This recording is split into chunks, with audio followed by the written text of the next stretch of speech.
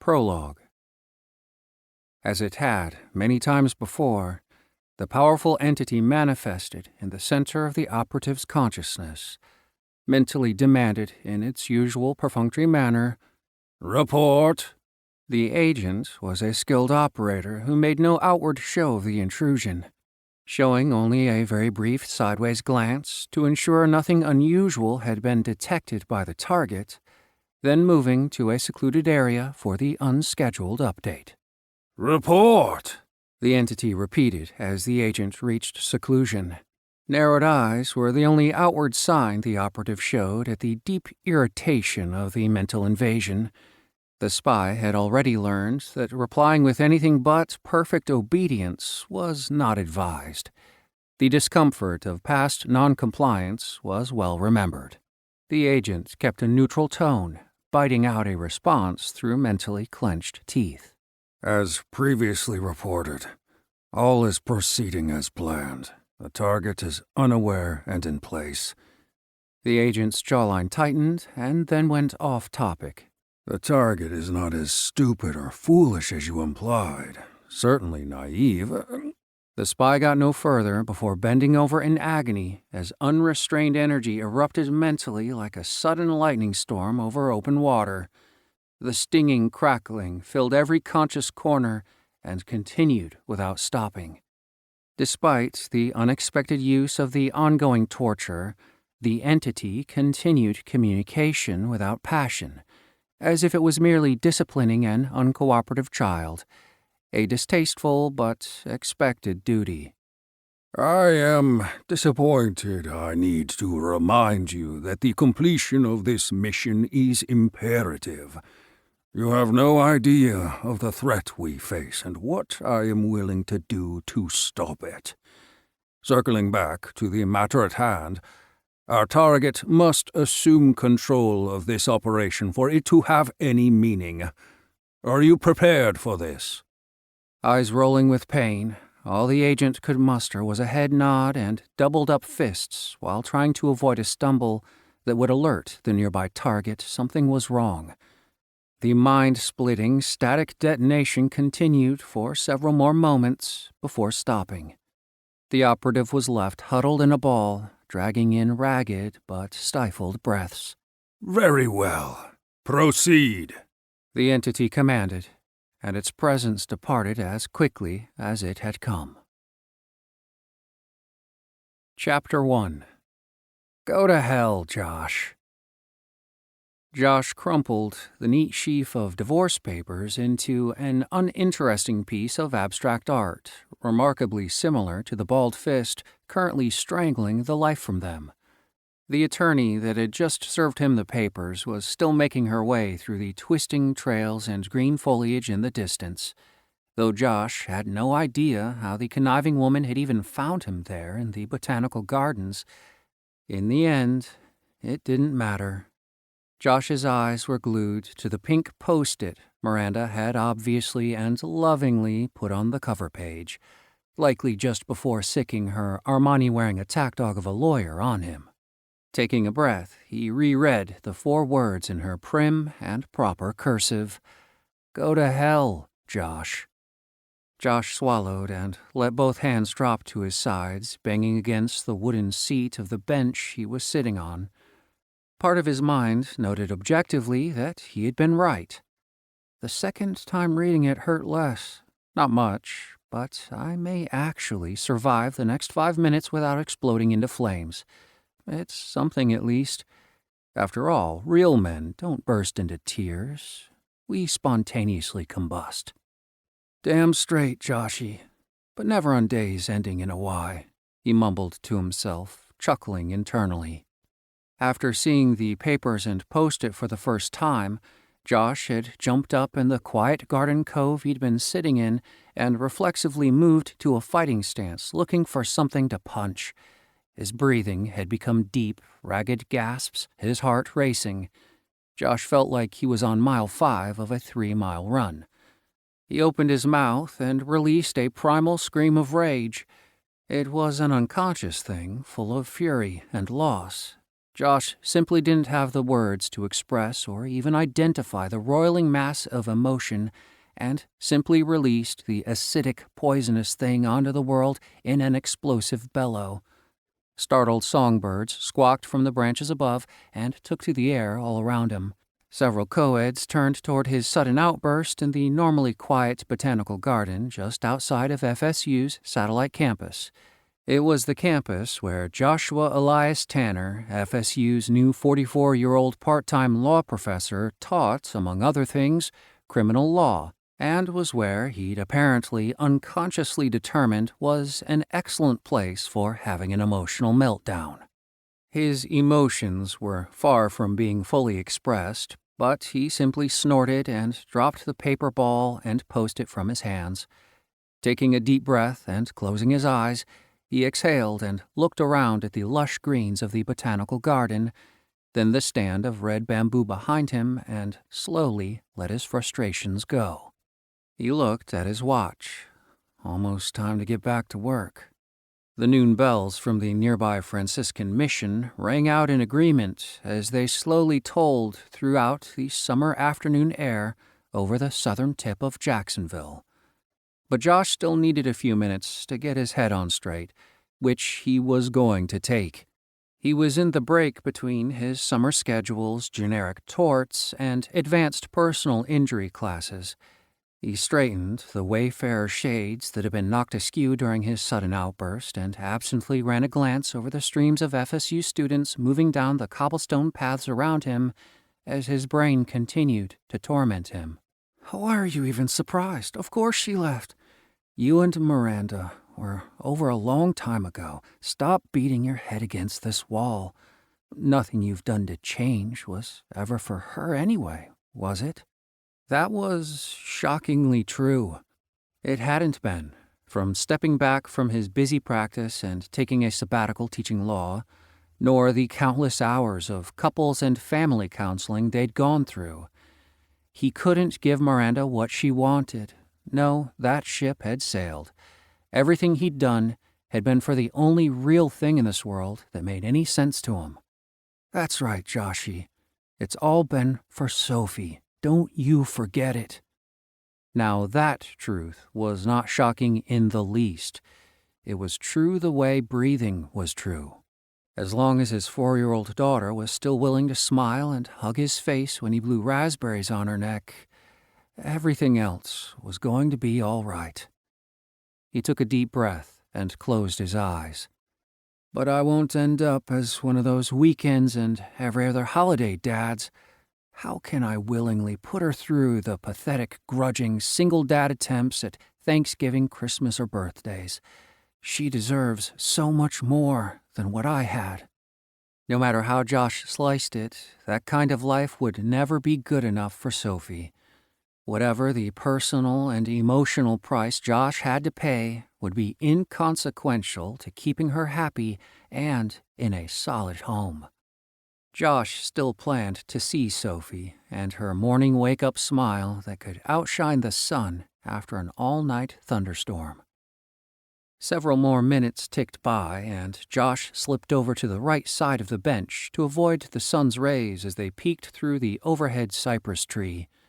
Born and raised in the northern reaches of Chicago's South Side, Josh was a foreigner to Florida's scorching summer heat.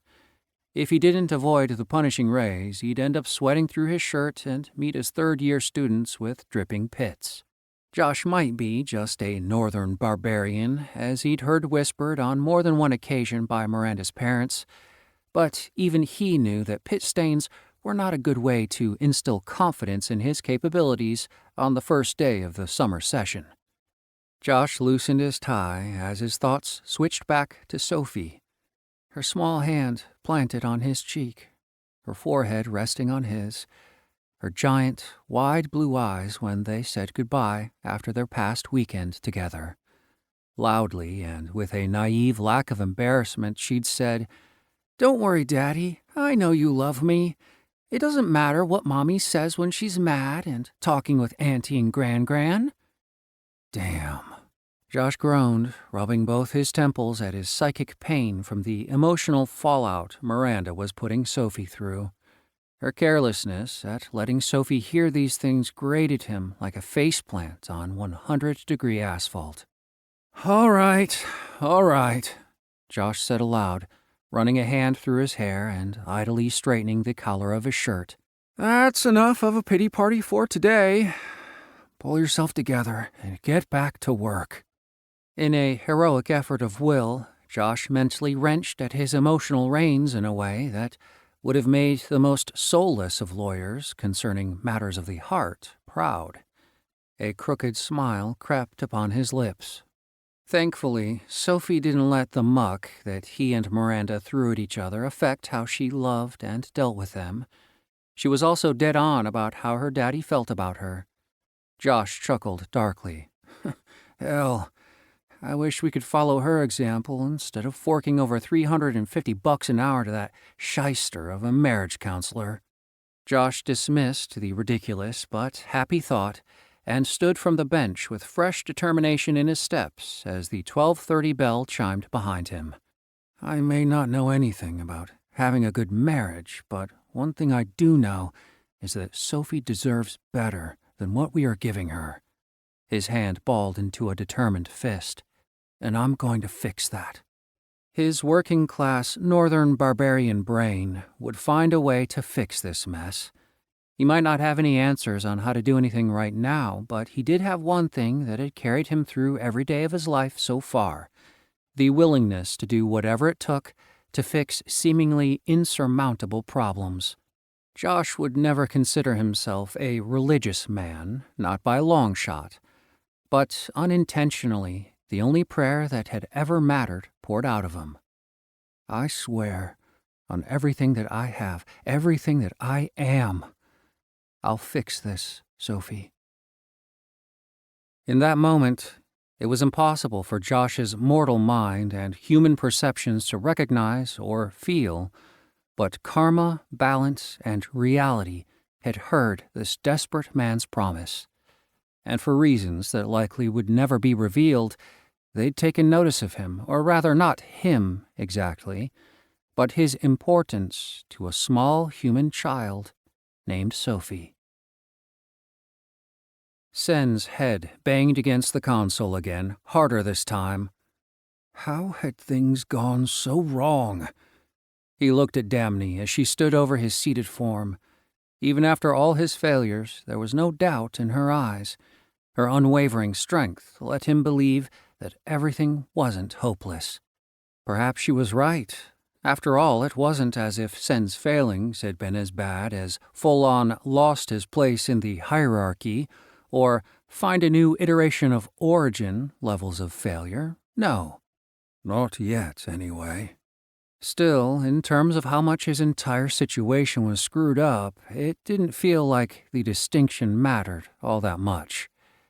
It had all started when the Immortal Masters, a loosely associated group of immortals whose goal was to prevent the probable extinction of all sapient mortal life in the universe, had asked Damni to go to this essence-deprived backwater of the multiverse and determine if an adharmic— That's evil, dear. Evil. Evil. Yes, Damni, evil. Sen mumbled back reflexively at Damni's persistent corrections. They'd been sent to search for an evil immortal who was wrongly shaping the local timelines, altering them to foster mortal genocide in order to collect the soul energy for personal gains. Such immortals that attempted to harvest mortal sapient life for power and thus violated the Immortal Master's decrees were agents of chaos and destruction, often referred to simply as chaotics. Damni believed in the Master's goal, so did Sen as well. Such was the nature of their Ka bond. Marriage. Yes, marriage, Sen auto-corrected, and Damni was a worthy Ka bond. Wife. Yes, wife. She was far more worthy than Sen was. The young immortal was certain of that. Together they'd arrived and used their ethos combi to scan for other immortal Ka signatures, and they had found one. Good. This hasn't been a completely wasted trip. Damni stood from the controls of their transport and peered at Sen as if confirming he was ready to follow her translocation to the chaotic's location. Holding up a finger, Sen held her.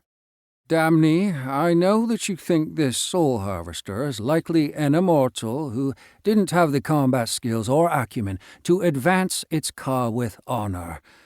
But are you prepared for what might happen if he refuses the Master's orders to stop collecting mortal spirit essence? Damni seemed taken aback by the question, and a perplexed expression rose on her narrow features. She held her hands open as if attempting to grasp the impossible concept. Do you mean if he tries to resist with combat? Sen rolled his eyes at the need to specifically say so. He responded with a slight chuckle. Well, yes, my love. A knowing smile came over Damni, and she caressed the side of Sen's face as she spoke to him as if to a child. Sen, honey, that is ridiculous. The Principal Master himself backs everything I do. What would it buy him? A few more Ka Nexus rotations before the Master's combat forces routed him out? It was Damni's turn to roll her eyes at Sen's naivete, and she held a thin hand to her lips to suppress a small laugh. No one is that foolish, Sen. Besides, you're here. Just being here is more than enough to convince anyone not to fight, right? Damni embraced Sen with her long arms that wrapped all the way around him and cradled his face up to her taller frame, and her wide eyes blinked down at him. I have my strong Ka bond to protect me, don't I? Sen gulped. Of course you do. I just wanted to be sure that you had thought this through. I know, that you know what you're doing. Sen stammered to a trailing finish at how she had turned this around on him. Well then, if you are ready, Sen coughed, we should get going. Damni backed up with a loving smile and translocated them to the immortal signature located on the only life-bearing planet in this system. Blue and green, with all the markings of mortal life, it circled a lone, mid-level yellow sun. The adharmic, or rather evil, that's right. The evil immortal was wearing a physical matter avatar in the form of the sole local sapient life forms. Humans, I think. He was tall and dark-complexioned, and obviously ready for Sen's arrival. The immortal hovered over the center of the largest body of terrestrial water, an ocean, he recalled. Despite the immortal clearly expecting their arrival, Damni moved with authority and confidence to confront him. Adharmic Immortal, you are ordered to cease all mortal essence harvesting and return immediately to the polar neutral iteration for judgment by the Masters, as empowered by the Principal Master. Your immediate compliance will be viewed favorably. Anything else will rest in the amplification of your punishment, possibly leading to complete reversion of your transcended state. Her authority was so absolute that Damni wasn't even looking at the Chaos Actor as he adopted a business-like expression and straightened his back. Is that so? He spoke in a deep voice with an entertained tone. I'm just going to stop because you ask me to? Then what? Run away? Turn myself into the Master's imagined mercies? I think not. The chaotic advanced on Damni in a surge with raised fists. Damni, whose immortal Ka focus was fostering the interconnectedness of spirit beings with eternity, reflexively flinched and turned away. Damni may have gone into this meeting with her eyes wide shut, but Sen had kept his unblinking gaze on the other immortal since arrival. In less than a nano, he had shed his physical avatar, and his immortal Ka exploded into the mortal reality, restraining the Chaos Actor. You end now! Sen's chilling intent broadcast through reality. The ocean below them froze as the clouds in the atmosphere above them stilled in the sky. The chaotic sneered up at Sen, but didn't resolve to his immortal Ka form. Instead, he squirmed and struggled in the bind of Sen's will, yelling, I knew that all that vaulted talk about the Master's non-escalation principles was nonsense. Okay, this will be easier than I thought. Sen didn't care if the chaotic wanted to be captured while ranting or fighting. It made no difference. He concentrated his focus on obliterating the Adharmic Immortal's physical avatar and then to moribund his immortal Ka from transport back to the immortal realms. "Stop! You have to stop now!" Damni was screaming, and it took a micro for Sen to realize that she was yelling at him. Reflexively, Sen dropped all his active intent, freeing the Chaos Actor for the moment. "Transform yourself back to your physical avatar! Now, Sen! I mean it!" Damni had an enraged expression on her face that Sen didn't quite understand, but the heat in her tone left Sen with no doubt that she did mean what she said. Confused, Sen transformed back to his top-knotted human form and faced Damni with an innocent expression. "Is something wrong, honey?" Sen spoke in a quiet voice. Damni's look smoldered at him, and Sen wilted under it.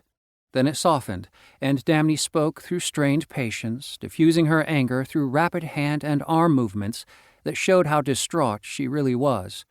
Regardless of her calm tone, Sen knew he was in trouble. "Sen, I am bound by the Penta Protocol's requirements of non-escalation." Damni rolled her whole head in disbelief at Sen's behavior. "You cannot just explode your immortal Ka all over the place in the mortal realms because you don't like how the Chaos Actor is treating me. Your escalation will result in his escalation. Entire iterations have been lost because of immortals acting just like that."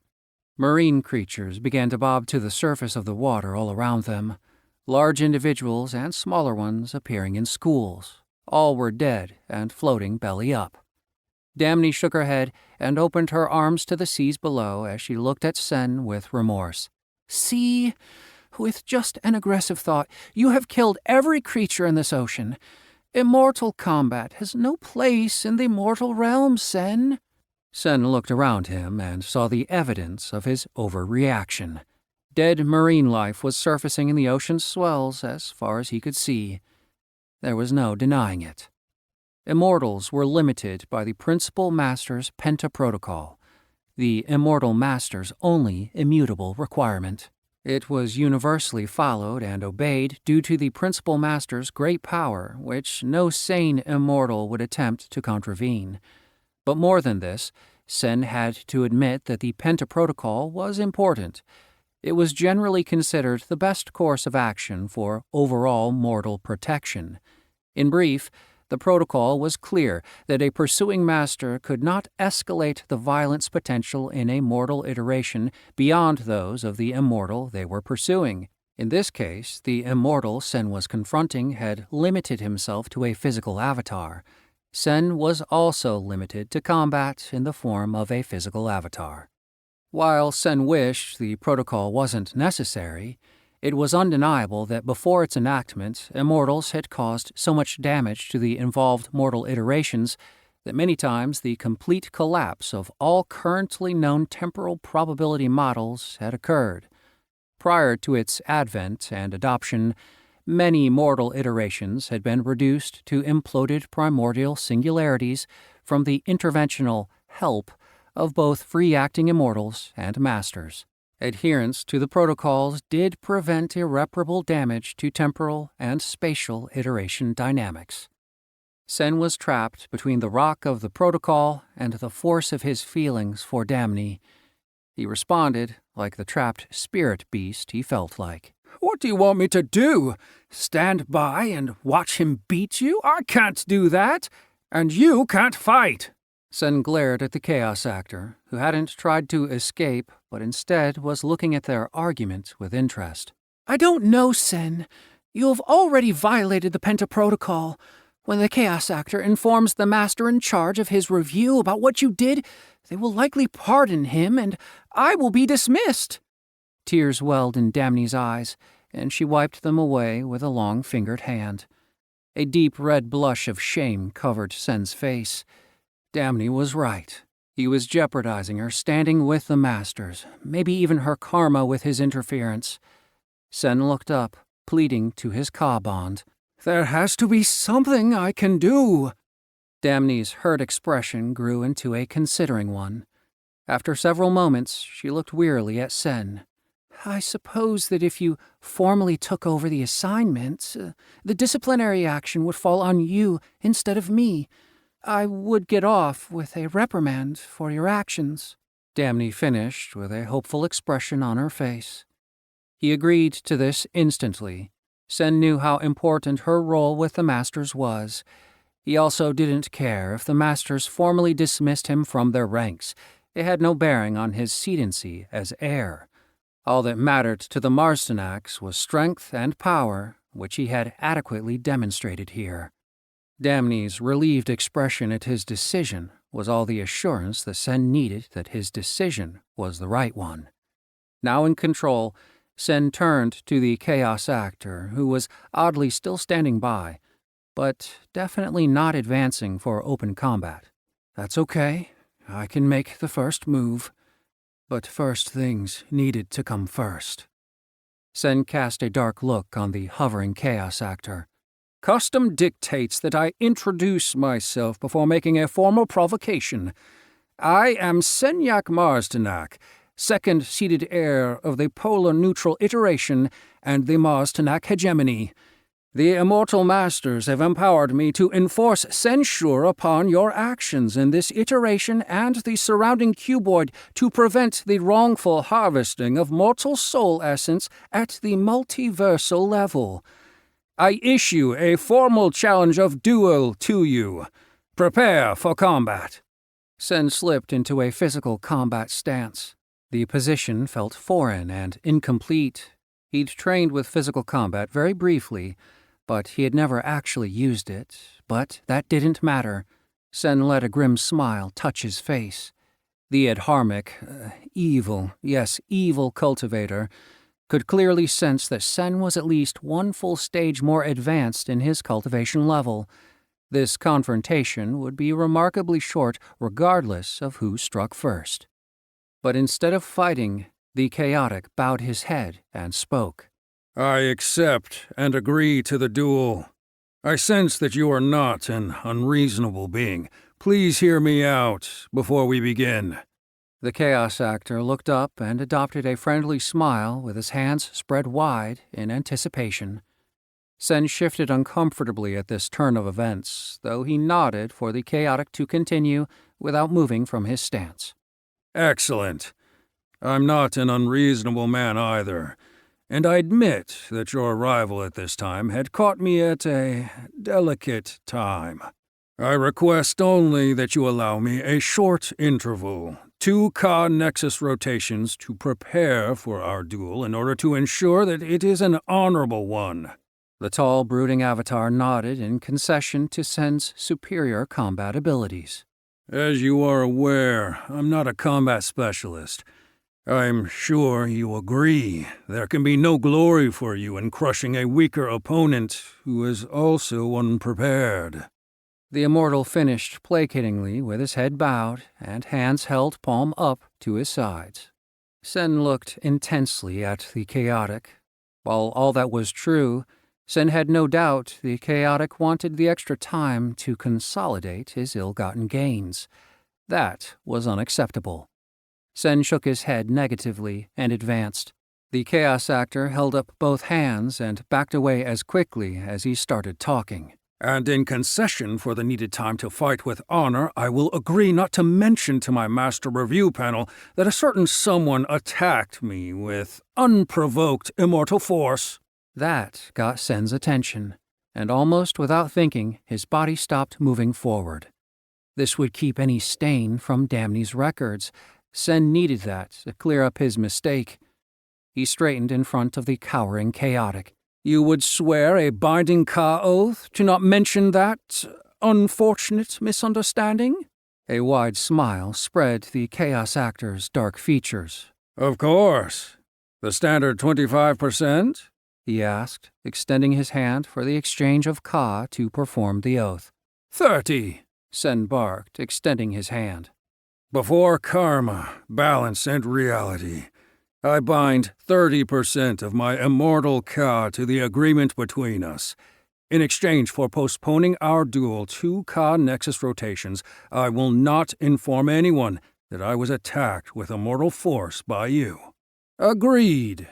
Sen clasped his hand, and a small portion of his Ka was transferred to the actor, along with his meridians to serve as witness to the binding oath. Sen looked on with a raised brow. If the chaotic ever did tell anyone, karma would remove the bound Ka 30% of his cultivation permanently. Sen thinned his lids and tilted his head at the immortal. Very well. 2 Ka Nexus rotations, 50 solar rotations of this planet at this location. Sen leaned forward to the immortal, who still stood in the same position. Don't make me come looking for you. The chaotic bowed his head again. As you say. Then translocated away. Sen looked up to Damni with a sheepish expression. She gazed back with an unreadable look. Sen did need to wrap up the mission quickly before anyone got even a hint that he might have been lax in his responsibilities as a seated heir. While he could spare a handful of Ka Nexus rotations, each being 25 of the local life-bearing planet's solar rotations, or years, any more than that, and his superiors and inferiors both would begin to question his actions.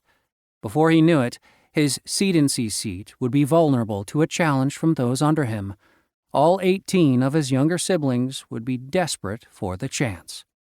Despite the gnawing feeling that the chaotic had come out ahead in the postponement of the duel, Sen couldn't deny that it would be a simple matter to take care of such a minor character. Time wasn't going to change that, especially such a short window of time. The evil cultivator would never be Sen's match. Not now, not in 2 rotations, not in 200 or 2,000. Senyak, like all in his father's line, had focused his immortal Ka as a combat specialist, and even among such specialists, Sen was a particularly capable warrior. He would trounce the adharmic, evil, genocidal Kur in a duel. Once defeated, Sen would beat the chaotic until he was in a state of Ka exhaustion, and then moribund him back for review by the masters and likely loss of his immortal transcendence, probably permanently. Sen would then return to the immortal core iterations before he was missed, whether it happened now or in 2 Ka Nexus rotations. What could go wrong? Sen glared for one more moment at the Chaos Agent to establish that he meant business, then translocated back to Damni and put the evil immortal out of his mind. The truth was that he and Damni could use the 50 solar rotations. That's years, Sen, honey, years. Yes, Damni, years. For much-needed time alone to get away from it all. He would also be about to focus on his physical combat techniques. Sen had to admit they were sorely lacking. During this time, their union could truly grow strong. Damni, who had transcended to immortality by rising through the levels of mortal cultivation from a physical matter iteration like the one they were presently in. She showed Sen many things concerning physical communion with their Ka bond, marriage, yes, Damni, marriage, that were unique to existing in physical form. Unlike Damni, Sen had been actualized as an immortal through the joined wills of his progenitors. He didn't have her past mortal experiences and had certainly not known that such physical joining was possible. Whether in the dense core of a singularity, inside the swirling tempest of local gas giants, even between the galaxies and free of all forces, the variations were all unquestionably worthy. As for their time waiting for the duel came to an end, they made a promise to each other to take the time to come back to this backwater iteration and further explore these joining aspects. 50 years later. Well rested and ready to move on, Sen returned to the blue planet at the time marked for the duel. It was precisely then that Sen realized his plan had fallen to pieces. The Chaos Agent hadn't shown up for the duel. He had also diffused his Ka signature to untraceable levels with some mortal-level techno-lord device so they couldn't track him again. How could mortal-grade technology obfuscate an ethos combi? It was unthinkable. Ethos combis were constructs that linked an immortal's Ka with all matter, energy, context, and meaning in an iteration or surrounding iterations. Combis calculated the probabilities of events, provided locations of all items, as well as being capable of providing knowledge of all outcomes from any performed or anticipated actions. In short, the information and knowledge provided through the Combi's link via the Immortal's Ka was a large part of what made Immortals so much more powerful than mortals. Unfortunately, this was only the beginning of Sen's troubles. Unable to track the Chaos Agent, Sen physically searched for him on all the planets in the local iterations. Despite their best efforts, over the next 500 years, that was the word, Sen continued to be outwitted. Always one step behind, he failed to stop the assassination of Archduke Franz Ferdinand. His death led to the inevitable rise of a despot and a particularly distasteful mortal, Adolf Hitler, with a 94% probability of occurrence. Sen also failed to stop the rise of mortal leaders who were almost equally dissatisfactory and went by the names of Stalin, Pol Pot, and Hussein. It was the constraints of the protocols that were causing Sen the most problems. He could only act directly against another immortal.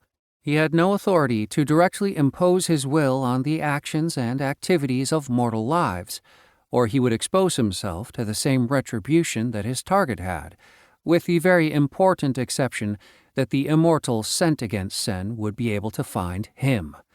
That led Sen to shift his focus on finding the technology or organization that was hiding the chaotic, all with similarly disastrous results. After 20 Ka Nexus rotations, 500 years, yes, damn me, 500 years, it was becoming clear that the dark and brooding Chaos Agent was finalizing his soul essence collection. Ethos Combi estimates were that the evil bastard had filled approximately 92% of his soul-gathering array from the local multiverse iterations. In true iteration balance, Sen was also nearing the end of his abilities and hopes. Ultimately, Sen turned to Damni for help, who until then had been letting him lead their floundering mission while she quietly bid her time.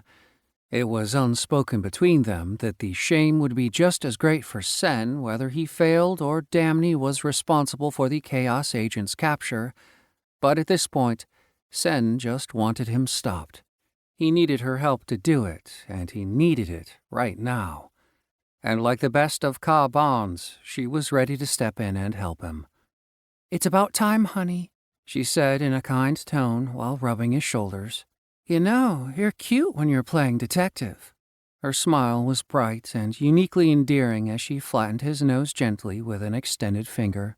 "You're absolutely terrible at it, but still cute. All right, lover mine." Her smile transformed into a simultaneously serious and playful smirk. "You'd better clean out your ears because we've got a lot of catching up to do." Sen returned her caring gaze as she looked down into his eyes from her oval face. The form she chose in this physical iteration had pale blue skin with an elongated head that gently swayed on a thin, elegant, telescoping neck. The entirety of her avatar continuously waved, as if gently pulled in an oscillating underwater current. Sen eagerly listened as Damni continued. "I have high probability data on where the Chaos Agent must move to finish his plans. Currently, his anima array is 92% complete per Combi assessment.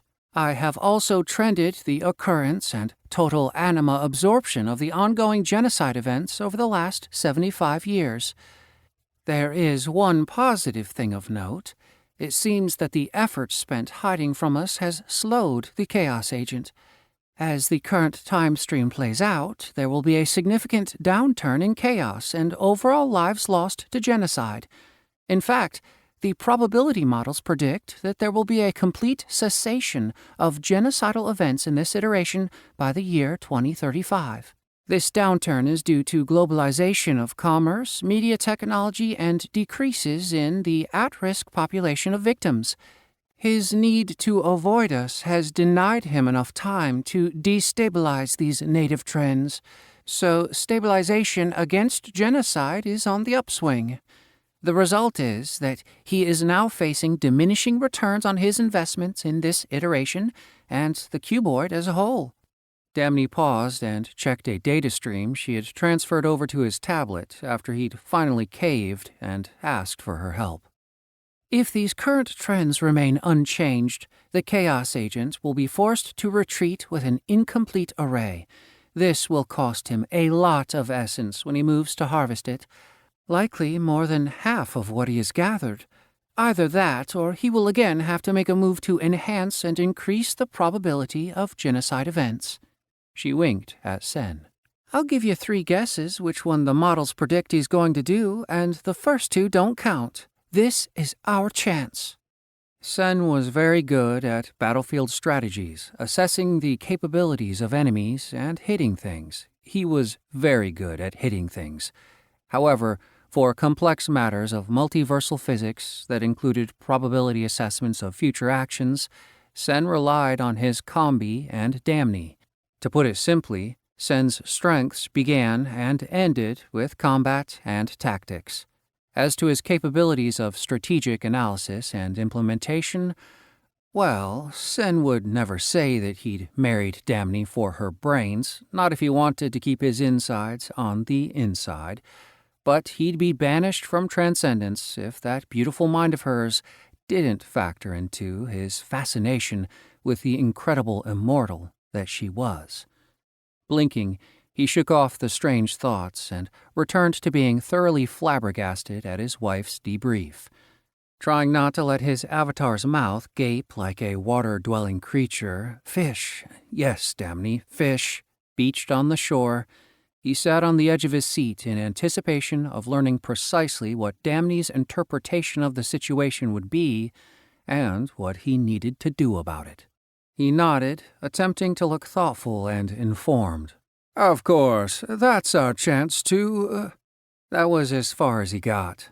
The fact that Sen was out of his depth had obviously not escaped Damney. She chuckled good-naturedly and smiled as she spelled it out. All of the models point toward a lone human woman as the single most potent pivot point in the shift away from chaos and toward stability. Assuming the Chaos Agent doesn't want to lose half of his essence harvest, he will have to expunge this woman, who goes on to create an organization that funds education, provides medical access, and feeding services to the victims of poverty. These very populations are the ones that historically and statistically go on to upset a given status quo of a civilization. It is the young and disenfranchised who see their only option to a better future is to burn down the existing societal structures and start over to create a better one. Her actions greatly reduce the number of potential victims of genocide, and thus the total number of souls the Chaos Agent can harvest. She is the origin motivator who decreases and ultimately eliminates genocide in this corner of the multiverse. If the Chaos Agent wants to reach his goal, he needs to eliminate her. Sen's eyes bulged out as he swallowed with a dry throat. Even he understood that the greedy bugger wasn't going to lose half of his ill-gotten gains. We have him at last. Or at least we know where the endgame was going to take place. Sen also knew that knowing where the Chaos Agent would have to focus his efforts would allow their combis to once again detect his immortal signature. Sen tasked his combi to track the Chaos Agent with Damney's data. It chimed immediately. Sen's face went grim. The chaotic was currently on the move. He had already expunged the young woman Damney had just told Sen about in 4 of the 27 iterations that composed the local cuboid. Anxiety tinged Sen's voice as he informed Damney that they were again falling behind the Chaos Agent. Damney, we're almost too late. The Chaos Agent has started eliminating her in the nearby iterations and has already expunged, killed the female origin motivator 4 times. Damne's head jerked up, jolting her thin blue braids. With several rapid communications to her combi, she confirmed Sen's data. Her eyes narrowed, and her thin jaw set stiffly. The chaotic is moving to remedy the diminishing anima returns by forcing her death to become the native result in the rest of the local multiverse via iterational overflow. It's going to work, too, if we don't act now and save the majority of them in this cuboid. The principle of iterational overflow followed the concept of a simple majority. In this case, if the young female origin motivator's existence continued in a majority of the iterations that formed the local cuboid, then the native fate of stopping genocide would continue. Even if the origin motivator were not present in the majority of iterations, in the fulfillment of time, karma would move in all 27 of the iterations of that cuboid to adopt the majority outcome. There was a saying among immortals because of this phenomenon that karma finds a way. Regardless, simply keeping the woman alive in the majority of iterations would be enough to thwart the Chaos Agent's plans. That meant Sen had to save the origin motivator's life and continue her existence in at least 14 of the 27 iterations of this cuboid. Not that I'm even going to allow things to get that far, Sen thought to himself, closing his fists so tightly his knuckles popped. I've got the cowardly bastard cornered, and it's my turn now.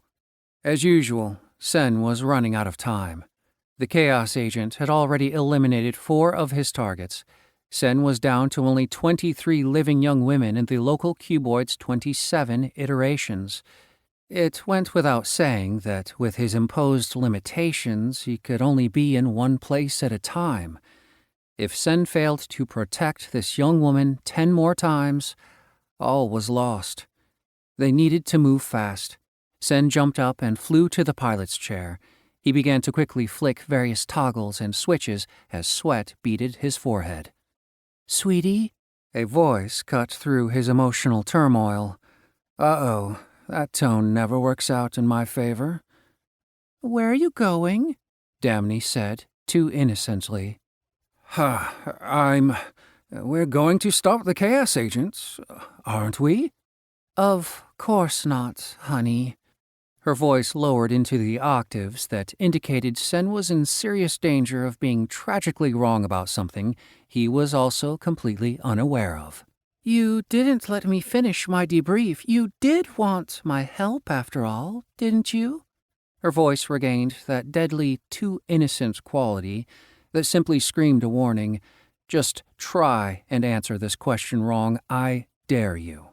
Sen did a double take at Damne's response, and she continued. "He's not directly interfering with the time stream, is he? No, he's not. You know the Principal Master's pentaprotocol as well as I do. We can only interfere in the mortal iterations to the degree that the Chaos Agent does. If he doesn't appear in a physical avatar, neither can we." "Wait, you mean he's not actually—" "Of course not," Damne scoffed. "Based on the analysis of whatever technology has been hiding the Chaotic's movements up until this point, if he'd have taken direct action, we'd have found him long before now, which means—" Sen's shoulders slumped, one finger stilling against the ceiling panel that would have activated their transport. "It means he's been using cat's paws, manipulation, and proxies." Damne patted Sen proudly on his head. "So far, the Chaotic is only instigating co-dominion of mortal minds, and by possessing the minds and souls, he is having the on-site mortals kill her. Unless and until he moves directly, here we have to stay, sweetums." Damne finished with a raised eyebrow, her arms crossed over her chest. The infrequently seen but well-known recalcitrant posture of Damne destroyed Sen's short-lived hopes with more finality than a fleet of star negators. Sen dropped silently. She was right. He had no viable objection to what she had said. Hopeless, his head banged against the console in front of him. Sen and Damne would have to defeat the Chaos Agent from right here. by basically talking the nearby involved mortals through it. Sen's head banged the console again, harder this time. He was absolutely fucked. Yes, fucked. The Chaos Agent had chosen to strike at the young female origin motivator in a closed space with no chance of escape. 6 other mortals were present as potential Cod Dominion possession victims for him to kill her with. As yet, all probability models indicated that the Chaos Agent had not, and most likely would not, directly intervene. He had chosen this path to avoid dealing with Sen in direct combat.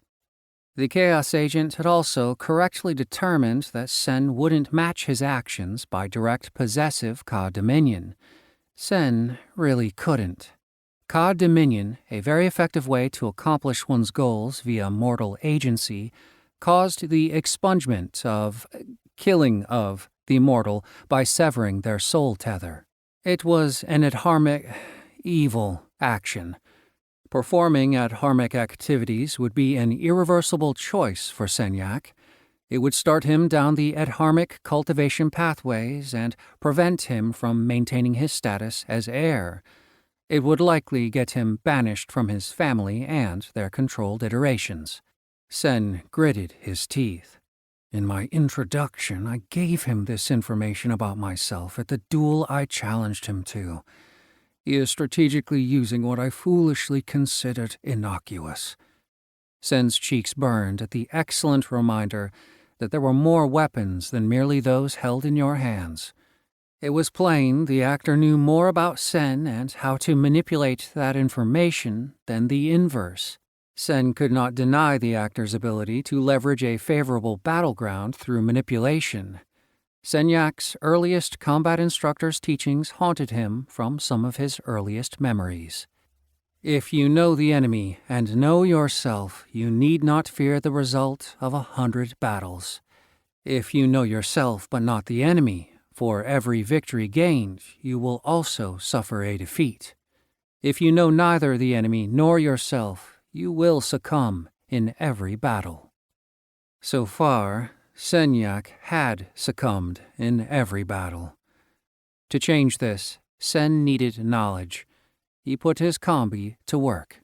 It chimed and informed him of all the weapons in the boxed lifter, elevator, that the young female was being attacked in. There was very little: a large pair of hand shears from the bag of an elderly lady, several flat yet hard communication devices, cellular phones, could be used to bludgeon like rocks, a few metal-shod writing implements, 2 leather belts. Lastly, there was a metal and plastic 4-legged stand that an elder used for support. A walker. An interesting item, but given the space limitations, it was of minimal use. The elevator's occupants were even less helpful. The target, the young female origin motivator, stood in the right back corner talking on her cell phone. For this battle, she was a non-issue. Karma entwined Senyak, the Chaos Agent, and the origin motivator. The Chaos Agent could not just take her via possessive Cod Dominion and have her jump off a roof or slit her wrists. If he did, Karma's balance would replace her with another unidentified origin motivator to perform what she would have accomplished if not for the violation of her karma. Such actions would put the actor back to square one. 2 males. Both had no combat training. One was an elder, 75 solar rotations, years, weighing less than 50 kilograms, and walking with the 4-footed walker. He stood at the left back wall. He had one of the steel-shod pens in his vest. The second was a middle-aged and heavy-set man weighing 120 kilograms. He stood in the back middle next to the origin motivator. 4 women of varying ages, from 19 to 68 years old and weighing between 55 to 94 kilograms.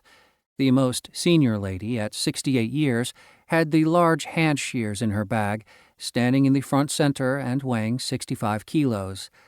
The last finding was anomalous reading. 0.04% chance of occurrence per iteration. Sen reviewed the combi's information. There was no knowing what the fourth line meant without more investigation. He asked Damney to follow up on it while he attempted to devise a strategy before the Chaos Agent moved on to another iteration. "Not a lot to work with here," were Sen's first, second, and unfortunately, last thoughts. Unless he came up with something he wasn't currently seeing, the Chaos Agent would wade through these humans, reach down the young girl's throat, and tear her heart out. Sen's combi chimed. It had identified the next iteration the actor was targeting. Sen chose the Origin Motivator, who was currently speaking on her cell phone, as the mortal he would reach out and communicate mentally with. Upon later reflection, he realized that this had likely been a poor choice. "I don't know, baby. I guess we can get together after class today. But what will you do for me to make it worth it?" Hello! Hello! Young female Origin Motivator in the yellow dress. Your life is in danger. You must act defensively immediately. "You perv! This is a private conversation. Get off this line!" What? Line? You don't understand. Your life is in danger. You need to rally support to fight off the Chaos Act. "Your life is in danger when my boyfriend finds out where you live, Jack. Can you hear this guy? Kick his ass, Jack!" Two wet thunks and a sudden snap ended the conversation as the fat man next to the Origin Motivator gouged out her eyes and broke her neck with 3 quick movements. "Maybe physically accelerating the next target's responses will give you some more time to talk with them," Damney quietly suggested. In the next 2 iterations, Sen attempted to recruit the fat man to defend the girl. Damney had been right about physically accelerating the mortals. It had changed the outcome, but not positively. Instead, it resulted in not only the Origin Motivator's expungement, but several other elevator occupants dying as well. The Chaos Agent had not been able to dominate the fat man's psyche because of Sen's very brief and useless mental linking. Instead, the actor chose the elderly lady with the shears. Ultimately, the elder had disabled the young woman with rapid strikes to the trachea and shattered her skull against the metal back wall of the elevator. The large hand shears had been left deep in the carotid artery of the fat man as he tried and failed to hold the elderly woman back. Most unfortunately, now the Chaos Agent knew Senyak was onto him. As Sen feared, this significantly worsened things. 7 iterations left to stop him. 2 more times, Sen attempted to recruit the fat man and instruct him in basic striking and self-defense. Sen's efforts achieved only negligible results. The few seconds he had for instruction before the Chaos Agent moved in were just not enough to make a difference. With so many iterations lost, a clear pattern of the Chaos Agent's movements became clear. He systematically went down the metaphysical lines from left to right, superior to inferior within the local cuboid's structure. Even after he had learned of Sen's interference, the actor had only laughed and mocked Senyak, continuing to slaughter all of the mortals in the elevator because he knew Senyak was watching. Come on, Senyak, great and mighty second-seated heir of the noble Mars Tanaka Gemini. Wouldn't it be truly dharmic and right, not to mention honorable, to simply accept your ineptitude and failure rather than refusing to see that you have lost? All you are doing is increasing these mortals' suffering. Sen didn't respond. No? Well then, let me show you exactly what I mean. The Chaos Agent then proceeded to mutilate every elevator occupant, leaving them conscious as they bled out.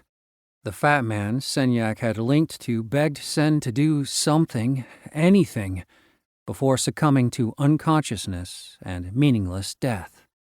5 iterations left.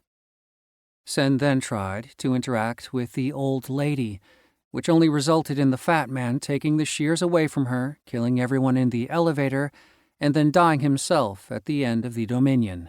Surely you see that these mortals are just resources for us to use. This is not murder, Senyak.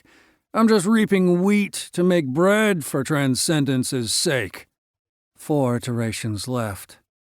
Damni reached out tentatively with a hand and placed it on his forearm. Sen, you need to see something concerning the anomaly I've been looking into. If the Chaos Agent continues in his current pattern in 4 iterations, there are 8 people in the elevator, not 7. This anomalous male is a survivor of a violent attack that left him dead in 99.96% of all iterations at a very early age.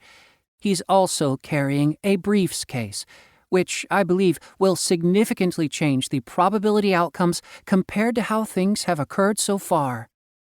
The next 3 iterations proceeded in a grimly familiar fashion, consisting mainly of mocking comments, laughter, bloodshed, slaughter, more laughter, and 2 comments about the insufficiency of Senyak's avatar's genitalia.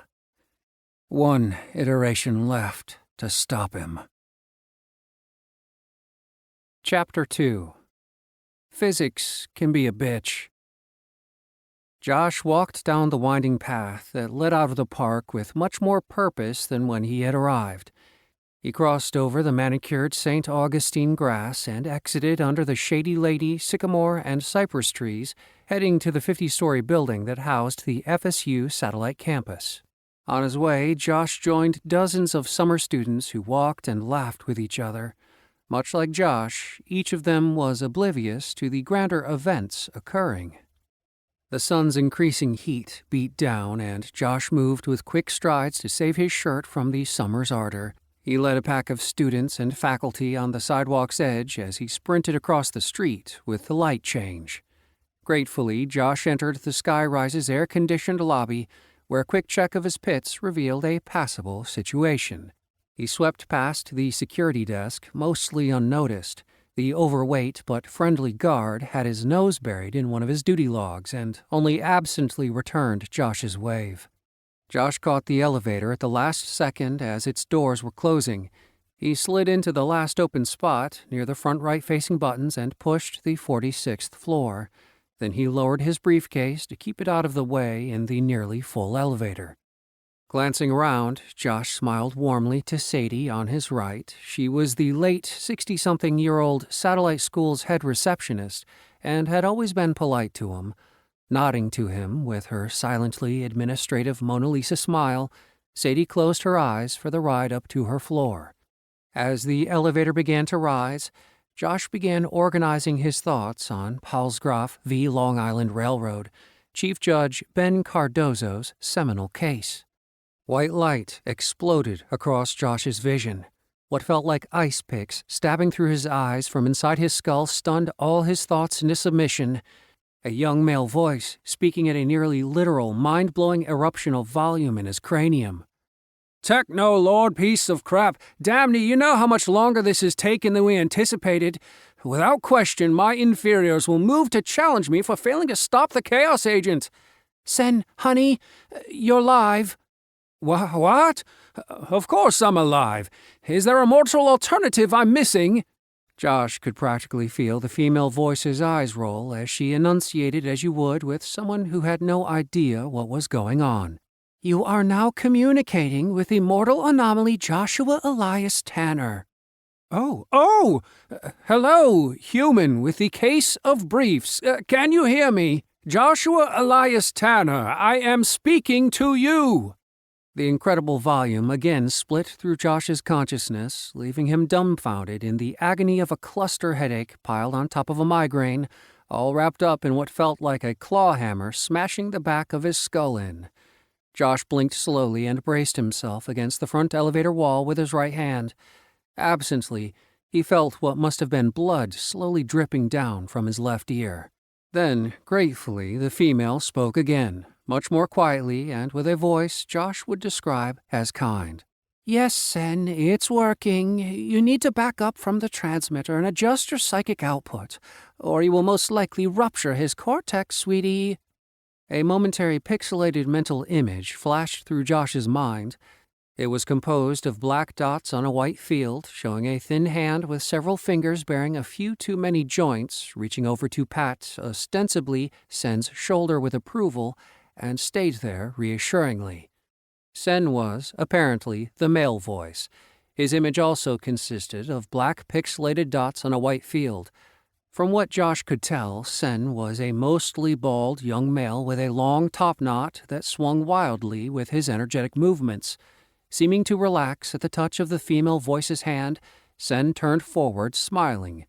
The move gave Josh a momentarily pixelated full view of a face with Asian features. Right. Sorry.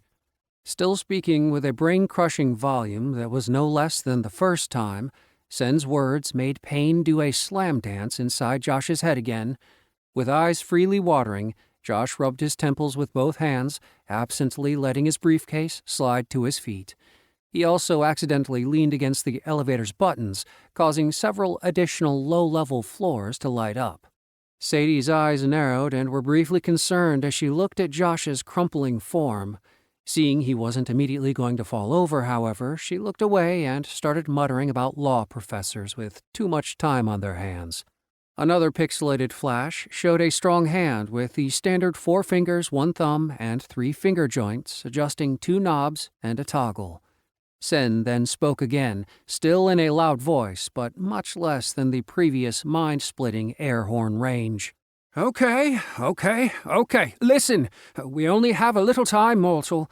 I'm going to speed up your perception and reaction speeds while I explain things. I don't want to run into the same problems I did in the previous iterations, where everyone died.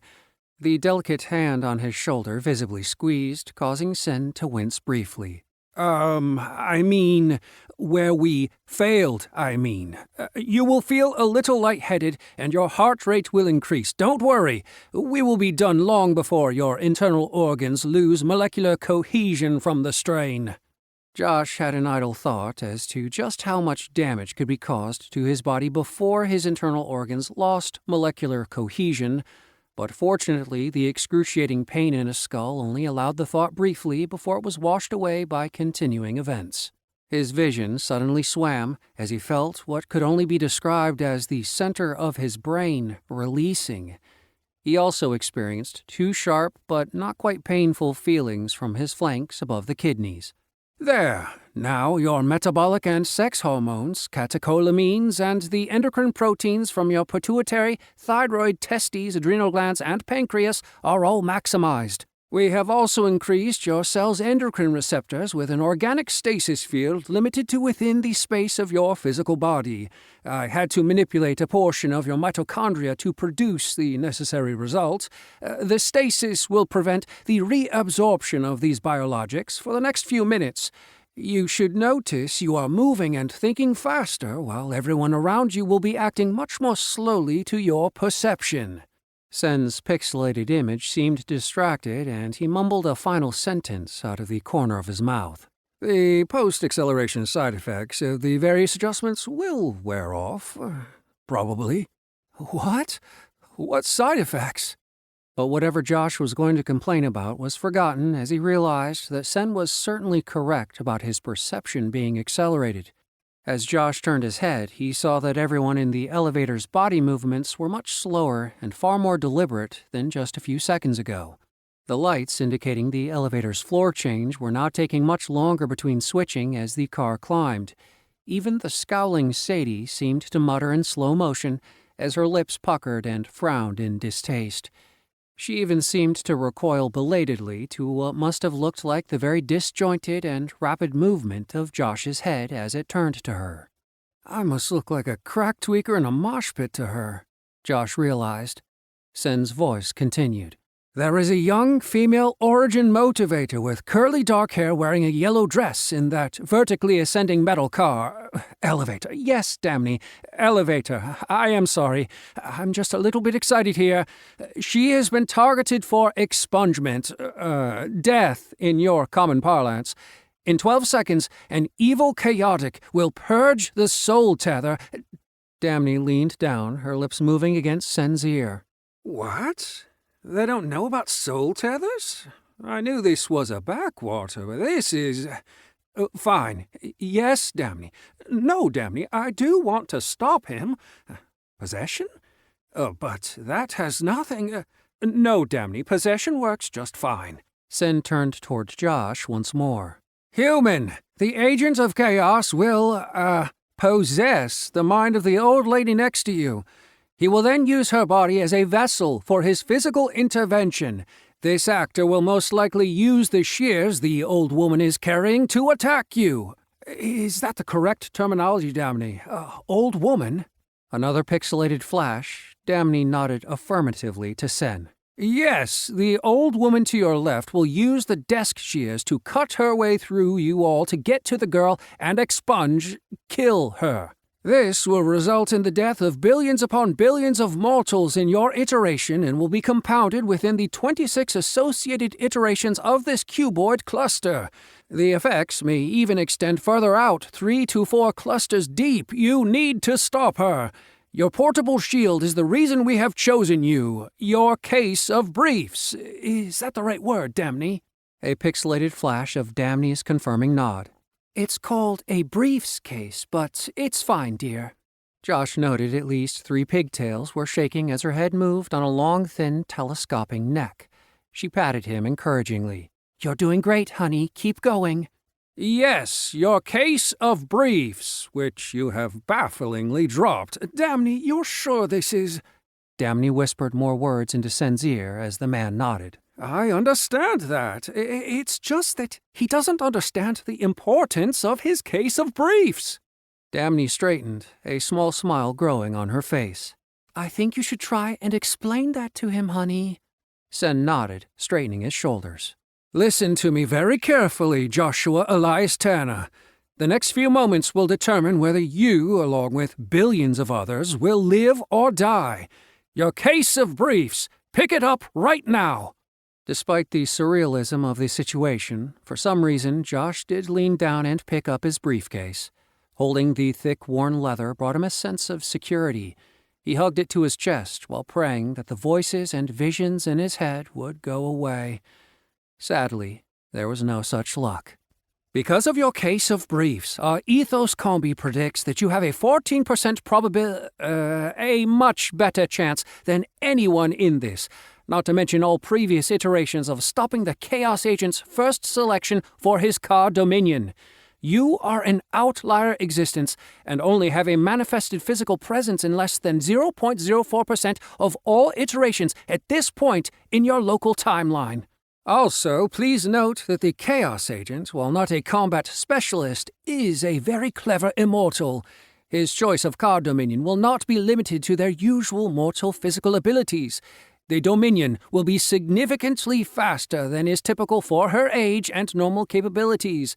She will also benefit from the Chaos Agent's knowledge and understanding. To stop this old woman, you must dig deep and carry it, send it. Is that the right choice of terms, Damney? There was another pixelated flash. Damney again nodded affirmatively. Indeed. Now listen, are you ready? We have less than 8 of your seconds in local physical time before the Chaos Agent forms his car dominion. From there, he will likely attempt to penetrate your jugular veins and carotid arteries with the 10-inch desk shears the old woman carries. If you have any questions or comments, now is your chance. If not, and you are ready, please acknowledge that you are. I think we have done it this time, Damney. Josh tried to speak, but only a tiny choking sound escaped his constricted throat. Only one thought made it through his hormone-accelerated consciousness. I've gone insane. It was bound to happen, I suppose. My separation finally cracked my mind and trapped me in a cheap James Cameron John Daly rip-off delusion. Whoa, no, Joshua Elias Tanner, you are not insane. You are moderately sane for your species, I assure you. Damney swatted him hard on the arm. Ow! Sen exclaimed. What? Well, he is. That's rude, dear. Damney turned toward Josh.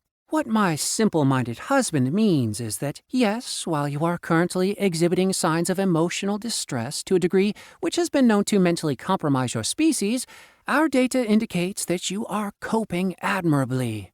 Damney gave him a bright smile and a thumbs up with a digit that had far too many knuckles. "Well done, Josh."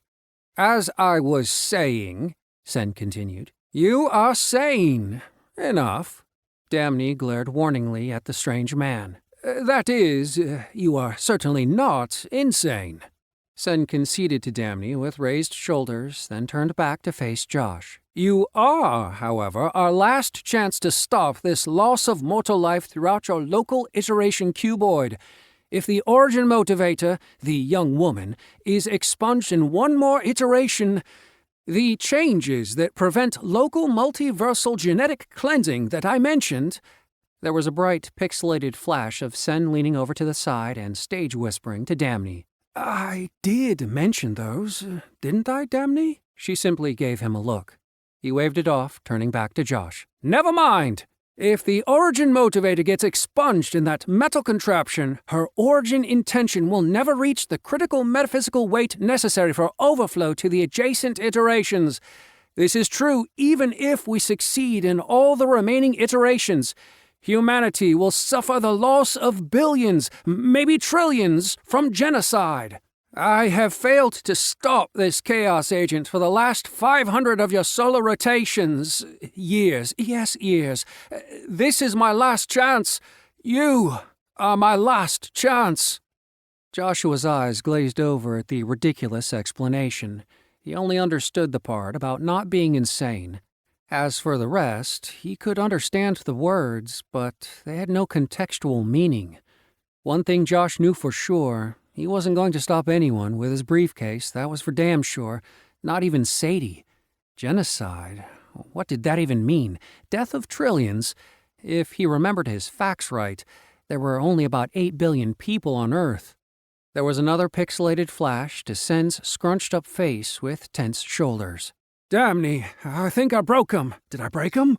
He raised his pixelated hands palm up in apparent disbelief. "Why is it like this every time? I've been clear and succinct. I've incorporated all of the relevant information. Aren't lawyers supposed to be intelligent members of their species?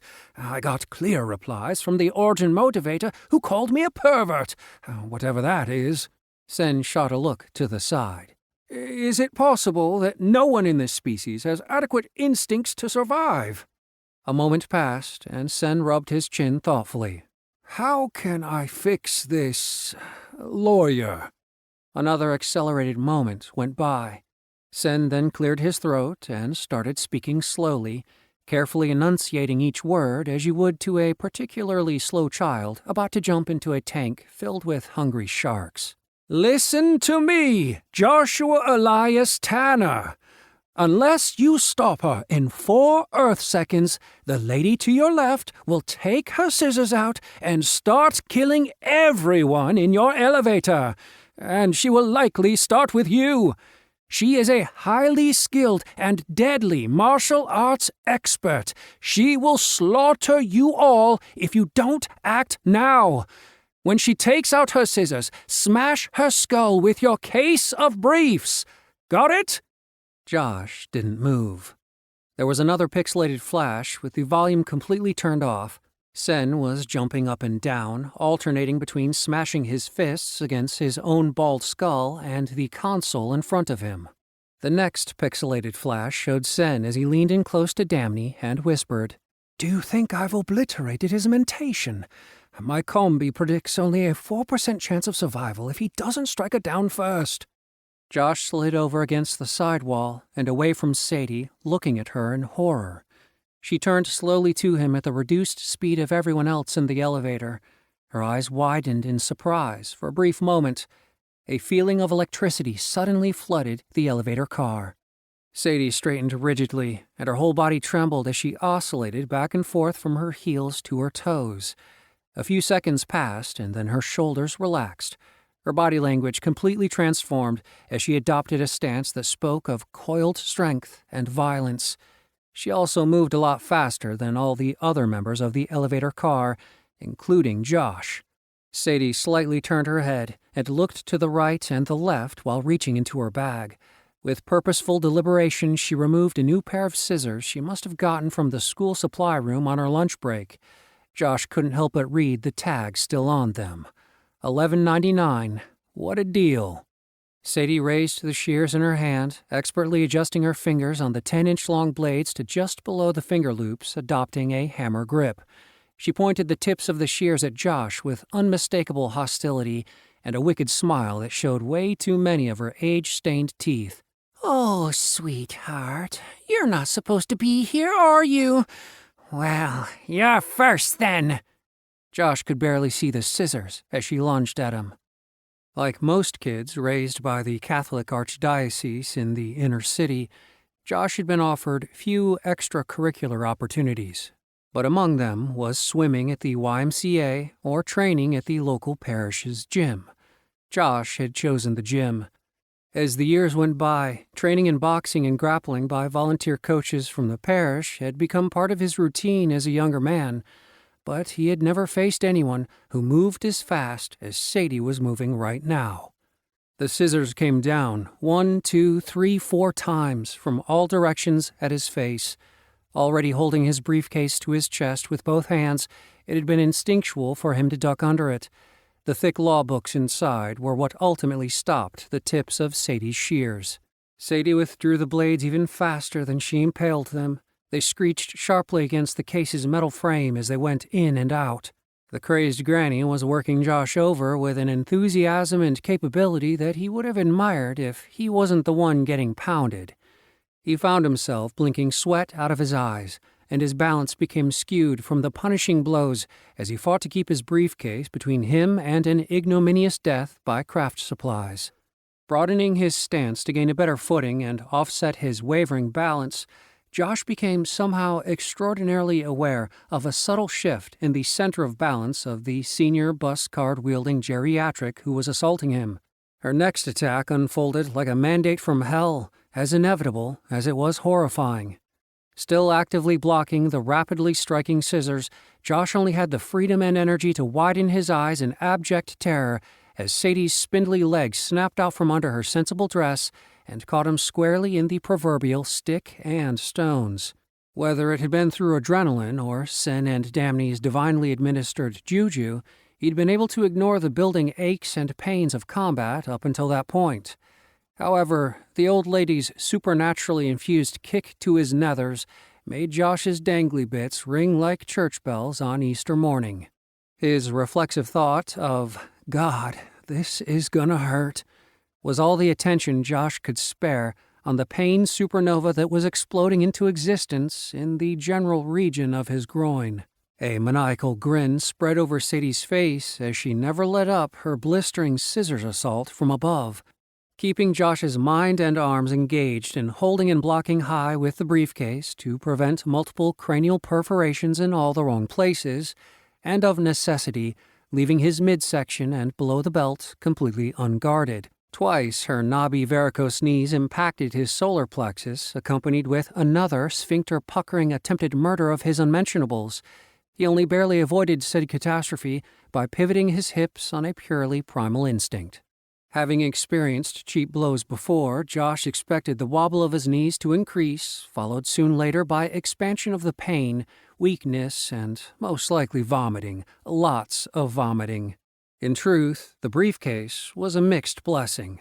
While it protected Josh's face, the downside was that it blocked his vision, required both of his arms, and left him vulnerable to what Sadie did with the rest of her seemingly independently operated appendages. In fact, he was beginning to believe that the woman was part octopus. Her left foot hooked into the crook of his right knee, and then she leaned back hard, pulling said knee out from under Josh. Because of his greater size and strength, Sadie had needed to overextend her pullback to rock him, which led to the unintended consequence of bowling over the rather heavy-set woman in the left front corner of the elevator. The fat lady had her face slammed into the side wall. Due solely to physics, she rebounded and crashed back into Sadie, interrupting her planned overhead hammer blow and pushing her back at Josh. At the same time, Josh had lost the support of his right knee and was in the process of lowering his briefcase to a more central position. He decided to let the case's edge lead the way and push Sadie away as he fell. Even as a killing machine, Sadie had instinctive reactions against letting heavy objects fall on her. Among these objects included a hefty, off-balance woman tilting precariously her way and a 200-pound man with a large steel-framed leather briefcase. Unfortunately for him, she continued to focus her attention on Josh. She punched out with the shears with terrifying force, embedding them into the briefcase and forcing Josh onto his back foot. From there, she would follow up with more hammer blows to his head, now that the case was mid-level. However, with whatever next-level acceleration Sadie had received, her blow against Josh's case was significant.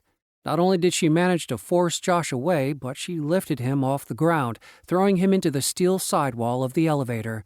His body caused a loud thunk, which rang in the car and must have reverberated up and down the elevator shaft. It appeared that Sadie had expected to push Josh off his feet, and in fact he was.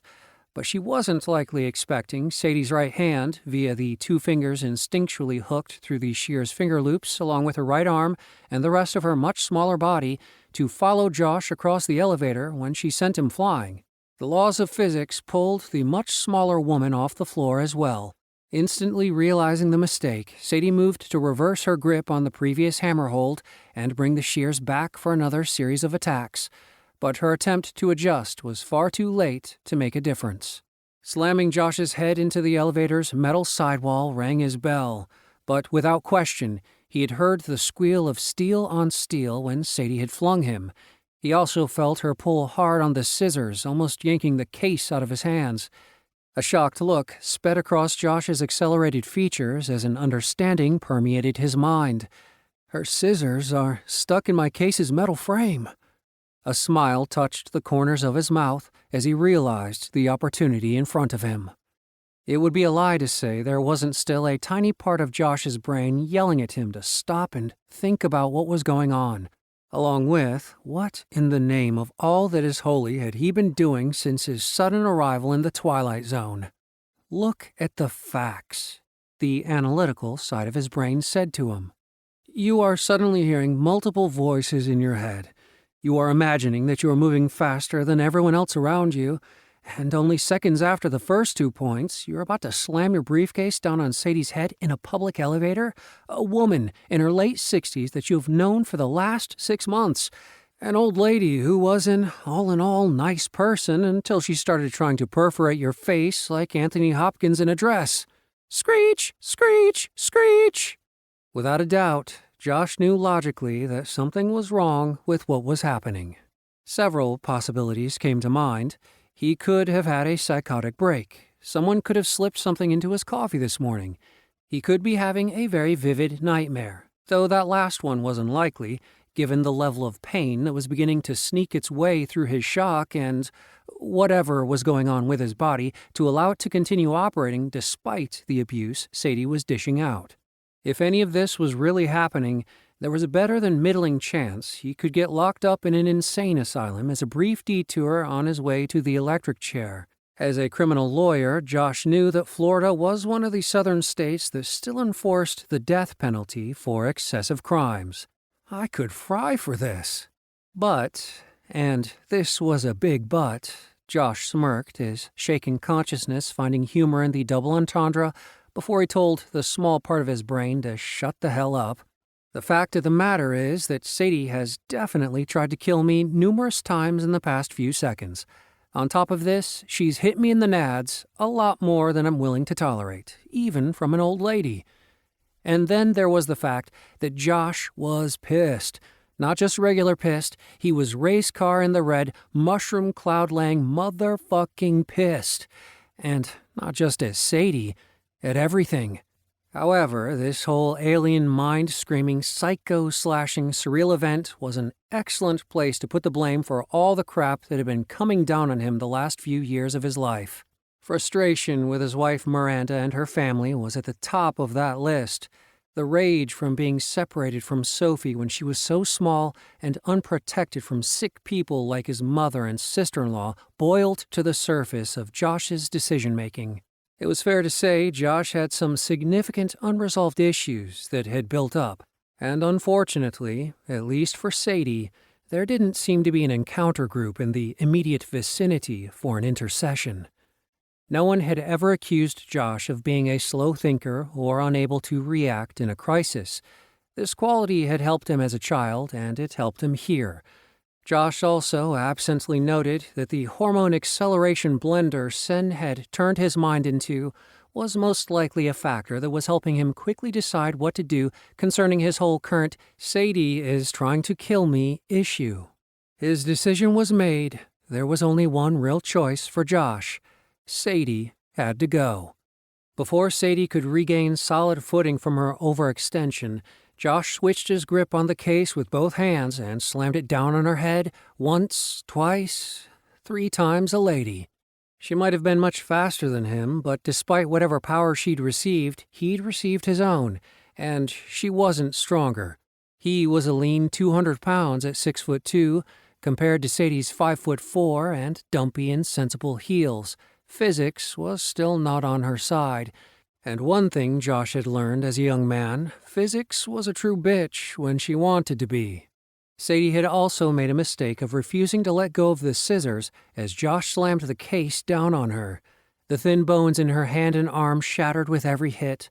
On the third blow, ominous snapping sounds also came from her neck, followed quickly by her body dropping into a pile of splintered bones and shallow gasps on the floor. Josh's harsh breaths filled the elevator as he realized Sadie was down. He lowered the briefcase with the scissors still sticking out of its top left corner. Due to how fast he and Sadie had been moving, only now did the others in the elevator start reacting to the mayhem before them. But their actions were still moving like a slow-motion scene from an old-school movie. Josh heard them speaking in long, drawn-out sounds, but at this point he was still so amped up that he couldn't concentrate enough to give the drawn-out words any meaning. However, there was one voice that still came through. "You did it! I can't believe it! The probability models predicted that your death, your likely failure, was a near statistical certainty!" Sen's voice rang out in Josh's head, clearly as surprised as Josh was that the old lady hadn't savagely murdered him. Good job, mortal, Joshua." A brief pause ended with Sen speaking even faster and more concerned. "I need you to stop Sadie from dying. If she does, the Chaos Agent can abandon his car domination of her and escape to the other sapients inside that ridiculous contraption, and you will eventually be worn down and most definitely killed. Right now, you have an opportunity to trap this evil inside that old lady. Quick! She is going into cardiac arrest. Do you know how to reactivate her function?" As his vision dimmed, Josh shook his head no to Sen's anxious question. "No? Oh, okay. We will send the information to your cortex so you can implement it. This may hurt. From what we've experienced so far, you have other talents than exceptional mental function." Josh smirked up in irritation at the sky for a second, but he didn't have the bandwidth to deal with Sen's snide comment at the moment. Having already been mind-jacked, he was much more worried about what Sen was going to do to his brain. He's sending the knowledge of how to perform CPR directly into me? Josh had no freaking idea how to do it. He had seen it on TV, but that was it. Suddenly, there was a force like unbelievably strong hands squeezing his head. The heavy pressure felt as if those same fingers had crashed through his skull and were crushing his brain from all sides. Josh couldn't breathe, and his vision doubled for several seconds, but it didn't let up. The intensity doubled, and then doubled again. Absently, Josh felt the steady trickle of blood running in sticky tracks from his ears and eyes. A low-pitched squeak accompanied the slow trickle of air sliding from non-functioning lungs over a locked jaw. Strange odors, sounds, and lights that Josh wasn't able to identify burst like skyrockets in what felt like the actual fragmentation of his mind. And then a fresh cold stream of cool blue normalcy flowed over the brokenness, making him whole. Josh had no explanation for what he had just experienced, but he did know CPR. The airway, breathing, and circulation assessments, cardiac compressions, chest thumps, even the administration protocols of epinephrine, atropine, and lidocaine if he had had them. Josh got down on his knees and moved to resuscitate the elderly lady, Sadie, who, unlike just a few seconds ago, now seemed so very small and frail. Part of his brain still knew that no matter what, Sadie surviving this was a good idea for him. It was very unlikely that he would have to ride the lightning if Sadie was still kicking, so to speak. His arguments of self-defense may or may not hold water. Josh didn't think for one moment, at the speeds they were moving, he could rely on any eyewitnesses that he had been defending himself against a frail 60-plus-year-old woman. Maybe the elevator video would help. Regardless, keeping her alive was the way to roll. Josh's hands moved as they expertly straightened out Sadie's airway. Her head lolled grotesquely on a crushed cervical spine as he aligned it with her upper body. At some point, Sadie had evacuated her bowels and bladder. A wet stain spread on the front of her thin skirt, and the elevator had already filled with pungent odors. Ignoring this, Josh made sure Sadie's tongue wasn't blocking her esophagus and put his index finger on her wrist's pulse point. He soon learned that Sadie didn't currently have a pulse. Josh then gave her 15 chest compressions, sharp and strong. Her pulse still hadn't returned.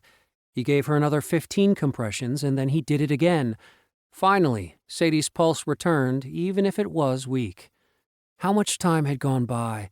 Josh was far from certain, but when he had finished resuscitating Sadie, the elevator doors had opened, and a crowd had gathered at its front. The other occupants had also run out screaming as they likely headed for security and hopefully to call an ambulance. Well done, again, mortal. Joshua. There is much I want to tell you. However, the biological acceleration we have enacted in your body is about to wear off. When this happens, you will experience a severe decrease in function and likely lose all conscious mental capacity. The lights were steadily growing dimmer. Josh's hands felt heavy, blunt, and numb. But do not worry. Death is a much lower probability than when you faced the Chaos Agent. 23% at a maximum by our best calculations. The silhouettes of people surrounding Josh began to stretch out. They also seemed to move from standing on the ground to somehow standing on the sidewalls. Josh's fried nerves didn't even feel it when he collapsed onto his face over Sadie's body. Sen continued to speak words that made very little sense to Josh even after what he had just gone through. We could continue your acceleration, but you would likely suffer multiple burst blood vessels in your cerebral cortex and cardiac muscles. This would significantly increase the probability of death, far above the 75th percentile. A permanent disability would also be guaranteed. Josh managed a dissatisfied groaning. Then everything went black. Chapter 3. Ow! Again. Senyak jumped from his seat and turned to Damni, screaming in exultation. He did it! I did it! We did it! Woo-hoo! I can't believe it! Damni was all smiles as Senyak fist-pumped the air. Independent Chaos Agent, my posterior fleshy seating pads, I shoved my foot up your internal and external sphincters. Woo! Very well done, honey. I'm so proud of you. But I think that wearing this human form is starting to increase your emotional responses. Why don't you dial back your emotional centers for the next few minutes? We still have some work to do. She gently tried to wave Senyak back down to reality, and to what little dignity he still had remaining. Sen, currently standing on the ship's command chair, spinning around, shaking his booty in the Chaos Agent's imagined face, suddenly got a serious expression and looked around to ensure that no one else was in the cockpit with them. Standing up, he straightened his robes and top-knot ponytail, coughing into his hand. Perhaps you're right, Damni. There is still much to do. He stepped down from the chair and embraced her, gazing up into her eyes as her 3 braids waved above his face on the sides of her oval-shaped head. I owe it all to you, my car bond, my wife. You lifted me up when I was at my lowest. You guided me when I was lost. I have no words, but I will show you over and over just how much you mean to me." A dark shadow crossed Damni's countenance and was gone so fast that Sen thought he must have imagined it. She then smiled in her warm, kind way. "I know you will. You are my heart as well. And you know, there are a few more things about material matter physical joining I was saving to commemorate your victory." Her telescoping neck arced down to him, her lips nuzzling his ear and humming, "I could show you now." Senyak experienced a break of emotional control again as his physiological responses began to deny him the ability to think. It started with an accelerated heart rate and then moved to quickened breaths. Anatomical alterations in areas below his waist soon followed. Sen had just convinced himself to begin responding to Damni in kind. His ethos combi chimed. "Possessed Ka Dominion's life force has reached critical status. Recommend immediate acquisition." What? The Elder Sadie's body was dying. The Chaos Agent could escape. Sen's mind whirled through the possibilities of Sadie's Ka Dominion expunging. The Elder's spirit had already moved on when her spiritual to physical connection had unexpectedly collapsed in the metal carriage. True, Joshua's assault had been punishing, but it had only been a minor contributing factor. The Ka Dominion should have empowered her to survive even that beating. Combi estimates were that Sadie's soul disintegration was primarily caused by the degree to which the chaotic had pushed her attempting to defeat Joshua. He had enhanced her beyond what she could handle. The resulting surprise of Sadie's spiritual severance from his dominion had trapped the chaotic as the only remaining spiritual presence to become Sadie's sole proxy. Ka dominions were not karmically free. To enact one, the Dominator had to insert a binding portion of their own spiritual tether in a superseding position to the spiritual link of the body being dominated. As long as the body's original soul was proximate to the Dominion, karmic balance remained. The Dominator could control the body and leave at any time. When Sadie's spirit had fractured under the strain and unexpectedly moved on to the mortal soul nexus, the chaotic had been caught, trapped within Sadie, holding the karmic bag, so to speak, when Joshua had revived her body. It was true that the Chaos Actor's spiritual tether was not permanently bound to Sadie's body. Sure, he could sever the tether at any time and leave Sadie's brain-dead body to expunge, but not without cutting his own spiritual connection back to his own cultivation. If he kills her, he'll be as docile as a kitten from the amount of personal cultivation lost. Maybe the chaotic would do it in a desperate attempt to get away, but what Sen had learned about him, the Chaos Actor really didn't seem the type. The actor's only chance to avoid this was if Sadie's body terminated from another cause. Vacuous feelings of regret and anger warred for the front row in Sen's mind as he saw the huge error he had made in taking the last several moments in prideful celebration over what had essentially been good fortune, and not anything he had done himself. Because of Sen's failure to act, there was a chance the opportunity to keep the chaotic contained was lost, allowing him to escape his prison. After so many defeats, I still haven't learned, have I? Maybe my father and senior brother are right. I am unfit to serve as heir. Right now, it was hard for Sen to argue against that. Damni moved into his field of vision with a serious but still hopeful expression on her face. Sen could hear her unspoken message, "Yeah, honey, you screwed up. But no one really fails until they give up." An absolute universal truism, and Sen was done with losing. Starting now, he was going to give the important things in his existence the focus they deserved, even if it required, well, not really having taken primary responsibility for anything before, Sen wasn't quite sure exactly what would be required, but certainly not simply expecting everything to fall into place. There was no time like the present to get started proving his true worth. Sen nodded to Damni, and two sharp pops rang in the thin air of the cockpit as they translocated to Sadie's dying body. Trapped in his forced possession of Sadie's now neurologically dead body, the genocidal harvester Hantal Brundox reviewed his limited options. Hantal was bound tightly by the ties he had created. Sadie's soul was gone. That had been a surprise. I honestly thought the old codger could handle more.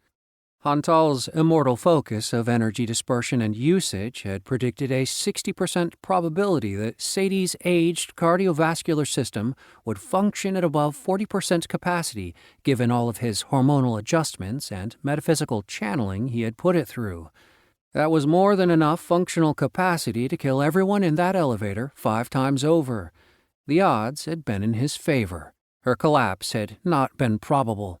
Hantal would have called it bad luck if such a thing existed, but it didn't. Only the probabilities of things are more or less likely. This was universally true. Of course, karma could amplify the occurrence of any probability, no matter how limited, but such considerations were purely academic at this point. Karma didn't factor into his actions or decisions at this point. After all, why would karma be against me? Regardless of the cause, Brundox was trapped, and he would not sever the tie on his own until he was completely out of options. Separating himself from so much of his immortal cultivation would be far too costly, setting him back thousands of Ka-Nexus rotations of cultivation. It would also leave him so weak that even that doddering imbecile Senyak could catch him. Such is the risk and cost of forcibly binding to another karmically touched spirit being. Hantal internally shook his head. Even something as infinitesimally insignificant as a mortal. However, if Sadie's physical body died from other causes, then his current soul proxy of Sadie's body required for karmic balance would be extinguished, and he would be free to separate without sacrificing his tether.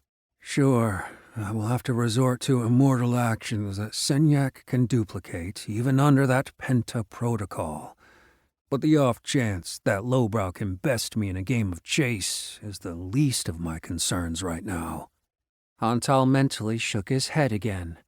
While Sadie was wounded critically with no remaining conscious brain activity, the remainder of her biological functions, ironically, were completely intact. He noted that she also now lay in the back of a speeding ambulance to guarantee that her functions continued. Hantal needed to generate a third option. The chaotic took a moment to reflect and assess. It had been a stinging slap in the face to ultimately be stopped in that last elevator car by a 0.04% anomaly. Presently, he had no way to get at the intervening mortal who had caused so much trouble for him. If Brundox could, he would be pulling out his hair from the frustration of just thinking about it. But immortality was long. Given the chance, I will wreak my vengeance, anomaly or not. The mortal will pay for what he has done to me and my plans. Unfortunately, right now, as much as Hantal wanted, he couldn't afford the time to indulge in fantasies of retribution. He needed to focus on the more immediate issues. First, Hantal had obviously seriously underestimated Senyak, or the help that he was receiving. It's quite possible his lady is more than she appears. Be that as it may, the two of them have obviously been unified against me from the start, and it was my mistake to think that I was only pitted against that slow-thinking face-puncher. They had obviously figured out I was facing diminishing returns in my collection arrays and wouldn't leave with less than half of my planned reward. But the artless cretin couldn't have figured it out by himself. Clearly, he must have had help from the Masters. Logical, but a dead end. Though Hantal couldn't help but laugh inside the emptiness of his Ka Dominion's broken mind, What a farce the Master's goal to prevent the multiversal extinction of all sapient mortals had become. Why, in the name of Ka, would such a thing need to be done? There are cultivation resources to use at my discretion, and I should know, shouldn't I? Hantal felt he should. Unlike most immortals, Brundox had risen through the levels of mortal cultivation into his immortal transcendence. The Masters know nothing about mortal existence that I don't.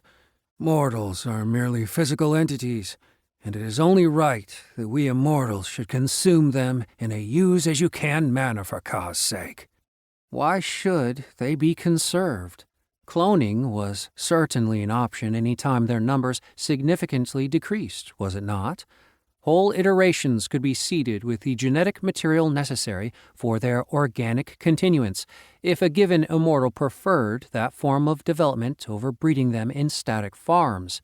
In fact, there was not a single chance in his estimation that there weren't already those doing exactly that. Perhaps that might be a direction for him to pursue for his next. A cyclic pinging of the ambulance's monitoring equipment rang through Sadie's ears and stirred Hantal out of his rant. Sadly, Sadie's life force was not in danger. It was only time for the EMT to change the bag of intravenous fluids. Hantal figuratively rolled his eyes and refocused his thoughts on his current situation. Then he asked himself the most important question. Trapped as I am, why hasn't Senyak presented and collected me? To be sure, Hantal wasn't certain of the answer to this question at all, but he did acknowledge that the fact he had to ask it solidly confirmed his opinion of what a nonsensical boob the second-seated heir was. Senyak absolutely should have come and forced Hantal back to the immortal realms. Forcibly severing Hantal's tether to Sadie was one among many ways the buffoon could do just that, and at a very high cost to me as well. Brundock's next thought was even more sobering. Senyak could still show up and do so at any time, couldn't he? Hantal had always considered himself a very cautious being, first as a mortal, then as a light-aligned immortal. He'd become even more so as an adharmic, dark-path-walking immortal. Brundox hadn't even turned to the dark paths of harvesting soul essence until it became a last resort following 200,000 Ka nexus cycles of stagnation at a bottleneck along the light paths of immortal growth. The same wary nature that had led to his bottlenecks in using the methodologies of light were leading to success in navigating the paths of the dark. On careful reflection, Hantal smugly concluded that his natural gravitation to caution had largely paid off. The Chaos Agent had applied his inherent tendencies of finding the highest reward, yet lowest personal risk cultivation methodologies when he began soul harvesting in this iteration. He purposely chose a multiversal backwater 8-aspect doorways from any populated immortal iterations. He had consciously accepted lower yields of essence harvesting in exchange for the much lower chance of being seen and hampered by immortals like Senyak and the Masters, and for going on nearly 100,000 local solar cycles, he had continued undetected. As a result, during this time, he exercised his free reign over the entire local iteration cluster. Most importantly, Brundox had taken precautions to set up several redundancies of escape and a few quick solutions to anticipated potential problems. I set up my contingencies purely in preparation for the unlikely chance that immortals might find me. Those preparations had proven prophetic because, find me, the Masters had. A cold mental smile spread over Hantal's calculations. Without a doubt, he was adequately prepared for the usual snares and would certainly get out of his present situation, but he still regretted not succeeding in luring Senyak into forming a possessive Ka dominion. I honestly tried to leave him no choice but to follow the dark ways of adharmic cultivation. A barking snigger escaped him. What would that blabbering incompetent do if he had to abandon his growth in the light? Brundox's cruel spirit smile stretched from ear to ear as he answered his own question again. He would fail dramatically. That goody two-shoes could never do what it took to survive in the dark. The genocidal harvester laughed wickedly in Sadie's empty mind as his treacherous fantasies grew so bold that they momentarily glinted evilly in her otherwise unresponsive eyes. Proof of the ageless adage, what misery doesn't desire company on their way down? But time was short, and as pleasant as it was to dwell on the possibilities of Senyak falling from his high perch as Mars Tanak heir to utter destruction, Hantal's pragmatism refocused his thoughts to something even more important. What would happen if Senyak arrived to collect me? The answer was rather simple. All of my plans, all of my time and energy these long millennia would be wasted. The party's over. It's time to leave. Even though Hantal would have to harvest an immature array and glean less than half of his already collected essence, he was sure in his decision to take the proverbial money and run. And I have just the necessary tools to do it. Hantal called into play one of his contingencies. An essence cord linked to his harvesting array lit up within his mind's eye. Hantal had paid a sizable fee for it before coming to this iteration, equal to a full quarter of the growth he could anticipate from the reduced amount of essence he expected to collect. But alas, some was better than none, and if Brundox stayed stuck in Sadie's fading soul any longer, he would get none and lose even more. Moreover, the array was linked to a unique physical avatar core design he had spent several Ka Nexus rotations developing himself. It allowed the usage and amplification of mortal essence in his immortal state without spending the usual eons to purify it to the state of immortal Ka. This essence harvesting expedition was his trial run. If his concept was proven, there were many, many immortals who walked the dark side of Adharma willing to pay a hegemon's ransom for his design and metaphysical grafting to their immortal Ka forms. There is no way I'm letting Senyak or his master handlers get their grubby spiritual mitts on that. He pulled on the cord with Sadie's essence sensitivity. Her capacity was as feeble as her affinity, to say the least, but that was the benefit of the cord. Even her pitiful power was enough to open an item much greater than herself, which the anima array unquestionably was. A key would exceed the significance of the door it could unlock, but as with any lock, the key made all the difference, something that a mealy-mouthed blowhard like Senyak would never understand. Exposing mortals to the densely concentrated soul essence the array contained would kill them outright. Plain and simple. Being at ground zero of such a metaphysical detonation, the energies brought forth would weaponize their undeveloped cores and create a lethal disunion of their soul tethers from their physical bodies. That minor complication, along with the inevitable and complete corporeal annihilation into subatomic particles from the very brief but quite potent infusion of energy into all of their atomic electron valence shells at once. The irony of the situation was that this very process was very similar to aura absorption performed by cultivators, about as similar as drinking from a wide-open fire hose instead of a water fountain. It is a pity that the mortals in this essence-deprived armpit of the multiverse lack the cultivation control necessary to absorb and utilize the incredible advancement opportunity of infusion I'm providing them. Such a waste. Brundox's dark mind laughed at his twisted irony.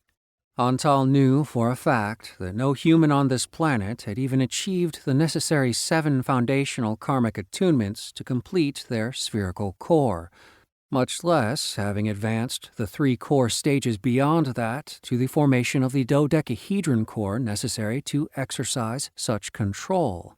No, The feedback from activating the anima array will kill Sadie and all the mortals within 1,000 meters. Even more than that, the exposed mortals' physical to metaphysical gateways, what the local mortals called the soul, would essentially cease to exist and become incapable of sending their tiny spirits to the mortal nexus for rebirth. Hantal smugly recognized that even with the incredible forces he was about to release, most of the surrounding infrastructure would remain intact. Everything would be magnanimously left in place to allow the still existing mortal herds to flourish through its continued use. It was important to maintain the resource should he ever make it back here to gather more. A derisive mental chuckle slithered through his mind as he realized how this result was unlike what usually happened in the disputes between the so-called superheroes the humans of this cuboid were so vacuously enthralled by. Bah, none of them have even advanced beyond their spherical cores. Even the mythological hero in the red cape and blue tights they worshipped as a god possessed a comparable power to a cultivator on the verge of forming his tetrahedral core, and he was responsible for the destruction of entire cities. Unlike that amateur, I wouldn't be leaving even a single city block choked in smoke or rubble.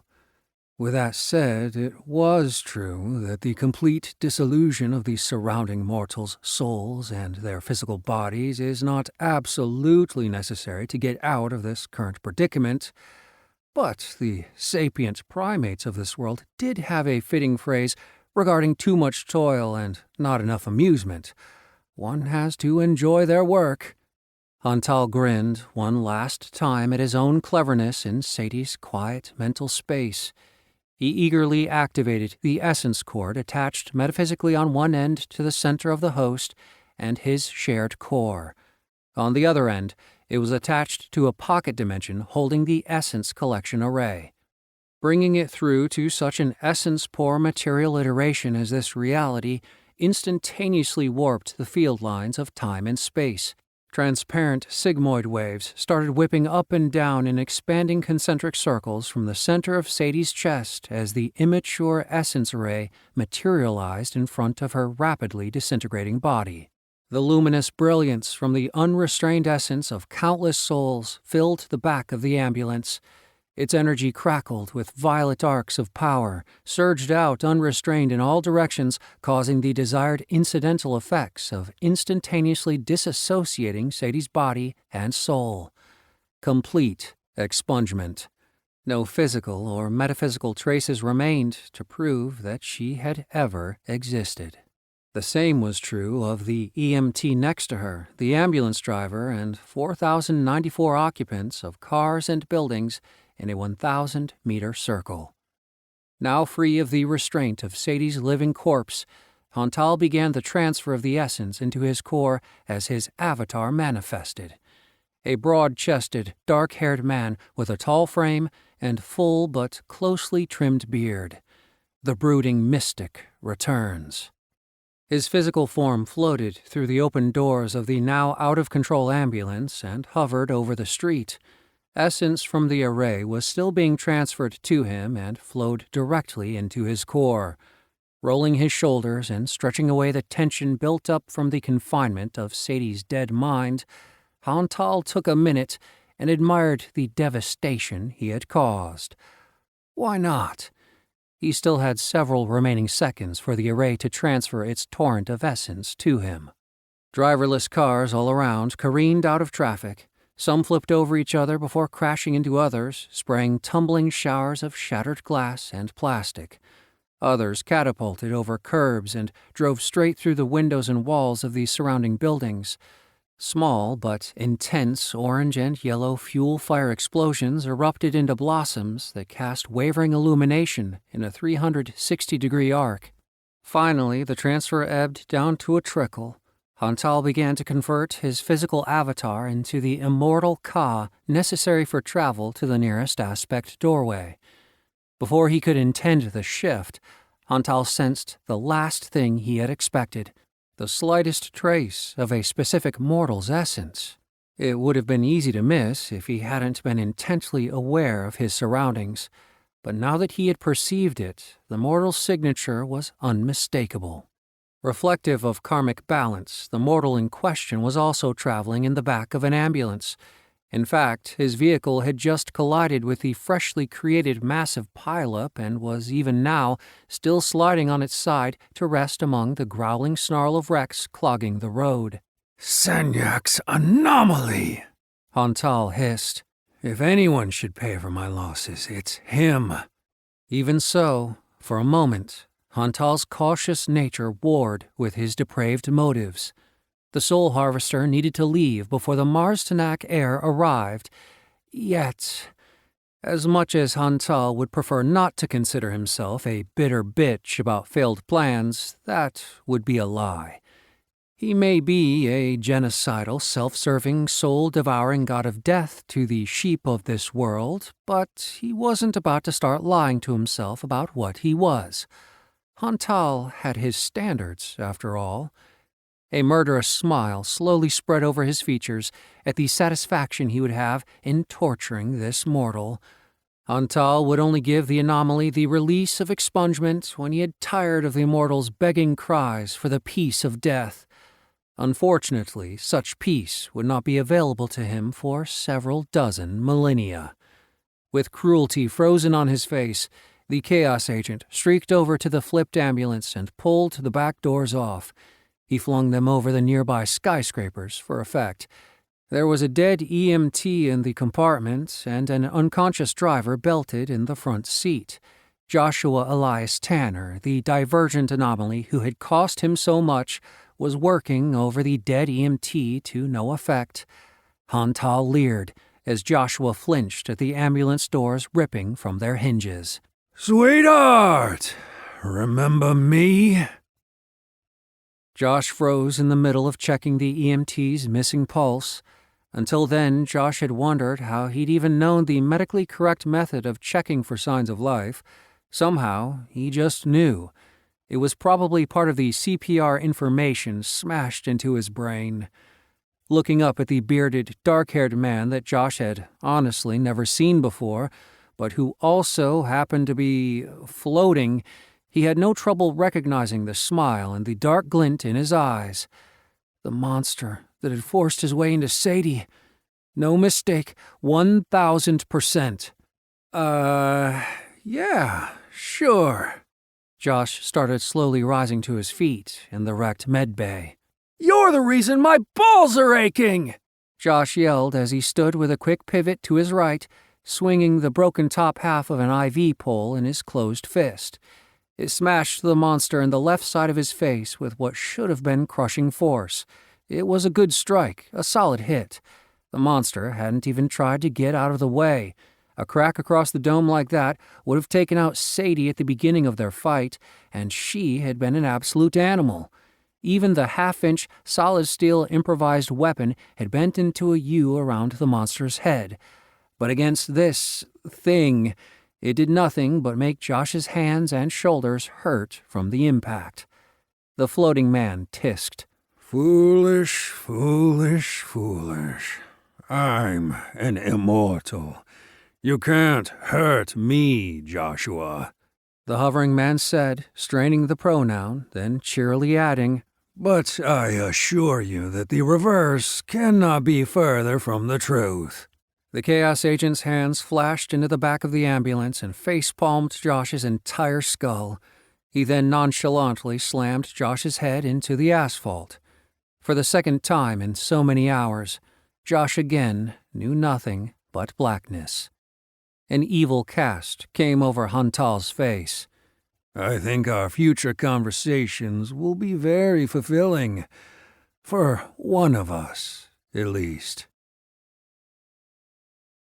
Chapter 4. Time to pay the piper. No! No! No, no, no! Senyak yelled to himself as he appeared at the last known location of Sadie, the Ka Dominion. A large pile of wrecked automobiles littered the streets and sidewalks, several having crashed into nearby buildings before coming to a rest. Combi! Locate the Chaos Agent's Ka signature! Then he spoke to Damni as he cast a worried glance around the destruction. I don't know how he got out of the car dominion. Perhaps it was this massive transport accident that caused her death. Damni looked around at the destruction. There's a complete absence of mortal remains. No bodies, no blood, nothing alive or dead. This was no mortal accident. Damni's telescoping neck extended her ovoid head a full meter above Sen's, and she spun in a slow 360-degree rotation to confirm her assessment. And it's automobiles, honey. Automobiles. After taking in her surroundings, she looked directly at Sen. It is more likely that this accident occurred after his release from the Cod Dominion. As for how he got out, there are expensive ways he could have facilitated her death. But regardless, without a doubt, the chaotic has activated the essence array. You can feel the wild essence flooding this area. Sen nodded. It made sense. Any release of essence that left so much residue behind would have destroyed any mortal soul tethers in the area. Sen sighed. Was there any despicable thing this Chaos Agent wouldn't do? Sen's combi chimed and reported something difficult to believe. Immortal Ka signature located 75 meters to your right. Senyak and Damni turned with incredulous looks on their faces. He was right there. A black-haired cultivator with thick, closely trimmed facial hair garbed in long, dark, and loose-fitting robes. His eyes flashed with intensity where he cast them, and right now he was smashing a mortal's face into the ground next to a flipped transport. Is that Joshua Elias Tanner? Senyak didn't know why the Chaos Agent was still present, or how he had apprehended Joshua, but he did know questions were for later. The Chaos Agent had finally made his first mistake, and Senyak would capitalize on it. Signaling Damni to stay back, Sen moved in. Physical combat was relatively new to Senyak, something he had barely dabbled in. To most immortals, who generally considered it pointless, physical means, no matter how potent, couldn't destroy Ka. There weren't many non-physical means to destroy it either, hence the term immortal. But here, in a material realm, physical combat held validity. Because of this, Senyak had studied it for the last 500 years just for this event. Rolling his shoulders and loosening his neck, Senyak activated his acceleration strike. Channeling Ka from his immortal core, Senyak increased his physical avatar's overall mass, almost instantaneously reaching a density equal to that of an atomic nucleus, the same density that the heart of a neutron star reached just before forming a singularity. Simultaneously, he launched himself forward by opening a focused microgate from the center of the local star. The sun. Yes, Damni. Senyak muttered, his eyes fixed on the Chaos Agent. At once, the force of the sun's nuclear fusion, turning 600 million tons of hydrogen to helium per second, accelerated his body to a significant fraction of the speed of light in less than 2 nanoseconds. Sen sighed to himself. This attack really lacked oomph, but confined as they were to this physical iteration, along with the limits of the Penta Protocol about collateral damage, it's the best I can do. Surprisingly, over the time Sen had been required to spend in this iteration, he had found that sometimes just plain hitting things was quite cathartic. Moving at 2,500 meters per second, Sen was sure that hitting the chaotic was going to feel pretty good. While it was technically accurate that even in physical matter iterations, battling immortals could abandon their physical avatar for their immortal Ka form. If the Chaos Agent did that, this physical attack would have no effect on him. Ka was eternal and couldn't be affected by physical attacks. But if he chose that, the actor would be at the mercy of Senyak in his immortal form. If only he were that foolish. Sen found himself salivating at the thought. Sadly, Sen was certain the Chaos Agent was not interested in facing a 4th-tier combat specialist in his immortal form. In the long nanoseconds it took Sen to close in, he couldn't keep a smile from growing on his lips. Transcendence! This is going to feel good. Until it wasn't. Pivoting as fast as Sen, the chaotic spun his avatar to face the approaching immortal with a leveled glare and spread his arms in a yin and yang conformation. The motion revealed a space of infinite yellow-white brightness that snapped open like a sail in a strong wind.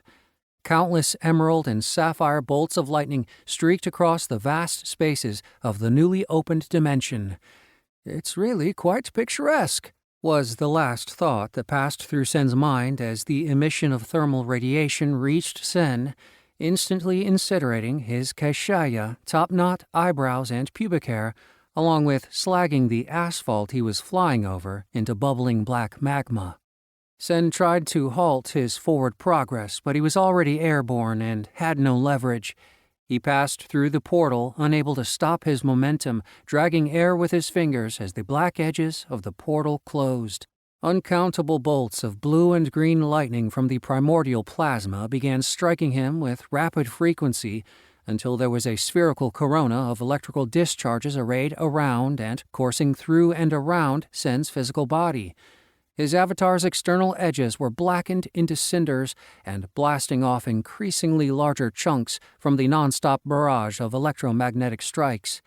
The continual polarization and repolarization was seriously interfering with the neuronal transmission of the physical brain Sen was forced to function with when inhabiting such an avatar.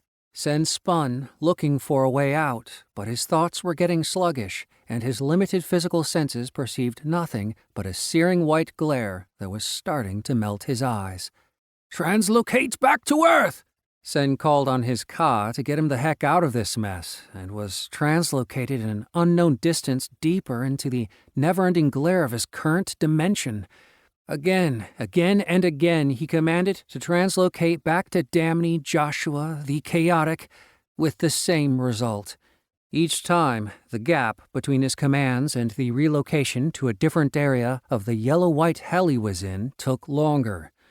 The arms and legs of his avatar had been completely radiated into solid blacked lumps of their carbon base. Sen commanded his immortal Ka to regrow them. Slowly, they reformed and started to immediately blacken again into unmoving, useless rods of burnt-out cinders. "Okay, that's enough of this." The chaotic's voice was heard over the constant static filling Sen's world, and an arm reached out and pulled him back to land face down on the still-cooling surface of the street he had just left. A strong hand slammed down on the back of his neck, and something pierced through and lodged itself in his top cervical vertebra and began to dissolve and spread out. "That's a pocket dimension access near the supermassive black hole Sagittarius A in the center of this galaxy. It is large enough to have trapped the echoes of force and a fair amount of hydrogen plasma from the detonation of the primordial singularity that formed this iteration, but too small to have formed any meaningful physical constructs, so it just kind of keeps banging away," the chaotic informed Sen with a smile in his voice. "The forces are primitive but quite powerful. They do a number on even immortal physical avatars, don't they?" Sen looked up at the grinning bearded face of the chaotic with still rolling eyes from his disorientation. "You can't beat me in a fight, no matter how many games you play." He pulsed Ka through his meridians and reformed his avatar out of the charred husk it had become. Slightly disoriented, but physically recovered, Sen sprang up to his feet and advanced on the chaotic in a fighting stance on steadily strengthening legs. Whoa. Still have some fight left, I see." The tall Chaos Agent again quickly backed up and started circling away from Sen's advancing form with a confident grin. He raised his hands, implying he had no desire for physical conflict. The chaotic raised his brows and chuckled at Sen's statement as he continued to circle away from Sen's much more cautious approach. "True, Senyak. Very true." Then he stopped circling away and stood tall in front of Sen, shaking his head. "But I don't have to fight you to defeat you. Haven't you learned that yet?" A deep, mocking belly laugh erupted from him as he pointed an accusing index finger at Sen. "You still don't understand that, do you?" Sen launched at the actor with a lunge punch connecting with his chin, designed to separate his head from his shoulders, and finished in a side stance to bring another hand strike or a roundhouse swing from his right leg. Sen's hands passed directly through the chaotic's face, shattering the projection into evaporating motes of Ka that diminished as they drifted up in black and glistening particles to rejoin the metaverse. What? He wasn't a simulacrum? My combi would have informed me. Combi, location of the Chaos Agent! Mental static. Attempting to The combi's signal failed. It was still present, and Sen could feel it intertwining his Ka and mentation, but somehow it couldn't be accessed. The Chaos Agent reappeared before the befuddled Sen. In fact, he reappeared in dozens of ridiculing and jeering forms, all laughing and pointing at their own motivations. Sen spun around to take them all, unable to keep the look of nervous concern from his face. One stepped forward and waved the others to silence. Sen, these are all Ka-supported after-image reflections generated with an understanding of mortal-level time-space attunement. He held his open hands up to himself and the dozens of others all around. We're no threat to you. A mere temporal illusion, so to speak. But your combi would have informed you of the limelight if you were still able to access it. He leaned at Sen and pointed an index finger at his chest. You're not connected to it anymore, are you? The knowing look of taunting superiority indicated the actor already knew the answer. The tall, dark chaotic put one foot back and leaned forward with his clenched fists rolling in a wheel in front of him. Well, let's have at it, Sen. One of us is bound to be real. You'll get to me eventually. Enraged by his embarrassment, and without his combi and no way to tell which of the very real-appearing chaotics were real, and for several moments Sen did just that. Punching, kicking, throwing, and slamming the temporal after-images with reckless abandon. Their exploding frames disassociated motes glittering as they returned to reality in clouds all around him. Several micros into his burst of impotent fury, Sen noticed that his breathing was growing harder, and his limbs began to slow. Sen shook his head and stood in a wide base with bunched fists at his sides, taking in deep breaths. There was no reason for Sen to get tired. While he needed to have a physical avatar in this material matter iteration, the body was powered by Ka, which was eternal. There is no reason for it to get fatigued. Sen's shoulders tightened in the growing frustration of his failure. What has he done to my avatar? This time... Sorry to interrupt what looks like an internal moment for you. The chaotic's pleasant demeanor fell away to reveal a harsh expression delivered in a bitter tone. But we are in the middle of unfinished business. The last words were bitten off tersely as he shook as stiff as board Damni easily in one hand at Sen. Completely rigid, she had an oblong gray metal sphere stuck on the center of her thin blue forehead. Purple and green lights pulsed on the object in what appeared to be random intervals. The actor raised Damni's body once more in a sea of after-images and pointed a lance-tipped fighting knife at her core. We've come to an end, Sen. I'm going to kill her. Sen surged jerkily forward and split the afterimage in two with a poorly balanced sidekick. His avatar's words came out just as stutteringly. It's not her! No, it wasn't. Good call, Sen. Sen was barely able to turn his avatar around and grab the chaotic's robes as he materialized behind him. The move was so slow and feeble that he didn't even resist Sen's grab as he continued speaking. But this one is. Or maybe it's not. You better stop me if you're not sure. The Chaos Agent again jangled a frozen Damni with a blinking gray metal sphere stuck to her forehead at Sen. What's the matter, Senyak? Can't move your avatar any longer? Well, you better shed your physical avatar and come at me with the hold card you've been keeping. Go full immortal presence and end me here. The chaotic threw Sen's words from so long ago at him, and Sen did. It was time to end this farce. Masters be damned, Sen's reputation would never recover from this embarrassment, but this chaotic would pay for Sen's shaming. Nothing happened when Sen willed his immortal Ka form to manifest. An impish snigger came from directly behind Sen's ear. "You can't do it, can you? Didn't think so," the chaotic said in a friendly and cheerful manner again.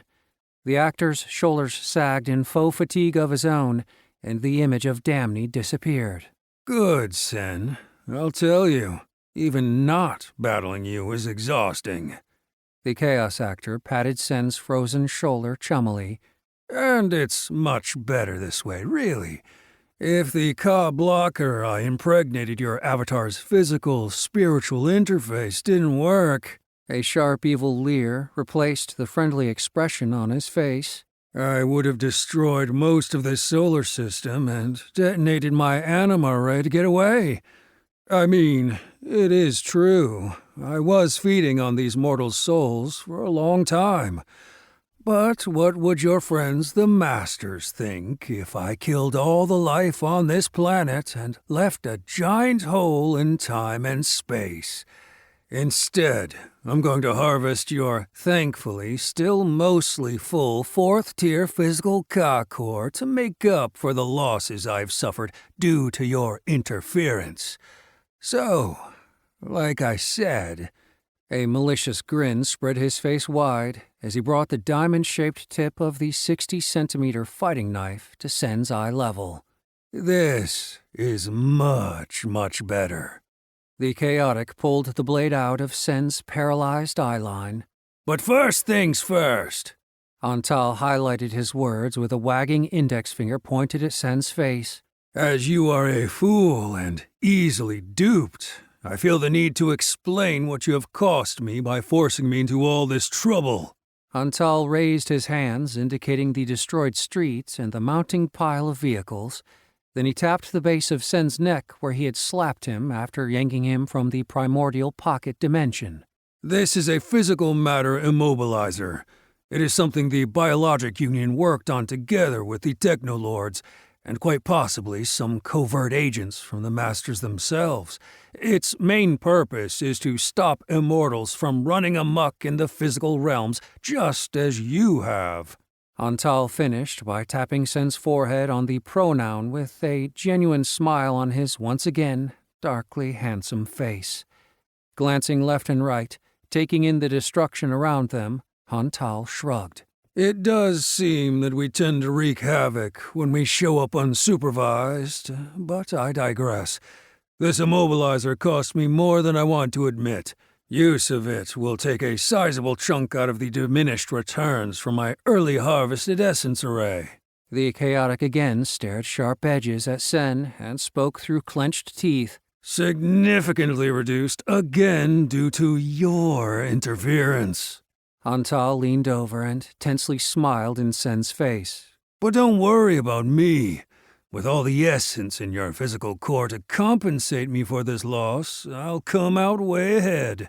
Chuckling to himself, Antal thumbed the blade's edge. "I mean seriously, Senyak.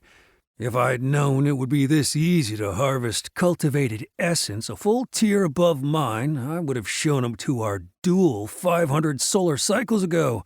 Forget about the adharmic genocide essence. Thanks for being so predictable again." Antal's face beamed with glee and malice.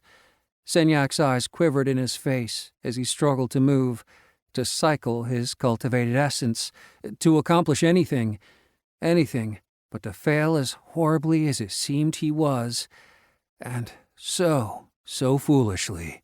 "Struggle as much as you like. Inside a physical body within a material realm, we are bound by all the same laws as these mortals." Antal continued whimsically. "We typically have a great deal more power than they do, for sure, but you won't break through this with your cultivation channels interrupted. The wires have been cut from your batteries, boy. What is it that the local mortals say? Why run from me? You'll just die tired.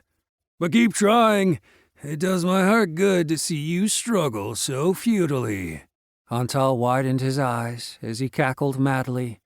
Hantal stood there waiting as Sen's struggles inevitably lessened and stopped. The shame of failure hung about his still form like a foul odor. "There you go. I knew you would see it my way."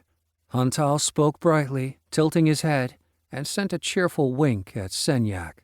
"The name is Hantal Brundox, by the way, and this—" Hantal slowly raised the blade through the small space between their faces in a decidedly menacing manner while maintaining his friendly, upbeat tone.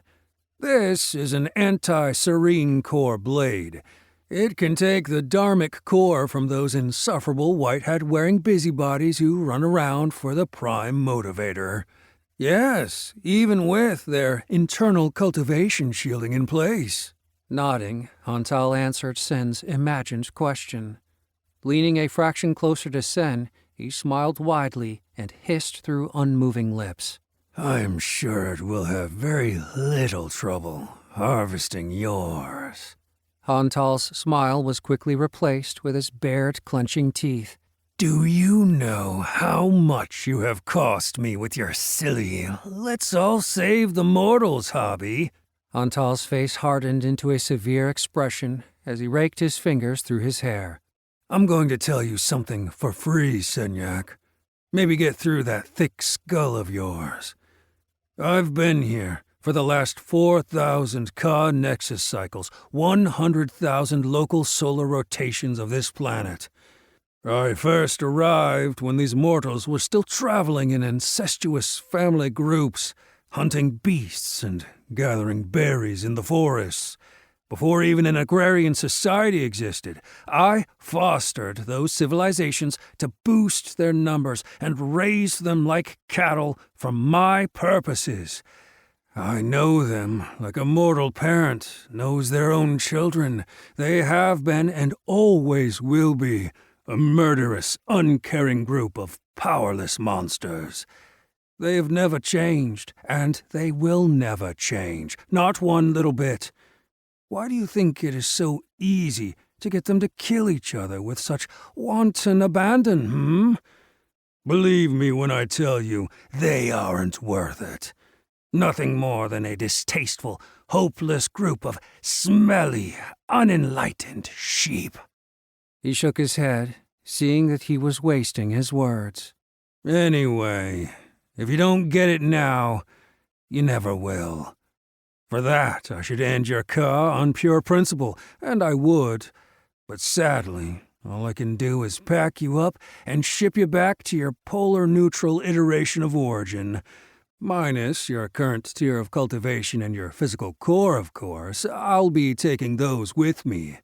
They will fetch a reasonable price on the gray markets and help me recoup my losses so that my time spent here will not have been a total waste. Never fear, though. I'm sure you and your family will have quite a few things to discuss when you finally make it back. Good luck, Junior. Oh, and I haven't forgotten about that mortal you involved in this. Joshua? Was that his name? He and I will have extended conversations for the next several Ka Nexus rotations." Hantal took a moment of thoughtful repose and exhaled a cleansing breath. "Well, let's get to it." He smiled maniacally and slowly raised the blade to Sen's physical core. The tip touched Senyak's abdomen and slowly slid into his skin and muscle. Burning pain and fear erupted in Senyak's mind. After penetrating a centimeter in, the Chaos Agent suddenly stopped. The rest of his body was also unmoving. A disembodied voice spoke deeply. "Yes, we surely have a lot to talk with him about." A strong hand erupted from Hantal's chest, simultaneously holding his immortal Ka core and his physical cultivation core, something Senyak had thought was impossible to accomplish outside of an immortal iteration. At least he had thought so, until this very moment. "You, on the other hand, have said quite enough. I find you detestable. Good riddance." Desperation flooded Hantal's eyes for the briefest moments as he found his immortal center cut from his physical body in a disembodied hand and disappeared. A small squeak made its way from his unmoving lips, then oblivion swallowed him. So ended the path of the immortal Hantal Brundox. The lights on the orb stuck to Senyak's forehead stopped blinking, and it dropped to the street with a heavy clunk. Sen sensed Damni being released from some form of suspension and flashing to him through material space. Senyak held up a hand behind his back and motioned for her to stop where she was. He then stood straight and brushed off his clothes. Swallowing past a lump in his throat, Sen's voice cracked as he spoke with a dry mouth. "Grandfather?" Chapter 5. Being dumb costs a lot. "We needs be gone." Senyak's grandfather waved a hand. Instantly, Senyak and Damni appeared before him on the bridge of a much larger and more well-appointed spaceship than Senyak had ever been on before. A large view screen took up the front of the room. Sen saw clusters of galaxies, stars, and nebulae displayed there with amazing clarity. However, none of these celestial bodies were familiar, and without his combi, Senyak had no idea where they were. He wasn't even sure if they were in the same iteration or cuboid they had just spent the last 20 Ka Nexus cycles in. Mortals and immortals, all uniformed in the Mars Tanak house colors of navy blue and silver, scurried about on 2, 3, and 4 legs, some waving tentacles, some hovering. The majority of species were the Jarlon, a predominantly bipedal species with light blue-tinted skin, telescoping necks, and more articulated joints in their limbs than humans. This species manned the bridge at its various stations, reading sensors, checking logs, and reporting to one another. About what, Senyak had little idea, but the fact they were the same race as the avatar that Damni had chosen made alarm bells start ringing in Senyak's mind. Sen looked up at his grandfather with a hard lump still in his throat. If anything, it was larger now and accompanied by cold sweat forming between his shoulder blades. Senyak was sure of only one thing. If his grandfather was here, things were far worse for him than he had thought. Without a doubt, Senyak would be facing some form of discipline from his family for failing to deal definitively with the Chaos Agent. But never would he have believed that his grandfather would be directly involved in such a small matter. Senyak wasn't even the first seated heir. That honor fell to his elder brother, Denyak. All of Sen's life, his significance was negligible. After all, he was only the spare heir. Reflective of this was the number of times he had been alone in his grandfather's presence, exactly 0 in 120,000 Ka Nexus cycles. Not that Senyak didn't know of his grandfather's history and accomplishments. It was required knowledge for all seated heirs. The deeds and methods of Zenyak Marstanak, the penultimate combatant, bulwark of the polar neutral iteration, the axe blade of the hegemony, immortal cultivator without equal, honored, respected, and above all things, feared. A fact that Senyak was very aware of right now. "Say what you must, then I will speak." "Grandfather, thank you. I am in your debt." Sen dropped to one knee and lowered his head in supplication. Rolling gray eyes under furrowed dark brows, his grandfather lifted a finger, and Sen was raised to his feet by Zenyak's intent. His grandfather's gaze grew more penetrating, another thing Sen hadn't thought was possible. "Anything else?" Sen internally panicked. "Say what? I'm sorry. I failed? I'm not worthy of being a seated heir for being led around by my nose 20 Ka Nexus cycles by a cultivator 1 tier lower than me. If it weren't for Damni, I would still be lost and stumbling while he absconded away with his ill-gotten gains." Family creed strictly frowned upon showing weakness, particularly in front of an opponent. Always show strength and control. in every situation. Senyak had heard his father say this on uncountable occurrences, but there was nothing even remotely positive to say about his performance. Nothing could even come close to exculpating him and his actions, nothing to show his strength or help him maintain his control. Senyak's internal conflict raged and paralyzed his thoughts. He looked to his side, where he'd always gained support from Damni's unflagging positivity.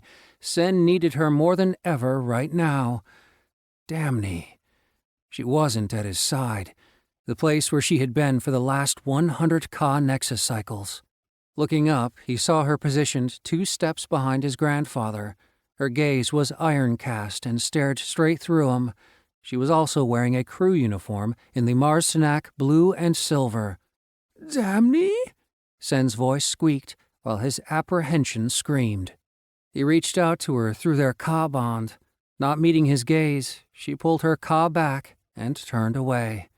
His mouth fell open as he goggled after her, and a feeling of complete loss surfaced through his racing thoughts. But he was hers. She was his. The very definition of a Ka bond. Still, she turned from him. Sen's eyes narrowed. Only now did he begin to sense the depth of the waters he was swimming in. Wheels were turning inside of wheels around him. As was all too common recently, he had no idea if the ground he stood on was solid. Sen's shoulders drooped in resignation, and he waited for the bulwark to drop his axe. Disappointing. This has gone on long enough. Senyak wearily huffed out. Senyak, sit. 2 chairs appeared facing each other. Senyak comfortably leaned back in his. Senyak sat on the edge of his with dejected acceptance hanging over him like a shroud. Damni is my loyal agent, not your willing Ka bond. She has had you under my surveillance for the last 500 Ka Nexus cycles. Her action reports revealed your failure at every turn, and the necessity of presenting my very self in order to end this fiasco. Thus, this is no longer needed. Senyak clenched his fist in a pulling motion, and Damni's tethered presence was gone from Sen's Ka core, as if her imprint had never been there at all. True, there were none of the typical penalties for breaking such a bond. Senyak had neither loss of immortal Ka capacity nor cultivation tier. They would have lost both if he or Damni had broken the bond. But with the simple stroke of the axe blade himself, it was as if the bond had never existed. Remorse clouded Sen's thoughts and feelings, and emptiness echoed through him in a way he had never experienced before this mission. Stunned silent, Sen sat and tried to accept the loss of his wife.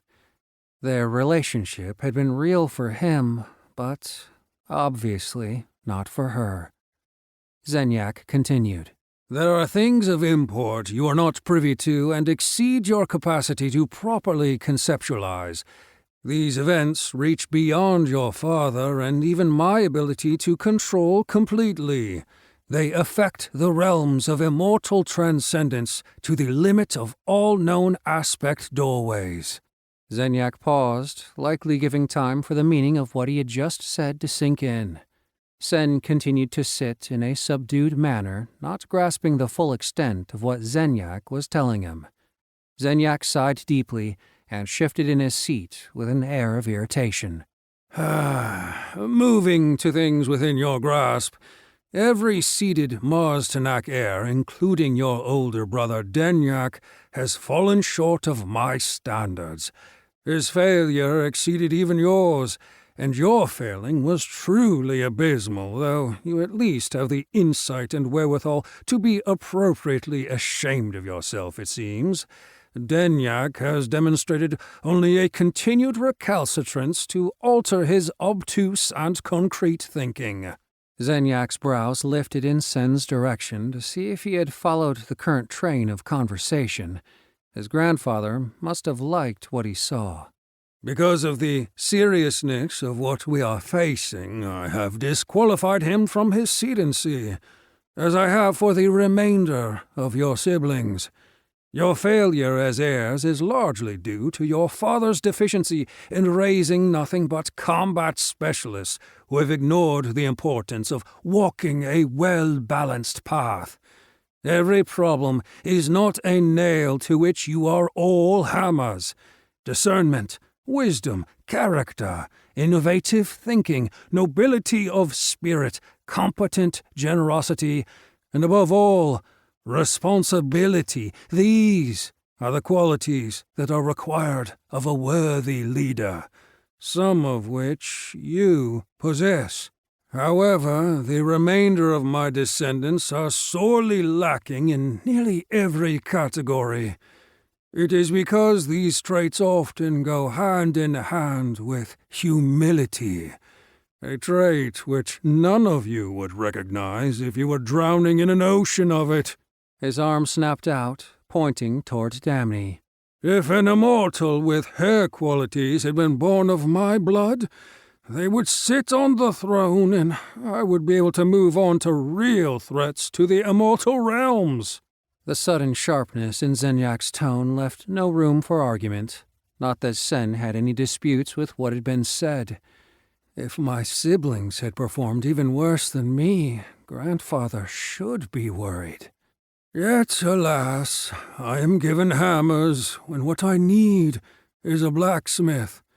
Furthermore, your father has focused only on immortal concerns, ignoring the totality of the underlying realms.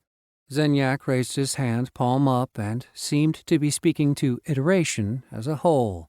Senyak, our existence is shaped by more than just immortal thought and actions.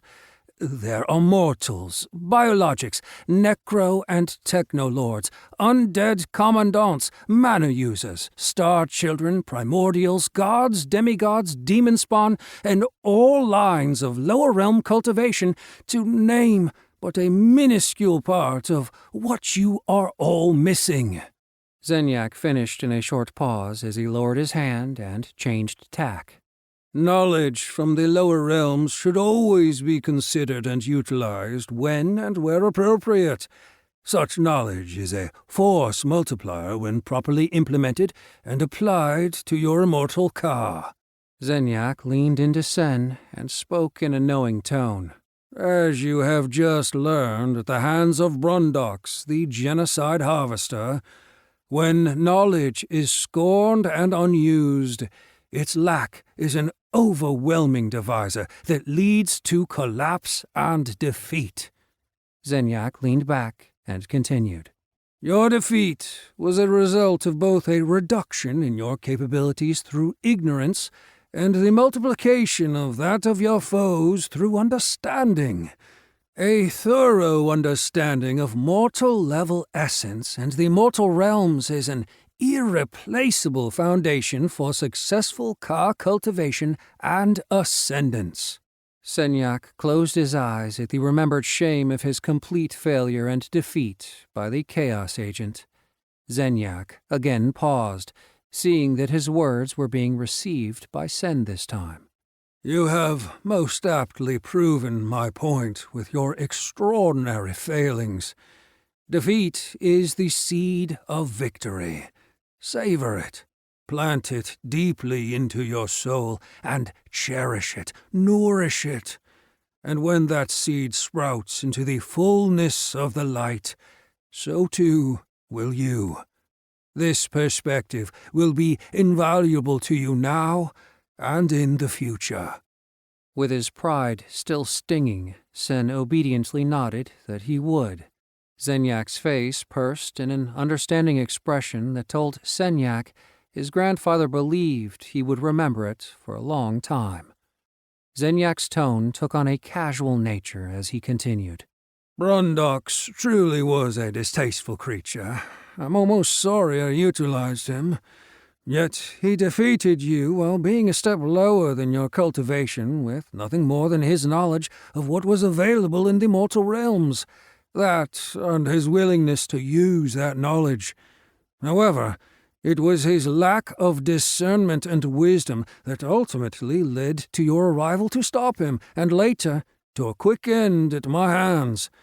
By all accounts, he was lesser, an immortal, inferior to you, save for his knowledge of mortal concerns.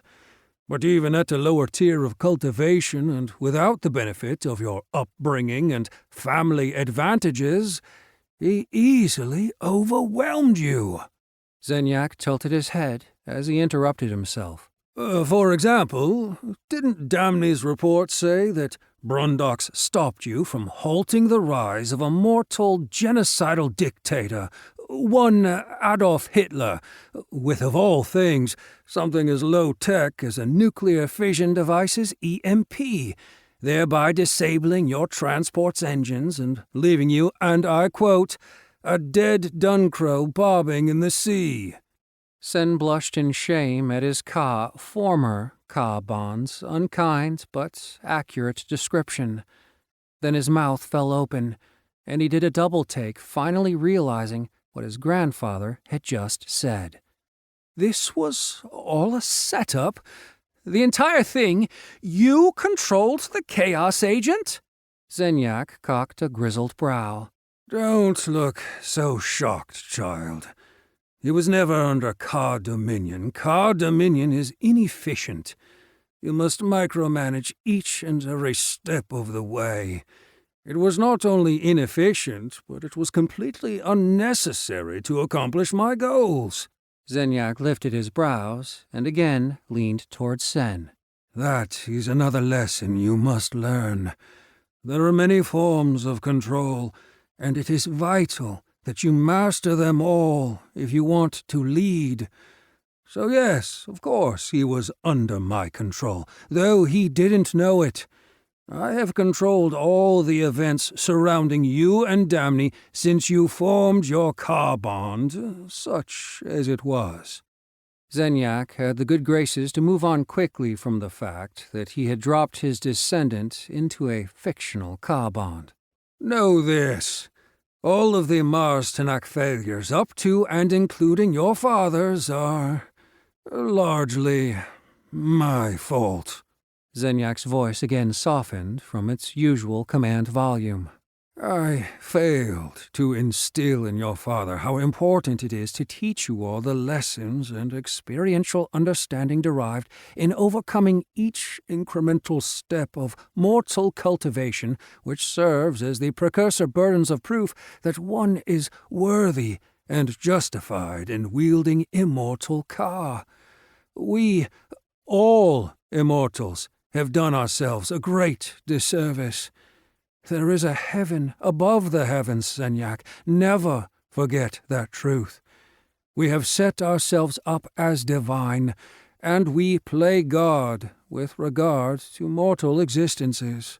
Zenyak's brows rose in honest discourse. What more definitive proof do you need of this than the fact that we created yet more gods in our own image? He shook his head, as if in disbelief of the practice. The truth is that the merging of two independent immortal Ka signatures to directly create an immortal existence with no understanding of the mortal realms below us is a cheat to all living in the mortal realms and a tremendous unkindness to the immortal life created. What is Ka at its base? Zenyak didn't wait as he answered his own question. It is the essence of the divine. To find the heaven above the heavens, look no further than the divine Ka, which starts its existence as the mortal essence, and is purified through the cultivations of all mortals below, until it reaches the level of purity and union with the iteration, until it is transformed into what we call immortal Ka. The fact that we immortals so often choose to shortcut this perfect example with our own progeny is the height of arrogance. You transgress against the divine at your own peril. His piercing look stabbed Sen through the heart with the circumstances of his own birth. Zenyak's eyes grew distant, and Sen looked away as well. Regardless, transgress we did, young one. We convinced ourselves that our way was better than the natural order, and we bypassed the mortal underpinnings of struggle that make a person worthy of their immortal capabilities and subsequent responsibilities. In doing so, we eroded the foundation that both validates and justifies the presence of power in the individual. Our reward for this is justly deserved, for we created only small gods who are easily toppled, children with inconceivable capabilities but no conception of the intrinsic weight and responsibility that comes with such power, or in truth, the know-how to use it properly. Zenyak turned back, his eyes locking firmly into Senyak's own. Small gods are unworthy gods, Senyak Mazdanak. It is a problem that I intend to correct in my successor. Sen swallowed heavily, but forced out his question regardless, his desire to know, to understand, overcoming his deeply held timidity around his grandfather. But, he coughed, clearing his suddenly dry throat. But what about the chaotic? Zenyak spread his fingers palm up as if uncertain where the question was leading them. What of him? Well, he was a mortal cultivator, Senyak clarified, his throat gradually easing as he spoke. He did what you described, and he lacked most of the characteristics you are seeking to instill into your successor. Indeed? Zenyak nodded as he confirmed the obvious. Then his eyes narrowed in an obvious attempt to guide Sen to the right answer, even through the wrong question. Brundox's error lay not in the mountain which he climbed, but the path he chose to scale it. Choices, his, our choices, your choices, and the intentions behind them matter. Zenyak's tone held the weight of a mountain as he held his hands out to indicate the iterations all around them, and his cadence quickened with the import of his lecture. How can they not? It is by the intentions of our choices that balance judges our actions, forms our deserved reality from the karma we have earned. Thus, our choices are the deepest, most foundational representations of our character, the essence of who we are. Zenyak dropped his hands and paused and studied Sen, as if looking for outward evidence that his message had gotten through this time. Sen widened his eyes at the deep scrutiny, but met his grandfather's gaze. A small smile crept up on Zenyak's granite features, followed by a self-reflective expression as he continued. I am no less susceptible to karma and balance than others in this regard. I hoped that what I am— Zenyak indicated himself, and Sen knew he meant the complete and powerful immortal he was. Your father would also become. But my choices in no way moved me to accomplish this because I didn't shape him with the experiences I have had. My error was of having an intent without choosing the necessary action to bring it about. I fell victim to the simple delusion of a proud father, a delusion that the mortal concept of entropy should have reminded me that such a thing would never happen without a conscious, concerted effort on my part. Zenyak shifted his eyes to Sen in a manner almost approaching camaraderie. If I had even considered it in the first place. Zenyak exhaled deeply. I was wrong to let him focus purely on the immortal realms. He did so because it was less tedious, as if such a rationale has ever led to meaningful growth. My shortcomings were in wanting my child to be happy, to the point that I spoiled him. Zenyak pointed at Sen with an index finger resting on his chair's arm. Know that what has happened to our family is not uncommon. We are always less when we focus on the immortal and forget the foundations from where we come and become much more vulnerable to the actions of those who unite both mortal and immortal knowledge when acting. Zenyak sighed through parted lips.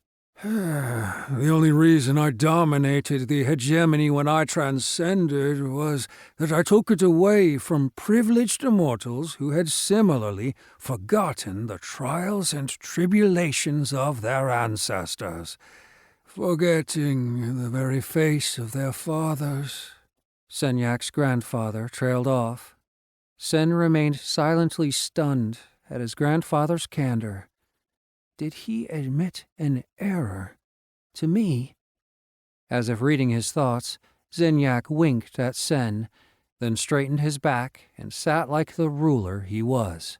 Senyak, you will never reach your goals by doing what comes easily without enduring the necessary hardships. That is mere hope without the proper choice of action. You must strive, fight, struggle, and bleed to achieve anything worth having. Your father and you would have been much better served if I had learned that lesson earlier. Zenyak trailed off and, for a moment, looked again like an aged grandfather, not the most powerful immortal in existence. Sen looked up in the gap. His Grand Patriarch's admittance momentarily helped him forget his dejected feelings. Sen was further surprised to note a likely rare forlorn expression crossing Zenyak's features. It was as if his grandfather was reaching back to memories beyond him, hoping for a chance at change, though he knew it was beyond even his vast powers to do so. Sen mustered the courage to interject the question that had started to spin in his mind. Grandfather, I understand I failed. To be honest, I have known this for a long time. But what is to become of me? Zenyak looked up from his troubled revelry and focused a piercing gaze on Sen. Then he sat straight, like the ruler of all reality that he was. You are all I have left, Senyak. I'm going to have to use you to face what is coming, not as a tool, or at least not only as a tool, but a tool maker. I need you to be my blacksmith, young one. A hard and calculating look flashed in Zenyak's eyes. Clearly he was disappointed with his current assessment of Sen's worth. But not as you are. You will need a complete... what was the mortal term? Zenyak idly rubbed his bearded chin. A makeover? Yes, that's it. You need a makeover. Zenyak's usual fierce energy returned to him. You must start over with 0 tears of cultivation and begin again. If you can restore yourself with the appropriate foundational support, you will inherit the entire Mars-Tanak hegemony as its sole heir. Then, with the proper foundation, my greatest hope is that you will have the strength to rebuild what has fallen. If not, you will perish. Zenyak trailed off with an unwavering gaze that left no doubt in Sen's mind that his grandfather was not exaggerating. At Senyak's considering silence, his grandfather offered a last option.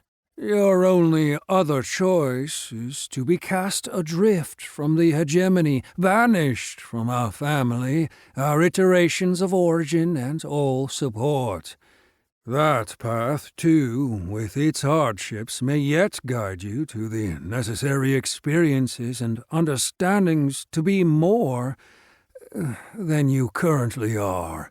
The pruned look of Zenyak's dissatisfaction left no doubt in Sen's mind what he thought of his current abilities. Senyak gulped in a dry throat at that, but his wide-open eyes remained fixed on his grandfather as he spoke again. I won't lie to you. This has already been the fate of your seeded siblings. Most of their failures were so great, I simply banished them from family resources. The very few that did qualify for my generous offer of patriarchal rehabilitation have refused it. Zenyak puffed out a breath and waved his hands palm down once in front of his chest as he tisked. Instead, they each shall endure the second option I mentioned, rehabilitation via natural consequences. Then the Grand Patriarch of the Marsenac hegemony stood and smoothed his robes, indicating the meeting was over. Senyak, the choice is yours. Thick gray brows lifted to Sen, indicating very clearly to Sen that he needed to choose now. If you prefer to continue an unsupported immortal life, I will let you keep your car. You are already at the 4th tier. Zenyak raised his shoulders quizzically. Who knows? Perhaps you could continue on your own through the last 3 tiers, or even beyond. Silence fell over the front of the bridge. The crew milling around during their conversation had the common sense to keep back and quiet, obviously knowing that what was being discussed was far beyond them. Zenyak straightened, his tone becoming formal and dictatorial. Senyak, only remaining seated heir of the Marsenac hegemony, what choose you? Do you wish to continue in the seedency, to try again, to grow with the proper foundation? Or will you be cast out from the family to find your own way? Time was up. Of all the things he had expected, nothing had prepared him for this. He had even asked his combi to calculate the multitude of probabilities in regard to his choice, but it had quickly become apparent that Zenyak had cut him off from his combi during their conversation. Sen's mind whirled. Zenyak was well past the midpoint of his 4th tier.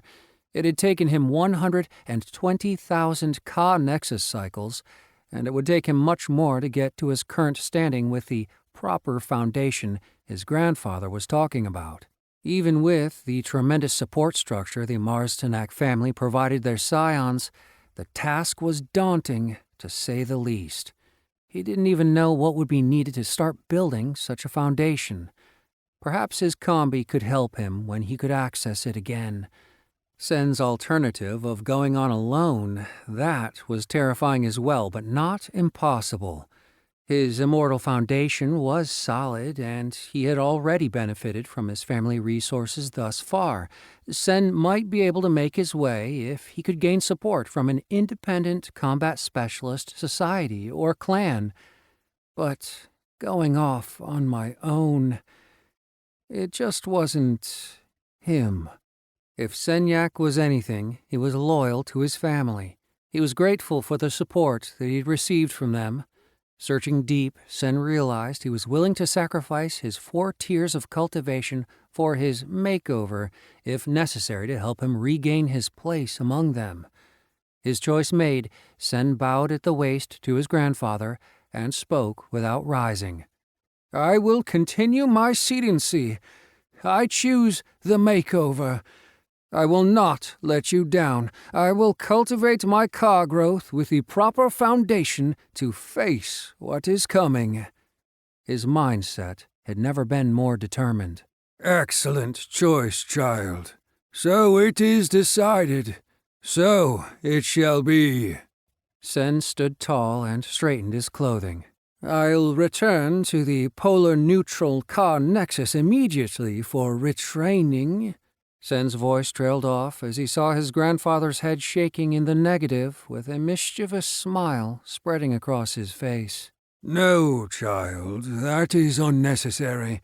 To be sure, you are starting over, but not as an immortal. You are returning to a prime material iteration to begin cultivation as a mortal. From there, you must rise to the immortal realms and beyond, just as I did. The quality that has most been lacking in my descendants is humility, and thus you will be humbled. Learn your lessons well, child. Blessings to your cultivations, young one." Say what? Only then did Senyak see the schadenfreude in his grandfather's twinkling eyes. The next instant, the entire world disappeared without giving Sen a pause to rally his thoughts or even call his grandfather the deceitful and conniving old bastard he was. The next thing Sen heard was a groggy but recognizable voice. "What? What the hell is going on? Who was that old guy? Joshua!" Chapter 6. Put it away, Sen. They had appeared in a dark alley next to a dumpster reeking of rot, death, and worse. It was lightly raining, and thunder rumbled softly in the night's distance. Several large dark plastic rubbish bags lined the wet wall beside the dumpster. Josh's slightly stirring body lay face up on them. 25 meters down, the alley intersected a busy street. The light of passing headlights reflected up from the wet asphalt as the cars drove by. Several overhead lamps were out, creating a flickering shadowscape as the wind caused loose utility lines to sway overhead. Joshua Elias Tanner had indeed been returned to the current mortal iteration Sen was in. Wherever they were now, it was unlikely where they had started, given his grandfather's desire for Sen to be made over. Upon first arriving, Sen had turned to Joshua and made clear eye contact. An initial look of horror had come over the exhausted mortal's face before he had proceeded to pass out again. His loud snoring was the only sound to Sen's ears, save the wind and dripping rain. There was no telling why his grandfather had gone through the trouble of sending Josh along. However, Joshua was no immediate threat, so Sen disregarded him and let the human continue to sleep on the plastic waste bags he had collapsed back onto. "Combi, identify current space-time coordinates." No response. Sen mentally scanned his union to the combi and discovered there was no sense of his ethos combi being bonded to his Ka core at all. There was also no sense of the overwhelming dominance of his Ka core, the center of his immortality that had presided in the center of his being from his initial dawning at the will of his progenitors 15,000 Ka Nexus cycles ago.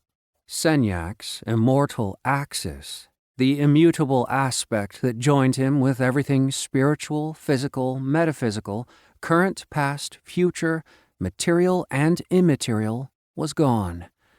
Now, there was nothing. Still, Sen attempted to open his Ka core and restore his immortal essence. "I just need to rejoin with my transcendent form." No effect. His fists were like stones, jaw clenched, eyes closed, and his desperation increasing with every failed attempt. He repeated the process again, and again. After only a few tries, 1,049 times over the previous 15 minutes, just to be sure, but who was counting? Something inside of Sen put a stop to the futile efforts. Then, just to be sure, as if Sen's immortal transcendent form was a cagey animal he could sneak up to and suddenly pounce upon, he did it again another 150 or 200 times. Nothing. The rain had stopped, and the stars wheeled overhead through the breaking clouds as Sen realized he couldn't even really remember exactly what it felt like to have his Ka core. Being separated from it seemed to remove its very memory. Focusing his concentration, Sen could barely appreciate its fading loss, something gone and just beyond his fingertips. Then, even this impression faded. In minutes, it was totally gone. "I'm mortal." Unable to think of anything else to do, Sen called out to his grandfather. Each time he addressed his failings and promised to make the necessary changes. Each time it ended with him begging to be restored to his immortality. Each time, his pleas went unanswered. He'd even once called out to Damni, who he was sure could hear him if she so chose. There was no response then, either. Finally, Sen gave up. He crouched over his feet in the alley's shadows and decided to take stock of what he did have and what could be sensed of his newly acquired mortal vessel. Concerning his physical being, subjectively, he couldn't identify anything that seemed different from his transcendent form. He was still strong and capable of combat. His thinking processes also seemed to be intact. His knowledge base didn't seem to be altered either. Sen could still remember his family, the Mars-Tanak immortal realms and iterations, the stages of immortal cultivation, etc. On the spiritual level, however, there was one difference Sen appreciated after sitting quietly for a few seconds and searching his body. There was a minuscule, centrally located, mortal spiritual source, a 1.5 centimeter spherical structure gently glowing in his strange mortal oral sight. Is that the word, Damni? No response. A bitter smile carved into his face as he caught himself slipping back into his old habit. That is going to have to end. Yes, oral sight was right. Sen's mortal essence core, for lack of better words, was just below his navel where his immortal core had been. He did note that his oral sight was dim and cloudy, dulled compared to the ultimate clarity he had unknowingly luxuriated in as an immortal. This core, Sen's core, seemed to be filled with stagnant, unmoving mortal essence. He prodded it with a thought and watched the essence swirl around itself.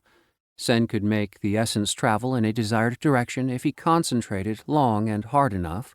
It followed clearly laid out meridians leading from his core to all points in his body, his torso, head, extremities, brain, and genitals. There were also meridians between all of his organs, which were very new things for him as well. Following the internal flow of essence, Sen noted that it completed a full circulation through his body, and then the essence flowed back to his core in a loop. There was a minimal exchange of energy and waste products all along the meridians. 3 of his organs expelled the waste, his lungs via the exchange of airborne elements, a coiled tubular organ that occupied most of his abdomen, and 2 lobed semicircular organs located near his back on either side of his torso. These 2 connected to tubes that ended in a pouch-like vessel in his lower pelvis.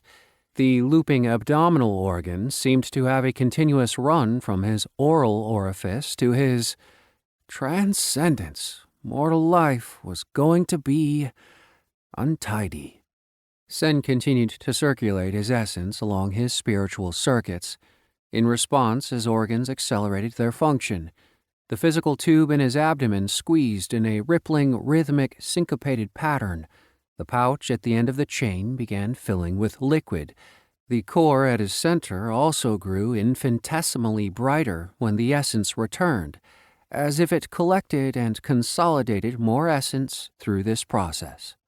When Sen finally disengaged himself from the internal observation of his core, he was covered in sweat and gasping. He took in several deep breaths that seemed to help. After a few moments, he looked up and noted the sky had taken on the early signs of first light. Shades of dark blue gave rise to the vague crimson lace of astronomical twilight. Senyak was unsure exactly how much time he had been watching the cycling of his essence, but it most likely had been hours longer than it had seemed, given the signs of morning and his physical fatigue. Was that what this feeling was? The rain was long gone, and the street and walls were in the last stages of drying. But Sen was feeling cold. He wrapped his damp robes more tightly around himself with minimal improvement. There was also a pain in his lower pelvis centering on the pouch organ he had identified earlier. It was gnawing at him and got worse when he pushed down on it. On a whim, Sen raised his robes and encouraged the pouch-like bladder to release. Amazingly, A full stream of yellow impurity flowed out, significantly relieving him and creating a small puddle that only partially drained away through the broken asphalt. Belatedly realizing the slant of the alley was not in his favor, Senyak hastily used one of his hands to aim his genitals another way before the stream finally trickled to a stop. Sen again pushed on his bladder, he decided, and the pain was gone. Maybe it wouldn't be so hard to figure out mortal life after all. What are you doing, dude? Sen spun, surprised at the words, still holding the fleshy tube from which his yellow waste had flowed. His other hand was still pushing down on his abdomen and his bladder. He stood in front of a now fully awake Joshua, shamelessly flaunting his full sun less than 30 centimeters from Josh's horror-stricken face. Josh's eyes widened in shock, and he scooted away from Sen on his butt with his hands held awkwardly palm up in apparent surrender. With no way to back up, he scrambled to stand on top of the wet bags he'd been lying on. Damn, dude! Put your dick away! What's wrong with you? Josh's face puckered in distaste as he tried to move laterally along the wall and away from Sen's position. Confused and momentarily uncertain of the social norms concerning genital exposure among mortals, Sen quickly pulled up his undergarments and let the top half of his robes settle back down. Had he somehow profaned a societal taboo? But how?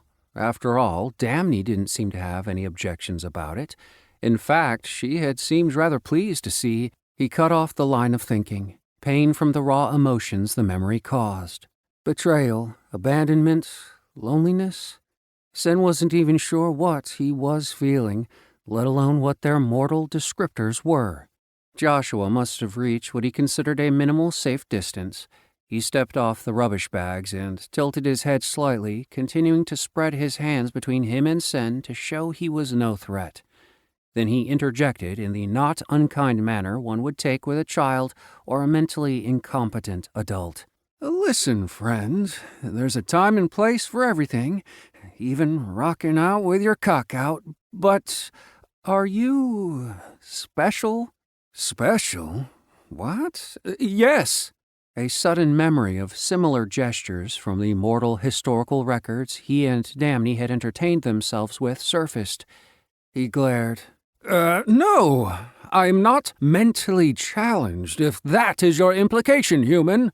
Sen over-forcefully responded, shaking his head quickly in negation, causing his topknot to turn with his head. A surge of recognition splashed over Joshua's face at the familiar movement. His eyes narrowed, and his features hardened. Wait! It's you! Josh hissed. All thoughts of kindness seemed to be gone from his face as he lunged through the air for Sen's throat. Caught off guard by his internal stress over social norms and the rapid visceral nature of the attack, Sen couldn't dodge or deflect Josh. They slammed down on the wet stones, Josh on top with both hands wrapped around Sen's throat, movie strangling him, the fierce gleam of madness shining brightly in his eyes. Cease this activity now. I'm ready to explain things to you both. Chapter 7. Level Up or Die. A dim blue light enveloped both Josh and Sen, the short monk who, up till then, Josh had been internally calling the bald and freaky voice in my head. The surrounding light lifted the two and placed them face to face with, well, Josh wasn't quite sure what they were looking at. He was a tall, powerfully built, middle-aged man, shaped out of continually involuting glowing blue lines. He was wearing what looked to Josh's sci-fi tainted mind like robes most comfortably worn by guys who fought with lightsabers and used the Force. The closer Josh looked, the deeper the lines seemed to transect into infinite repeating detail. In seconds, Josh had to stop staring and turn away as his eyes started to burn from the continued exposure to the glowing fractals. Regardless, Josh was sure he had never seen any person that the apparition was supposed to be a representation of. A quick glance over to Sen told Josh that Sen all too well knew exactly who it was, if Sen's downcast eyes and look of shame meant anything. Senyak spoke first, or attempted to, his mouth working with no sound coming out, despite what Josh could see were strenuous attempts at making his voice work. Josh, whose most recent memories included having his mind and hormones invaded by a socially inept space alien who looked like a Shaolin monk, an elevator death match with a 68-year-old receptionist who had almost kicked his ass, but had instead quite literally busted his balls. Last but not least, having his face slammed repeatedly, mind you, into the street by a man after he had whacked that same man in the head with a half-inch steel bar so hard that it had bent around his face. Enough is enough. This glow-stick, cosplaying ghost guy is the last straw. Josh started running for his life, screaming down the alley. Or at least he would have, if he could have moved his legs or made sounds with his mouth. Instead, all Josh did was float there ineffectually. The only seeming control he had was the ability to move his head and eyes and control his breathing. Well, control was a rather strong word in the face of his rapid, panicked gasps and narrowing vision. The figure spoke. I am a consciousness clone of the perfect immortal Zenyak Mars-Tanak, Grand Patriarch of the Mars-Tanak hegemony, and grandfather to the sole remaining heir of the Mars-Tanak hegemony, Senyak Mars-Tanak. The clone gestured meaningfully toward Senyak. As well as, and perhaps more immediately pertinent, Zenyak is also the benefactor and potential patron to you, Joshua Elias Tanner. He looked Josh in the eye with a gaze that could pierce tank armor. At this junction, I am also the potential bane of you both. I accurately represent the Grand Patriarch's mentation persona, goals, and proclivities. I also have access to his knowledge and an infinitesimal portion of his power. The clone let his credentials hang in their thoughts for a moment, and then proceeded with just as much vigor. I'm here to determine if you two will pursue cultivation through the mortal spheres or not. Though Josh had thought it impossible, the clone's glare became even more steely. At present, as you are rather apparently aware, neither of you has control of your body below your neck. Similarly, I have also silenced your vocalization capabilities. I assure you that Zenyak Mars-Tanak suffers no fools, as I am an exact representation of him down to the small mole on his left rear cheek, nor do I. Somehow, the clone managed to stare both of them in the eyes at the same time. The probability is 100% that you both lack the foundational knowledge and wisdom to understand just how close to the end of your paths you are. Because of this, I have mercifully limited your capabilities to act foolishly until karma is balanced. The words trailed off into silence. Joshua slowly ceased his head-shaking, useless eye-rolling, and mental struggles. Senyak had already recognized the futility of similar actions several moments before. Clone. Hegemony. What the hell is that? And Senyak's grandfather. Josh wasn't sure of anything, except, strangely, the wavelength of some of the light the clone was shining was near the 400 to 405 nanometer length. His eyes hurt to look directly at it for more than 1 or 2 seconds. Josh briefly wondered how he was definite about such an obscure point, not having any science background beyond the odd show caught on the Discovery Channel as a kid. However, somehow, beyond a shadow of a doubt, Josh was certain of its accuracy. He resolved to chalk it up to multiple head traumas in the last several hours. At any rate, he continued to gaze steadily at the ultraviolet neutral zone near the clone's feet. Seeing their acceptance, the clone continued. Good. Our time is brief. If you survive, and when I'm confident it will be goal-productive, I will allow you the opportunity to ask meaningful questions. The clone shifted his attention to Josh. I will start with you, Joshua Elias Tanner. You are the one who needs to accept a much more significant change regarding your conceptualization of your current reality, what we immortals call an iteration, than most mortals can comfortably grasp. Your iteration is only one among the infinite others that can be traversed by the spiritually awoken. The clone bit back its own words and stared directly into Josh's eyes with deadly sincere contempt. Yes, Joshua Elias Tanner, I am aware that you do not attend church regularly, a meaningless concern to our current discussion. He can read my thoughts? Yes, obviously I can read your thoughts, though that is hardly a significant feat when your mind is shouting loud enough for anyone to hear. Please attempt to control your consciousness so you do not interrupt me again. The clone's steady glare could have refrozen the last 50 years of globally warmed and melted glaciers. After a pregnant pause, the clone continued. Presently, your spiritual potential is dormant. You must follow my commands and activate it. At the center of your spirituality, just below your physical navel, your physical being meets your spiritual reality. This union is your core, and it is full of spiritual essence. You will now attempt to sense your core with your mind. When you do, you will experience a gently glowing golden aura around it. The Insano train Josh was riding on had just gone completely off its rails. Josh's eyes boggled at the seeming absurdity he had just heard from the clone's mouth. While his confusion was genuine, if Josh was honest, there was a fair amount of self-chosen obstinacy. He was at his limit with the bizarro events that had occurred to him since entering the school's elevator, up to and including being hogtied and silenced by a member of the Blue Man group standing before him.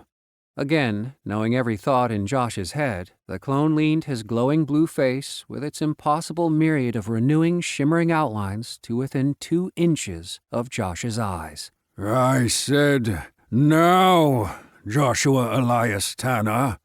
Josh blinked and looked away in pain as the personal space in and around his retinas was fried with emitted UV rads. The clone then continued reading Josh's mind like a roadside billboard.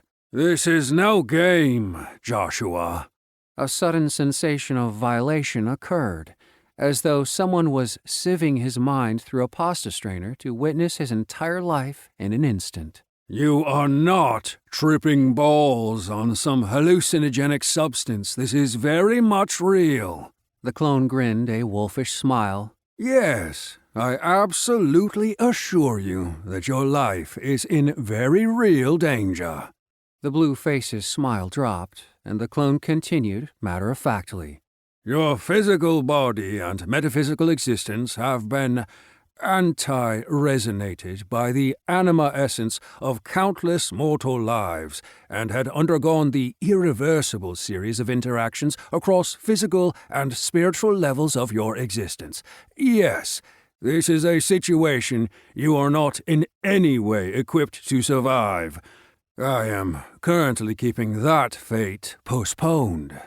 The clone moved nose to nose with Josh and spoke in an unmistakably slow and deadly tone. If you persist in disregarding my instructions, I will allow your elimination via the complete expungement I currently hold at bay. I will allow this to happen for no other reason than your own recalcitrance and focus my remaining efforts on Senyak. Expungement? Death, Joshua Elias Tanner. You were exposed to concentrated soul essence because of Senyak's failed containment of Hantal Brundox. This exposure would have eliminated your physical and spiritual being without Zenyak's direct intervention. You were granted this mercy to balance the karmic debt Senyak owes you for stopping the genocidal harvest of Brondox. Sparing your life was the best way to achieve the desired karmic balance. A balance which I openly admit significantly improves Senyak's chances of success in his tasks by all predicted probability outcomes. The clone turned his head away, and Joshua saw his cobalt-hued fractalized eyes roll. Yes, Joshua, you are useful. Karmic balance is in everyone's best interest. The evolving lines of the clone's face hardened into blue steel. But, as with all things, there are limits to how far and for how long I'm willing to extend my assistance in the face of your doubts and obstinance. Still, Josh's mind had a few remaining questions the clone considered valid enough to respond to in real time. Yes, Brondox is the entity you identify as the cockless wonder who ruptured your sac, killed Sadie, and curb-stomped your ass. Yes, being expunged will prevent you from ever seeing or assisting your progeny, Sophie, to reach maturity. Josh's face clouded at that, and his throat swallowed several times silently. Lastly, Joshua, it is karmically appropriate to inform you that probability predictions also show a significant increase in the success of Zenyak's desired outcomes and objectives when you not only survive, but advance together with Zenyak toward transcendence. Yes, Joshua, Zenyak is concerned with a great many things, including the continued existence of all reality as your tiny mind conceives it. I assure you, its survival is by no means guaranteed. The clone finished with Joshua's internal questions and bluntly moved back to his own agenda. You are now fully informed. I am allowing you 5 Earth seconds to elect compliance or expungement. Choose now, Joshua Elias Tanner. The clone moved out of Josh's personal space and, as far as Josh could tell, had started a silent countdown. RoboCop nightmares aside, even though the clone could accurately be described as a beefed-up stickman from Josh's childhood Light-Bright set, his mettle was undeniable. Josh had absolutely no doubt the clone meant what it said. Josh would be taken out, and right now, if he didn't do what the clone wanted. No questions, ifs, ands, or buts about it, and there was a niggling, diffuse itch somewhere between his sternum and his groin that was beginning to bother him. The response wasn't sensory, not precisely, despite his attempts to describe it with that kind of terminology. The feeling was nebulous and other, and yet absolutely undeniable. And distracting as all hell. Glancing to his side, Josh saw that Senyak's head was violently shaking up and down in a blatant attempt to get Josh to agree. Josh shrugged. What do I have to lose, dancing to this crazy man's mad music for the next few minutes? Eyes blinking, Josh nodded and started trying to visualize the area under his belly button. Josh thought about what was there. Then, as if brushing a numb hand against the side of an alarm clock before being fully awake, Josh felt something. He reached for it again with his mind, and it slowly came into focus. After a few seconds, Josh saw and felt a small marble-sized lump of energy, will, power. His mind nearly warped in an effort to define the sense of being that the core embodied. It mostly felt like life to him. Josh's eyes lit up, and he looked back up at the clone's churning outlines of every hue of blue in front of him. Shock registered blatantly on his expression. A slightly less menacing eye roll. Yes, of course, it really exists. I placed your core there myself. The clone waved a hand, casually dismissing the rest of Joshua's unanswered questions. Let us proceed. Your core links with your physical body through a series of channels called meridians. These vessels allow you to circulate or cycle essence to your physical body as a systemic ecology of symbiotic motility and animus. Ghostman spread his arms, turning as if to take in all of creation as he closed his eyes in what seemed to be poetic bliss. The clone's head suddenly snapped around toward Josh, his eyes widening in apoplectic affront. Absolutely not. It is most certainly not a mystical hoodoo generator. It is the very basis of divinity. It is life, breath, and existence itself. In cycling essence, you yourself join a greater cycle of actuality that, by its very nature, transcends your previous pitiful and plodding existence. While it was obvious that the clone needed to emergently correct Joshua's lackadaisical thinking, his tone was more that of a harried instructor than an axe-wielding executioner. That's a slight improvement, Josh let himself think. The clone continued without comment on Josh's personal assessment. Focus!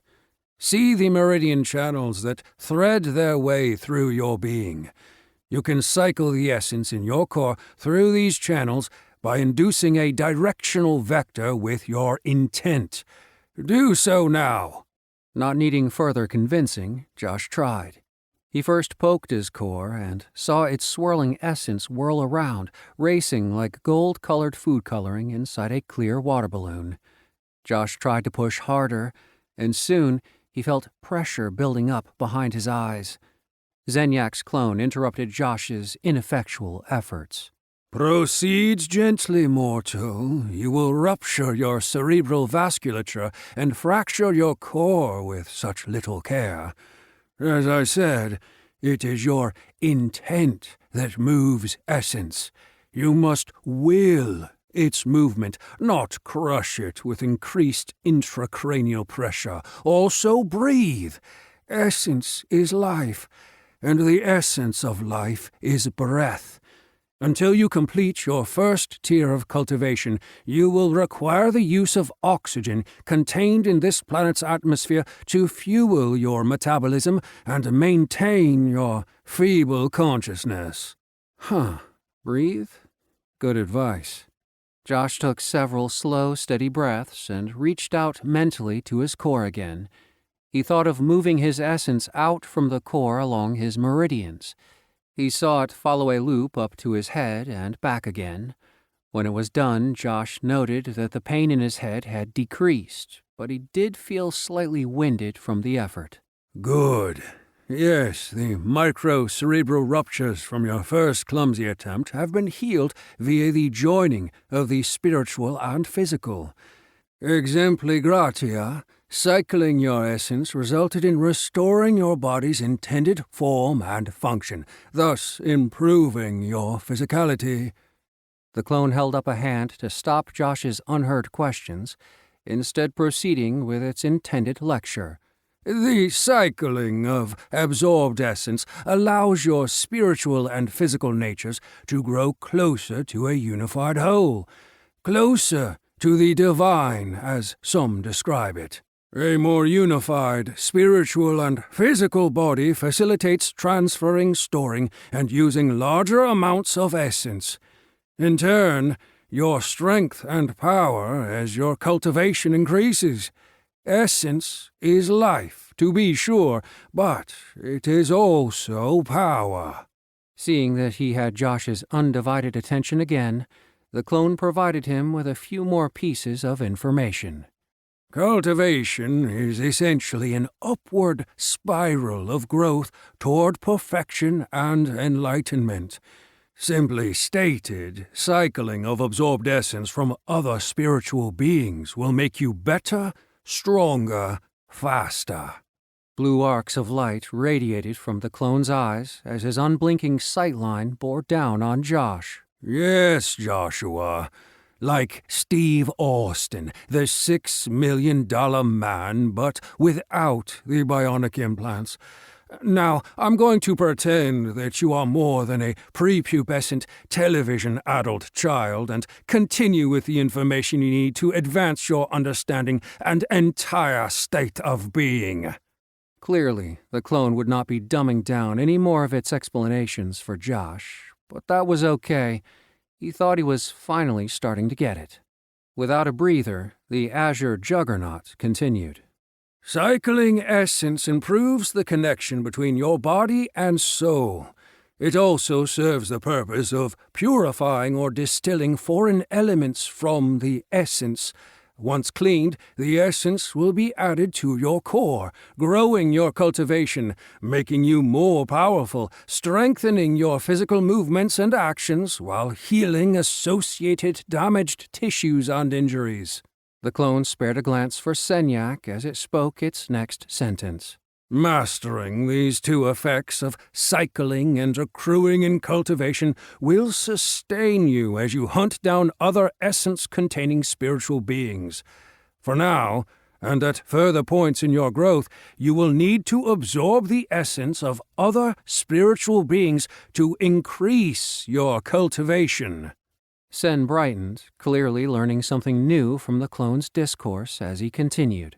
Senyak, I know that you already understand the basic principles of cycling mortal essence. However, you have never before been a mortal. We must move on to a practical demonstration. A wavering blue hand included Josh. For the both of you. The clone formed a fist from the previously waving hand, and Josh felt a sharp pain in his left upper leg. Blood started to pool under his feet, still dangling 6 inches off the ground. A sharp smile cut the clone's face as he again continued in a matter-of-fact tone. I have severed both of your left femoral arteries. Being mortal humans with no significant cultivation level, you will most certainly die without medical intervention. I need you both to cycle your essence to the affected area to understand the benefit of essence's healing effects. Do so now, or die. What the absolute fuck? What kind of Stephen King banging Charles Manson and hatching Cthulhu babies type of family did Senyak come from? Josh sent a panicked look at Senyak and confirmed that he also had arterial blood pooling under him in a bright red puddle. But Senyak's bleeding had started slackening off, while Josh's continued like a garden hose on a pulsatile medium open setting. Surprising to Josh, the first thought that came to his mind was that he didn't want to admit that Senyak might be better at this spiritual, mental, psychic, whatever the heck action this is. Josh got to work, felt his core, and then willed it to move its essence to his left leg. At first, being scared out of his mind, he had poor control. His reflex response was no different from that of a squirrel stuffed in a sack. His first push sent his essence cycling in all possible directions at once. Only a minimum part, perhaps 5%, reached his wounded femoral artery. Even with this small amount, Josh noted a slight decrease in the bleeding and pain. However, it was not enough to prevent his ultimate loss of consciousness from bleeding out. His mind quickly filled in some intrusive particulars on that front. With an estimated standard blood pressure of 120/80, Josh would lose approximately 1 liter of blood every 50 to 55 seconds. Josh would lose consciousness from this amount of blood loss in about 2.5 minutes. Then his blood pressure would drop to approximately 40/0. Psst, it's the 0 part that's rather significant. At that point, Mr. rapidly becoming dizzy from the loss of too much red stuff would undergo ischemic and hypovolemic shock, leading to cardiac arrest and cascading organ failure from ischemia, first to his brain and heart in about 4 minutes, then to his core organs. His death would arrive minutes after that due to traumatic... Josh blinked. Where did that come from? He looked around, taking in the spreading pool of shocking crimson below him. Right, the blood loss. Important lesson here. Never underestimate the mental effects of too much blood loss. Josh couldn't help but step out from his thinking. His only medical training had been self-taught by putting Band-Aids on Sophie's skinned knees, but without question, he knew everything that his brain had just told him was absolutely accurate. You do not have any time to figure that out now. Josh's practicality took over. Which was true. If he believed what his brain told him, Josh only had about 90 seconds left before losing consciousness. As his biological model predicted... Biological model? Where did that come from? Is that a technical term? I chose to become a lawyer approximately 30 seconds after that residency graduate attempted to explain histology to me, and I only gave her the 30 seconds because I spent 29 of them trying to figure out how to get her number. Now I can't even talk to myself without getting all science-y. Later.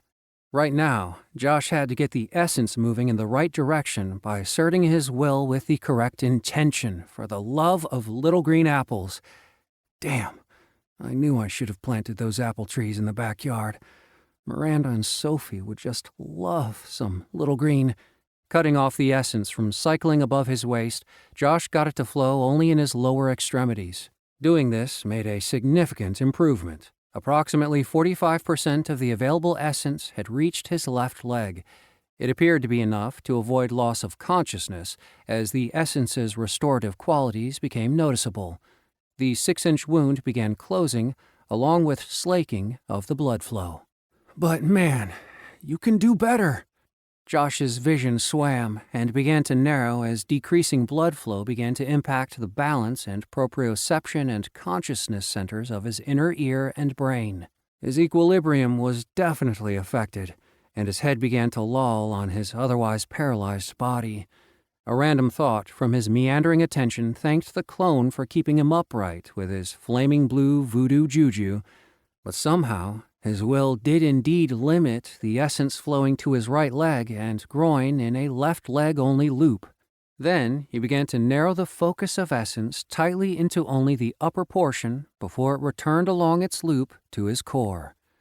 After completing the first cycle, Josh's bleeding stopped along with a complete reduction in pain and a regaining of his senses as the healing power of the essence began to restore his blood volume. Josh's brain snapped back to much clearer thinking like a rubber band, and he quickly took back his gratitude to the clone. A satisfied smirk was all the response the clone gave as Josh kept his essence spinning through the leg loop for a second and a third time. His leg was completely healed after 2 full rotations, but after the 4th, he had learned how to pick up speed. He thought of the essence cycling like slot cars on a track. How fast can I make this go? Good. Stop now. You have completely recovered and avoided dying from your own incompetence. Josh stopped and realized his breathing was coming in ragged gasps as sweat slicked his entire body. Using his intent to move his essence was no joke. Then again, maybe constantly being close to death time after time in the last 12 hours also had something to do with it. But what did Josh know? Looking over at Sen showed him in a similar condition as beads of sweat runneled down his mostly bald head and neck, leaving wet stains on his upper robes. I am now satisfied that the probability models of you meeting the minimum requirements to cultivate are accurate. As such, I will inform you of your path and my expectations for you both. Chapter 8. Check it out now, Funk Soul Brothers. Zenyak's consciousness clone continued without pause, turning this time to Sen. Senyak, your task is to rise through the 5 mortal levels of cultivation, foundational, physical, mental, spiritual, and cosmic, to once again reach immortal transcendence. And your cultivational growth is expected to surpass all independent mortal cultivators in this and all iterations you inhabit. The look of incredulous doubt that formed from the constantly rolling fractal lines of its face told volumes of what the clone thought about Sen's chances of accomplishing this. The clone glanced up and spoke to the heavens, raising his hands in an uncharacteristic display of hopelessness, as if pleading for a reprieve from what he was about to say and do. Regardless of my individual estimations about your likelihood of success, Blue-white lightning flashed through the sky, immediately followed by ear-splitting thunder that made the gravel on the floor of the alley rattle. The clone turned back to both of them with a distasteful look of forced acceptance of a futile task. my instructions are to give you both several boons to foster your advancement through the mortal levels of cultivation. Your boons are thus: The clone waved his hand in a small gesture, and golden writing appeared in the air between him and them, almost as if a legal and binding contract was being formed. Optimal Cultivator's Physiology. all cultivators are not created equally in the mortal realms. Many physiologic and spiritual variants exist. However, to get both of you here at this present time, Zenyak was obligated to completely recreate your physical and spiritual beings from the subatomic and supra-spiritual levels. As Zenyak does nothing in less than absolute perfection, you are both gifted with the optimal starting position. The clone gave them both a side glance and grudgingly spoke from the corner of his mouth. Probability estimates that you will be able to cultivate and grow at exceptional rates with these improvements if you are adequately motivated.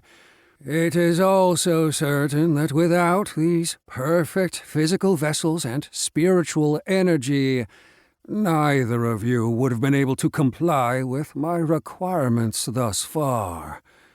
Your second boon. Another small wave of his hand and more golden writing in the air. Myself, this consciousness clone of Zenyak Marstanak. And my knowledge concerning the foundational necessities of cultivation. The clone raised both his brows in a way that invited either of them to challenge his next statement. My guidance will be to prevent you both from stumbling in the dark longer than what is necessary to benefit your growth. I will provide my insights when I determine you have a need.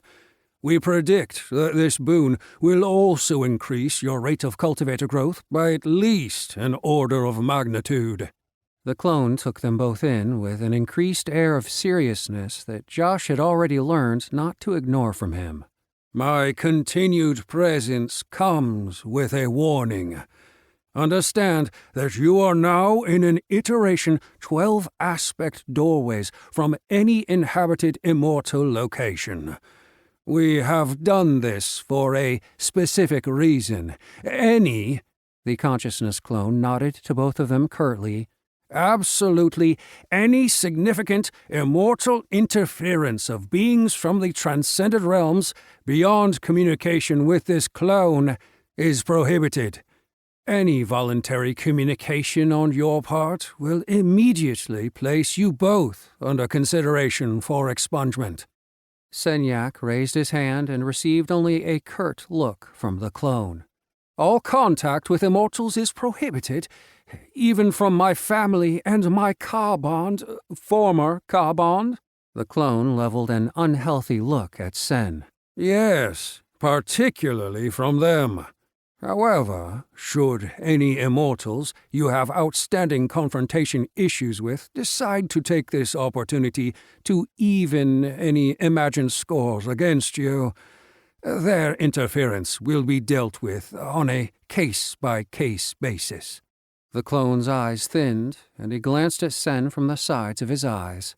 At some point, such immortal involvement may be considered a viable source of motivation, particularly as you near transcendence yourself. For now, all involvement is prohibited. Josh rolled his eyes and spoke before thinking. Thanks for the pep talk, Newt Rockney. If that's your idea of positive motivation, I'd hate to see what you consider negative motivation. The clone shifted his glance to Josh. Of all the things you have said today, Joshua Elias Tanner, that is by far the most correct. The clone again waved his hand. More golden letters appeared. Karmically linked cultivation partner. The clone glanced at Sen and then turned to Josh. Through his ignorant actions, Senyak has karmically bound you both together on the path of one. You will both have significant benefits in cultivation advancement while in any material matter iterations because of this. The lupine smile of a hungry wolf lifted the clone's cheeks as he stared at Josh. But more on this later. One final wave, and the now expected accompanying golden lettering appeared. A cultivation probability interface. The clone stepped back to include both of them and was once again all business. I'm going to brand this interface onto both of your cores. It is impossible to overstate its value. The interface will provide immediate feedback on your current physical and spiritual status. As your cultivation increases, it will also improve to provide you with richer and more in-depth environmental information concerning the spiritual beings you are dealing with, as well as time-space locations and directed goal organization. This last boon will require another practical application. A nod from the clone released the restraints, and Josh and Sen dropped the 6 inches to their feet, making both of them stumble in their sudden freedom. The clone raised his hands with his right palm facing out at Senyak's core, the left facing Josh's. Remembering their last practical application was a lovingly given severed femoral artery, both Josh and Sen flinched reflexively and raised their arms in a simultaneous guarded stance. Sadly, it did neither of them any good. Instantly, Josh's mind filled with unfiltered solar radiation-level agony. The searing pain began at his core and spread out along his meridians, pulsing in greater amplitude and frequency as the seconds ticked by. Nothing Sen had exposed Josh to had come even close to this skull-pounding, soul-burning torture. Every inch of him, including his hair follicles, hurt. Josh grabbed his head and kept it still to try and lessen his misery to no effect. The cranial overload steadily increased until his teeth felt loose in their sockets. Josh didn't know how he knew it, but he was certain and without a doubt that Senyak was going through the same exact horror he was feeling. At some point, Josh lost consciousness and fell into the never-ending expanse of white noise swirling around him. His face was down in the alley over his bent knees when he woke. His shirt and pants were wet and grimy from the ground, and his forehead had small pieces of asphalt gravel stuck to it. His ears still ringing, Josh absently scraped away the embedded rocks free from his skin. Josh's core still smoked from the searing brand the clone had placed there, but the pain receded with every second. Rising to his feet, Josh noted that Senyak was also stirring. Several choice words and even a few questions for Zenyak's clone came sluggishly to Josh's brain as it came back online, but the human had already accepted being outclassed in any confrontation with the glowing blue being. It was clear that the clone gave absolutely zero fucks. Perhaps more importantly, Josh had started to believe what he was hearing. They were both at the clone's mercy for their continued existence. If Josh wanted to see Sophie again, he needed to play along. So instead of reacting with his instincts to rage about everything that had and was currently happening, Josh stood there sullenly, waiting. Apparently, being whatever Senyak was hadn't made the experience of core branding any easier for him. The shorter man, dressed like a monk, had risen in a stagger to his feet. He was mirroring Josh's stance of tortured acceptance, even wearing the same intense glare that Josh hoped he was giving the clone. though he was relatively sure that his own merely manifested as an ugly grimace. Excellent. You both survived. A momentary flicker of what may have been genuine surprise and something else unreadable passed over the clone's ever-shifting fractalized face.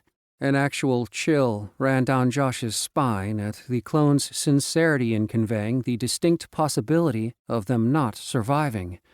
Then it was back to the clone's agenda. The third-degree soul burns they had both just endured apparently required no further mention. Activate your cultivation probability interface's biologic assessment by intending it to assess. Josh raised his hand. The clone's eyes jumped to him, drilling 2 metaphoric holes through his face. Foolishly or bravely, he decided to ask his question anyway. Will everything having to do with our cultivation be based on our intent and probability? How is the condition of my body a probability? The clone's eyes blazed with obvious frustration at having to answer such basic questions. He nonetheless proceeded. The probability interface not only assesses the condition of your body, but its current status in relation to intensely elusive metaphysical properties. The clone waved his hand and began listing several. Essence, location and quantity, cultivation status, requirements for karmic advancement, skills and abilities karmic attunements will provide, etc. Much like you humans very well describe with Heisenberg's principle are that you are unable to detect the physical location of quantum particles without using means that alter their location and trajectories. One can never fully understand what is happening in the spiritual realm with certainty. Any interface that reads spiritual effects and reports on them in the physical reality is really just interpreting probabilities.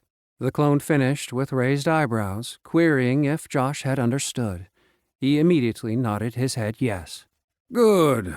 Now, concerning your first question, the clone began, but seeing Senyak nodding his head concerning cultivatory intent, he raised a blue fractalized hand in an after-you fashion and said simply, Yes, Senyak, save my proverbial breath and answer this question for Joshua, will you? Looking nervously at the clone's surprising response, Sen responded in a slightly timid voice. In immortal cultivation, one's intent or their supremely focused will is the primary lever of action.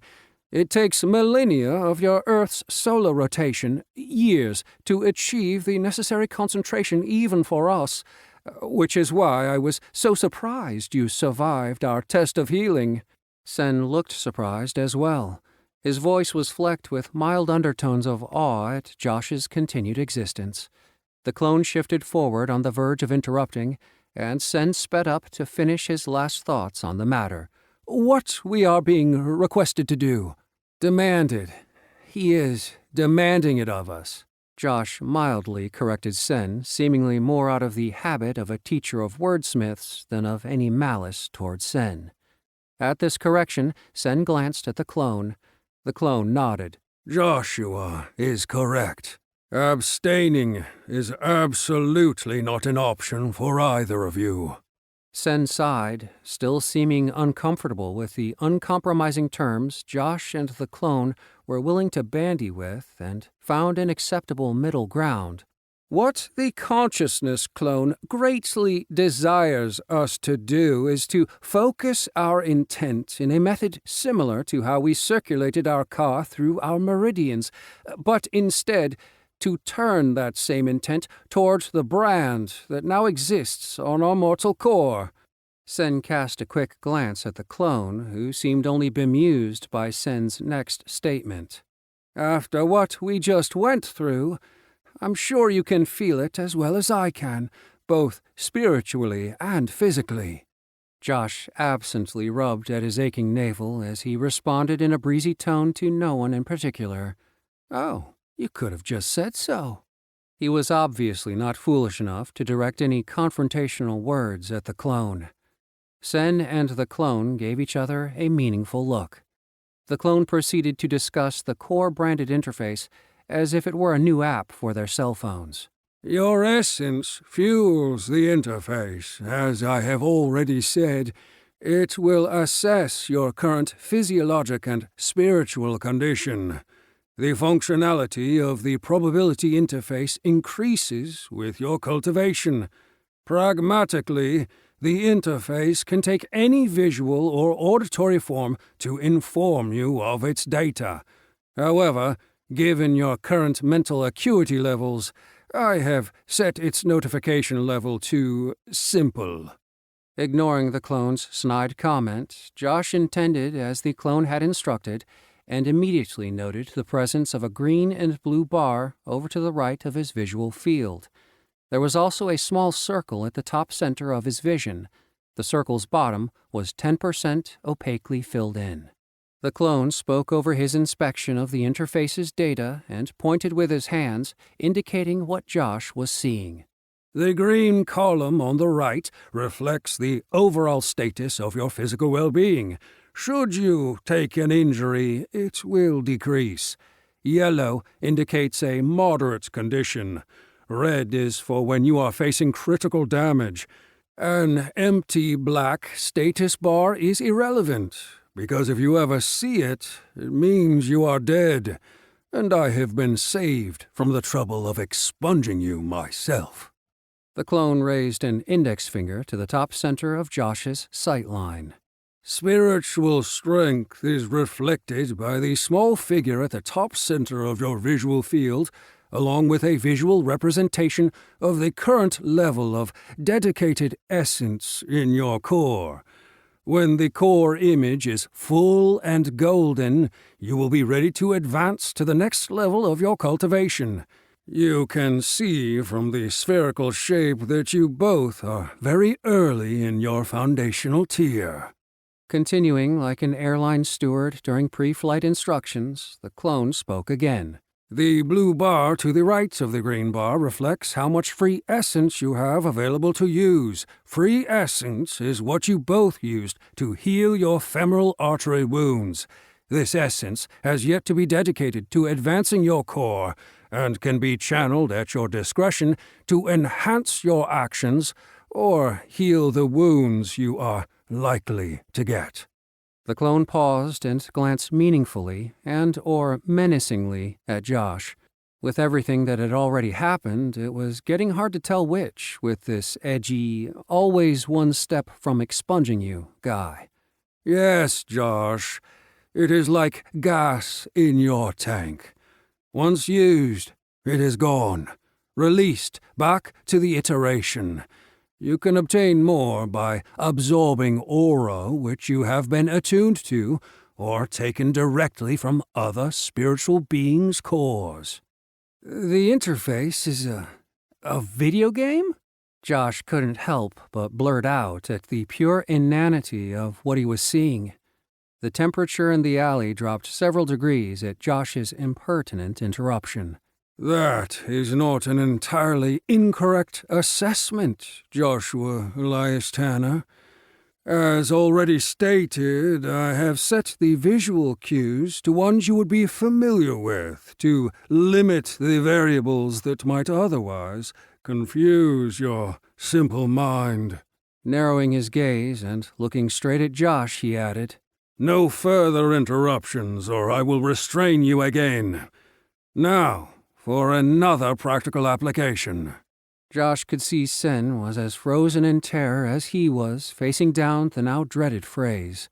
Josh could hear the clones smile at their discomfort in his voice. Fear not, at least this time. I merely require a status check of the functionality of the interface. Physically striking each other one time should suffice. He chuckled smugly. No use of weapons, and avoid fatal damage, if possible. Josh took a double take at the clone. I get to hit Senyak? For free? The incredulity bubbled up through his expression to place a maniacal smile on his face. All the while, strength from the possibility of payback flowed through his limbs. A vulpine smile once again crossed the clone's face. Why, yes. The clone raised a hand to Sen while keeping his eyes on Josh. Senyak was an immortal combat specialist and has retained that knowledge. What should he have to fear from you, Joshua Elias Tanner? But beware, he can strike you one time as well, should he be able. The clone raised his hands to both of them. Strike each other now. Josh needed no further encouragement, but Senyak acted first. Josh saw that Sen was cycling essence from his core into his hands. His opposite index fingers and thumbs were touching each other end to end in a triangle at his core level, and a steady golden glow had begun spreading out from his hands. The intention was to cover him in some form of essence shield, but its spread moved slowly, much too slowly. Josh had cycled essence through his right arm and fist and stepped forward with his left foot. He twisted at the hip and threw an overhand right square into Senyak's left cheek and jaw. Like Josh's instructors had taught him as a boy on Chicago's South Side, he simply intended to punch a hole through Senyak's face. A face that Josh noted with pleasure was far from the spreading essence shield. Thusly smashed, Sen was lifted from the ground and hurtled into the brick wall behind him as his eyes rolled into the back of his head. The short monk slid into a pile of askew limbs like a broken folding chair. Punch drunk, Sen unintelligibly mumbled while struggling ineffectually to get up. Josh flexed his fingers. They didn't even tingle. Punching like that, even in his 20s when he used to box, would have bruised or broken the distal ends of his carpals and possibly his proximal metacarpals, especially if he had let loose like that without gloves. Now in his 40s, with essence, he was ready to throw down bare-fisted. Carpals and metacarpals? I used to think those were some kind of fish. More sciencey crap. What is going on with you, Josh? Senyak, cycle essence to your wounds so that we can proceed. The clone's command interrupted Josh's quizzical thoughts, though Josh caught the clone's gaze lingering on him. Still, focusing on what Old Blue said was better than him mentally channeling every basic science book he had ever held in his hands. Joshua Elias Tanner, you used approximately 2% of your available free essence with your strike and suffered no damage by striking with the appendage you were cycling essence through, correct? The clone raised his brows. Confirm that your essence indicator reflects the 2% expenditure. Josh looked at the blue bar. Yes, it's lower by a small amount. Less than 5%. Good. Your offense and defense were both improved with appropriate economy. This result is exemplary at this stage. Sen cycled his essence, and his movements immediately began to reflect those of a creature with a nervous system more developed than a colony of coral polyps. He slowly rose, and Josh could see his facial bones reforming as his left cheek and jaw snapped and crackled. New teeth coming from above pushed out the shattered ones. Sen bent over and spat out several broken pieces, roots and all. Rising again, he cast a wary glance at Josh, but he made no move to continue their practical application. The clone turned to Sen, shaking his head disapprovingly. Senyak, just as Joshua Elias Tanner needs to learn that his universe is a negligible part of the greater multiverse, you need to realize that you are no longer an immortal with unlimited power. Your attempted spirit shield's mortal equivalent is at least one step of advancement beyond where you currently are in the spherical tier. You must quickly grasp the imperfection of your mortality. Furthermore, an essence shield to your face and left shoulder would have been sufficient to counter Joshua's blow. Be aware that in the mortal realm, quick and dirty will usually beat perfect and complete. Sen turned his eyeline to the ground in obvious shame at his performance. Point made, the clone moved on. By my assessment, you lost 15% of your physical wellness bar, which has since been restored, along with 12% of your essence. 6% in your misguided attempt to form an essence shield beyond your cultivation, and 6% for the follow-up healing. Please confirm that your cultivation probability interface has reflected these changes. Sen looked the clone in the eyes with his hands behind his back. Yes, it is as you say. Good. We will now proceed to the gathering of essence to advance your cultivations. However, you have exceeded the most likely anticipated probabilistic expectations, and shortened the instruction period by approximately 3 minutes and 47 seconds of mortal Earth time. I will allow you to ask any pertinent questions you have before we move on. The clone raised both eyebrows, giving the appearance that he welcomed all questions. Josh stepped closer to the clone, and even though his eyes burned while doing it, he stared into its constantly involuting, multi-azure-hued face. I need to get to my daughter. I need to see her. When can I do that?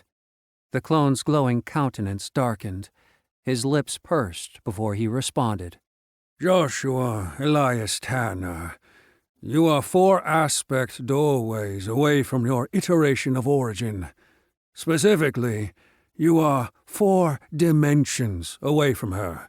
As such, your daughter Sophie is very much out of your reach.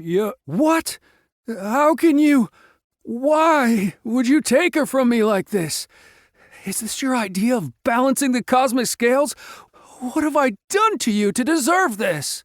Joshua's fist clenched, and his thoughts quickly shifted toward violence. Though he specifically didn't move toward the clone, Josh did take an unconscious step toward Sen, as his essence continued cycling through his fists as if he was going to beat an aspect doorway out of his hide.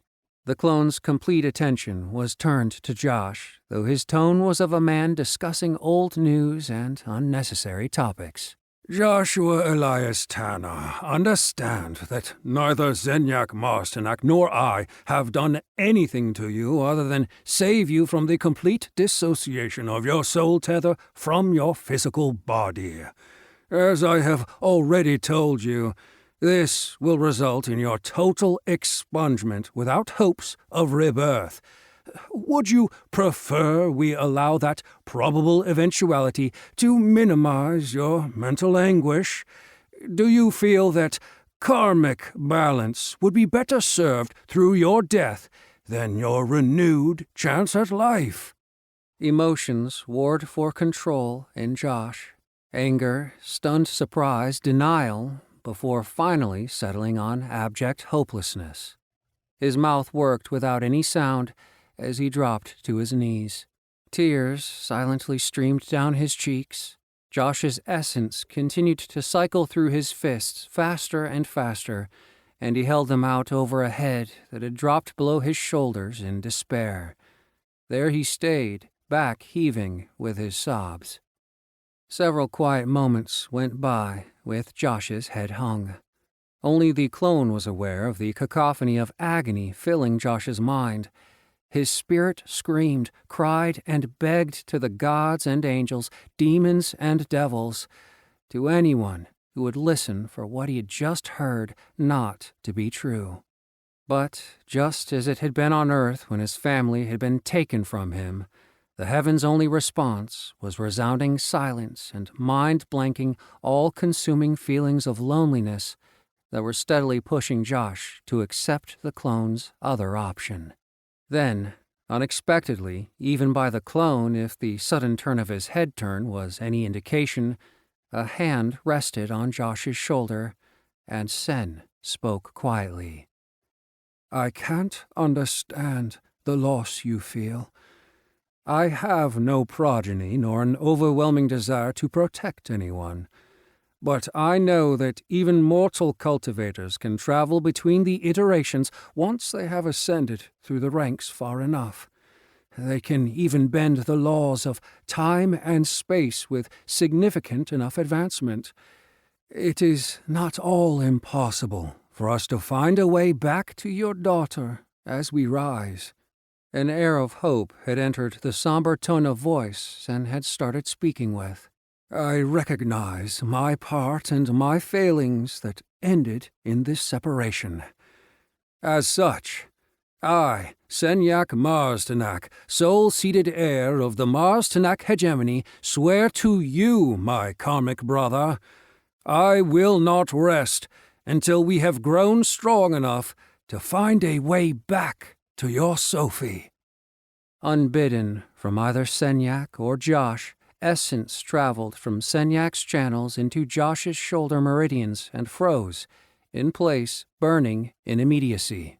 Josh became aware of a calling on his being that was as certain as black neckties at John Gotti's funeral. It reached from far, far beyond the sky he could see above him and drilled directly into his mind, his heart, and his core. If Josh accepted Senyak's help, there was no doubt he would be united with Sophie again. But what would be required for this was more than he could currently, maybe ever, comprehend. Without doubt, the calling's insistence carried the weight of all ages, and right now, as close as Josh could come to meeting it, was to mumble, "Everything. I'm being asked to give my everything to get back to my daughter." Josh squinted as he looked past Sen's shoulder into the sky and spoke directly to whoever or whatever had made this demand. Gods, devils, or Indian chiefs, it didn't matter. A fierceness had replaced the hopeless tears that still slid down his cheeks as he responded with an emotionally raw voice in the only way that made sense. "That's not even a question, is it?" Apparently satisfied with Josh's current willingness, Sen's essence continued along its original path, cycling through his brain, heart, and core. There it combined with an equal amount of Josh's essence and flowed back to Senyak's hand.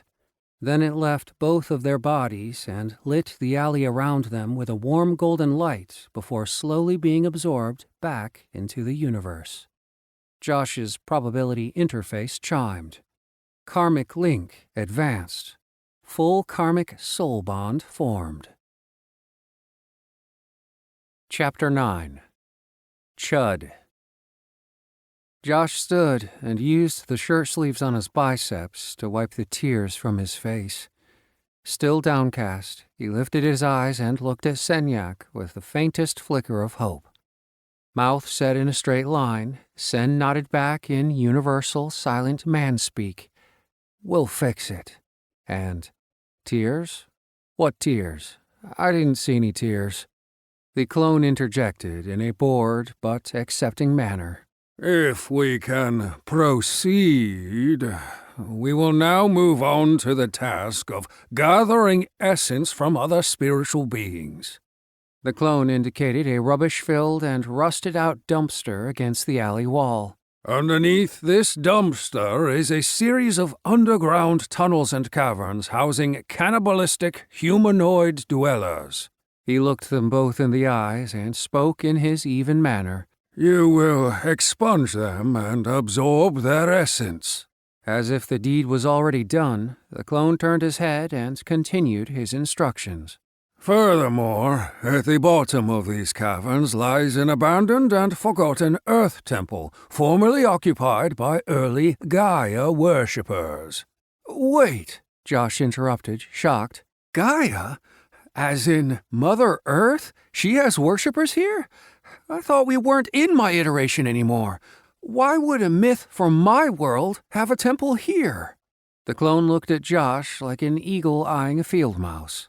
"Your insistence on maintaining a uni-iterational view of existence will no longer serve. Gaia is a being whose influence and legacy extend across all mortal iterations. Yours is not unique in this. This temple houses several items of power specifically attuned to Earth essence. You will make your way to the temple and acquire 2 of these items." A considering look appeared on the clone's face, then he provided them with more information. Being attuned to Earth essence will provide you with advantages concerning Earth aura, including allowing you to absorb it for conversion to usable essence to advance your cultivation. He then leaned in, as if in confidence. But most importantly for your short-term survival, Earth attunement will significantly increase your physical resilience. You will even be able to form shields to absorb powerful attacks. Obviously finished providing useful information, the clone leaned back out again and lifted an open palm to indicate the sky. It is past daybreak. These creatures are nocturnal, the optimal time to expunge them and harvest their essence. Senyak lifted his brows inquisitively and looked at Josh. Still quiet, but focused, Josh snapped his head up and down once, indicating he was ready for anything. Anything that would bring me even one step closer to Sophie. So, yeah, I'm fully on board. The dumpster was foul-smelling and heavy, with large bricks wedging its rusted wheels that hadn't rolled since the Nixon administration. They pulled the bricks out, and Josh tried to push it. Fail. The clone gave Josh a sharp look. "Oh yeah, I nearly forgot. We're climbing the path of one to transcendence." Josh pushed aside, the inner adult screaming at the ironic ridiculousness of his thoughts, and cycled essence into his legs and arms. Then he pushed again. The dumpster moved all right, a little too well. With a loud screech, the metal wheels rushed across the ground, gouging out a 2-inch trail through the asphalt and dirt. Sliding the dumpster exposed a dugout from below, if the obviously pushed-out bricks were any indication. The dumpster's rear back wheel fell below the hole's edge and got caught.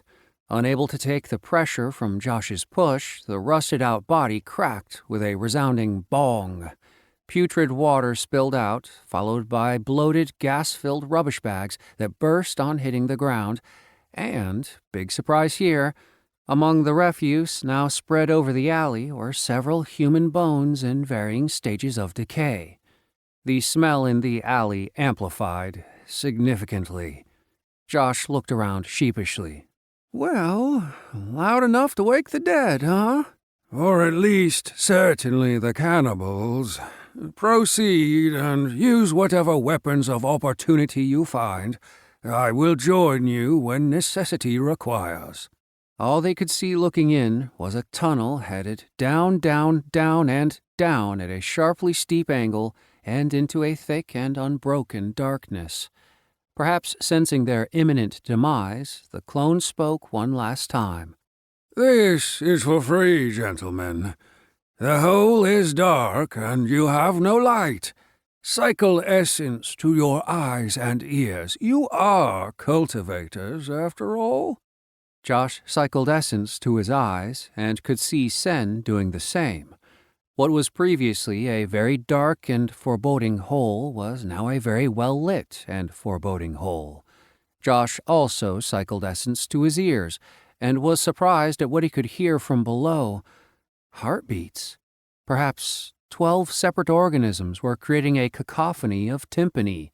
Some of the beats were closer, some louder, but all were in regular rate and rhythm. Focusing on the nearest, Josh counted 40 to 50 beats per minute. If they were human, or at least followed human physiology, it meant the creatures were still asleep. Josh caught Senyak's eye and pointed to his ears. Senyak nodded, indicating he had already activated his ears and heard the same things. Reflecting, Josh thought that was a lot of information to get out of one nod, but Josh already had an inkling as to the answer to their supernaturally clear understanding of each other, the karmic bond. From now on, they would have a much deeper understanding of each other and would always have an inkling of each other's current actions, locations, and motivations. Such was karma. Josh knew it in his mind and his core, he supposed.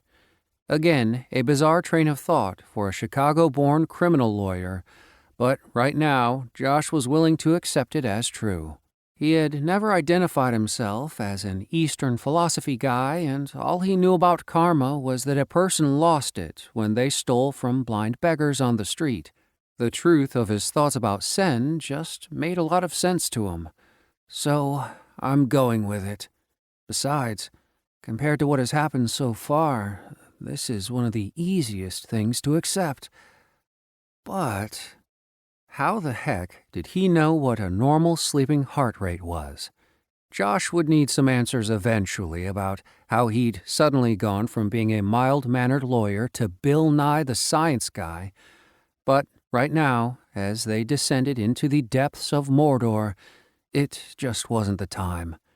Josh, again setting the issue aside, followed Senyak into the low overhead hole. The tunnel had started approximately 3/4 of a meter wide and a little less than 1 meter from top to bottom. Senyak pulled a few loose bricks from the sides and top of the hole to increase its opening, but he still needed to crouch and drop down to his knees for some of the lower portions as he moved along the first 25 yards. His shoulders and bald head scraped the tunnel's top and sides, dislodging dirt and loose stones to rain down on them as they moved along. Before the light from the entrance was completely gone behind the drop and twists of the descent, they were both covered in dirt, mud, and other things they didn't want to think about. After 50 paces, the tunnel opened to a point where they could walk while keeping their heads down. Both audibly sighing with relief at the extra space, they continued. The tunnel snaked to the right and left around unseen obstacles. Several thick tree roots meandered through the dirt sidewalls. Sen cycled his essence and quietly snapped off a 1-meter-long segment for each of them. He handed one to Josh without instruction. None was needed. The thick stick was either to bludgeon the foul creatures they were heading toward, or for anything else they might run across. Josh took his without question and continued to plod on behind. The clone observed from the alley as Senyak and Joshua moved down the tunnel. Both cycled their essence continuously to their eyes and ears to enhance their senses. He also noted when they wisely harvested tree roots from the exposed walls as improvised weapons. They just might survive today. Time will tell. A portal opened before him. Intensely blue waving fibers of order shifted peacefully past the event horizon in the opening rift. An instant later, Zenyak pulled himself through space and time to a specific material world and into a space that just so happened to be occupied by his clone. Report! The clone dipped his head and allowed Zenyak to place his hand on it as if giving a papal blessing. The karmic link has already been upgraded to a full karmic bond. That was not probable, not at this juncture. Lifting an eyebrow, Zenyak reflected. I do good work, though, don't I? Well, I certainly do. The clone iterated irritably under a halo of blazing blue fractals. Indifferent to his clone's comment, Zenyak voiced a litany of orders. Stay with them. Continue your support for now. So far, their progress is in the top 3% of predicted probability outcomes. Let's not break up the team while we are winning, And how is Tanner's mentation? Zenyak interrupted himself. Any anomalies in cognition or memories that you have detected that are not present in your direct observations? The clone's constantly shifting hues of fractalized lines formed a deadpan expression. No. His faculties are exactly as they were before you ordered the data overfeeding. Excellent. Our healing interventions following his cerebral rupture and collapse were timely. Zenyak again interrupted himself and returned the clone's direct stare. As you wear a familiar face, I can tell you are concerned. Out with it. Zenyak motioned with a bladed hand definitively. I have no concerns regarding your rolling the dice and possibly terminating a human in this or any other mortal iteration. I am, however, gravely concerned with claiming that Senyak bears the entire karmic burden for Joshua Elias Tanner's present circumstances, and we are merely stepping in as a cosmic Santa Claus to balance your grandson's scales.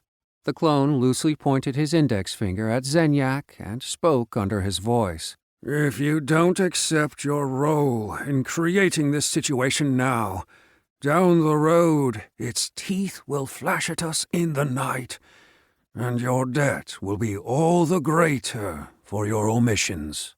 Zenyak wore a mask of introspection. Noted. Another quiet tear in space-time, and the original was gone. I can be a right self-absorbed prick, can't I?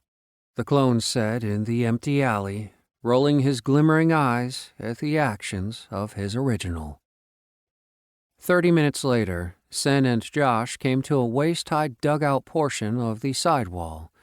Discarded bone with evident gnaw marks, moldering shreds of clothing, shoes, and other broken pieces of outerwear filled the space.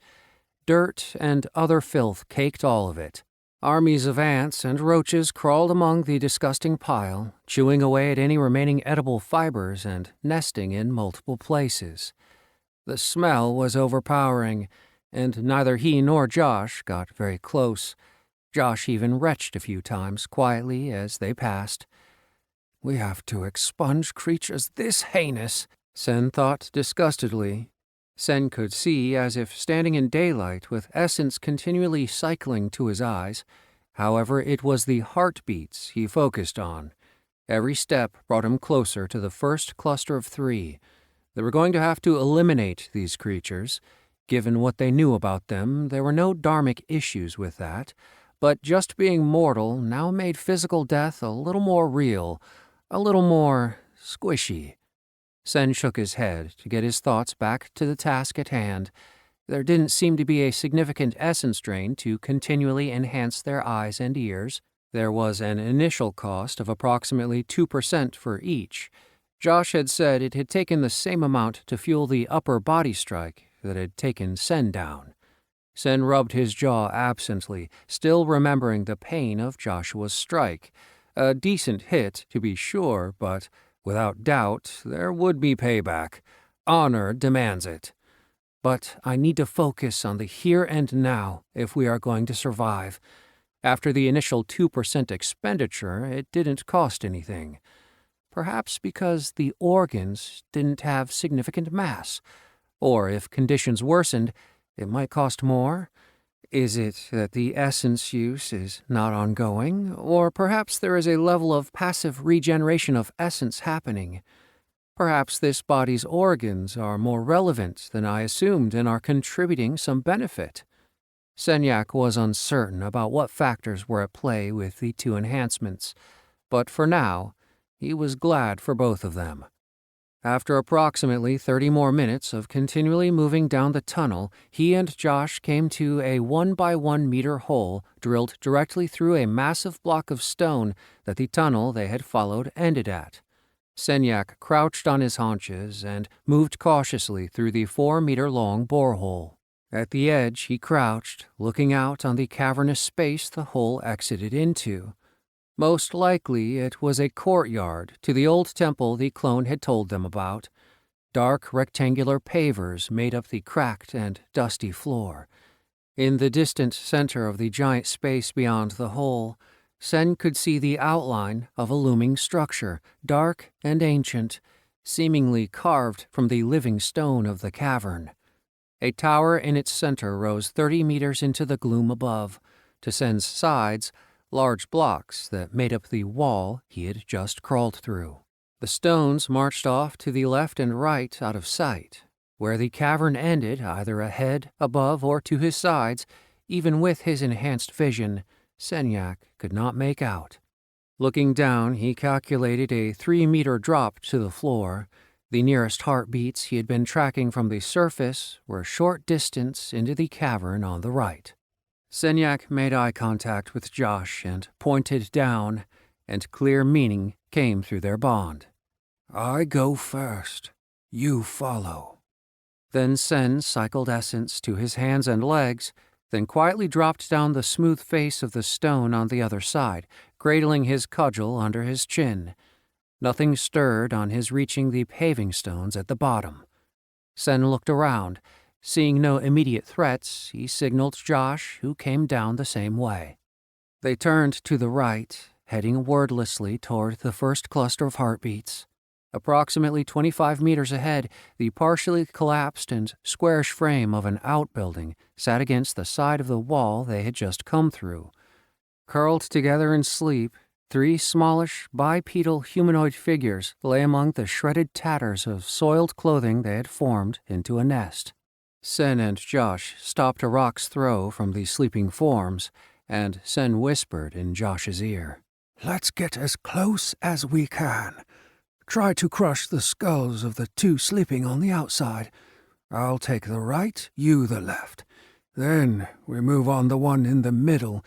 Given the lack of fire or other sources of light, these creatures have poor sight and good olfactory senses.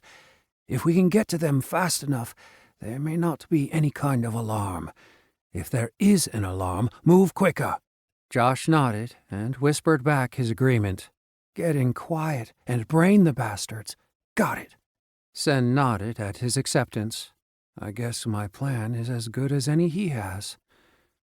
They cycled essence to their arms and torsos. Raising their clubs, they slowly advanced on the sleeping forms from either side. As Sen and Josh got within 2 steps, the sleeping form's heartbeats sped up to 150 BPM. The 3 dwellers surged up as one, pointed a thin arm each straight at Sen and Josh. Then they started screeching. Josh would have told Sen that the little jumping mongrels were like extras from Invasion of the Body Snatchers, had he the time. Sadly, both of their time was up as the creatures' undulating cries echoed throughout the cavern. An instant later, the 3 beasts standing and pointing were flying through the air as 2 launched themselves at Josh and 1 at Sen. Their enhanced ears heard the remaining heartbeats throughout the cavern accelerate to around 150 BPM as answering cries came from all directions. Then came the sounds of padded feet, rapidly approaching. Chapter 10. Full. The creature flying at Sen was small compared to humans, likely only a little over a meter tall and weighing roughly 45 kilograms. It was covered in short gray hair with straight pointed ears and no apparent eyes, just a slightly hollow area covered in thin skin where most humanoids had them.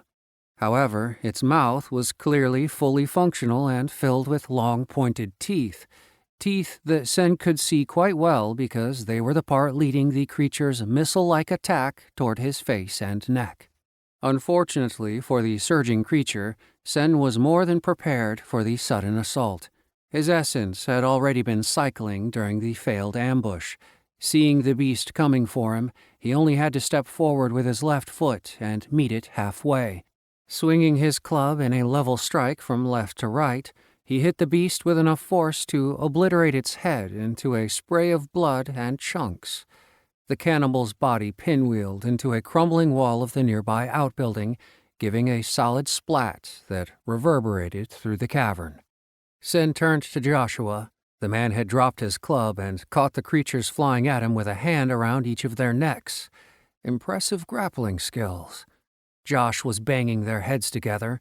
His essence-enhanced strength created a heavy, hollow sound like the thunk of 2 large, thick-shelled nuts slamming together before both skulls crunched. Immediately, the small humanoid bodies stopped struggling, their longish limbs limply dangling in Josh's grasp. The immediate threat dealt with, Sen and Josh looked nervously around at the sharp, undulant cries that continued to come from all directions. The nearest was approximately 50 meters away, approximately from the direction of the hole in the wall they had come through. We will have to get through them if we are going to retreat." To keep his options open, Sen moved in that direction. Josh followed after dropping the two now dead bodies and picking up his club. Sen reasoned that waiting here for the approaching humanoids to come was a good way to get overwhelmed as other groups joined the attack. Better to try and face off against the group between them and the way out, expunge them, then retreat if necessary. If not, they could hide and get ready for the next group. Apparently, Josh agreed, as he was following without comment. The small monsters' shadowed forms were visible several seconds before they were in combat range. As they closed the distance, two more beasts loped over from the direction of the temple and joined the three they had already spotted. The monsters immediately went into action. The Fang's forward launch attack seemed to be the monster's basic instinctual combat maneuver. Having already seen it once, Sen and Josh were better prepared. Raising their clubs and knocking the first two cannibals from the air, the monsters' small humanoid bodies spun end over end into the darkness surrounding them. With the first two of their number cut down, the other three halted at approximately 5 meters out, then started vocalizing in a raised pitch with increased frequency. Returning cries matching the increased rhythm quickly answered from behind Sen and Josh. "The little cretins are calling in reinforcements!" Josh hissed. Sen kept his eyes on the three in front of them. The current stalemate was a losing proposition for him and Josh. They were going to be surrounded by fanged, hurtling death. Nodding, Sen conveyed, "I'll take the lead." On the move, Sen increased the flow of essence to his arms and surged into action. Stepping forward, he hurled his club end over end. It blurred through the air like a buzzsaw and pierced directly through the target's chest to slam the still struggling creature to the ground. Its hands failed as it weakly struggled to pull the root out. Josh joined by launching himself into a flying tackle aimed at the humanoid immediately to the right. With superhuman reflexes, the cannibal turned and tried to run away, but Josh's enhanced movements were even better. He caught its foot and held it down, pulling the thrashing monster to him one hand at a time like climbing a rope. Not sitting still, the cannibal's claws and fangs tore at Josh and opened deep bleeding wounds on his hands and forearms. Its fangs took mouthfuls of flesh even as Josh bashed its head against the dark tiles. The cracking sound of Josh's second slam immediately preceded the creature going limp as its skull smashed flat as a dinner plate. With the death of its remaining companions, the last of the humanoid cannibals had fled back into the gloom. Its footsteps faded farther away in the direction of the temple. Its cry sounded different, more like barking with clear breaks. "Run away! Run away! Run away!" Half laughing, half wincing from the pain of his healing arms, Josh continued his full-body cultivation. Josh was amazed to notice how fast he was healing as he raised his hands from the monster below him. The gushing blood had slowed to a small trickle that dripped down his hands and fingers. Pink, unmarked flesh had already begun to fill in his cuts and bites. Sen touched Josh's shoulder. The group behind them had stopped advancing and changed their call to match the one that had just fled. Pulling his club from the chest of the impaled cannibal, Sen looked around for any approaching enemies. Josh started grabbing the bodies. With three over his shoulder, he said, "Grab that one and follow me. I have a plan." Sen waved his hand, indicating, "Why run when we can kill these things easily?" Then a distracted look appeared in his eyes, and Josh suspected he was just now noticing what Josh had already seen. A blinking warning light had appeared in his right visual field, indicating that the blue essence bar was down to less than 10%. Moreover, they were both out of breath, and Sen probably felt as lightheaded as Josh. Sen let his hand fall, grabbed the body, and followed Josh back to the hole from which they had entered the cavern. Josh told Sen his thoughts. "These creatures are very much like bats." To Sen's blank look, Josh continued, "Bats are avian mammals from where I come from. They are very territorial creatures. They will regroup and likely come to get us if we stay here. I can count at least 5 left, including the one that got away. I can also feel that your essence is bottoming out like mine is. I'm not sure why our essence has dropped so fast, but we don't have time to figure it out right now, and I doubt we can fight them off without our essence enhancing us. They are way faster than I am without it." He raked his free hand through his hair. "But if we head back up through that hole, I'm betting they don't consider that as their home territory. It is probably just a place of transit in and out. At least, it appears so based on where they dumped the bodies we found. They won't likely follow us up there." Josh raised his brows and nodded up toward the hole in the wall. "Worth a try, anyway. Worst comes to worst, we can get them one at a time as they come out of the hole." Sen wore a look of approval. "Good strategy and plan. Know your enemy. Know yourself." Then, looking at the bodies they were carrying, Sen added, "These bodies are for us to restore our essence?" "Got it in one. Now let's get up through that hole, cycle what's left of your essence, and help me throw the bodies up first. Then we can jump up, assuming we have enough essence left." They had enough essence to get the 4 bodies through the hole. The last one they had to throw a second time as it was tossed too wide and splatted messily against the wall to the side. Jumping up was a bit beyond them, though. They were both well below 5% essence reserves and were lightheaded and woozy. Josh could feel the start of a migraine coming on. Ultimately, Sen stood on Josh's shoulders and pulled himself through the hole. He then took off his top garment and tied the top and the bottom together. Then he braced himself against the lip of the hole's exit and tossed the makeshift rope down. Josh had struggled back up the 3 meters from the plaza's floor to the opening. Using unaugmented strength, they dragged the bodies one at a time through the uphill tunnel. Then they stopped, exhausted, about 25 meters back the way they had come. Stooped over, catching their breath in silence, they heard no cries from the cannibals, but their hearing was only the mundane variety. For reasons they couldn't explain, their enhanced hearing had failed, and they could no longer hear the cannibals' heartbeats.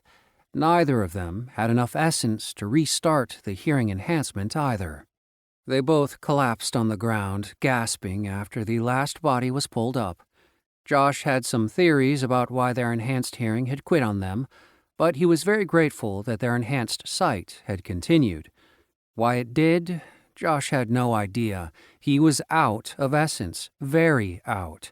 Less than 2% if he was gauging it right, based on the thin blue line at the bottom of his interface. If meridians acted like a battery, then his sight should be fading in and out, at the very least, but it was still rock solid.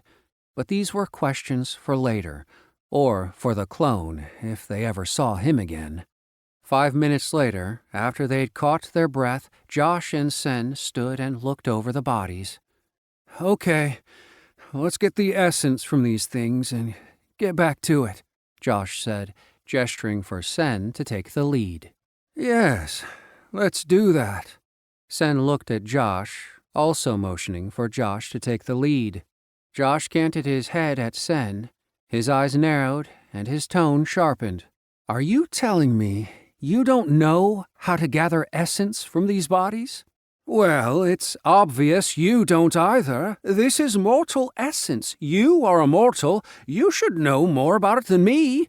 "Yeah, well, at least I'm not invading people's brains to fight it out with immortal dominator dudes, am I?" "That was merely a means of communication," Sen replied defensively. "Never once did I engage in an act of card dominion. In fact, you saw the results of such an act firsthand with that old woman. How do you think you would have fared if I hadn't invaded your brain at that moment? Because even with my involvement, certain significant portions of your anatomy suffered extreme damage, did they not?" Josh's eyes widened in outrage at Sen's mentioning of the unmentionable hits he had taken.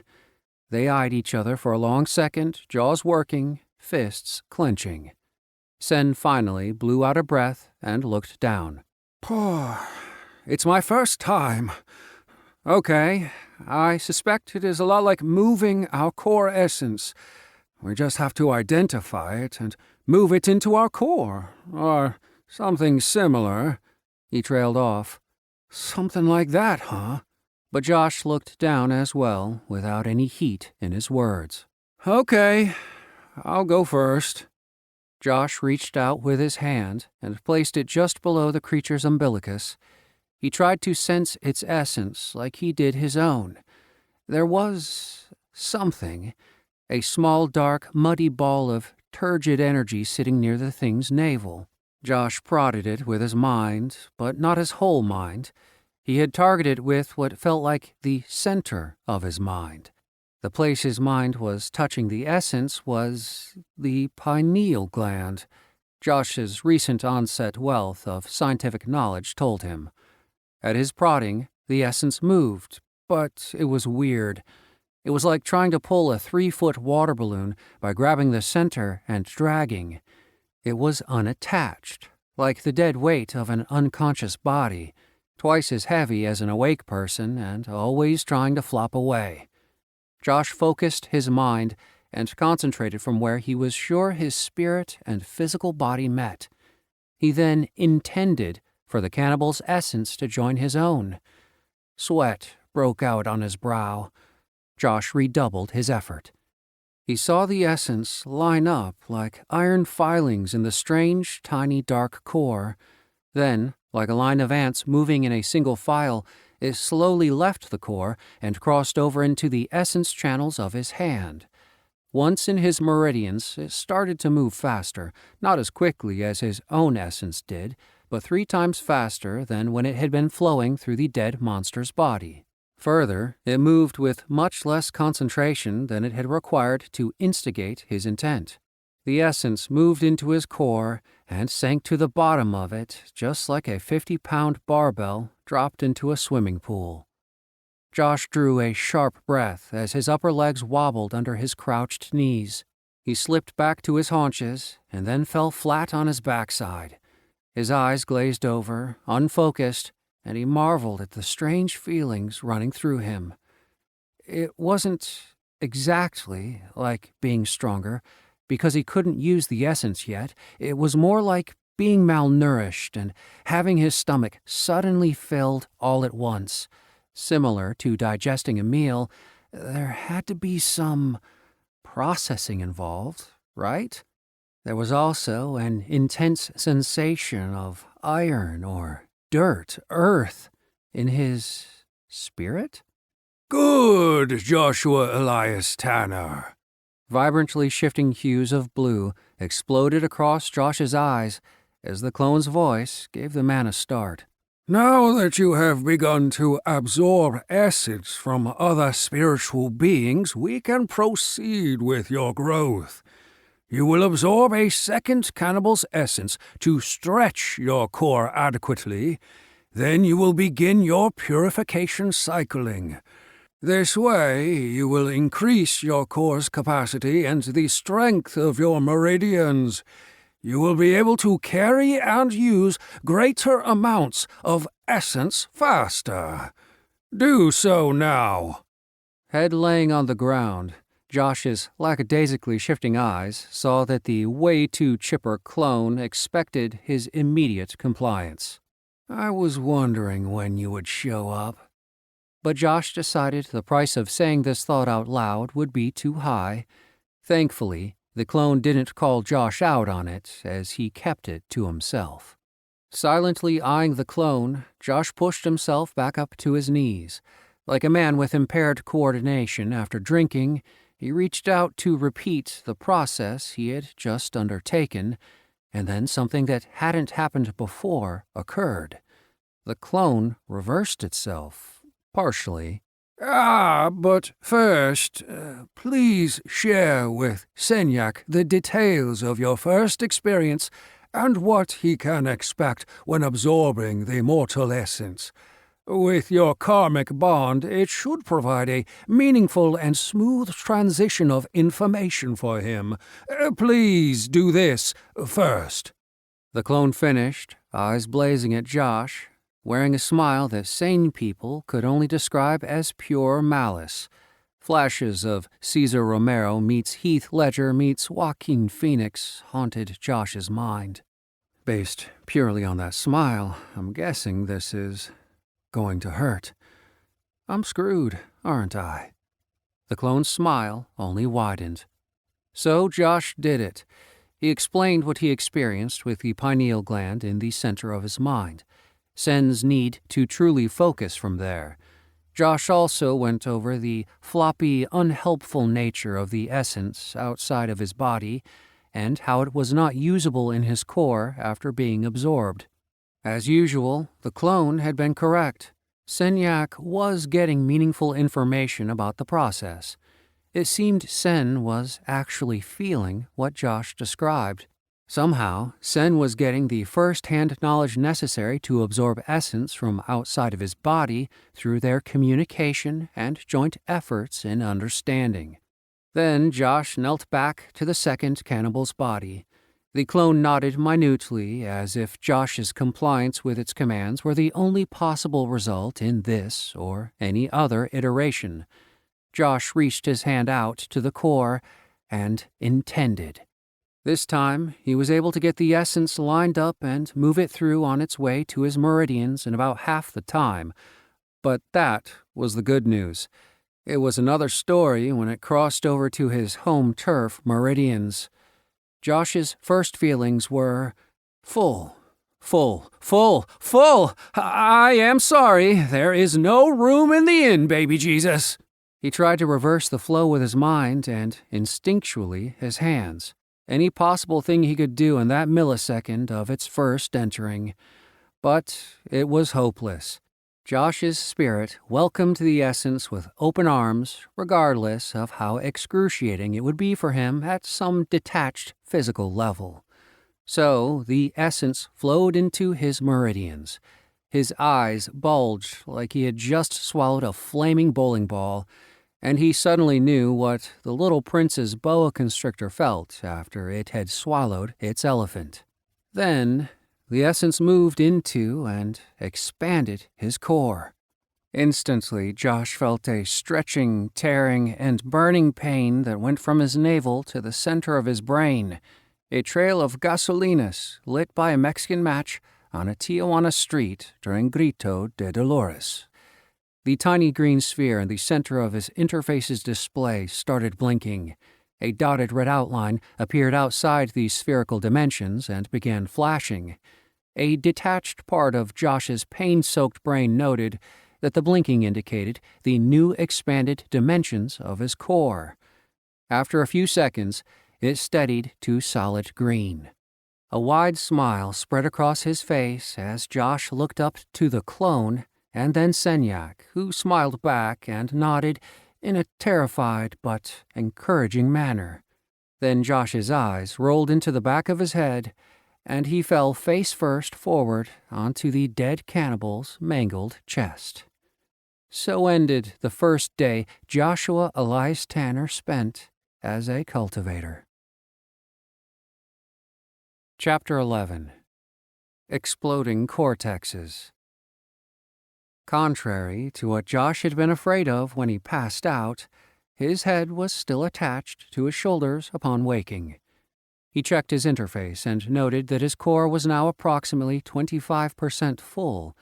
There was no numeral next to the icon. He was just eyeballing it. I would greatly appreciate numbers. Sadly, no number appeared after his directed thought. However, his green health bar was full again, and his blue free essence bar was sitting at 25%, much higher than when he first absorbed the cannibal essence into his core. Josh prodded his core. There was still a pronounced difference between his pure essence and the foreign essence he had absorbed from the cannibals, but it was more like peanuts in chunky peanut butter than the rocks and water it had been before he passed out. Sitting up, Josh noticed his body laid out in a straight line, Senyak's crumpled top garment served as a pillow under his head. Looking over to Sen's sprawled form, Josh felt a twinge of unspoken gratitude. The kindness of moving Josh to a more comfortable position after he passed out spoke volumes for an unquantifiable reason. Senyak was lying on the ground, slightly more spread out than Josh, right next to one of the dead creatures from yesterday. Clearly, after witnessing the after effects of Josh's psychedelic experience, Senyak had been smart enough to lay down before he absorbed the second core. But there had been no one to help him afterward. "All right, that is enough rest. Rise to your feet and be about your cultivation." Josh looked to the left, down the roughly carved tunnel toward the opening to the plaza they had barely escaped from the day before. The clone was standing there. Did he stand guard over us? Given what he had done to them in the past, Josh found the thought highly unlikely. Still, he couldn't argue with the clone's chosen position and his steady glow of multiple vibrant blue shades from the myriad inversions, emergence, and resolutions of unending fractal lines. Absently wiping the sleep from his eyes, Josh's thoughts returned to the growing mountain of questions in his mind. How did the slight enhancement continue after I was so low on essence I could barely stay conscious? And then when I was unconscious, and what the hell do you know about fractals? Josh's brain volunteered an answer without any pause whatsoever. Fractals are geometric figure curves, each part having the same statistical characteristic as the whole, useful in modeling structures in which similar patterns recur, like snowflakes, crystal growth, and galaxy formation. As the explanation ended, Josh's normal brain volunteered an opinion. Something is seriously wrong with me. Where are all these stray thoughts of scientific certainty coming from? Josh had no idea, but he saw the clone staring directly at him. "You both have questions. I will answer one each to increase your productivity. Yours first, Joshua Elias Tanner, then Senyak, though you both share many of the same questions." Without more preamble, the clone made eye contact and started. "Yes, Joshua, your free essence has increased. Even unconscious, your cultivator's core will work to convert foreign essence already absorbed into essence for its use. This process's speed will vastly improve with conscious effort." The clone nodded matter-of-factly, perceiving Josh's latest on-topic query in real time. "Yes, we will do that as soon as we finish 20 questions." A slightly frightening and playful expression lifted the corners of the clone's mouth as his focus on Josh doubled. "Yes, there is something different about your ability to apply scientific principles to your everyday activity. No, it has nothing directly to do with cultivation. I will let Senyak go into more detail with you about this." The clone raised a brow to Sen, who was wearing a decidedly blanched expression. "As he is the reason for its development. Far from needing to be concerned or worried or place blame about the phenomenon, note that this increased application of scientific knowledge saved your life yesterday, did it not? You are next, Senyak." Josh had jumped up to confront Senyak at the clone's confirmation that the shorter man was at least partially responsible for what was going on with Josh's mind. The clone slowly turned his gaze back toward Josh, his mouth in a firm line. Josh suddenly realized that, in this case, discretion might be the better part of valor. Instead, he stood there with his mouth hanging open, waiting for a chance to speak, showing all the tension of a runner on the starting blocks waiting for the pistol to go off, but a quiet and non-interrupting runner. Strangely, Sen looked a lot like a caged rat about to be fed to a hungry python, but on closer inspection, Josh decided that his expression was closer to guilt than fear. The clone then continued to answer their unasked questions with Josh's future mutiny quelled. When you dedicate essence to a process that incurs no further cost, essence, which is eternal, continues to serve that purpose. Exempli gratia, your visual enhancement continued despite no additional essence being dedicated to it. The clone interrupted himself and raised an index finger back to Joshua, indicating he was addressing a question both Senyak and he shared. Also, please note that I recognize your enhanced hearing ended seemingly prematurely. That is due to the autonomic response of your body having to spend the essence needed to sustain the effect to instead repair the damage done to your ears by the cannibalistic humanoid's sonic emissions. Exempli gratia, more was demanded of the essence, and it was directed to meet a healing purpose and then released back to the iteration. No further essence was dedicated. Thus, your audio enhancements ended. Done answering questions and ready to give orders, the clone stepped back and adopted his usual air of command. Rededicate essence to restart your enhanced hearing. Do so now. They both did. Then the clone nodded once to Josh. Josh flew the last 2 steps to Senyak, who was standing in the small corner of the tunnel. Dude, what's going on with all of this random knowledge? Just by looking at the rocks in this hallway, I can tell you with absolute certainty that we are in the continental crust, far away from an oceanic subduction zone. The rocks here comprise Earth's 3 primary crust components: sedimentary, igneous, and deposits of metamorphic silicate. Josh pointed 2 fingers to the far wall. There was a flood around here over 20,000 years ago based on the thickness of the layers on that wall.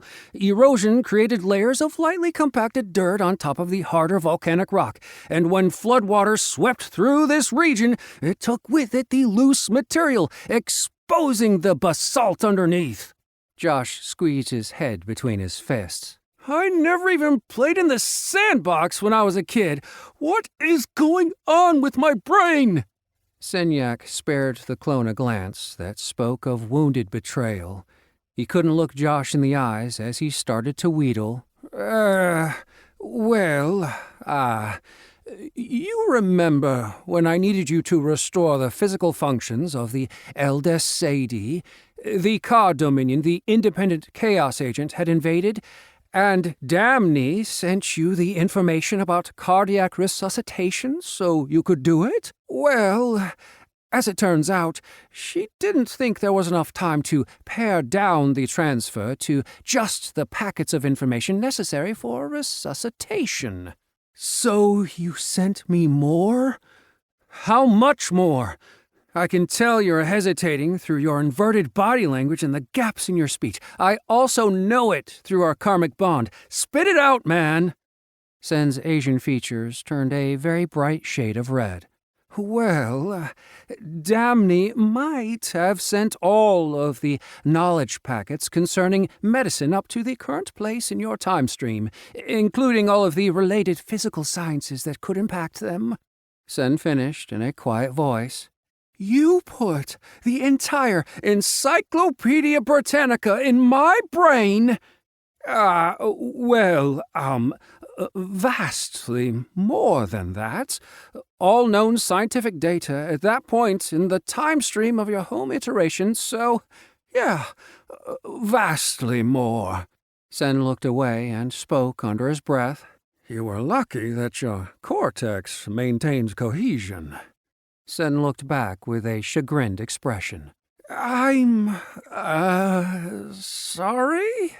Sen quietly finished, his eyebrows raised and his teeth clenched in a pained smile.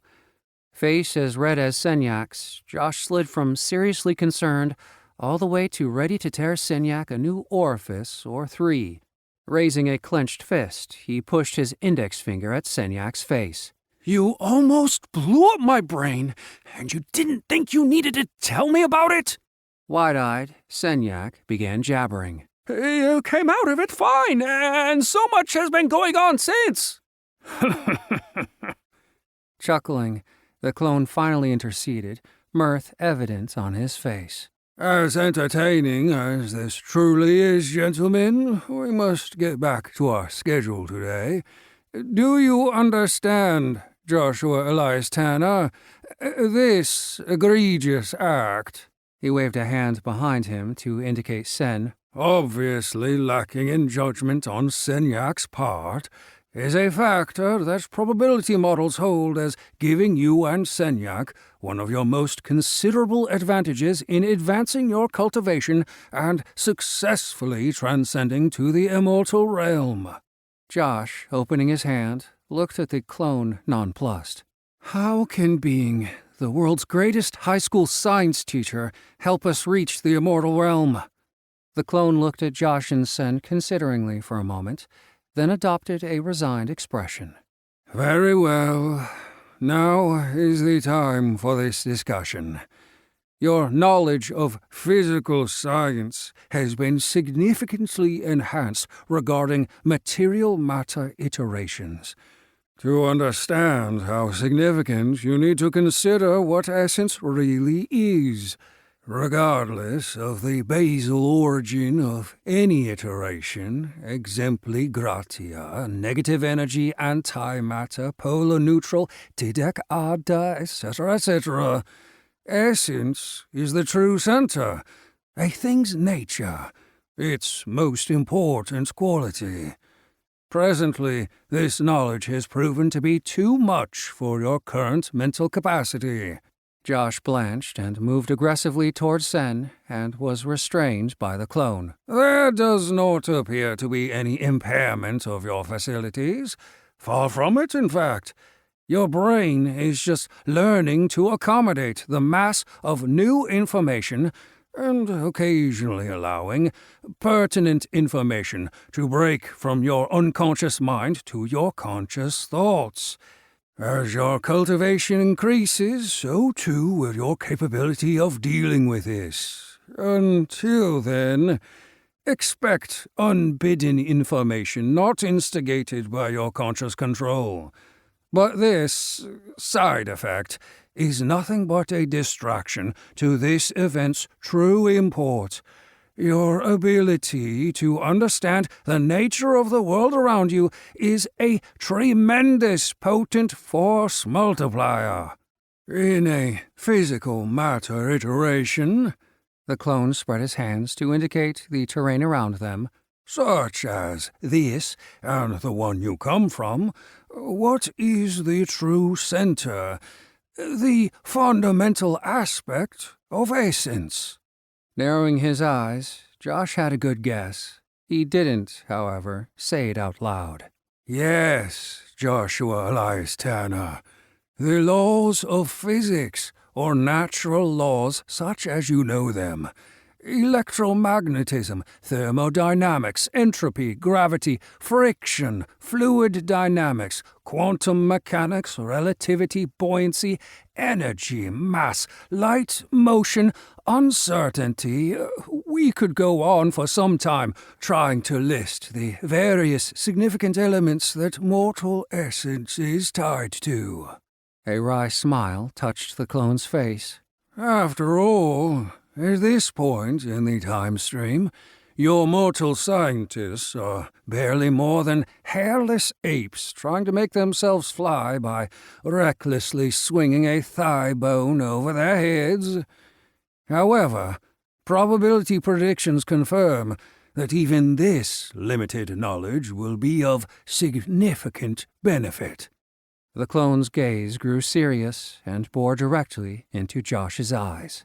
"It will help you make the necessary connections to understanding cultivation and essence use. This will significantly speed up your spiritual growth by limiting the trial and error that most cultivators must go through. You will be able to succeed in complex cultivation functions with minimal difficulty. Often you will find executing various aspects of mortal cultivation for the first time will come as if you have performed them thousands of times. At some point, the clone's serious face had gained an element of almost dangerous glee. As the humans of your iterations say, Joshua, you are a natural. The clone's exuberance continued. What I am telling you is no small thing, Joshua Elias Tanner. Understand this.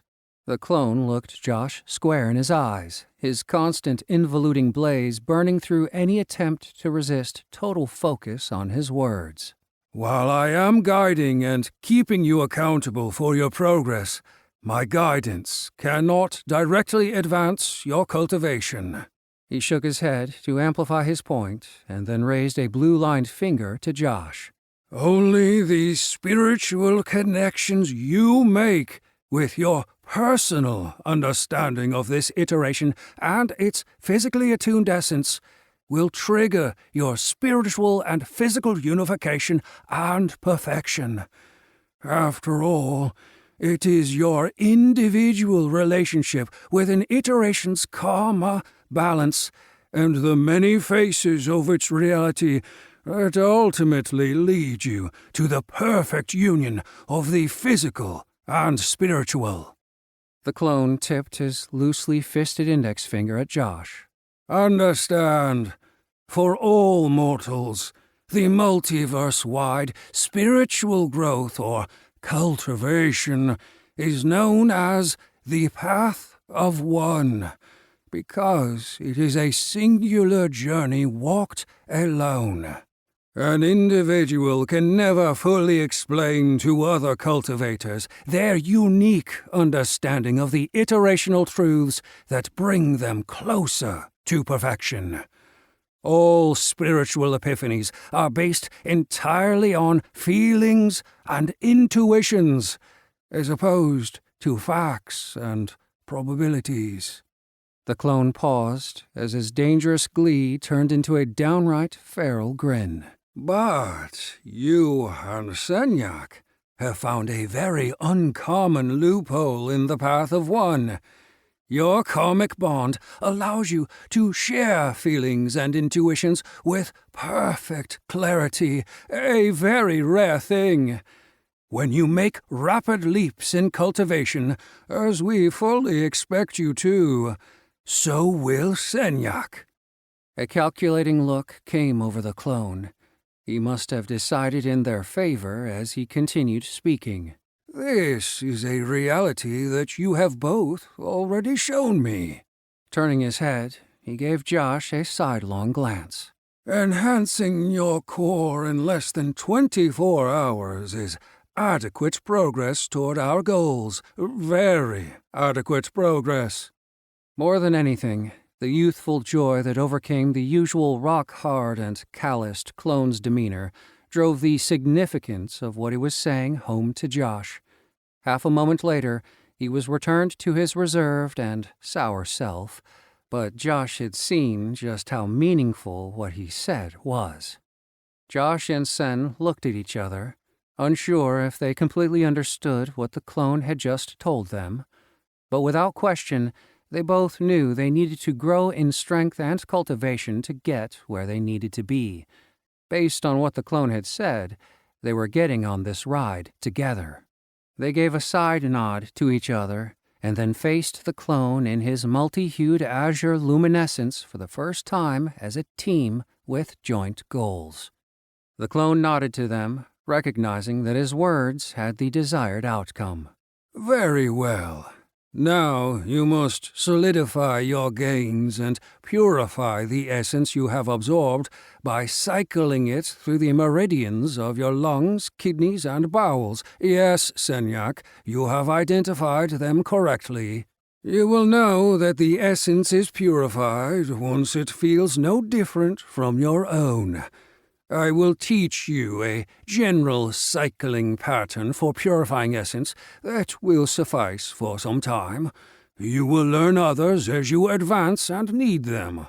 For now, follow my instructions. They did, Similarly to their first hours in the alley, the cells of Josh's body didn't grow, not precisely, but became fundamentally strengthened and empowered. Josh also noticed his meridians gaining in dimension and ease of passage. The more he cycled the essence, the faster it seemed to circulate with the same effort. It was getting at least slightly easier. You have both purified your essence. Note that your free energy bars are full. Also note that your essence is racing through your meridians and core. Now, intend the deposit of all essence not needed to fill your free energy bar in your core. Yes, Joshua Elias Tanner, it will be something you can feel. Do not be overly concerned with the need to objectify the endpoint. It will occur instinctively. Do so now. They both moved the essence to their cores and experienced a slight sensation of fullness, nothing compared to how they had felt the night before. Then the core indicator of their interface registered an opaque level of 24%. There was an actual number this time. Not bad for absorbing 2 scruffy bats. Is this thing listening to what I ask for? There was no response to Josh's direct question. Time will tell. Moving on. The clone had been correct again. It was instinctual to stop adding dedicated essence to his core before they started to deplete their free essence. Sen and Josh finished at approximately the same time and looked up at the clone from their seated position. Good. Now you must expunge the remaining creatures below and obtain the Earth attunement items from the temple. The clone looked up with a sharp expression. First, however, several points in evaluation to improve your rather pathetic performance yesterday. Aside from constant observational enhancements, continually cycling your essence is wasteful. You would have had sufficient stores to eradicate the creatures below yesterday if you had used your essence only when needed, not endlessly flooding your channels for every twitch of your hand and blink of your eyes. You must improve your actions in this regard. He took the time to glare at each of them concerning this until they turned away in embarrassment. Only then did he move on.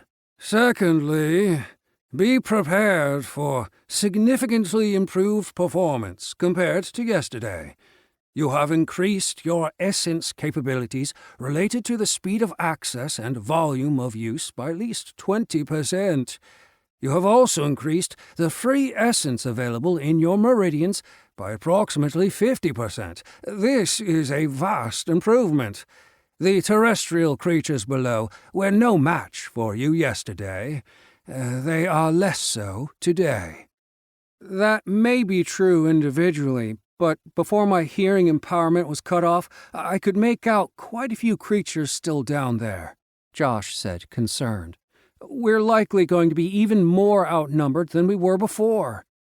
Likely, the clone nodded in agreement. However, you will find the saying, quantity has a quality of its own, is even more applicable to your essence than the numerical superiority of terrestrial enemies in a battle space. Trust in your growth. The clone paused and adopted a look that made Josh feel like he was channeling Clint Eastwood's nameless death dealer before he proceeded. Essence users are dangerous when they utilize their powers appropriately. Act accordingly. Eliminate these foul beasts with expedience. Aside from essence, time is the most valuable resource in the iterations. Do not waste mine. Dismissed, Josh and Sen picked up their clubs, walked down the tunnel to the hole, and dropped down to the plaza floor. They could hear the 5 remaining heartbeats clumped together a bit more than a football field from where they stood. Once again, the rhythm was in the 40 to 45 BPM range, indicating sleep. Josh leaned over to Sen and spoke in a low voice. Okay, sneaking up on them won't work. They can feel our electromagnetic fields, or our essence, or are very sensitive to micro-movements of air. If they are like the bats I'm used to in my world, they could even be using a form of echolocation to pinpoint our location and approach. The possibilities are limitless. Josh shook his head to focus. The point is, we need to move in fast, brain these bastards, and move on to the temple. As much as I hate to admit it, the clone is right. We're stronger. My essence pool feels supersized today. Sen nodded. I agree. Strike first, strike hard, show no mercy. Sen halted them with a raised fist at a short distance from the sleeping forms. They could see the little monsters holed up in another collapsed outbuilding a stone's throw from the looming temple and its rising tower. All 5 curled up like dogs on the ground, and their thin rib cages rose and fell with shallow breaths. Sen held out his hand with 3 fingers extended. They both cycled essence to their legs, upper body, and torso, basically the whole body. Sen then lowered his fingers one at a time. 3, 2, 1. They exploded into motion.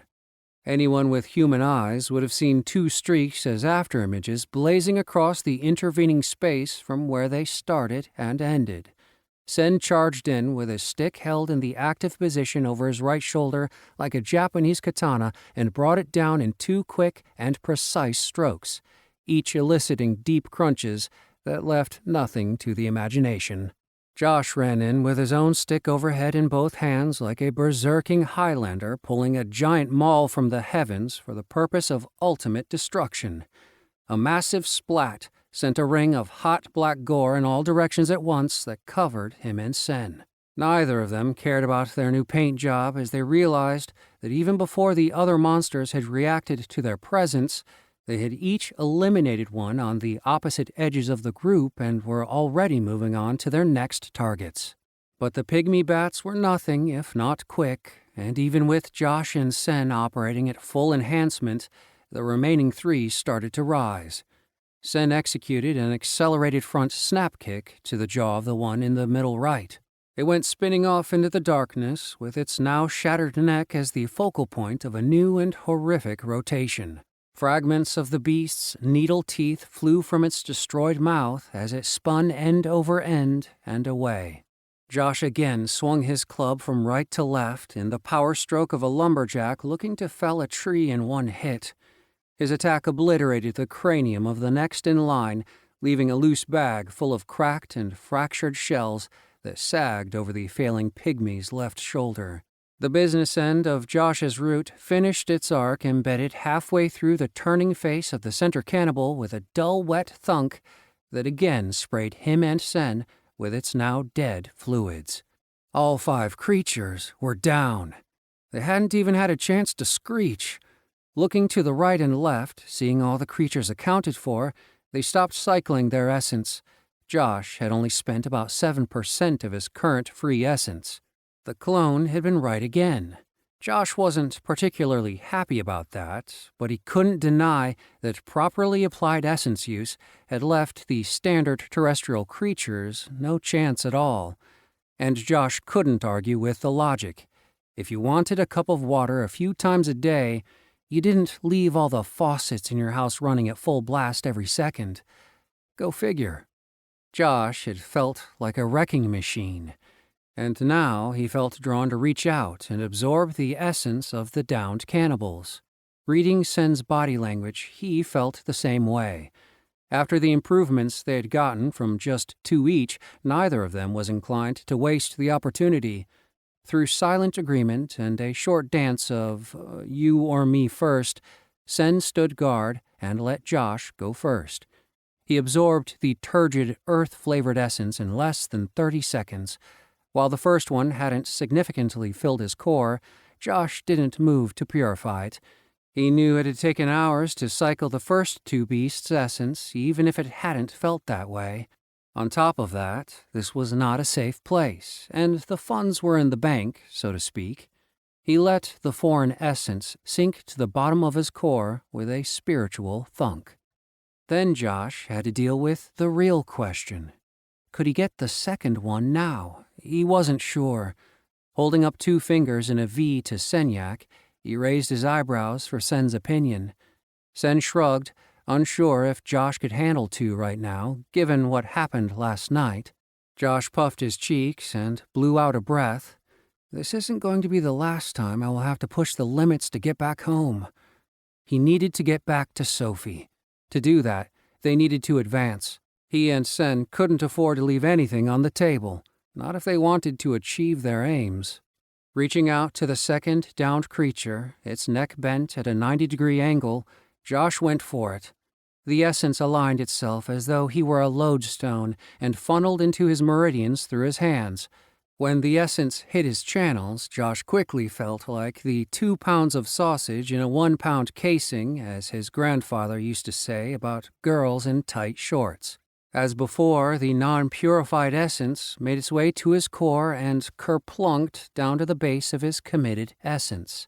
The terrible feeling of being overstuffed dissipated somewhat after the foreign substance had migrated to his core.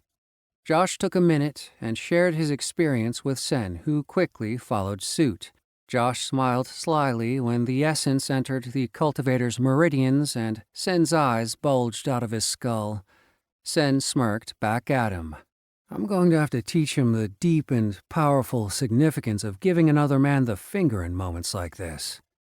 Finishing their work, each of them gave a meaningful look to the other before turning their heads toward the only other landmark inside the cavernous space. Stark and brooding, the temple's walls lay a short distance ahead in the darkness. They stood up and turned to face it. A 10-meter-high wall encircled the structure with squared corners holding a watchtower at each. As far as Sen and Josh could tell, the central building and its looming tower filled most of the courtyard within the walls. "Let's find a door?" Sen suggested. Josh nodded in agreement. They walked around the temple wall counterclockwise, away from the opening they'd crawled through to get into the plaza. When they got within shouting distance, the towers didn't appear to be occupied. No brands hung in any of the empty wall sconces. They also didn't hear any heartbeats or other noise. But, upon rounding the second corner, a few things changed. As a matter of fact, everything changed. Chapter 12. Family Drama. Josh and Sen stood and blinked their eyes at what was materializing in front of them. The walled structure they had been walking around seemed to waver from existence like heat waves on the horizon over sun-baked sand. In its place stood a classic Greek temple in the Corinthian style. Gigantic, shining white marble columns reached gracefully to a rectangular roof with a low triangular peak at either end. To Josh, who had only ever seen pictures, the temple looked like a restored version of the Parthenon in Athens. Polished white marble underfoot, with bronze braziers at even intervals along the supporting colonnades, each blazing with what was likely olive oil set aflame. A series of broad, low-rising marble stairs surrounded the building and led to its singular open level.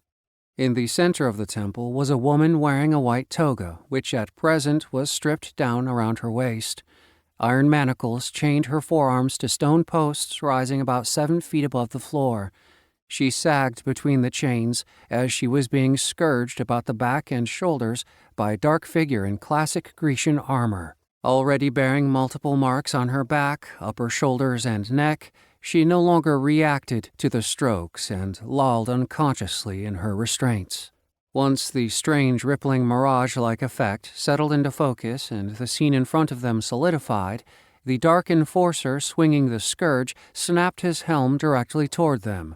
Red eyes swirled within the space where a living human would have a face. Black smoke poured from the dark armor in the shape of arms and legs, which gave the creature a roughly humanoid form. The same smoke somehow held up its helmet, black iron cuirass, and what appeared to be greaves and bracers. Josh's inspection was cut short by an enraged basal growl. "How dare you interrupt the judgment of Zeus? Prepare to die. With nothing more than that, the figure started marching with an even tread at them.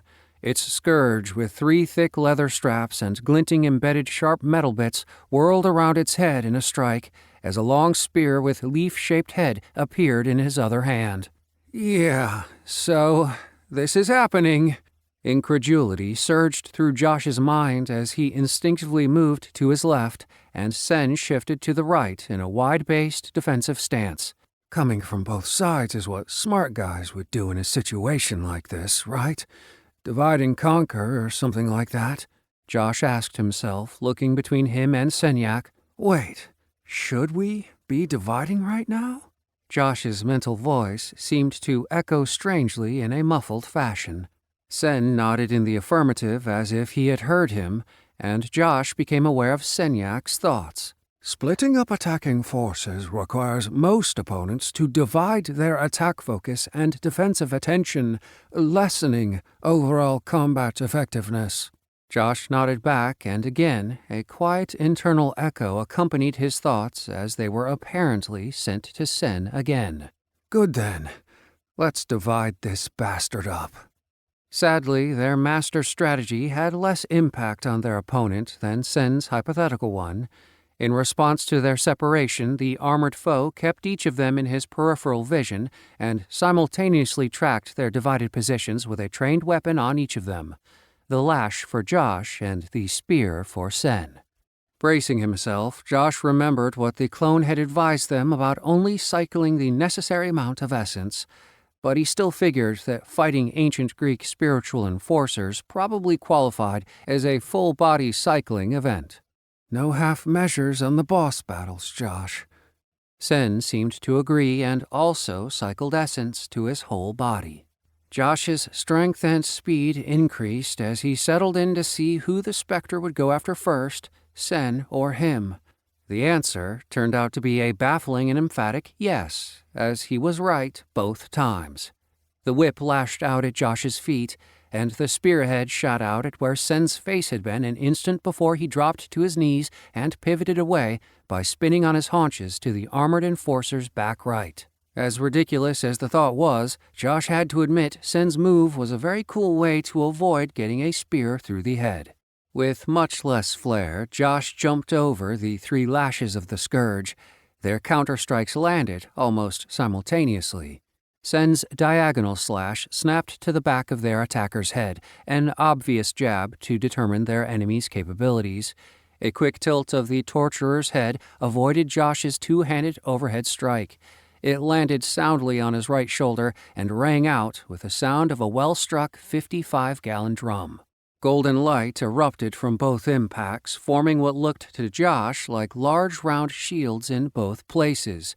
The attacking spirit continued, unfazed by either strike. The shield is an innate ability of this creature. We can overcome it by striking a strong enough blow to break through. Keep hitting it! Sen shouted to Josh as he rolled out of the way of a follow-up spear strike to his chest. Not like I was going to do anything else, Captain Obvious! Josh yelled back, though Josh had to admit it was good to know this wasn't some sort of impervious to physical harm ghost thing or something.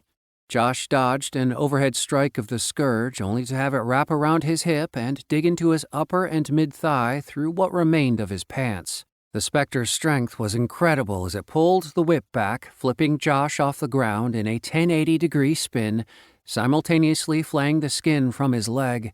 Slightly dizzy, Josh was still holding his club when he landed on his face with his slack shredded and large chunks of his thigh missing. Ah! Josh bellowed, diverting all his free essence to his wounds for 3 full cycles.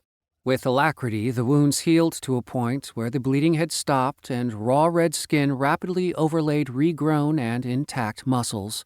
Checking his interface, Josh had 65% of his free essence and about 75% of his health. He considered healing one more rotation, but looking up through the sheet of stinging sweat in his eyes, it was clear that Sen needed help, and he needed it fast. Josh could see two golden after-images of light rapidly fading from where two quick blows of Sen had cleanly landed and produced resounding bongs against the Spectre's shield ability each time, but the golden barrier continued in full strength. He had also managed to dodge and duck under the Enforcer's counterattacks. Unfortunately for Sen, with Josh out of the fight, the Dark Spirit was free to focus its full attention on him. It didn't take the attacker long to entangle Sen's feet with the Scourge and yank him down, slowly dragging Sen along the ground as he backed up. Struggling frantically, Sen tried to sit up and reach the lashes entangling him, but being dragged had kept him from using his arms and even prevented the option of kicking with his other leg to any effect. Josh also knew firsthand that even if Sen had gotten a good hit in, given the creature's greater strength, it would only be delaying the inevitable. A sudden jerk from the Dark Spirit's whip stopped Sen's struggles as his head slammed hard off the marble. The Spectre then held Sen down with a thick leather-sandaled foot while lining up its massive 13-foot spear for a thrust to Sen's chest.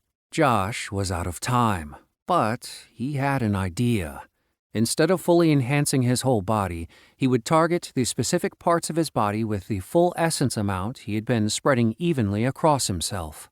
He started with his legs for the increased speed to close the gap, and Josh was behind the creature in a fraction of a second.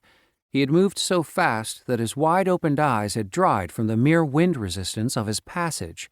Josh diverted his cycling to his upper body and swung his club horizontally through the Spectre's back by visualizing that the actual target of his strike was beyond the creature itself, as he had been taught as a boy to punch through people's faces in the ring. The Enforcer's shield ability flashed brightly but immediately shattered at the force of Josh's momentum and fully enhanced swing. Once through its shield, the club continued through the Dark Spirit's body, crushing the iron cuirass to send it flying into the plaza. As if dispelled through this disruption, the Spectre dissolved in wisps of rising black smoke, weapons and all. Unfortunately, Josh hadn't accounted for the momentum of his increased speed into his quickly formed plan. So, following the hit, he was still being carried forward with serious inertia. Josh's body flipped end over end before smashing into the ground and rolling several times in an unplanned and excruciating manner. He did learn that the rough white marble floor was an extremely effective tool for grating off his shirt, pants, and underlying skin. The full-body skid he executed over it left a widening red streak 5 yards long before he finally came to rest where he lay, face down and panting. After a few seconds, his frazzled brain started to triage where he needed to heal first. Based on the signals various pieces of his anatomy were sending him encoded in unique dialects of agony, he was spoiled for choice. His right shoulder was either broken or dislocated. A whole lot of skin was missing from his face, chest, abdomen, upper and lower legs. Not to mention, he had a seriously bruised and or fractured skull, ribs, and knees. He cycled essence to his shoulder and the areas with missing skin first. Remembering the benefit of focused cycling, he checked the probability interface. His health was at 57% and rising. Free essence was down to 35% and dropping, hopefully enough to heal him to a point where he could start cycling the essence he had absorbed from the cannibals earlier. Sen rose and walked over to Josh, holding a hand out to help him up. "Thank you for saving me, Joshua," Sen abashedly mumbled while looking down at his feet. A pained and slightly sarcastic smile stretched the still healing skin on Josh's face. "Don't mention it. Seems like a habit I'm having a hard time breaking." Sen turned a darker pink as Josh took Sen's offered hand and rose to his feet. Then Josh grasped his partner's forearm and looked him straight in the eyes while coming clean. "Seriously, Sen, you were in that position because of me. I'm sorry I got taken out of the equation so fast. It would have been different if I'd been helping the whole time." Josh then informed Sen of the benefits of focusing his full-body enhancement on targeted regions and muscles in the last fight. Sen agreed that the results had spoken for themselves, and it was clearly an area of opportunity that they ought to practice with and explore. In this case, it had undoubtedly been the right course. He also admitted that he should have thought of it himself. After a minute, based on the reduced screaming in his head, Josh thought his healing was more than halfway finished. Pushing himself up on his elbows, he looked toward the temple. "Sen, I'm most of the way recovered. Why don't you take a look and see if you can help that lady Zeus's enforcer was whipping? I'll catch up." Looking over toward the temple himself, Sen interrupted Josh with a small motion of denial and shook his head as he spoke through their bond. "I understand your desire to render aid, but whatever may be waiting for us in the temple, we will face together." Josh's eyes opened wide in realization. Reading between the lines, Sen was right. Josh was trying to pull over to change a stranger's flat tire in the wrong part of town. The threat is real here. Josh nodded. "You're right. Separating isn't smart. I'm going to have to learn a new set of reflexes for this world." Sen nodded back with raised eyebrows, but said nothing else. His way of saying Captain Obvious, I guess. Even to this thought, which Josh was pretty sure Sen could hear, the short monk said nothing. Sen does seem to have an underlying layer of politeness to him, Josh reflected, but checking again, the 44-year-old lawyer was pretty sure he saw a small smile rise on his lips. Smirk. No one likes a smartass, Josh sent through the bond. Sen's smile only grew bigger. They finished talking through the events of the melee and admitted that it was still the early days in their understanding of mortal cultivation. They needed to keep an open mind about what to do and when to do it. After 2 more minutes, Josh reached a point of healing where his shoulder had popped back into place. Pink and angry skin had also regrown in the many places where he had been missing it. He walked with Sen over to the temple to check on the woman hanging from the stone posts. When they got there, she was still shackled, but fully healed. She was also naked from the waist up and smiling at them. Eye contact, hard mode level engaged, Josh thought, swallowing heavily. Stars, it's been so long since I had a chance to heal. Thank you both for that. Can I get one of you to unlatch these ties for me? She said, rattling the large iron bindings and chains on her wrists. It's been 5,000 years since my grandson gave me a chance to sit.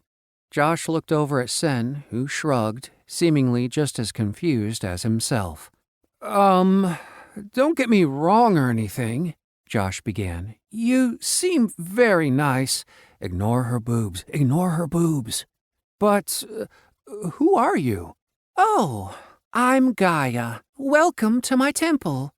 Josh and Sen had silently agreed that releasing her was the right thing to do. They could have acted paranoid and kept her there for a round of questioning. They probably would have if they were uptight asses. But they were both tired, and while Josh may never be confused for a gentleman, he had been raised well. Women should never be beaten or abused. And even more than that, there was a level of sincerity in everything about Gaia. It made them not want to live in a world where they couldn't trust the beautiful woman they had just saved from being chained to 2 posts and whipped by an evil specter for, presumably, if her remark about not being able to sit down was any indication, 5,000 years. It wasn't a logical conclusion, but guys were generally dumb that way. Enough said. They quickly released Gaia. Freeing her was as simple as lifting the large looped chain from a hook above her head, then sliding out the restraining bolts on her wrist cuffs. Mostly to make them more at ease, Josh suspected, she now adjusted her pristine white toga to cover her previously exposed bits. It was obvious she didn't seem uncomfortable with her body, both in and out of clothing. She then gave each a genuine hug of gratitude. With a wave of Gaia's hand, 3 low-to-the-ground sitting cushions appeared. She guided them to sit down and explained how she had ended up in the position they had found her in. It all started with my youngest son Cronus's bad habit of eating his children." Sen's eyes screwed up. Josh simply nodded thoughtfully. It had been a long time since reading his Greek mythology, but some things had a way of sticking despite the passage of time. The father of the gods eating his kids was one of them, though any whys or hows of the myth had been lost to the intervening years. Admittedly, Josh was sure it was the painting by Francisco Goya that kept the particular tidbit of child-eating as accessible knowledge in his brain. It had been pure nightmare fuel when shown it as a kid, and Josh could never totally forget it. "That's true? He ate his own kids?" Josh's tone of surprise was unexpected even by him as he said it. Guy nodded enthusiastically, confirming what she had said, and continued. "I know, right? I tried to talk to him about it, but would he listen? Of course not. It finally got him in the end. Zeus, my only surviving grandson at the time, made Cronus throw up his brothers and sisters. Then they proceeded to wipe out Cronus and all of his siblings. How was I supposed to take that? I was okay with rescuing the trapped ones, but I draw the line at killing the ones I still have. They are my children, after all. My first set of kids, anyway. The ones I had with my son-husband Uranus. He is my heaven. It's such a shame I had to have him castrated. Anyway, to show Zeus how unhappy I was with him, I had my last batch of kids, the Gigantes. Boy, were they cute. To try and teach Zeus a lesson. How could that go wrong? Well, it sure did, I tell you. The rest is history. So, for sicking the Gigantes on him, Zeus has punished me for the last 5,000 years with a never-ending lashing. Mr. Overkill, I used to call him when he was a baby." Josh looked at her, his mouth slightly agape. "You are a god?" "Oh, silly, of course not. I'm a star child. We come from deep in the galactic center and find planets where we can get the ball rolling for sentient life." Gaia opened her thin hands to indicate the universe with a look of devout sincerity. "For everyone. We gave birth to the gods, the titans before them. Ultimately, everyone else here," Gaia said brightly, her small hands spread, indicating the world. "We were the first ones on this planet. My cousins Ra, Osiris, Odin, and myself, that is. Some distant relatives we didn't know very well went to what you humans call India and got things going there." She took a small sip of water and smiled warmly at them again. "Now, I can tell that you and you," she smiled at Josh and Sen respectively, "aren't actually two of mine. Josh," Gaia thinned her eyes for a second, focusing on him, "you are from one of my iterational sisters. I owe her a debt for bringing you into existence. And you," looking at Sen, she made the same expression, "you are from very far out of town, unless I miss my guess. And not that I'm in any way ungrateful to you for saving me from that." Gaia pointed at the 7-foot posts behind them. "But why are you here, if you don't mind me asking?" Josh and Sen explained that they were cultivators looking for items of power in the cavern, and that they were still hoping to get 2 of them. "Ah." She touched her index finger to her lips and then continued speaking. "You are looking for the Earth Attunement Crystals. I understand." Guy shifted to the left, and her brows drifted up as if trying to recall something from long ago. "If I remember correctly, you should be able to find a few in the catacombs below this temple. I can guide you to the door, but every cultivator is obligated to get their own. Or, as I understand it, the attunement won't work as well, or not at all if the cultivator doesn't acquire them appropriately." Guy's nose scrunched up, and she waved dismissively. "After all, cultivation and karma are so closely tied. What can you do?" The small woman finished with raised shoulders and brows. She put her hands together in her lap and continued. There is also a guardian you will have to defeat, a chimera. She is another grandchild of mine and is a bit of a handful. She's never listened when I've told her to do something." Gaia sighed. "A child of Typhon and all, but watch out for the fire." Gaia laughed in sincere humor. Truly grateful for her goodwill, but feeling both out of sorts by the goddess's strangely enthusiastic and light-hearted demeanor coupled with the exhaustion of strenuous battle and decreased essence, Josh and Sen could only manage a few suppressed chuckles at the thought of being incinerated by an ancient Greek mythological creature. Taking on the expression of a concerned mother, Gaia spoke again. "For now, I suggest you eat and rest up. I can tell that you are still wounded, and your essence is low. Furthermore, you both need to cultivate to restore your intent." She stood. "Please consider this temple a refuge of safety until the morning." 2 divans appeared in the nearby empty space. Between them, a low-profile table laden with fruits, nuts, moist goat cheese, unleavened bread, several bowls of washed olives, and 1 large decanter of olive oil made Josh's mouth water. There were even 2 jugs, one of wine, the other with cool water. Each pitcher came accompanied by small earthen cups. Josh couldn't remember the last time he had eaten. He had skipped lunch the day this had all started, and he couldn't even remember if he had breakfast that morning. But before Josh could even thank Gaia, Sen's eyes bulged out, and he lunged at the table. If Josh had given it any thought, he might have realized that Sen had never eaten physical food in his entire 3 million years of existence. He also would have realized that the brand-spanking new mortal had the same edgy, hollow feelings chewing at his abdomen that Josh had been feeling for the last several hours. While Josh knew these feelings of hunger and had no fear of them, this was certainly not true for Sen. Upon seeing the food, the novice mortal couldn't help but be drawn by his instincts and surged to the table.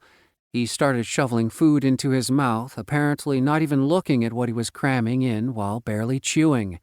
When he tried to swallow with an open, full mouth, he gagged and choked, spewing a fountain of food all around himself. Gaia raised her brows and stifled a nervous laugh with a polite hand.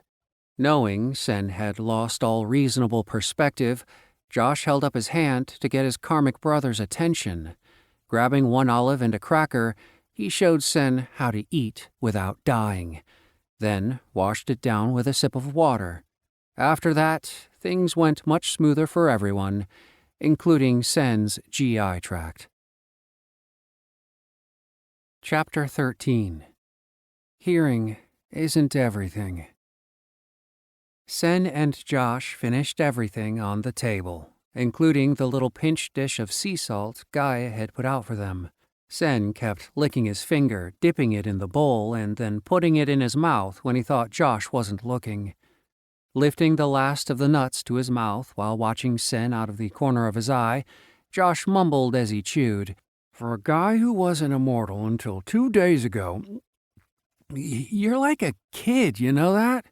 Cheeks turning red at being discovered, Sen couldn't help but admit, That's not far from the mark, in truth, Joshua.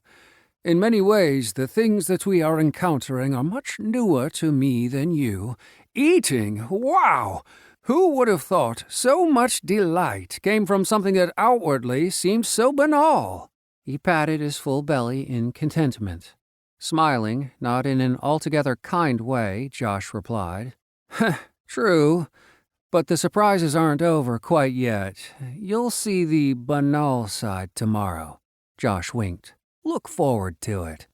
Sen narrowed his eyes, wheels turning, obviously using his essence to track his digestive system. His eyes widened with a brief look of abject horror. Josh could tell through their karmic bond that Sen had understood Josh's comment and stalked his alimentary tract to its prosaic end. "I had forgotten about that," Sen said almost to himself with eyes narrowed. Josh chuckled. "Yeah, I can see you got it now. Listen, I'm going to start cycling the essence we picked up this morning. Give me 2 hours, then rouse me so that you can cycle. We can stair-step until we both finish. I trust Gaia. She's a bit extra and casual on some serious topics, not the least of which is her own imprisonment and torture. Still, I don't think she's going to stab us in the back or anything." Josh looked over his shoulder in the direction the Star Child had walked off to after leaving them with their meal. "But if that Spectre comes back or has friends that come to check on him, it would be best to have a lookout, right?" "Agreed, Joshua." Josh settled in to cycle the remainder of the cannibal essence he had collected the morning before. When Sen gently shook his shoulder, he had reached what he thought was about 95% conversion, the approximation being necessary as there were no numbers for this yet. Supposedly, the interface was going to advance with them. Josh blinked and nodded that he was back from cultivation land. It had seemed like only 15 minutes for him, but he could tell from the candles on the table that much more time had passed.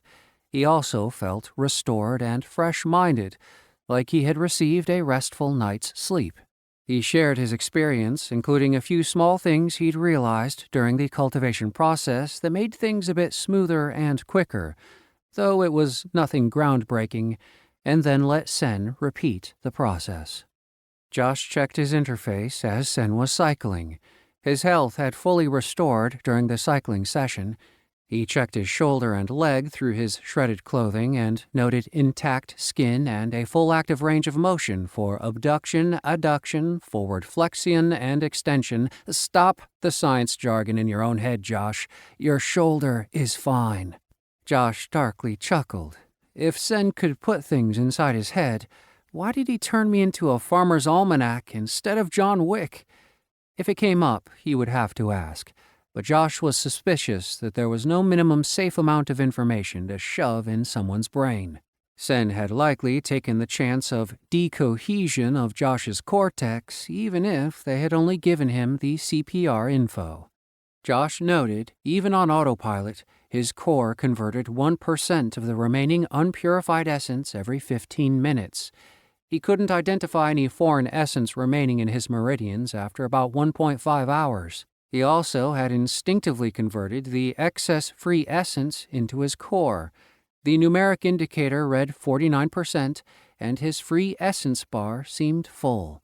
Like breathing and digesting his food, some aspects of cultivation were now a part of him, and would, seemingly, function on their own.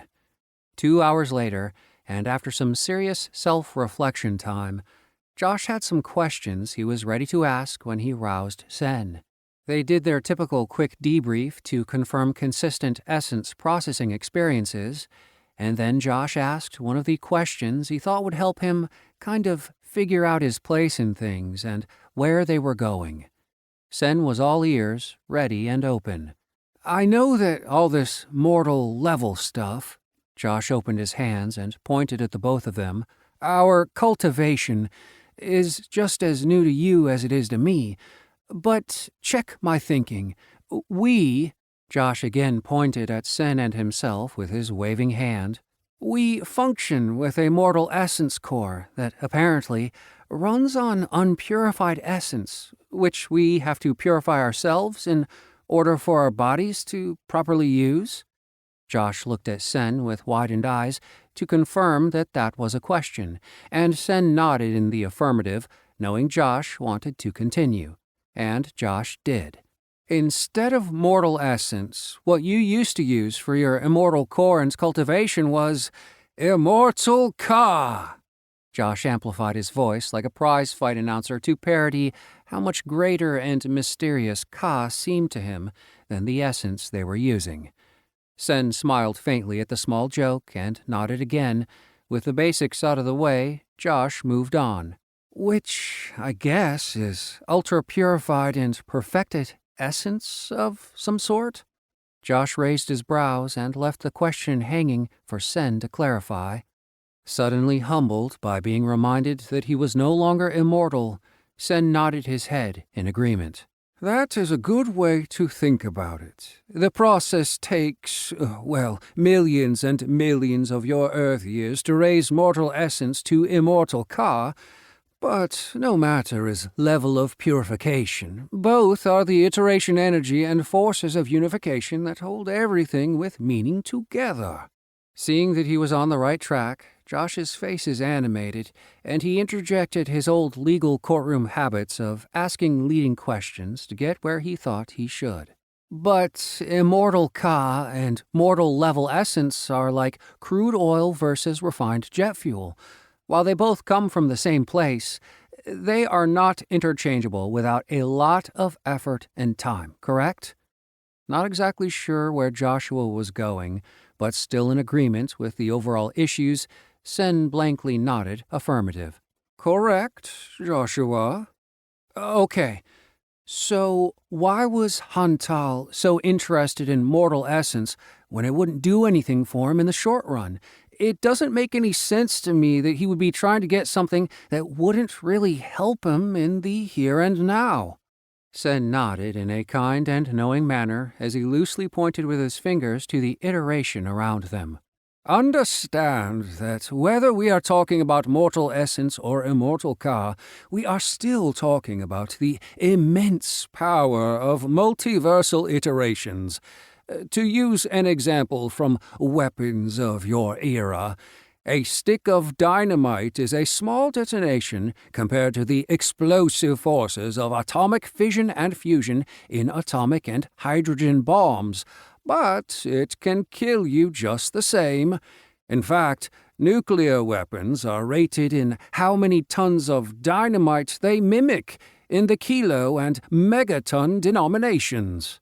Sen, obviously more comfortable using weapons as an analogy, continued.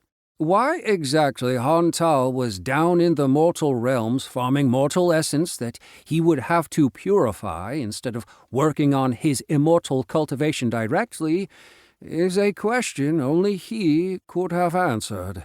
Sen looked to the side as if he was going to spit and get a bad taste out of his mouth. Though I doubt the reprobate would ever say anything truthful for any reason. Sen straightened and got back on track and pointed a loosely fisted index straight up. Regardless, he was collecting power. Sen's expression grew distant, as if he was remembering something. Given the gap, Josh moved to ask another question, but Sen held up his hand and spoke what he had remembered. When my grandfather ended Brundox's adharmic path by separating him from his cores, there was an immortal core, which I thought could only be manifested and destroyed in an immortal iteration, and the physical cultivation core that all immortal physical avatars obviously need to use in any physical matter iteration. Sen looked to Josh, clearly attempting to determine if he was still following the conversation. Reading the audience and not wanting Sen to stop his train of thought, Josh prodded with positive reinforcement. Yeah, obviously.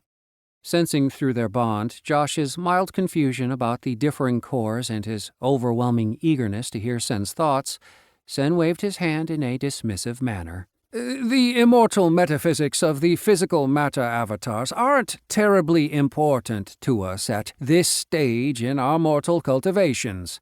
Sen rolled his eyes at his own mortal condition. What is important is that the briefest glimpse that I got of the cores my grandfather yanked out of him, I saw some kind of spiritual connection between the two cores that I know I didn't have between mine when I had them. Sen looked sheepish again at the reminder of his current mortality. Josh again opened his mouth to interrupt, and again Sen cut him off. Did Brundox have some ways to directly use mortal essence as fuel for his immortal core? I don't know. It wouldn't surprise me if his greed for power was so great as to allow himself to believe that such a shortcut to growth would be beneficial. Sen screwed up his face at the lunacy of the very idea. Even I know that such a choice will ultimately cost more than would be gained. Josh was nodding his head as he thought he understood. Like a man dying of thirst, making the decision to drink seawater, your thirst would be abated, but the greater salt concentration will dehydrate you even further and will ultimately kill you. Sen pursed his lips, mulling over Josh's statement. I suspect that is a very apt analogy of the situation, but regardless, Hantal Brundox, the genocidal harvester, is gone. Believe me, Joshua, my grandfather doesn't do things in half measures. We will never see his like again. Sen turned away, as if what he had just said was more absolute than the 4 Gospels wrapped in the U.S. Constitution. Josh couldn't argue, just thinking of his own interactions with the clone, which was supposedly an identical duplicate of everything that made Zenyak Marstenak Zenyak. Josh could only nod his head in agreement. The guy didn't mess around. With some questions answered, but perhaps even more questions now needing ponderance before he would open discussion again, they were ready to head down for the attunement crystal. As if on cue, Gaia rounded a colonnade holding some white linens. Smiling and waving to them, she said, "As much as I love the rough and tumble, fresh from the field look you guys are putting out, these are for you." She placed the white linens on the edge of the richly covered divans they had slept on. "Go ahead and change. You can leave those." She pointed to the rags hanging from their bodies in tattered, blood-soaked, and muddy strips. "Over there, for burning." Looking down at their clothes and realizing that the articles of clothing they wore had seen much better days, they nodded their thanks and reached for the fresh set. Sen rushed to take off his rags, but seeing Josh just standing there looking at Gaia, he stopped pulling off his upper garment halfway over his head, leaving it at the midway point. Josh looked pointedly at Gaia and raised his eyebrows. Gaia looked back with a prurient smile on her face. "After all, you already saw mine." She winked lewdly at them. For the love. Josh mumbled, turning around and pulling what was left of his clothes off. Soft undergarments went on first. Next were the pants, a sturdier linen for the breeches type of lower garment. It pleated between the legs and ended just above the knees for full movement. Next was an off-white upper garment that reminded Josh of a tank top. Last was a rectangular cloak that Gaia showed them how to wear and fasten over their right shoulders with a solid bronze brooch. "I remember putting my first kids in there, Clamus." A sad smile touched her eyes for the briefest of moments, then she straightened their outfits out with a few quick, well-practiced movements, like any good mother would do for her children on their first day of school.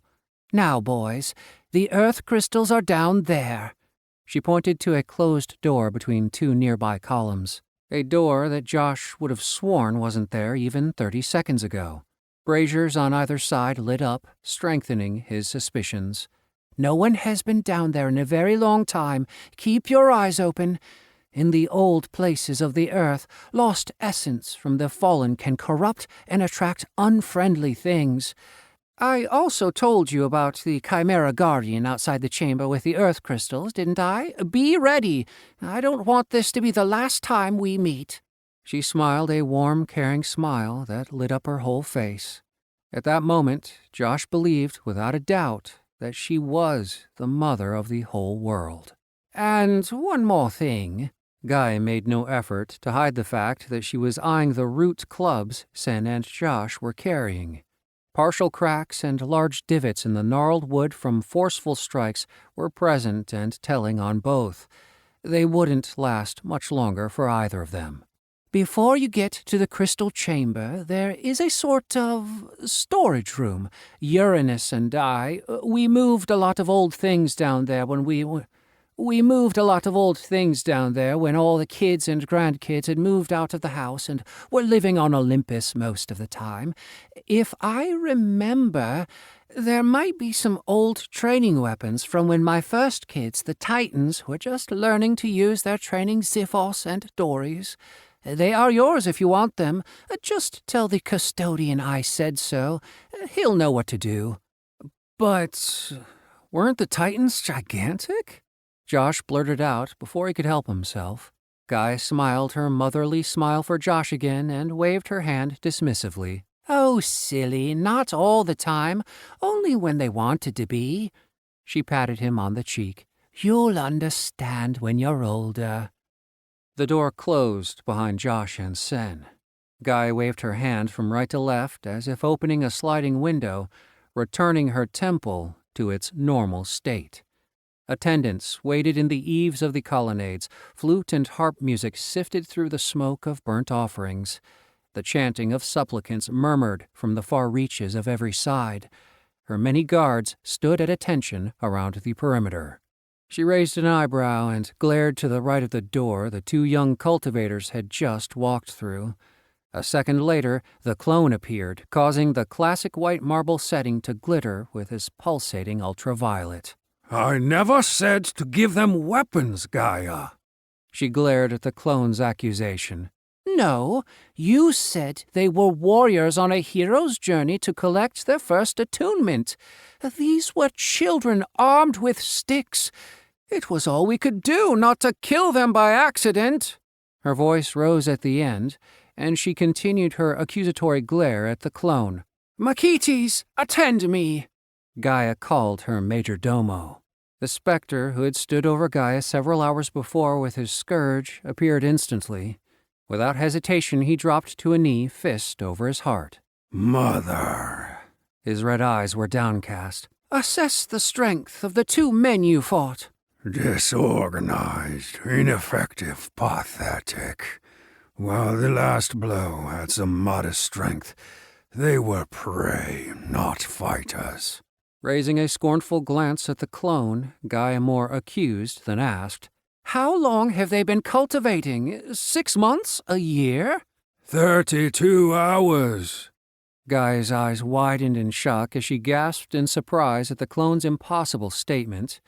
Even Makitis's swirling red eyes turned toward him as if seeking confirmation of what was said. The clone looked away briefly and sat on the edge of a divan. Appearing weary from his choices, the clone raised a hand to Gaia to hold off her coming tirade. I know, believe me, I know. However, we have no choice at this point. Things are even more dire than you know. There is no time for these two to slowly and gently acclimate to cultivating in the usual or even an accelerated timescale. Zenyak needs Senyak suitable to take command as soon as possible. Thus, I have created this fiction to attain their first attunement. They still need to make their own connections and advancements, with us spoon-feeding them from the shadows as much as possible, without violating the karmic requirements of self-achievement for cultivatory advancement. To fail them is not an option. And believe me, Gaia, the remainder of our plans for them to obtain their attunements in the spherical tier are significantly more dangerous. A sour expression fell over Gaia's face, but the clone noted that she had settled back into her throne, at least partially mollified by his explanation of Zenyak's blatant omissions about the naivety of Josh and Sen to cultivation. Seeing that she had somehow begun to care for his two charges and that he hadn't completely worn out his welcome, the clone shore his UV features into a charming smile. Keeping his kernel of immortal Ka tightly wrapped around the pair of cores Zenyak had torn from the genocidal harvester to keep her from being dismayed by their adharmic nature, the clone made his ask of the mother of star children. Gaia, I need another small favor. The door closed behind them with a finality that Josh hadn't anticipated. Looking around with darting eyes, there was no sign of abandonment, no thick layer of dust or piles of long bleached bones in the corner. Still, the air in the winding stairway was stale and stifling. It gave the impression that the passage had been empty for an exceedingly long time. By unspoken agreement, Senyak walked down first. He held his root cudgel tightly in his right hand. Josh did the same. Burning braziers lit the winding hall as they proceeded down. Thick black smoke rose to a ceiling that was unseen above them. Their enhanced hearing gave them the first warning they were not alone. The sounds of heavy clacking from far below echoed on the thick marble walls. It grew louder as they continued down. It was hard to tell what exactly was causing the sounds, but they heard no heartbeats. Josh's thinking shifted to an undead creature or some kind of automaton. Who am I kidding? I'm a total noob in this place. It could be anything. For God's sake, we just met Mother Earth. But Gaia's final and cryptic warning about corrupted things coming from or being attracted to lost energy made Josh think about shambling undead things. So, as unpleasant as those were, that was where his thoughts remained. The clacking continued to get closer as he and Sen descended. There was no indication of their detection, no sound of claws, undead or otherwise, rushing up the stairs at them. Finally, after what Josh thought was 30 minutes of steady walking down, they reached the bottom of the stairs. A wide hallway opened up before them, with 2 open doorways on either side. A 5th and final doorway held a barred wooden door at the end of the hall opposite them, about 30 yards away. The clacking was coming from the first room on the left, but that wasn't what concerned Josh at the moment. Approximately 20 yards from the winding stairway's last step, 5 zombies with black skin, all emitting the blue-green glow of foxfire, quietly stood at the center of the landing. The zombies were dressed in rotting leather armor with rusted iron weapons in their hands as they moved forward toward Josh and Sen. Chapter 14. Profaning the Ritual. The 3 undead warriors standing in the front rank moved immediately to intercept them. Moved being the right word, they walked as if alive, no shambling gait, no flesh dropping off. Upon reflection, zombie might be the wrong way to describe them. Their black, or very dark blue skin sat like a tight-fitting desiccated husk over intact but shrunken muscles below. They seemed to function under a collective intelligence given their coordination and ability to brandish very dangerous-looking short swords. 2 in the back held bows with quivers full of arrows, which they were already knocking. "Move back, now! Up the stairs!" Sen yelled. Cycling their essence to their legs, they turned and ran back up the stairs and took 2 complete 180-degree turns, which was 20 steps in their count. Sen put his hand out, signaling Josh to stop. 2 arrows hit the curving wall several steps down and behind them. The wooden missiles shattered against the marble and launched a shower of splinters all around them. "We'll meet the first Dragur here, defeat it, then move back up 10 more stairs, another 180-degree turn. We're as good as dead if we don't stay ahead of those archers." "Dragur?" "Yes, they are the risen dead, formed by spirits drawn to the bodies of those killed unjustly. If they touch us, they can leech our essence. Don't let them do that. We will need to destroy their heads. They feel no pain and are stopped only through crushed skulls, decapitation, or destruction with fire." Josh's enhanced ears heard the Draugur's even steps about to round the corner into their sight. He raised his club overhead to bring it down on the first one that showed him the blacks of its eyes. Sen had said that typical Draugur attacks were to overwhelm their opponents with simultaneous attacks. The bend in the stairway made that difficult until they reached the same step he was on. Josh, poised on the circular stairway's narrower inside hub, Sen took a wide and more vulnerable stance on the broader outside. A black and desiccated foot rounded the bend of the spiral stairs, immediately followed by the tip of a sword. Josh and Sen both swung their clubs down from overhead. They were fully cycling essence to their arms and upper body. Both clubs struck true. Sen hit first, with Josh piling on a close second later. A burst of moldy green air with bits of moist and stinking leather-like scraps covered them as the Draugur's head exploded into foul-smelling nihility. Its body hit the floor in a twisted tangle of legs, arms, and moldering torso. The next Draugr coming behind extended its arms and slashed at Sen with a rusted sword. Sen pulled back, narrowly avoiding the blade as it whistled through the air and clanged off the marble wall. Marble sparks filled the air around them, scoring bloody tracks on their faces and exposed skin. Josh stepped forward with Essence cycling to his legs and sent a kick to push the defeated Draugur's freshly re-killed body down the stairs and into the coming attacker. Both undead and re-dead tumbled back down.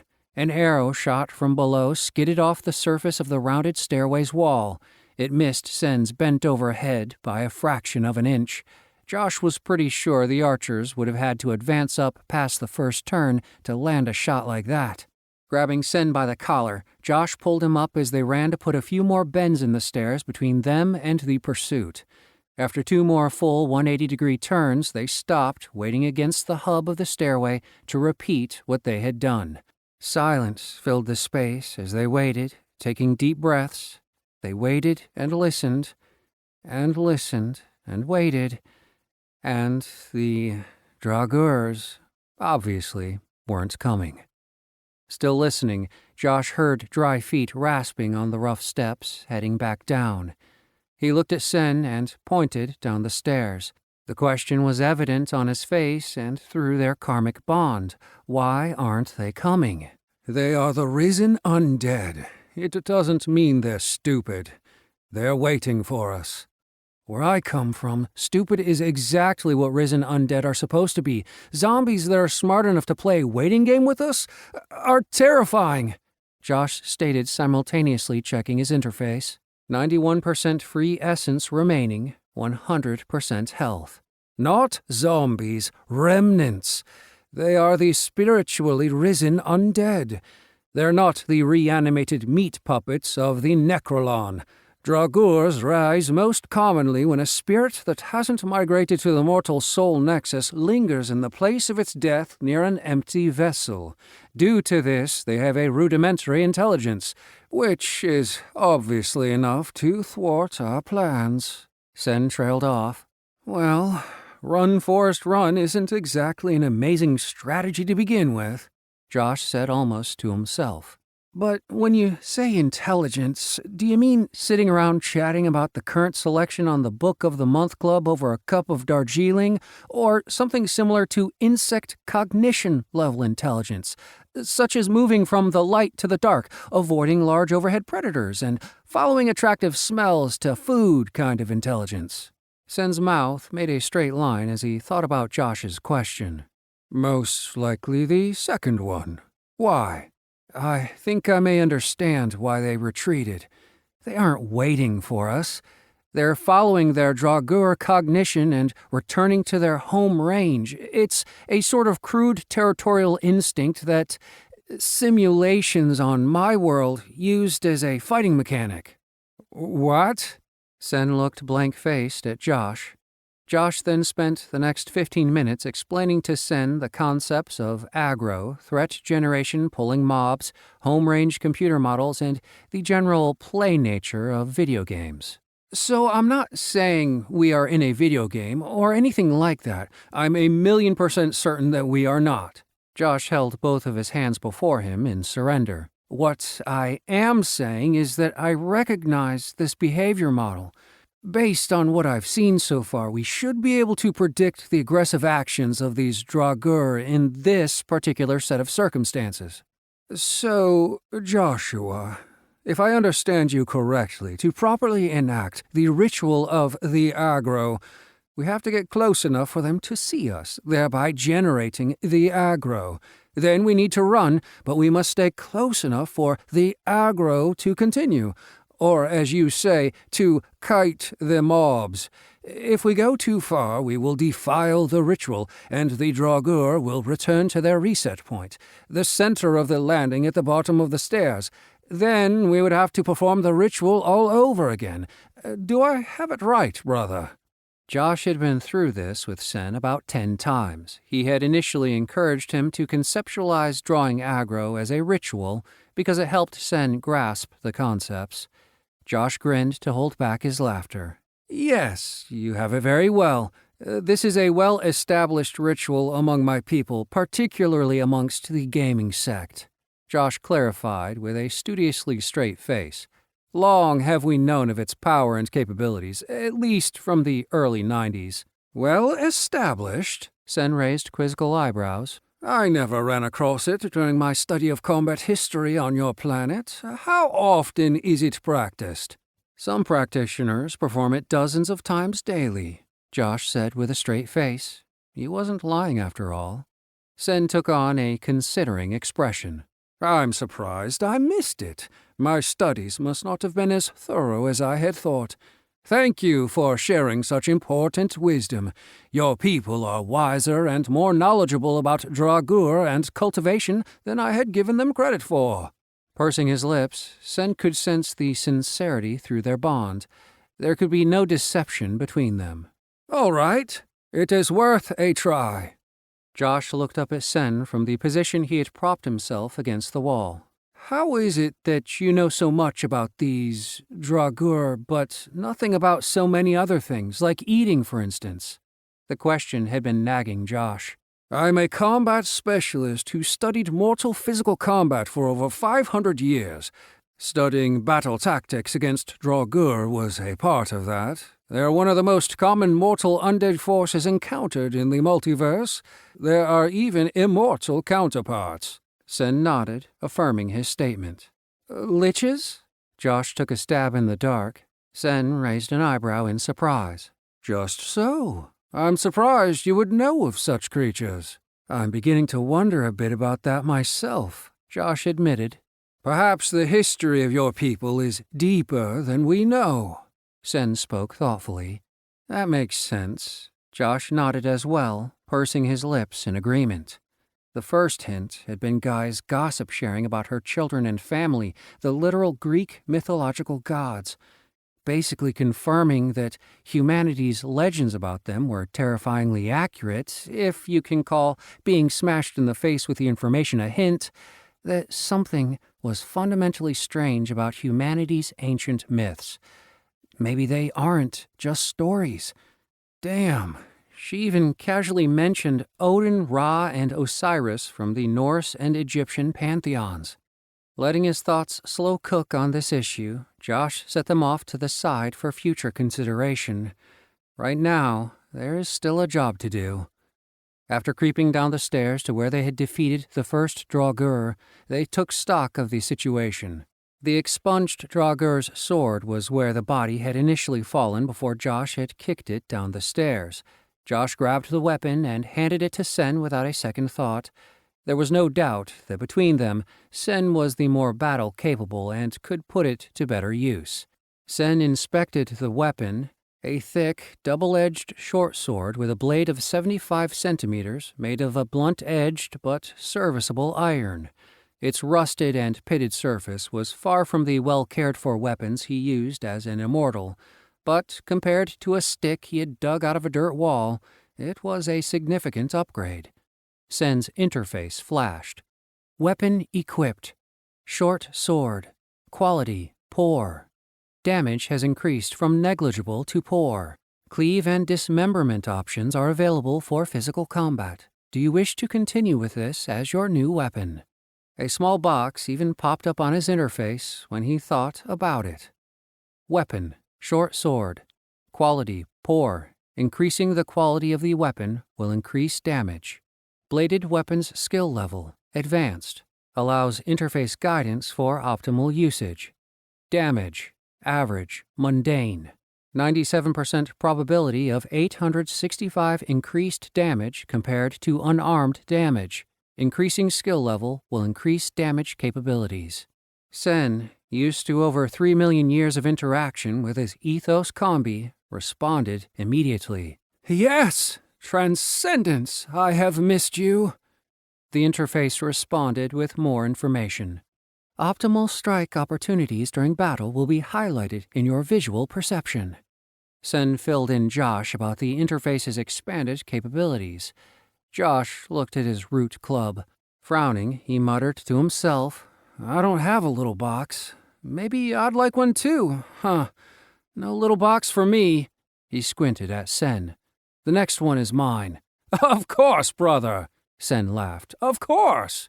They also inspected the gear, dirty and rusted, pre-owned by a vile, rank-smelling undead, but much better than what they had been dealing with, which was nothing. Looking over the Draugur's gear, the bracers and greaves were salvageable and split between them. Sen took the greaves, Josh the bracers. Josh eyed the thick, dark, and pitted metal on his wrists. The leather straps were moldering, but still supple enough to open and attach over his forearms. His face puckered at the feel of the disgusting leather against his skin. "You are so getting boiled the very first chance I get." Despite Josh's greatest hope, no boxes popped when he donned the armor. The clone had said that its function would increase with their cultivation. Perhaps weapons were all that it could support at this point. Time would tell. Josh pointed to the Draugur's deformed and now looted body. He moved his hand in its direction, indicating to Sen through their bond that he was going to collect its essence. Sen grabbed Josh's hand and pulled it away from the corpse. Josh looked back at him surprised. Sen shook his head, face set in stone. "Undead are not spiritual beings that cultivate essence. They consume it, much like your version of vampires. Damney had me watch several historical records called movies, I think. Draugurs with skin that shined in the sunlight. Anyway, they did not carry or cultivate essence as we do. They consume it to perpetuate motion after the spark of their soul is lost. If you gathered enough of their energy, you would likely start to become one of them. I may not have been on the path of an Attelman or a Vitalist, but these facts are well known." Josh scurried away from the corpse as if suddenly afraid it would grab his hand and feed him its undeath. Without taking his eyes off it, he spoke. "Thanks for the tip. Don't take essence from undead things. Got it. Does that mean there's no use for their cores?" Josh wrinkled his nose at the body. "Seems like a waste." Sen squinted in deep consideration at Josh's unexpected question, but his answer held the weight of sincerity. "Becoming a spiritually raised undead is a dark path many mortal cultivators have dedicated their entire existences to. But these are not subjects I have delved into beyond the undead's relevance as combatants or a military force. I do not recommend involvement with the forces that shape them at this stage in our cultivations." Josh tipped his head in a nod of acquiescence at Sen's seriousness, understood, and agreed. With Josh's conversion into the undead avoided, it was time to get to work. Sen patted his shoulder, and a dangerous gleam came into his eye. "Let us begin the aggro." Josh chuckled at Sen. "For sure, brother. Let's begin the aggro." They returned to the landing after dragging the defeated Draugur's body up 10 180-degree rotations and placing it on the other side of the steps. As Josh had explained, they would likely have to run up and down a few times if their plan worked, but Sen pointed out that the body might get in the way. He didn't want them to trip over it and profane the ritual.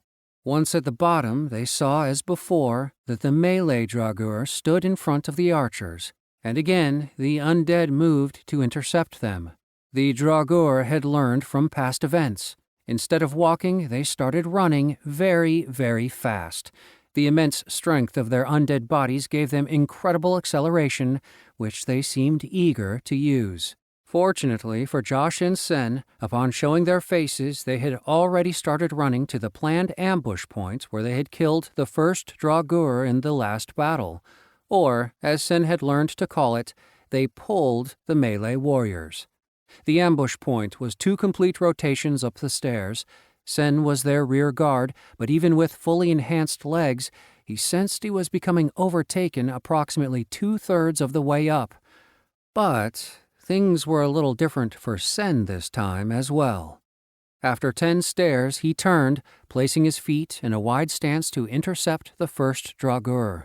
Sen ducked under one arrow that had been fired from below and skidded along the smooth and rounded marble side wall of the stairway to become a threat. They were also showered by the shattered shards of a second arrow that had hit farther down and not stayed intact. While partially crouched, he raised his short sword and straightened up, waiting for his target to round the corner. Fully vertical, Sen adopted the high-held roof stance to attempt a decapitation. However, his interface had another recommendation. A flashing yellow upswinging line indicated for him to draw his blade from right to left out of the fool's stance, starting in a low position and building momentum. Fool stance projection estimates a 47% increased likelihood to disable pursuing Draugr over roof stance. It added no additional explanation. Sen blinked at being vetoed, but after eons of trusting his combi, he quickly adopted the recommended stance and swung his shoulders and hips to effect the strike. The first attacker rounded the corner, sword drawn, chest and head leaning forward.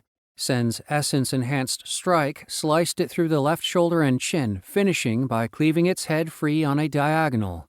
The top portion of its skull followed the course of Sen's sword, smearing the sidewall with black blood and the putrescent foulness from the Draugur's split skull.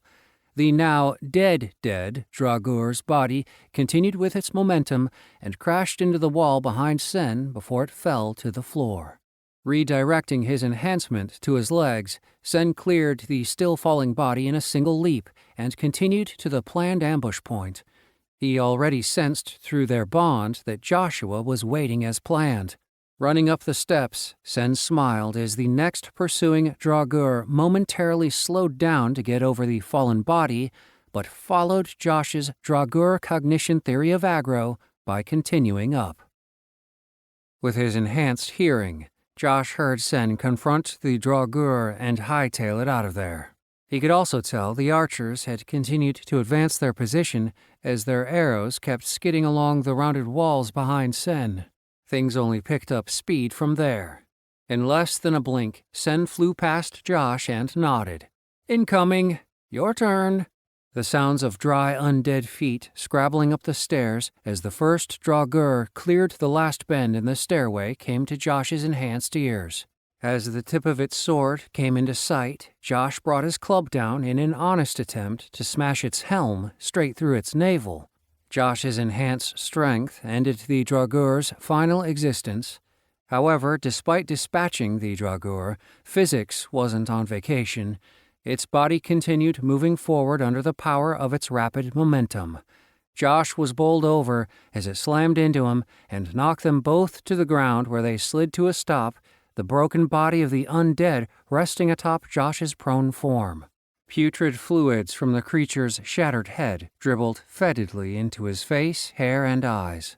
The stairway went silent. Footfalls from the remaining 2 Draugr archers were the only sounds Josh's enhanced ears could hear as he struggled to push the rotted husk off of himself. Sen had flashed down the turns in the stairway and offered him a hand.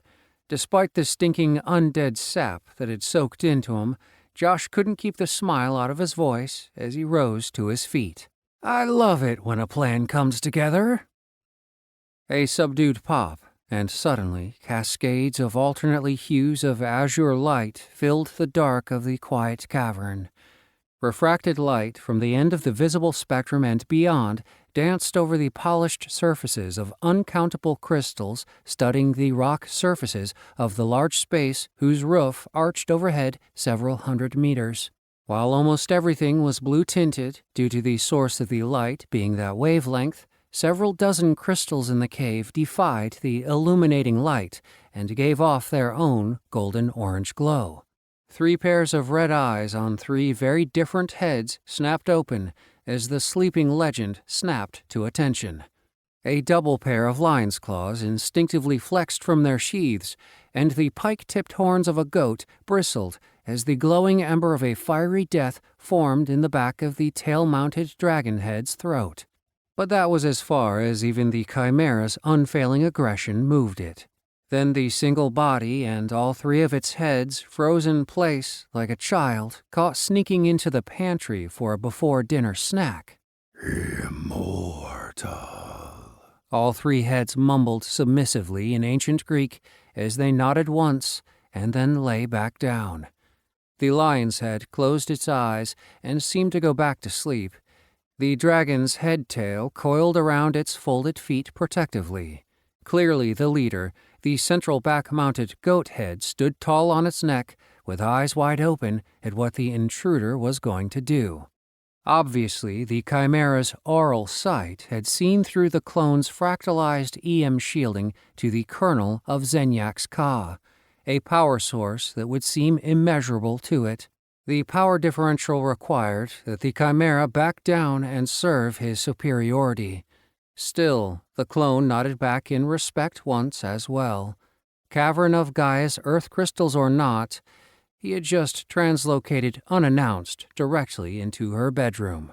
Is that your preferred side of the cavern to sleep and eat in?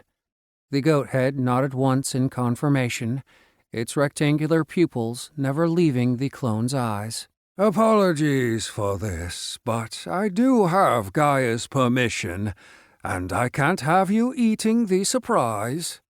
The clone waved a hand, creating a transparent barrier of blue-white energy that sealed off the back 3/4 of the cavern, leaving the remaining 25% adjacent to the barred door open for his purposes.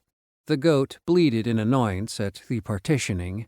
The clone rolled its eyes at its mental transmission. Well, I did apologize before I did it, the clone pointed out, indicating the Chimera's section of the cavern. And what are you really complaining about? You have the largest portion, don't you? The goat head bleated again, but certainly less strenuously.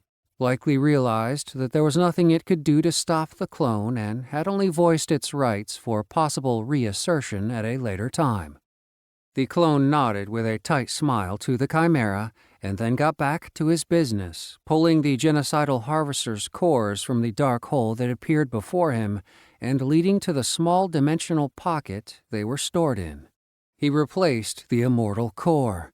The reincarnation wouldn't be needed for Zenyak's and the clone's purposes, but he held up his physical iteration mortal core to eye level and studied it for a moment.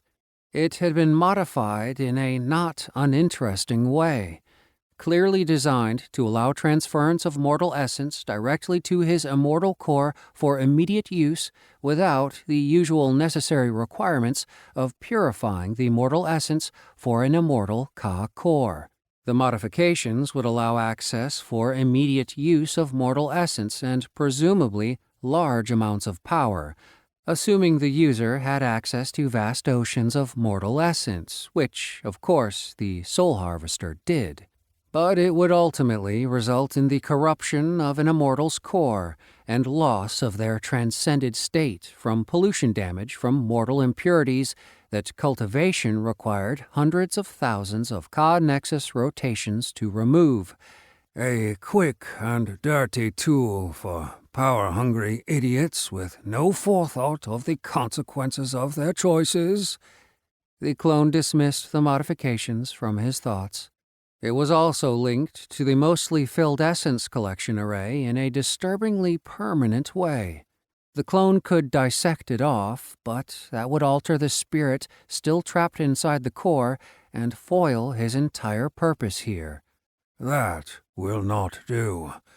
Brundox's memories and motivations must remain intact to meet my needs. A lock using mortal essence would prevent access to the energy reserves in the array and still preserve the spirit within it, without contaminating it with immortal Ka, which could complicate things. The clone quickly applied it. Only one thing remained, a suitable vessel. The minuscule skittering of insectile legs over the polished stones of the cavern brought a wolfish smile to his free-flowing, fractalized features. Chapter 15. Nothing stings like the truth. Josh held the looted short sword in his hand, rusted, dull, and pitted with a mostly molded and rotten leather handle. He couldn't keep his smile from stretching ear to ear as he inspected his first interface box. Weapon, short sword, quality poor. Increasing the quality of weapon will increase damage. Bladed weapons skill level, none. Damage, poor, mundane. 92% probability of 236 increased damage compared to unarmed damage. Increasing skill level will increase damage capabilities. They also looted the salvageable armor from the 2 downed dragours. Now they each sported bracers and greaves, a studded leather cuirass, and a studded pauldron covering the left shoulder. The pair then endured 10 minutes of small volume breathing caused by wearing the extremely fragrant gear. It smelled of rotten mayonnaise and sun-baked roadkill, but as with all things, after a relatively short period passed, Josh had to admit he was getting used to the smell. After donning the chest gear and pauldron to complete the set, Josh was overjoyed when a second box from the interface popped up. Armor equipped. Dragour studded leather. Quality poor. Protection increased from negligible to poor. Partial blocking options available. Do you wish to continue with this as your new armor? After mentally picking yes, they received a second text box. External armor equipped. Dragour studded leather. Quality poor. Increasing the quality of armor will increase protection and probability of damage reduction. Armor skill level, none. Increasing skill level will increase probability of interface guidance for optimal usage. Protection, poor, mundane. 54% probability of 15% damage reduction from physical attacks from mundane weapons. Increasing skill level will increase probability of damage reduction capabilities.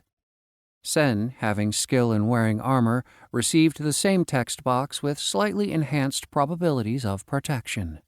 External armor equipped. Dragour studded leather. Quality poor. Increasing the quality of armor will increase protection and probability of damage reduction. Armor skill level advanced. Increasing skill level will increase probability of interface guidance for optimal usage. Protection below average mundane. 99% probability of 25% damage reduction from physical attacks from mundane weapons. Increasing skill level will increase probability of damage reduction capabilities. Josh couldn't help but feel pretty badass despite the smell of years-old, slow-cooked dead ass lingering in his nose. For the first time since this had all started, he wasn't wishing he could be anywhere but here, just most places instead of here. For instance, Josh would much rather be here than at Miranda's mom's house for lunch. He considered it a start, at least. Following the melee encounters, wrapping up the archers was anticlimactic. Having grasped Josh's ritual of the aggro, Sen lured them into the blind stairway with another classic line-of-sight pull. He then sprang back down the stairs as the archers were reloading. 2 decapitations later, they had free reign of the landing and the 5 doors surrounding it. Quickly checking their interfaces showed their free essence levels, Sen at 54% and Josh at 64%. Their health bars were 100% after a few cycles to heal several minor scratches and 1 streak on Sen's back from an unlucky arrow ricochet. Josh was a bit taken aback when he looked through the open doors. There was just a white, shimmering barrier instead of rooms. The mercurial apertures constantly rippled like the surface of a still pond after tossing a rock into it. Portals, Sen had said, and then looked around as if having a doorway filled with roiling quicksilver was the most normal thing in the world. Portals? Josh repeated. What do you mean, portals? Portals are small doorways through walls in buildings and boats. These weird glowing barriers could do anything. They could electrify us as we pass through, or give entry to thousands of grasping appendages from a groping tentacle monster, or a million other things. Sen must have sensed through their bond that the dimensional aspect of the passageways was freaking Josh out. He took the time to explain. Relax, Joshua. These are just like portals that lead through walls in buildings and boats, but instead of leading into an adjacent room, they lead to other nearby pocket dimensions attached to this iteration. Right! Josh practically shouted, throwing up his hands in exasperation. Exactly the same! Then Sen narrowed his eyes and added slyly, If you were going to lose it, I would have thought it would be against the undead remnants, the dark specter, or the furry cannibalistic humanoids, not dimensional portals. Are you really trying to shame me like a 13-year-old at the skate park? Josh pointed his finger accusingly at Sen. If this skate park is a place where people gather to compete and test their courage as well as to strengthen the fearful, then yes, I suppose I am. Sen's smile reached feral proportions. Whatever works, brother. Whatever works. Then he left Josh to accept that he wasn't in Kansas anymore as he stepped closer to inspect a portal more closely. Seeing Sen had moved on, Josh lowered his raised index finger and chased after him. But whatever Josh would have come back with remained unspoken after he noticed the titles etched in bold-face script above the mullion on 3 of the doorways. The first one on the right side, where the clacking sound came from, read Tartarus. The next on the right side read Elysium, and the first on the left side, Olympus. The last portaled door, farthest on the left, had no title. The doorway at the end of the landing was still closed by a thick wooden door banded in iron and barred by a sturdy beam bolting it from this side. There was no other locking mechanism. Josh looked to Sen. These portals go to mystical places? Even the home of the Greek gods? With the patience of a mother toilet training a toddler, Sen spoke through a small smile. Yes, brother, it would appear so. Well, okay then. Finally accepting the dimensional aspect of the portals, Josh mentally moved on and re-engaged his brain. I bet that the storage room guy mentioned is the one without an ancient mythical title, Josh said, wagging a finger at the blank portal. Sen nodded. Agreed. After discussing the titles, it turned out that even Sen had heard of all 3 places. It seemed that the ancient Greek mythical locations had almost complete multiversal penetrance. However, the robust warrior traditions all 3 locations in mythology were associated with were the source of Sen's interest. The tapping they had heard from the door marked Tartarus chose that moment to restart with enthusiasm. For an unaccountable reason, Josh felt compelled to go through that portal. Something was calling him from the other side. Thinking about it, Josh wanted to go through and see what was over there. All he had to do was walk through the shimmering portal to right an injustice that only he could set right on the other side. Josh immediately stepped back and cleared his mind with a quick head shake. Refocused, he stretched out his arm and pulled Sen back from his own unconscious inching toward the door. Sen jolted and looked up, startled. Then he also backed up, shaking his head, and nodded once in appreciation. Josh nodded back. I got you. Sen again inclined his head. Gratitude. Josh narrowed his eyes at the portal.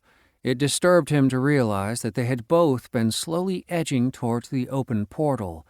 Some very shady mind games were afoot at the Circle K. Bad things were sure to follow if they went through there. However, if their path took them through the Tartarus portal, they would go. If Josh's feelings were accurate and they could right a great injustice, they'd likely even want to go. But right now, nah. Josh didn't want to risk any more confrontations before they checked on the possibility of better weapons and maybe even obtaining our Earth attunement. Without better weapons, he and Sen were eventually going to be overwhelmed. Without an attunement to keep their essence filled, they would always need to be killing spirit beings for their essence. An option to keep their essence tanks full without having to stalk prey unworthy of continued existence would be invaluable. So these 2 things needed to come first before any extracurriculars, particularly so in the case of an interdimensional portal with the ancient Greek word for underworld engraved in 6-inch letters on it. Josh realized more and more with every step he took that getting stronger and advancing his cultivation was going to have to be his way of life. That meant putting that goal first above what he merely wanted. In short, he needed to take care of business. It needed to be that simple from now on. Why would I even want to go to hell anyway? whether it's the ancient Greek variety or otherwise. Nodding to Sen, they stepped up to the unmarked door. Sen walked through first, and Josh followed. There was no doubt that Josh was less skilled with the sword and armor. Sen, with an advanced rating with his weapon and much higher protection scores with the armor, meant he was acting as their tank for now. Phasing through the portal was a non-event. It didn't feel any different than walking through any standard doorway. However, being on the other side gave Josh the feeling that he was somewhere more than one door jamb away. Tall wooden shelves marched off into the distance, way, way, way beyond what they could see even with their enhanced sight. The marble floor was gone, instead replaced with dark polished stone. The exotic rich blues and greens of mother-of-pearl flashed to their eyes when the light from the braziers reflected off the floor at the right angles. Directly in front of them, seated behind a small counter blocking the narrow entryway to the wide-open spaces of the room before them, was a man in the same bleached white chlamys they were wearing, only the man was wearing the absolute hell out of his, if Josh was honest. His body was extremely well-muscled in classic heroic proportions. A suit of armor, similar to the one worn by the enforcer they had fought, could be seen poking above the low top of the counter, and the long shaft of a dory leaned diagonally against the dark cuirass. The man behind the counter set the cooked leg of the humongous bird he was eating down and pulled what looked like a flat carpenter's pencil from behind his ear and a clipboard from the countertop as he finished chewing. Flipping through several top sheets, he raised his eyes to them and said unassumingly, "I'm Achilles. You guys looking for the storeroom?" Josh's mouth hung open, and he said the first thing his knee-jerk reaction brain forced out of his throat. You are the Achilles from Troy? That Achilles? Achilles stood up so fast that a stool shot out from under him and flew off into the distance, then out of sight. Pointing his finger at Josh, waves of force radiated from its tip. "Listen, mister." A pained look of old memories came over his face. "Troy was a low point, and a long time ago for me, okay? Gaia pulled me out of there and gave me this gig protecting her storeroom." He looked around at the vast spaces around him. "For which I am very grateful, so—" He pursed his lips and made a fist with his right hand that space seemed to shrink and solidify around. "What can I do for you two?" Realizing that he was on the verge of pissing off an immensely potent demi-human from the age of heroes that could likely turn them both into grease spots without breaking a sweat, Josh reapplied the capacity for intelligent thought to his mouth, or at least he tried. Sorry about that. Really, really sorry. I'm fanboying a bit over here. Guys sent us to get some things that her kids used when they were kids. Swords and things. Said to tell the custodian that Guy said so. I'm guessing that's you, Achilles? Josh trailed off, squinting his eyes and ever so slightly turning away in preparation for the pain that was sure to come. But Achilles, apparently placated by the apology and the fact that they had real business there, pursed his lips and nodded. Then he snapped his fingers and sat back down on his rematerialized stool. "Why didn't you say so in the first place? 1 sec. Let me scan your tags." He held his hand up to the bronze brooches clasping their capes and flipped through his clipboard again. "Okay. That's a box that has been down here for a while. It's in the back. I'm uploading its location into your interfaces. Take a look at your interface map. But are you sure about this?" Achilles scratched the top of his head and looked them up and down with no judgment in his eyes, but what felt to Josh's spirit like a piercing assessment. "I'm just saying that for two guys with your limitations, it might be tough." Tough? Josh and Sen both said in unison. "Hey, listen, it's not my place to tell you guys your business, but take a look over my shoulder. There is a kraken loose 5 aisles down." He pointed over his shoulder with his thumb to a mass of giant tentacles waving over an impossibly high shelf, grabbing things randomly and alternating between crushing them and flinging them over the horizon. A flock of badger phoenix got loose this morning, and the animal control guys haven't gotten them under control yet. Another thumb over his shoulder, and they saw faint lines of smoke rising even further in the distance than the tentacles. And we've been having a rash of draugr popping up all over the place the last few days. On top of that, everything in this place can and may sincerely want to kill you dead. Though I admit that for most of them, it's not personal or anything. They just want to eat you. That's... Josh drew the word out, thinking of how to reply. Comforting. Good, Achilles beamed. Wouldn't want you holding a grudge or nothing and coming back as the restless undead or some such. Best if you two go back the way you came. Josh and Sen blanched at the picture Achilles had just painted for them, but there was no question they needed the weapons if they were going to face the Chimera. Sen spoke first. We need what is in that box. Without it, we will likely fail against the Chimera, and I will break an oath to get my friend back to his daughter. Sen put his fists together and bowed his head to the great warrior. We have to try. Is there truly no way? Achilles scowled and seemed on the verge of sending them packing when he puffed his cheeks and blew a breath out, tossing his clipboard down on the countertop. Poor, cry me a patami, why don't you? His kid? He pointed at Josh. When they both nodded, he shook his head once. Damn, I'm a sucker for kids, he muttered, just barely audible. Sighing, he said, Let me see what I can do. A map of a vast area appeared, seemingly taken from a satellite in low orbit.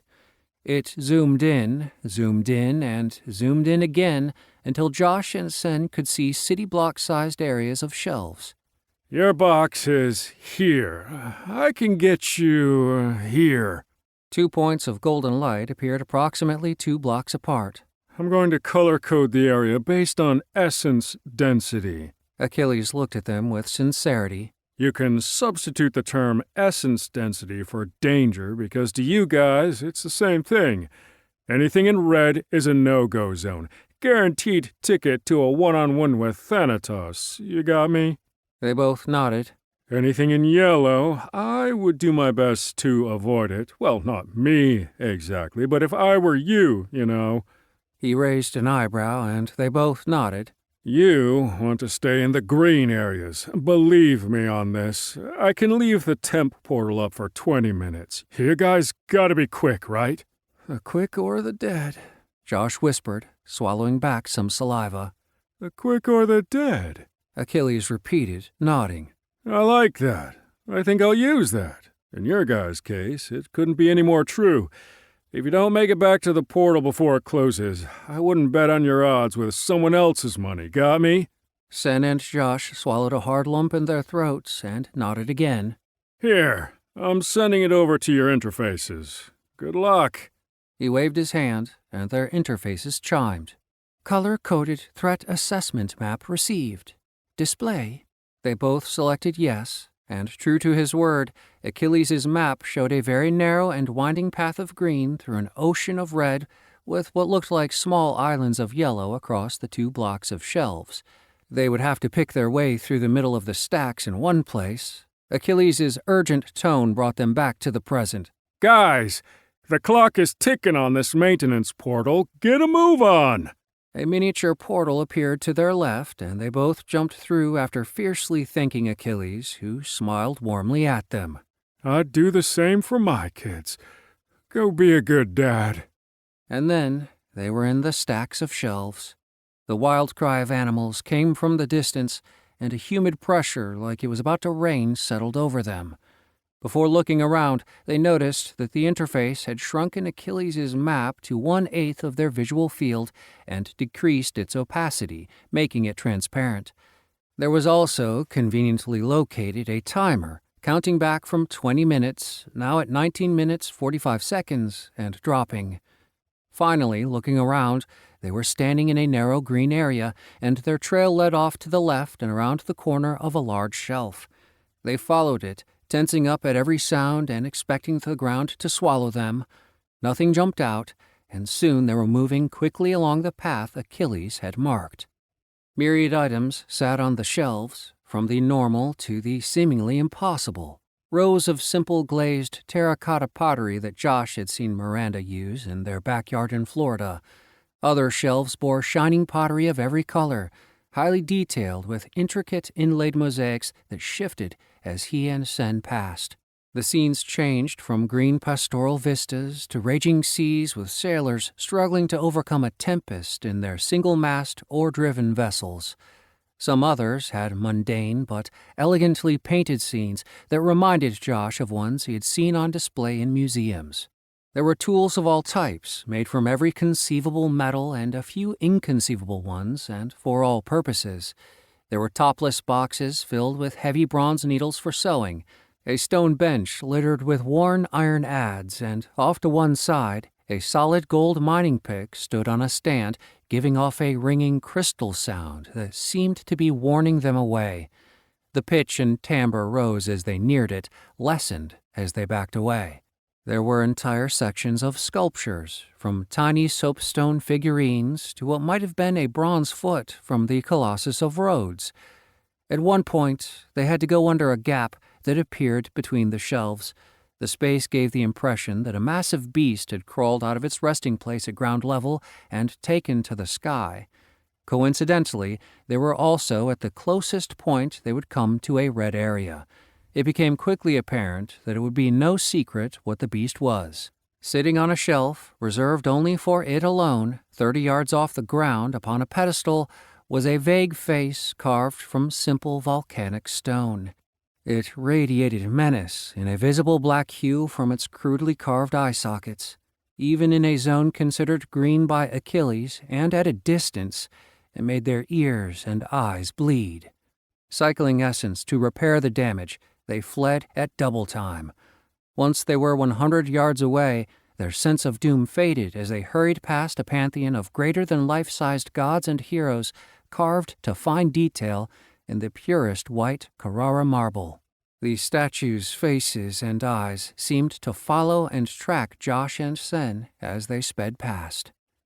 Ducking under the rowing oars of a Viking longboat whose ghostly occupants heroically rowed their tattered vessel through raging and invisible seas, they came to the blinking dot Achilles had placed on their map. Still, it was an astronomically vast space, and they weren't even sure what the box looked like. Hopefully it was on the bottom level, or they would have to climb, and the clock was ticking down. 14 minutes, 58 seconds, as Josh checked his interface. They spread out and hectically looked at everything in their eyesight. Sen spotted it first. A high-quality closed wooden box the size of a footlocker sat alone on a bottom shelf to their right, below a rack of paintings from what must have been Renaissance masters and a hutch containing tableware. The plates looked like they had been shattered and glued back together with iridescent gold. Wasn't that a Japanese thing, kintsugi? His strange inner encyclopedia confirmed. He shoved the full history of the practice back down inside of himself. They were on the clock. Even in full light, the tableware glowed along its repaired cracks. The set's forks and knives rose from the trays they lay in and assumed defensive positions as Josh and Sen walked up. Backing away from the sapient utensils, the men squatted down and focused on the box instead. A single line was written on its top in English, plain as day, "Children's Things." Josh asked about the words being in English. Sen said it was written in polar-neutral cuneiform for him, settling the question of whether their interface was translating for them. Or maybe there's something with the writing itself. Josh wouldn't put anything past the literal Mother Earth. Sen lifted the lid on the large rectangular box. Inside was what one would expect in any parent's attic whose children had grown and moved on.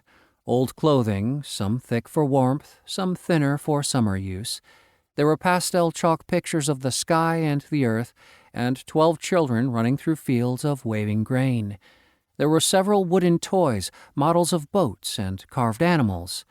In a separate, smaller box were 12 throwing spearheads, each nested in felted indentations. They were much narrower than the head of the dory Achilles and Gaia's torturer had used. Their bright bronze tips with serrated bottom teeth gleamed from the overhead sunlight. Josh and Sen felt a strong sense of destruction and unmatched sharpness from the weapons. Urged beyond temptation by the strength of the weapons, Josh picked one up. Yow! He immediately regretted it. The lance tip had siphoned all of Josh's free essence in his meridians into himself and also pulled a feral roar of pain from him. In the fraction of a second it took him to let go of the weapon, he had also lost 2% of his already dedicated core essence. The central figure now read 47%, down from 49%. One side benefit of this debacle was the confirmation of his thoughts about the possibility of withdrawing essence from his core in an emergency. The draining also raised his free essence from 54% to 89% through its forced transfer, but the loss of the dedicated essence still stung. On top of that, his hand had suffered third-degree burns, and he started circulating his free essence to the charred and throbbing appendage. Sen, who had also been reaching for another spear tip, saw what happened to Josh and pulled his hand back like it was on fire. It almost had been, Josh thought darkly as he laughed through the pain. A fearful look of realization came over Sen. These are enhanced weapons of power for warriors who have advanced their physical and spiritual unity much farther than we have. Perhaps the Titans' second weapons as teenagers. Regardless, these weapons require a constant stream of essence to function and are beyond our ability to use now, and perhaps for quite a while. Josh agreed as he related to Sen what he had discovered about being able to withdraw from his consolidated core. Sen nodded in appreciation, confirming that he had been expecting such a thing as well. They quickly checked the timer. They still had 13 minutes 21 seconds to return to the portal, so they kept looking through the box. Carefully wrapped in individual linen squares at the bottom, they found the weapons they sought, 12 swords and 12 spearheads. Largely blunted and dulled with age, their color faded from bright bronze to a blotchy dross. These were nothing compared to the throwing spears, but compared to the Draugr weapons, they were a definite improvement. Neither the swords nor the spearheads radiated any sense of damage, death, or unearthly sharpness. Sen picked up one of the swords and executed a mixture of quick foot forms and blade maneuvers. These are perfectly balanced. Furthermore, the upgrade on my interface, Sen smirked in satisfaction, is telling. Weapon: Titan short sword. Quality: mundane masterwork. Increasing the quality of weapon will increase damage. Bladed weapons skill level: advanced. Allows interface guidance for optimal usage. Damage: superior mundane. 100% probability of 1500 increased damage versus hand-to-hand damage. Increasing skill level will increase damage capabilities. Josh related his upgrade too. Weapon: Titan short sword. Quality: mundane masterwork. Increasing the quality of weapon will increase damage. Bladed weapon skill level: none. Damage: low mundane. 100% probability of 480% increased damage versus hand-to-hand damage. Increasing skill level will increase damage capabilities. There was also a bag with a single shoulder strap made of faded black leather, but still serviceable. Not wanting to leave a possibly needed weapon behind, Josh also put 2 spearheads into the bag. He then placed it over his head and under his left shoulder. There were no shafts to affix them or tools to do it with, but it just seemed stupid to leave them behind, as Gaia had said they were welcome to them. Finishing with the chest, Josh picked up his sword with a slight sense of awe. A Titan had used this. A tiny and hollow voice came from the bronze clasp holding their cloaks in place. J and S. Repeat, J and S. This is Achilles. The sound of huge crashes, shattering, and men yelling interrupted the voice before it came back louder and more urgent. Repeat, this is Achilles. You need to run. Get back through the service portal now. More crashing sounds came through the clasp, and a reverberating roar that even George Lucas couldn't have replicated in sound and light studios made Josh and Sen wince, as the same crashes that were coming through the clasp could be heard in the not-too-distant distance. In a second, the air around them pulsed as if a massive wind had picked up, and suddenly 3 aisles over to the right from them, a collective gasp, followed by shouts of terror and fear, moved like fans doing the wave in a World Series game from thousands of voices along all the shelves. Instantly, the air and ground were filled with treasures that had lined the shelves as they ran, flew, waddled, spun, and rolled to get away from what was coming. Achilles yelled through the clasp again, "The Kraken has taken a turn for your area!" More screeching that Josh thought could have been duplicated by dropping the John F. Kennedy aircraft carrier from 1,000 feet onto Times Square. At the same time, a gray-green clawed tentacle roughly the width of the Channel Tunnel that connects Kent, England, and Calais, France, whipped out to block the sun and slammed down where Josh and Sen were standing, as well as an area roughly the same size as some smaller city bus routes.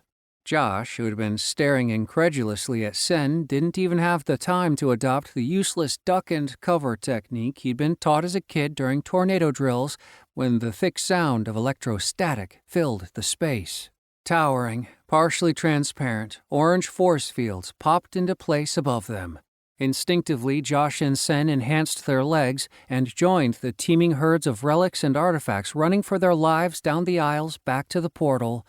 In a quick glance, Josh saw marble statues of gods, table settings under silverware escorts, and even framed masterpieces that were somehow rolling on their corners or spinning through the air. The Viking longboat's rowers had also heaved to and were making good time to get away. Cascades of orange and yellow sparks showered from above, casting everything in a strange illumination.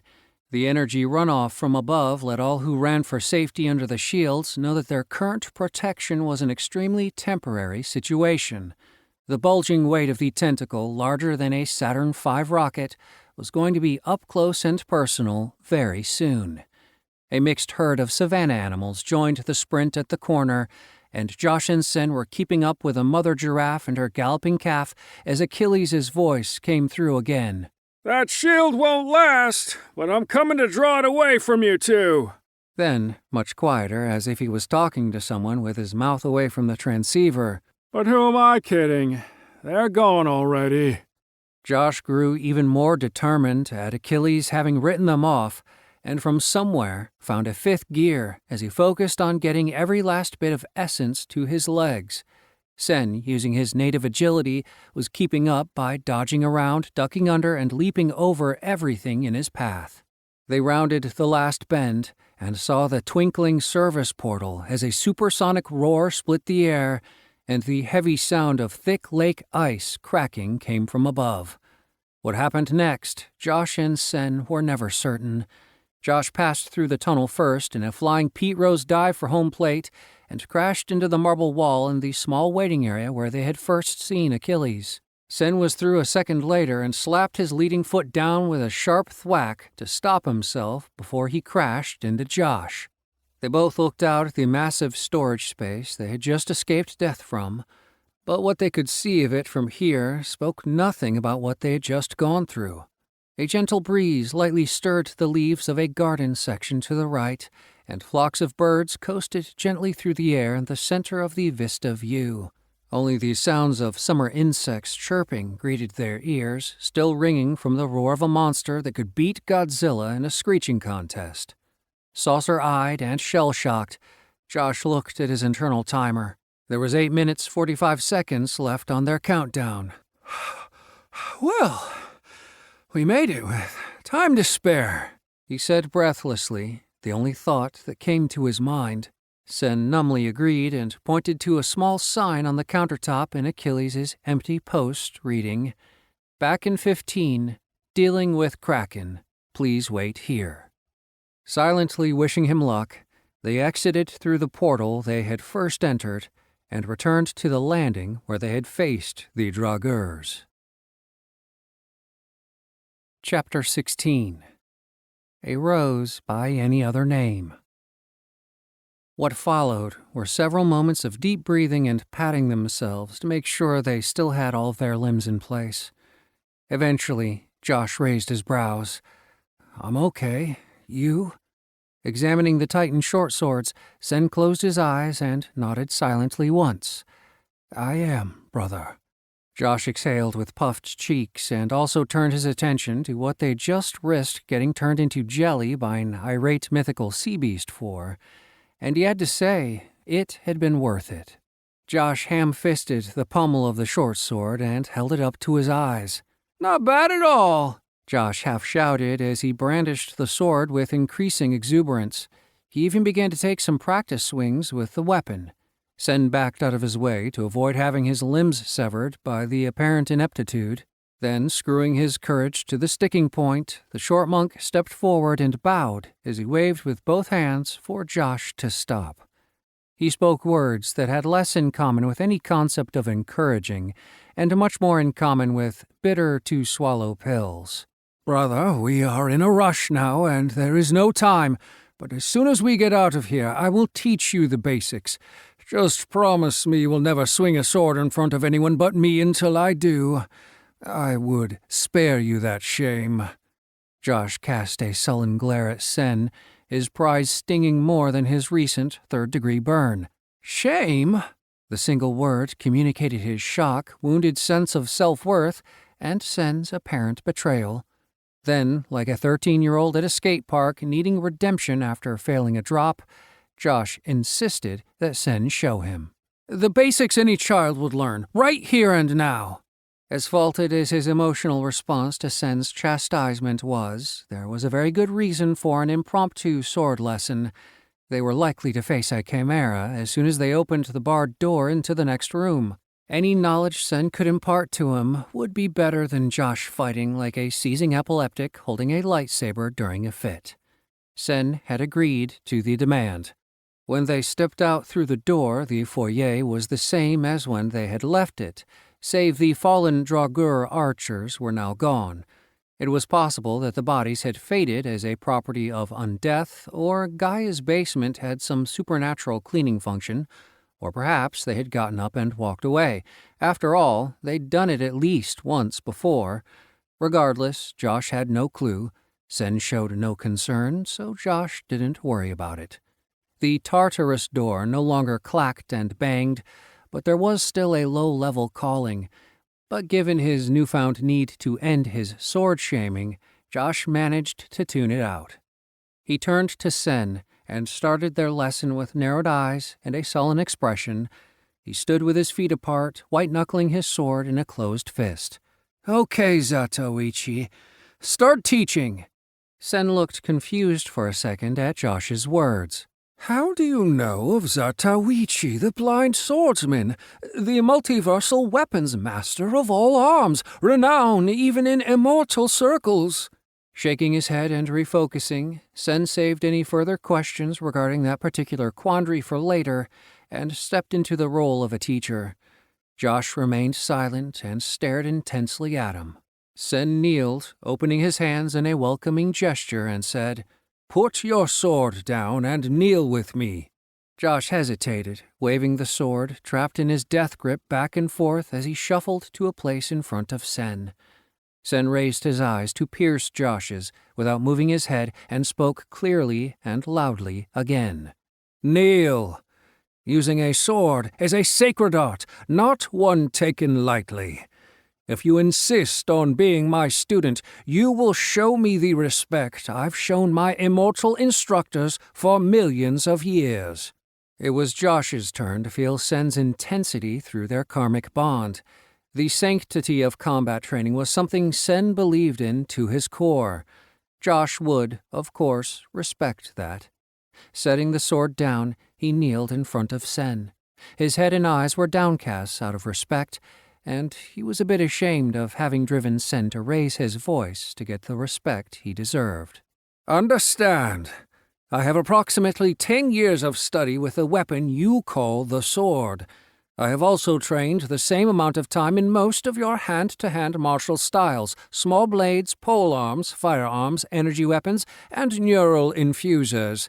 Some of these are after your time in the local cuboidal's time stream, but I can teach you the basics." Josh silently nodded in appreciation. Sen opened his hands and smiled good-naturedly to Josh. "To master the sword, you must master yourself. The sword is an extension of your body, just as you would your arms, legs, hands, or other parts. I have seen you use your fists, swing your club, and even use your case of briefs well when it counted."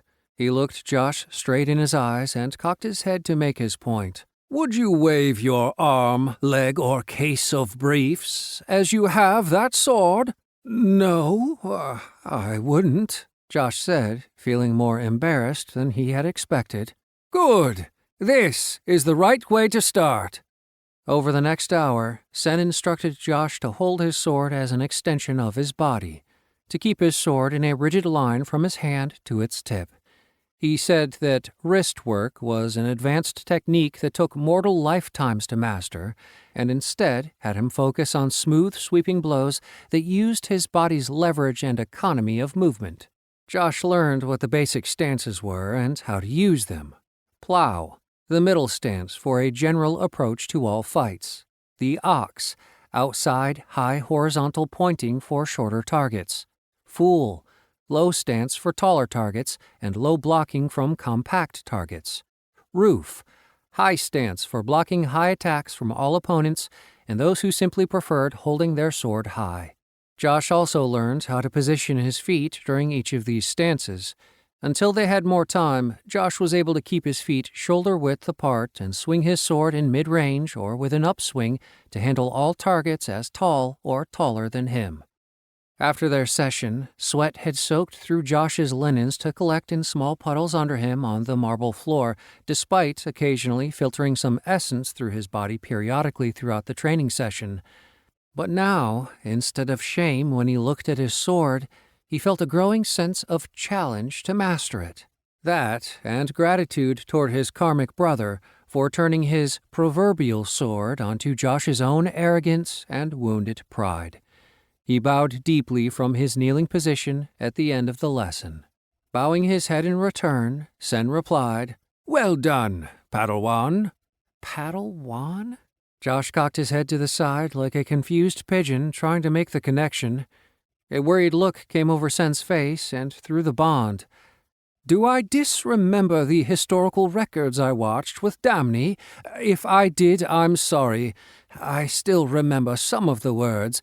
They seemed holy writ, as though from some religious text. It was from a long time ago, in a galaxy far, far away.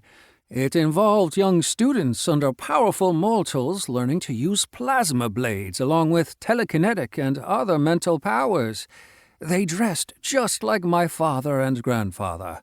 So I watched all 86 records from the time stream of your iteration."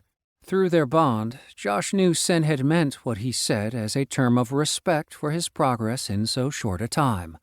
Josh replied with a crooked smile. "No, Sen, you remembered it well. Though a student is called a Padawan," he chuckled. "Padawan is what we called the old groundskeeper at the Catholic Church when I was a kid. The saying went that you never wanted to get caught doing something wrong by Old Man Padawan."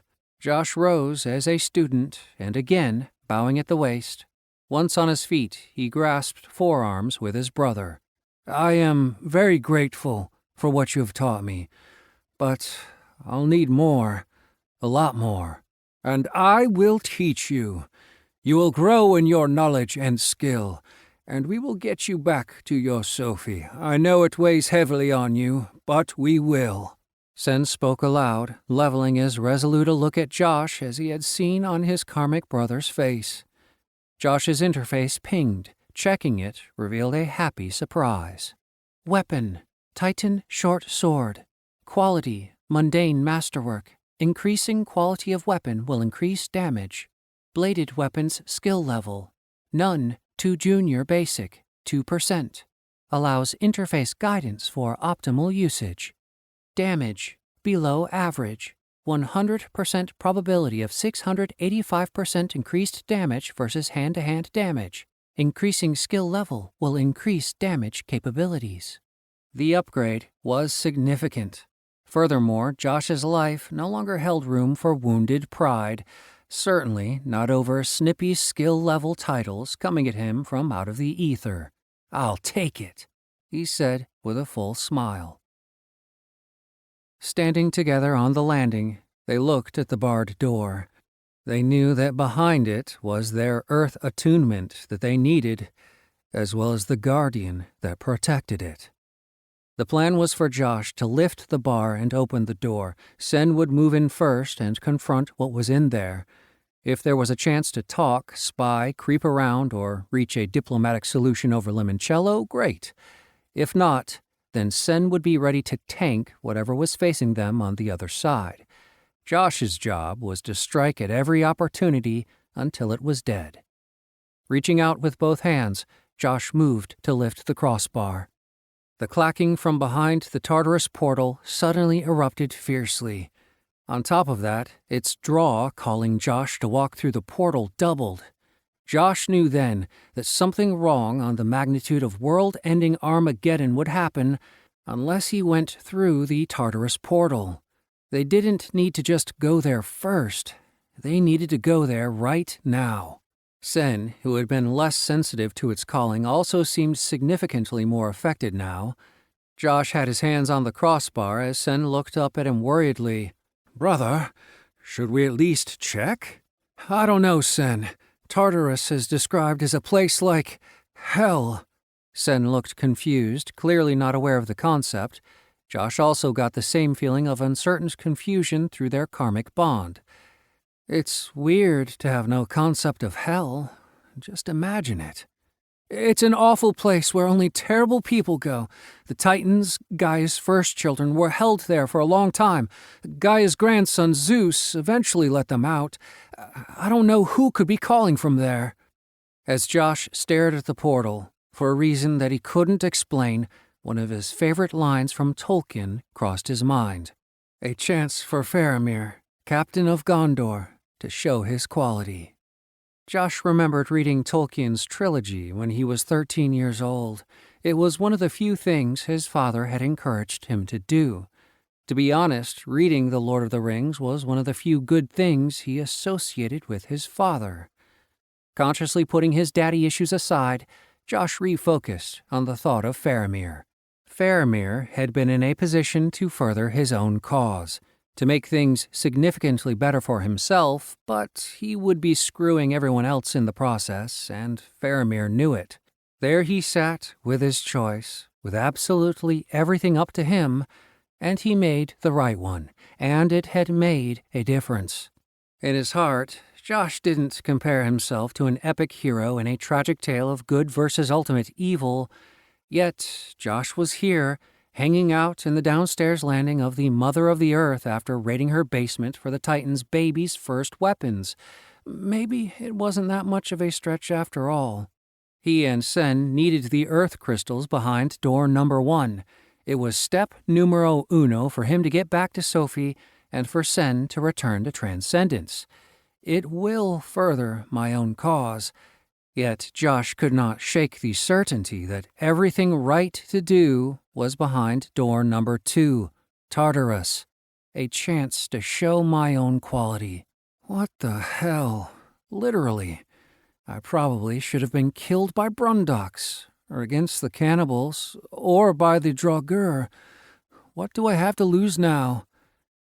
This is probably going to bite us on the ass, Sen. Agreed.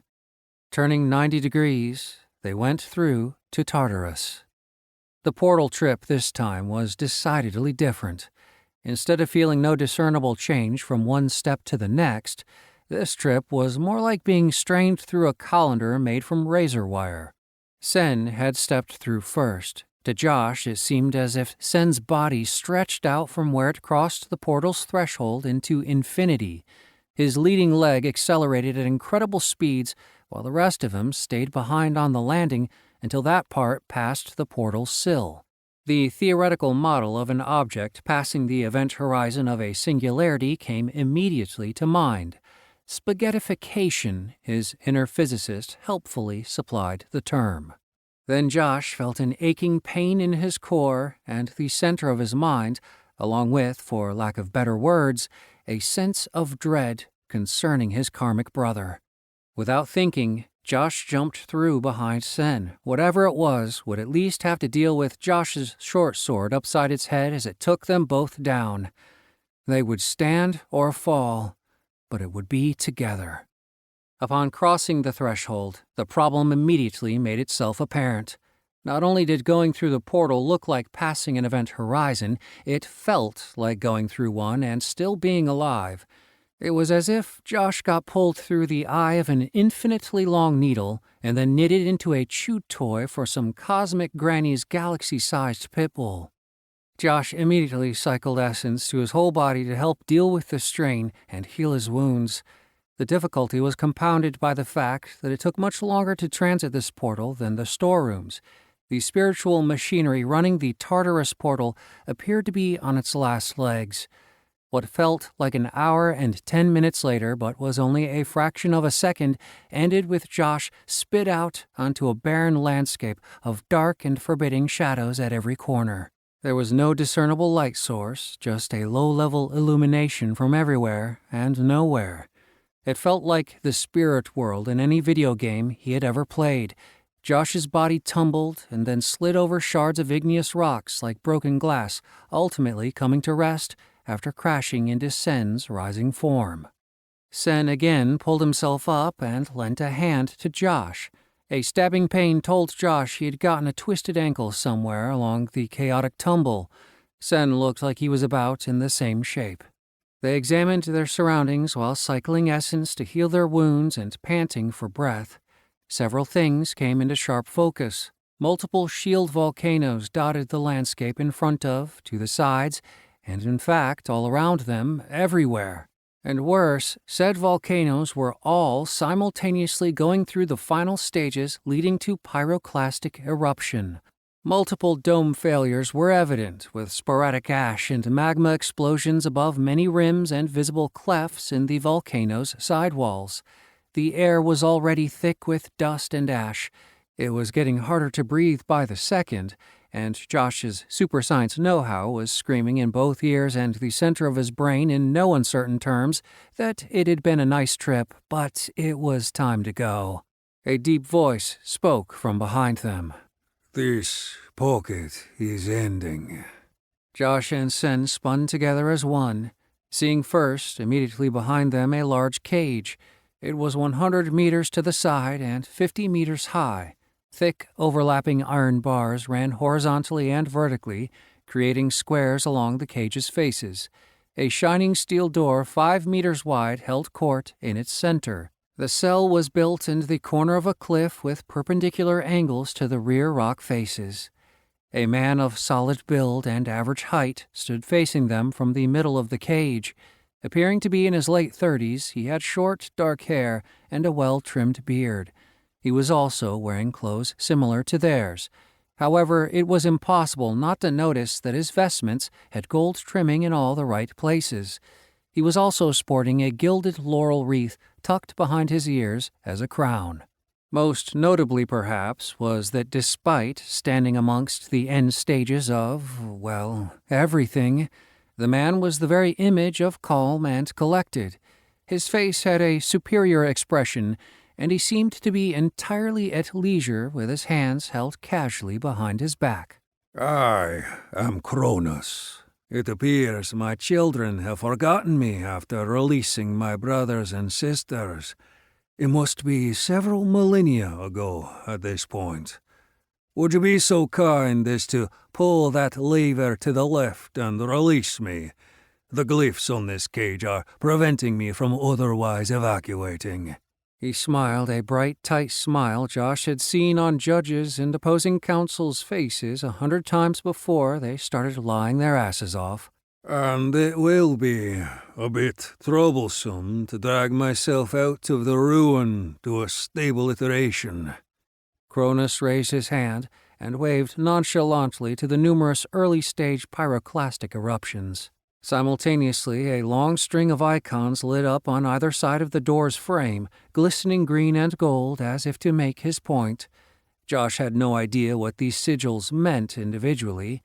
Translating them was most likely beyond his interface's current abilities. Sen straightened and started to the massive lever, a large gold ball topping a bronze rod rising directly from the ground. Josh also couldn't help but notice it was just out of the arm's reach of someone trapped in the cage. Some sadistic piece of work had built this thing. Josh held up his hands to stop Sen. Whoa, Sen, this is Cronus. You know, one of the classic bad guys. Child-eating, father-maiming. We should think about the ramifications of letting him out. A small smile touched the corners of Cronus's mouth. You know your history very well, but please do remember that only the victors write history. He gestured around himself. As you can see, I am no historian. Furthermore, I'm not as bad as all that. People are never as good or as bad as those with opposing agendas would lead you to believe. I would think that a young vampire who just finished raiding my childhood toy box would be well served to keep that in mind. Cronus finished, supercharging his superior expression with a cocked right brow. Gaia gave us permission to take these, Josh said, pointing at the swords, and we are cultivators, not vampires. Tomato. We both know that without an attunement, you both are really just core feeders. Cronus's smile grew slightly, knowing his point was made. Before Josh got to unleash what would certainly have been a multiversally devastating reply to the King of the Titans, the air pressure noticeably dropped around them, as if the whole dimension was inhaling an immeasurable breath. Then the ground shuddered in every direction as a loud and steadily increasing rumbling filled their ears. All three of them looked around for the cause. With wide-eyed horror, they watched several more advanced and, unfortunately, closer volcanoes starting apocalyptic pyroclastic eruptions. For the first time in a while, Josh was decidedly unhappy with knowing what he knew about the basic science of such eruptions, helpfully provided by his inner volcanologist. For instance, there would be a rapidly expanding and superheated gas cloud greater than 752 degrees Fahrenheit moving toward them faster than Tomahawk missiles could fly, causing his, Sen's, and likely Cronus's incineration before the much slower-moving tsunamis of lava got to them. But they might last long enough for the overhead rocketing boulders to crash upon them and the surrounding area, obliterating everything larger than a pocket watch. Josh could see that many such boulders above them were the size of aircraft carriers and were already arching through the air to detonate upon the entire location where they stood. Even Cronus's ice-cold demeanor shook at these new circumstances. With his smile faltering, he started speaking marginally faster. Very well. I, Cronus, King of the Titans, promise to do no harm to you, your families, clans, or city-states. Josh's eyes narrowed. Cronus quickly added, And to do no injustice to those who locked me up and left me to ultimate destruction. Sensing the Titan's desperation, Josh knew that was as good as any promise they would get if they were all going to get out alive. Sen must have felt Joshua's agreement through the bond because he pulled the lever, straining with his fully essence-enhanced strength. As it locked into place, the bronze gate ponderously slid from the left to the right along a track on Cronus's side of the bars. It took 2 full seconds, a length of time that all three of them felt was intolerably long as the sky grew darker and darker, obstructed by gas clouds and hurtling debris. The launched rocks, trailing burning pitch and smoke, were well past the peaks of their arcs when the door opened enough for Cronus to step through sideways. But once through, Cronus's return to full titanic power was palpable. Even against the raging destruction around them, Cronus's aura emitted a gravitational pull of strength. It was almost more fearsome than the falling rocks above their heads as he seemed more real than even the failing dimension they stood in. Still, Josh met Cronus's eyes while Sen pulled him back to the wavering portal exit 10 paces away. "See that you keep your word to us!" Josh yelled over the deafening sounds and continued explosions. In the midst of performing a series of rapid hand movements that warped space in concentric circles, Cronus stopped and shot a piercing glance at Josh through the shockwaves and ash. You stand before Cronus, first and last of the Titans. I swear I will honor my word by my father the sky, and my mother the earth below him. He continued to speak while making a quick gesture, rolling his right wrist toward them. Take this as a sign of our covenant. Josh partially saw a flash over his right shoulder, then Cronus finished with a brisk clenching of his right fist and was gone from the world. An instant later, Sen was pushing them through the flickering portal. At the same time, the first of the volcanic detritus crashed in enormous impact detonations where Josh and Sen had stood a microsecond before. No one remained in Tartarus to see the cage, the landscape, and the portal they had fallen through destroyed by the crashing of mountains and fire. However, wherever he was, Cronus did take the time to send one last message directly to Josh and Sen. Test me again, young vampire, and there will be an accounting between us, Joshua Elias Tanner. Chapter 17 Hegemon 4. For the second time in 5 minutes, Sen and Josh were rolling across the ground. The impacting explosions on Tartarus had caused a cloud of dirt, ash, and stinging rock shards to follow them in their transit through the portal. Hazy dust lingered in the air as they slid across the floor and impacted the wall on the far side of the landing. Shakily, they rose to their feet, checking for missing appendages and other signs of the cataclysm they had just escaped. With a dim flickering, the Tartarus portal guttered and went out. In its place, only a solid white marble wall remained. The lettering above the door vanished, as if it had never been there. Still catching his breath, eyes wide and stupefied beyond the ability of coherent speech, Josh nodded jerkily to the missing portal and grunted incredulously at what could have been their fate if they had been even 1 second slower. "You see that?" Sen nodded. "Way too close, brother. Way too close." Achilles came through the storeroom's portal, fully armored, with dory in hand, sweeping the space before him with his eyes. After a glance at the empty wall where the Tartarus portal used to be, and seeing that the only remaining ruckus was Josh and Sen on the floor among a spread cone of rock and ash, he closed his eyes and shook his head once. Turning in a blur of steel, he went back to his post, most likely deciding he didn't want anything to do with whatever they had been up to.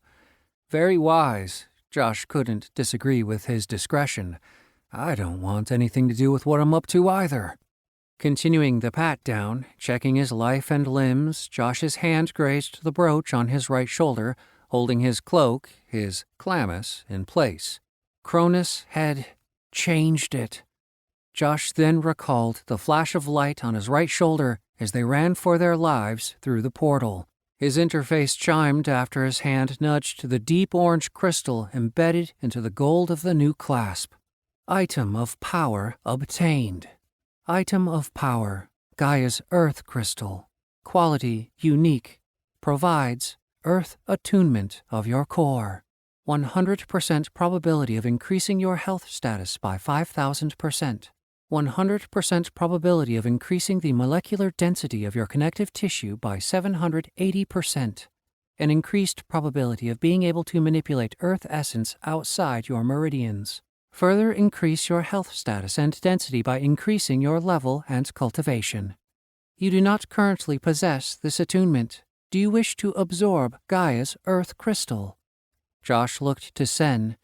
Did you get a notice for the Earth Crystal? Sen smiled back. Yes, I did. That arrogant prick Cronus wasn't such a prick at all, was he? Sen smiled and spoke with a chuckle. I kind of liked him. Right now, he's one of my favorite people, too. Let's absorb this thing in shifts. Do not attempt to absorb an item of power here. Your attunement will require many hours of cultivation, expansion, and augmentation of your core. And yes, Joshua Elias Tanner, you are damn lucky you didn't have to fight the Chimera Guardian to access the Earth Crystal Cave. Probability predictions only granted you and Senyak a 22% chance to succeed based on your current cultivation, equipment, and skills, 17% of which could be laid at Senyak's feet alone. The clone appeared directly in front of them. The ultraviolet fractals comprising its form and facial features twinkled and resolved infinitely to create endless cycles of growing and simultaneously diminishing lines, and as usual, he answered unspoken questions from Josh's mind when he chose to. We must be away. He waved a splay-fingered hand, and the world shifted. Sen and Josh reappeared, seated in firm but comfortable chairs in a compartment the size of a minibus. 2 seats at the front and several fold-down jump seats lined the opposing walls. But that was where the resemblance to any Earthbound vehicle ended. The front seats were obviously for the pilot and co-pilot, who currently filled them, making adjustments to instruments while taking orders from the clone. The pilots, garbed in blue and silver, had a physique that reminded Josh of the flashes he'd seen of Damney. Their telescoping necks waved as if pulled by an invisible, gently surging tide. They had slim frames and worked their consoles with long, reedy limbs. I'm in a spaceship! A deduction Josh couldn't miss, given that the forward view screen showed the shuttle they were in accelerating past Jupiter and 3 of its larger moons. The celestial objects crossed the screen in less than 5 seconds. With how fast the chunkiest planet of the solar system left the viewer, their shuttle had to be traveling at a significant fraction of the speed of light. Josh couldn't keep the childish smile from his face as he looked at Sen sitting opposite him. Space, Sen! We're in space! Yes, Joshua. He stifled a yawn with the back of his hand and showed a definite lower index of excitement compared to Josh's glee-faced goggling. This is where I spend most of my time in mortal iterations, until recently anyway. The pilots executed a sequence of instrument commands, and the forward viewer went from the fixed light of stars piercing the black veil of space to streaks of light all around them. Light speed? Did we just jump to light speed? Josh blurted out, reaching across the aisle and violently shaking Sen's knee, forcing him to open his eyes and respond, speaking with closed eyes. Most likely, Joshua. It would take forever to get anywhere without it. Sen opened a single lid and eyed Josh wearily. You just traveled several portals that folded space-time, punching a hole from one end of reality to the other, but light speed gets you excited? Let's talk more when we arrive. He yawned again. Shall we? Sen then closed his open eye and turned his back to Joshua. Josh was already back to intently staring out the forward view screen, too excited to notice Sen's brush-off. We could be anywhere now. Who knows how many multiples of the speed of light we're moving at? Are we outside of the solar system? At 1 multiple of the speed of light, it would take light roughly 5.5 hours to leave the solar system from the sun, about 5 hours from the location near Jupiter where they had started. For the first time, Josh consciously delved into his scientific mind boost. Current Earth theory was that seeing anything when traveling beyond light speed would be almost impossible.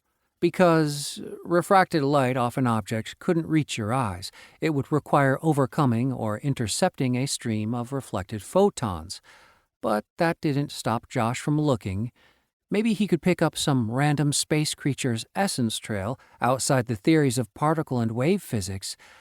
Then again, maybe humans at my place in the time stream don't know squat about speeds greater than light speed. I should keep looking to check for myself, huh? His brain told him that if they were outside the solar system, it would be next to impossible to see anything at any speed other than the periodic comet orbiting in the Oort cloud every 5 to 100 years, approximately. The nearest star to the Sun was Alpha Centauri, more than 4.367 light-years away after all. There is just not much going on outside Pluto's orbital ring. Josh let out a frustrated breath. Now he wished his science brain would just shut up. Shut up and let him be excited about being in space. Come on, let's see some giant space manta sailing along the solar winds. Maybe some lost civilization living on undiscovered asteroids hurtling through the darkest parts of the cosmos. A never-before-detected dark matter oasis carrying unknown kinds of life. In short minutes, they dropped back out of light speed, and the view screen returned its usual glistening star dots. At this point, the view screen confirmed that Josh's science mind had been right. The only thing moving into view was a growing speck of light against the constant, unchanging star-studded background. Josh was hardly disappointed, however. The light was steadily growing larger and larger, until it quickly shifted into the detailed outline of a spaceship of absolutely massive proportions. Josh took in what he could see of the ship as they drew nearer. It had an overall sleek design, if sleek was a word you could use to describe something the size of Africa.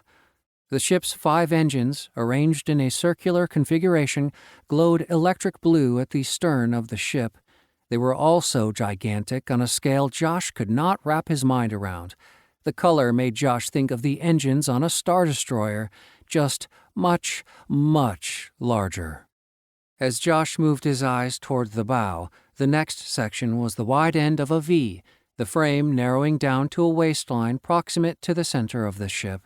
From there, the ship contoured into another V with the wide end at the bow.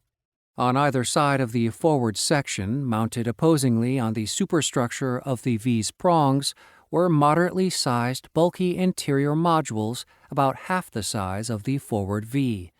The shuttle started to decelerate as they neared the ship.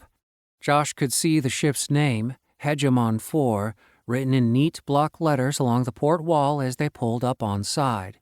Once there, the shuttle got in front of the tens of thousands of other ships queuing to enter the thousands of hangars Josh could make out.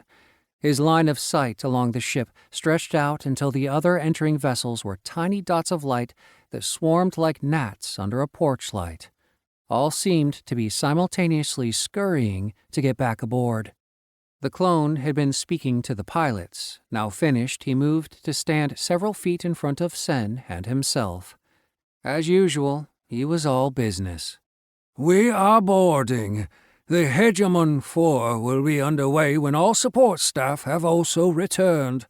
Once aboard, we will begin attuning your cores to the Earth crystals. We will use our time now to review your actions in Gaia's temple. Your mission was a success. Barely." The clone rolled his eyes as if it pained him to give them their due. "More due to a modicum of admittedly well-placed logical reasoning and just plain dumb luck than any prowess as cultivators or warriors." He leaned in with a predatory smile to highlight his next words. "Whoever said it was better to be lucky than good was wrong. You will need to be both if you want any chance of surviving until your ascendance." He leaned back and reapplied his one-size-fits-all, gravely grim and forbidding face. "Your essence application and prowess as combatants is disorganized, ineffective, and pathetic." He paused, and his features took on a milder expression. "However, now that you have proven worthy of the investment by retrieving your first attunement, you have earned the right to advance both here en route to your next attunement." The clone focused his gaze on Joshua and his unasked question. "And yes, Joshua Elias Tanner, this is the 4th produced Hegemon Ark-class cruiser. Zenyak has created over 2,000 of these ships in the mortal iterations. They were constructed and used before his transcendence. The vessels of the Hegemon fleet are designed to support varying levels of cultivation capabilities and crews. The Hegemon 4 is an entirely mundane category vessel. You two are the only active cultivators aboard." The clone took on a whimsical air, casting his eyes to the heavens. "The multiverse is a vast place. Some trinkets, even mundane ones, sometimes come in handy given the requirements of actual physical bodies in the prime material iterations. The Hegemon cruisers are seeking more use as Zenyak spends increasing time away from the central immortal iterations." The clone casually waved his hand the massive ship through the forward viewpoint as if pointing out the nearest bathroom. "This one was detailed to us as it was the closest appropriately categorized vessel." He turned his attention back to them. "On the seats in the rear of this shuttle is proper attire. Change and discard what you are wearing. Keep the brooches, your swords, and—" The clone hesitated for the briefest of seconds as he scrutinized the bag. "And that bag. You earned the swords, and the bag will be useful. Do so now." Josh and Sen disrobed as the shuttle went through its final docking procedures. Each donned a one-piece jumper in blue and silver like the pilots. The jumpsuit zipped up from the side under their left arm and had built-in rubber-padded soles that obviated the need for independent footwear. There was one spare onesie for each of them. Josh put them in his leather bag. They left the still fragrant armor on the seats as the clone had instructed, but Josh also stuffed the linens Gaia had given him into the shoulder bag. He had thought that the linens would trail out of the bag, but they seemed not to take any space once he got them in. Hey, waste not, want not. With a small metal-on-metal clunk, the shuttle landed, and the side hatch lifted for them to board the Hegemon 4. Behind them, Josh and Sen could see the myriads of support vessels lining up to dock. They followed the clone at several paces, which he seemed to prefer. Josh leaned over to Sen with raised hands, encompassing everything around them. "This is really all for us?" "Yes. My grandfather is one of the most powerful immortals among transcendents." Sen waved his hand at the shuttle and the Hegemon 4 beyond that. "This is nothing to him, I assure you. I suspect it is more a lesson to me to understand the importance of mastering my mortal cultivation than anything else. I must earn the right to tap into even this smallest level of resources available to the leader of our hegemony." Josh could only raise his eyebrows at that. Gestures in relationships were important and gave meaning to one's efforts. Miranda hadn't even gone through the trouble to cook dinner for him in over 2 years. But he had to hand it to Zenyak. The grandeur of the Hegemon 4 and the unbelievable level of effort involved in making it a living, breathing, moving reality impressed Josh with the importance of what they were doing, though he didn't understand why Zenyak thought it was. If this is nothing to the man, then what truly means something to him that he would focus so much effort, which, according to Sen's implications, trumps the value of thousands of these ships, on our training and progress? The clone continued to lead them through long passageways, up lifts at incredible speeds, and on moving sidewalks that left the beings walking outside of them blur. At one point, they even boarded a small flying craft and flew over an internal rainforest that reached as far as their eyes could see. They passed many crew members in blue and silver as they operated consoles, security stations, and flight-necessary positions. But, like any massive government facility, and this was the most massive Josh had ever seen, the duty forces absolutely needed civilian support. They passed many humans as well as humanoids with animal-like characteristics. Sen told Josh in a low voice as the first several passed by that they were called beast Aphans, some with rhino horns, some with fox ears, some with fish gills, at least one with thick elephant-like skin on an otherwise human-looking man. Most had any number of sharp and pointed teeth on the smiles thrown their way. There were also many more classically alien sapients and sentients going about their businesses, including tall, dark-skinned, thin-limbed beings. Turning large heads and eyes as big as baseballs toward Josh and Sen, they pushed their carts and worked their shops along the never-ending passageways. Short, gray, and green-skinned aliens who always seemed to be traveling in groups of 4 or more passed by, moving in swirling groups. Josh was sure he had seen beings very similar on some random Area 51 show playing somewhere in the background where he'd been. There were short beings with large, egg-shaped heads and no apparent necks on small bodies. They chittered to each other like insects as they walked down the passageway, carrying various items back to their restaurants or bars or, from what Josh had seen on several occasions, bordellos. He even saw a group of over 100 members consisting of multiple visually different species in full coats and tails, carrying what looked like the instruments for a complete symphony orchestra. He recognized some of the musical devices, others that required multiple members to handle. He had no idea what they were. Lastly, Josh noted several close-knit groups that varied in their species composition, but all with some type of uniting external accoutrement. There was one definite group who wore robes similar to the clone. They all donned a glistening silver ring around the back of their head that aligned with their temples. They also seemed to have the same metal covering over what might have been neurovascular or dermatomal pathways. Josh could see the thin metallic lace on the exposed skin of their hands and feet. For some reason, they were all barefoot. Faintly glowing lights of different colors traversed in seemingly random pulses along the length of their neuroconduits. Red, blue, teal, and lavender were the most common hues. "They are the Techno-Lords," Sen whispered to Josh as he noted Josh's interest. Another group sported a glowing gem or crystal in the center of their foreheads.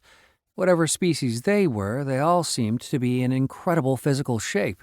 Muscles rippling, zero body fat, heads of glossy, voluminous hair, and age-resistant, wrinkle-free skin.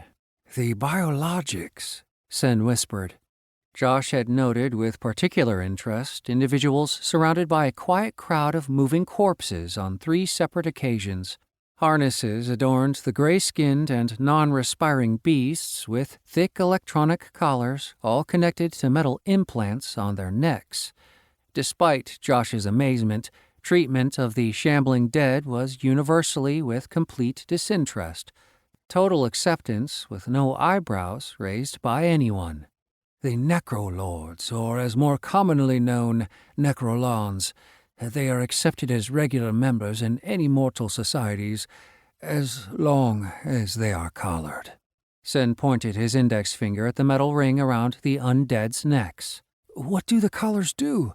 There's no way those things can act as actual restraints," Josh asked. "They are explosive collars," Sen clarified. Josh pursed his face and nodded in understanding. Finally, the clone went through a security checkpoint with several heavily armed and armored crew. Sen had already told Josh they were the Jaralon, the favored race of his grandfather to crew his starship fleets. In their communities, they lived their entire lives from birth to death in zero gravity, unless they were in formal employment, as here on the Hegemon 4. The surroundings began to increase in creature comforts and overall poshness. Richly carpeted floors with artwork adorning the walls. They went through a door on which the clone placed his hand to activate some form of fractal bioscan. The door silently slid to the right, and they walked into some type of gymnasium 200 yards to the side. The floor was padded with several areas marked for differing activities and martial styles. Among them, Josh noted some areas that reminded him of boxing rings and mats for grappling. Several weighted bags hung from the walls for striking by fists and feet. Lastly, there were 2 cots. Each bore a thin folded silver sheet at its end, with a small 10-inch pillow sitting on the top. pointing to the cots with 2 fingers of a loosely closed hand. "We will begin." Chapter 18. Face hugs, anyone? "Lie down on the cots and absorb the crystals to attain your Earth attunement." As usual, the clone's approach, tone, and visage brooked no argument. But this time they completely agreed and immediately lay down. Josh used his pillow, but Sen did not. Each reached for the brooch attached to their jumper, and their interfaces responded. Do you wish to absorb Gaia's Earth crystal? That is not really a question, is it? Sen mentally selected yes. Josh must be rubbing off on me. His last thought as things began happening. His skin tightened and became rigid. He tried to open his eyes to see if there was a color change to his skin, but his eyelids were stiff and unyielding. His heartbeat slowed down. Breathing became impossible. His heart, lungs, and other organs became stiff as concrete in his chest and abdomen. Suddenly, he was different. Sen was grand and majestic. Standing in a vast field of summer flowers, bushes, and trees, other than the sun shining down, Sen towered above all before him. Rivers flowed from him, bearing salmon that jumped only to be caught by hungry bears who had been waiting. Herd animals grazed on his lower reaches. Winds howled above him, freezing the ground, along with the plants and beasts foolish enough to venture there and try to grow and live. The moon reached overhead, and bats flew from his caves to scour the night for insects and small rodents. Lions sought unwary prey on his slopes. Seasons, years, millennia, millions and billions of rotations of the sun and moon overhead. He was unchanging, and this was as it should be. He was Earth. The scene shifted. Sen was strong and undeniable. The mighty sea rested its great weight on him and raged as it frequently did for reasons uncertain, always trying to escape him and his bounds. Sen easily kept even that monstrous power in its place. He was undeniable, and this was as it should be. He was Earth. Another shift. Sen was unstoppable. It was dark, and the pressure and temperatures built to uncontainable levels. Sen was going to move, and nothing would prevent him. He erupted from the ground, announcing himself to all with the devastation of massive ash clouds and raining boulders. First, he arrived in a fiery shower, then a wide molten river, surging from below to cover everything and everyone who stood in his way. He was unstoppable, and this was as it should be. He was Earth. The scene changed again. Sen was eternal. Rising from the depths, he allowed the lesser powers to wear away at him over time. He would evolve as all life did, but he only separated from his larger self in tiny fragments. Even when he allowed it, this was all any of the other lesser forces could change him. Minuscule traces of him circled the world in streams of air and currents of the water, only to rejoin himself by rising once again from the world's core. This time, it was even more glorious than the last. Sen was everlasting, and this was as it should be. He was Earth. Yes, I am. I'm unchanging, undeniable, unstoppable, everlasting. I am Earth. Sen sat up with a start, covered in sweat and panting. How long have I been gone? Assuredly, his change had taken the life cycles of several iterations. I am different. How could he not be, given what he had learned and experienced? Sen had learned of the perpetual nature and the unstoppable forces of Earth attunement. He had never experienced anything that made such an impression on him while an immortal, and this gave him pause. His grandfather was right. Knowledge of the mortal foundation that led to immortality was invaluable and irreplaceable. Josh was there and looked over in concern at the sudden angst in his karmically bonded brother. "You all right?" Sen widened his eyes in amazement. "Better than all right. You?" Josh broadly smiled. His words were simple. "I am Earth." That was enough confirmation for Sen that he and his brother had similar experiences absorbing the Earth crystal.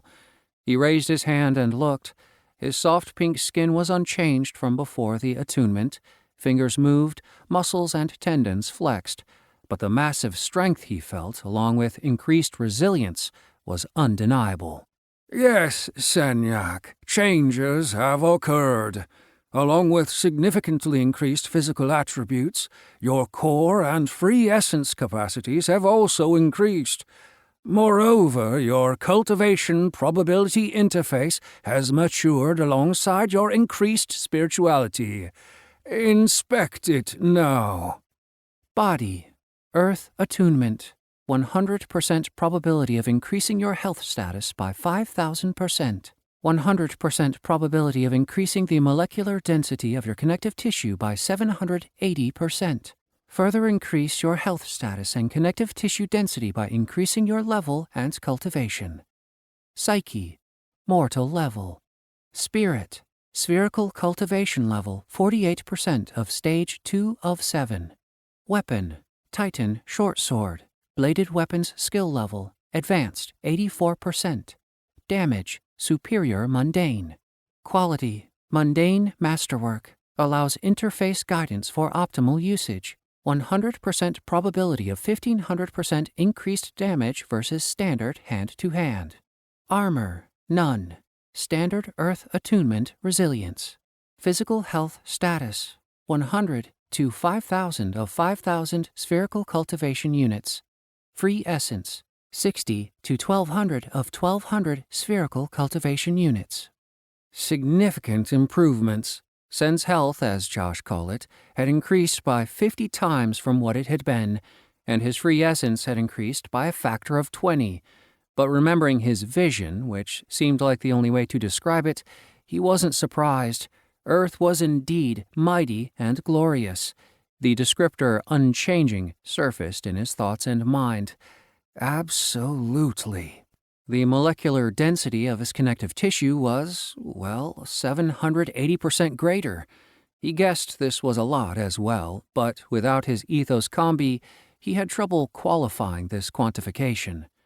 "I suppose I can just punch something really... We're denser than iron, brother!" Joshua shouted with the slightest gleam of madness in his eyes. "Look at this!" And without preamble, he picked up a handheld firearm. One that Sen had trained with, a Glock 19 9mm. Sen didn't get the chance to see which generation Glock it was, as Josh had immediately jammed the pistol's muzzle against the cup palm of his hand and fired 3 times, filling the voluminous room with thunderous echoes. Still squinting his eyes at the smarting pain of the impacts, Josh dropped 3 flattened slugs and immediately exploded in excitement again. "We're bulletproof, Sen! Bulletproof! Okay. The science side of my mind is insisting I point out that armor-piercing, large-caliber, and very fast-moving rounds could still penetrate through to our organs and ruin our day, but for God's sake, this is awesome! What will we be like as we continue to advance?" "That is precisely what we will figure out," the clone interjected over Josh's glee. They both reflexively quieted down and turned to his rippling sea of constantly changing shades of blue. "It is time to further your spherical cultivation capacity. As you noticed, the Earth attunement is primarily a boon to the physical side of your spiritual-physical bond. It will increase as your cultivation increases as well. The first step is to continue your core's expansion by absorbing essence from defeated spiritual beings." The clone pivoted to focus his attention on Josh. "Joshua Elias Tanner, despite your significant shortcomings concerning combat capability, your rapid growth in response to Senyak's brief instruction was improbable. Your shared karmic bond has increased your learning quotient to a greater degree than expected while training under him. Sen couldn't help but notice that the smile on Josh's mouth split his face in half. Adjusting for this new growth model, probability predictions are definite that the quickest route to successful advancement is continued cultivatory growth synchronous with Senyak's ongoing sword instruction. As such, you will be continuing both. Do so now. Josh looked at Sen with raised shoulders. No point in arguing about something we want to do, is there? Sen stifled a chuckle. None at all, brother. None at all. Senyak stood, and Josh was a step behind as he walked out to a marked-off area in the shape of an octagon approximately 30 feet in diameter. Sen stepped on a floor switch, and a glowing green translucent shield closed around them. A rack of training weapons with metal handles, leather grips, and translucent green energy blades rose through the floor at the edge of the ring. Josh kept all of his lightsaber jokes to himself. To Senyak, weapons training was a sacred art, and Josh now paid it the respect it was due. Sen kneeled, and Josh followed suit. For the next 90 minutes, Sen reviewed what they had gone over previously. Then they covered basic lunges, thrusts, and accompanying footwork. Because Joshua absorbed everything shown, Sen also introduced the concept of leverage for the sword fighter individually and against opponents. They also covered several techniques in creating the space required for the adequate usage of leverage in various situations. They even got into some light sparring. Sen repeatedly demonstrated in what areas Josh misunderstood the concepts of the space needed to create fighting leverage, not only to launch his attacks, but also to control his opponent's weapon. By the end of the lesson, Sen had made it painfully clear to Joshua that these skills were indispensable if he ever wanted to defeat an armed combatant. All the work and effort were to improve Joshua's skills so Sen could help him get back to Sophie. Senyak's gleeful and repetitive sweeping of Josh's legs out from under him with the extended reach of a bow staff to ensure Josh didn't miss any finer points had nothing to do with their first confrontation in the alley. That would be childish and counterproductive now that they understood each other. So Josh took the beating silently and with the sharp-eyed good nature that someday his payday might come back around. After all, payback was a bitch, and even he acknowledged that Sen owed him one after Josh's abrupt introduction of his overhand right. The session eventually ended with Josh on the ground, panting, bruised, and aching pretty much all over, despite being bulletproof. Sen helped him up, and they concluded with a bow of student to sensei. Josh checked his status, walking back to the front where the clone had reappeared at the close of their session. Body. Earth attunement. 100% probability of increasing your health status by 5,000%. 100% probability of increasing the molecular density of your skin by 780%. Further increase your health status and connective tissue density by increasing your level and cultivation. Psyche. Mortal level. Spirit. Spherical cultivation level 47% to stage 2 of 7. Weapon. Titan short sword. Skill level. Junior basic 10%. Quality. Mundane masterwork. Allows interface guidance for optimal usage. 100% probability of 865% increased damage versus standard hand-to-hand. Damage. Below average. Armor. None. Standard Earth attunement resilience. Physical health status. 5,000 of 5,000 spherical cultivation units. Free essence. 1,200 of 1,200 spherical cultivation units. The clone wasn't alone. This is Lieutenant Commander Naran Shamla. The clone angled his hand to indicate a small humanoid with moist green skin wearing the blue and silver of the crew. He carried the rank insignia of 4 silver bars on his left shoulder. A large toothless mouth gaped at them, and a forked tongue shot out to lick his bulbous green left eye. The lieutenant commander bowed slightly and blinked nervously at Sen and Josh. Sen whispered in Josh's ear. His species is Vergai, an amphibious people who have made homes of most wetland planets and almost all mortal iterations. He is the officer in charge of maintenance in the forward sections of the Hegemon 4. There is a problem with invasive organisms near a maintenance area in an infrequently used section of the Hegemon 4. Expunge the beasts and expand your cultivations. And this is for free, gentlemen. The Hegemon 4 is an expansive ship for mortals of your limited capacity. Bring any necessary supplies with you. The clone turned to the Vergai, whose tongue shot out nervously twice to moisten each of his eyes before the clone spoke. Lieutenant Commander, please take them to the quartermaster of the forward section. Naron Shamla bowed deeply to the clone, and in a voice so deep that it shocked Josh, he said, "By your command, Lord Clone." The clone disappeared without further comment, and Josh and Sen turned to the Vergai. Still wiping sweat from his face, Josh asked, "How can we help, Lieutenant Commander?" "Please call me Naron. Neither of you are crew. Formalities are not required." Naron walked them out the door and led them down a passageway they hadn't arrived through. Naron spoke again once they entered a lift. The vector the elevator moved in felt like a 45-degree angle to Josh's proprioception. Despite his small size, Naron spoke with grand gestures of his hands and arms, reminding Josh of his Italian uncles after they had had several beers and were excited about the ball game.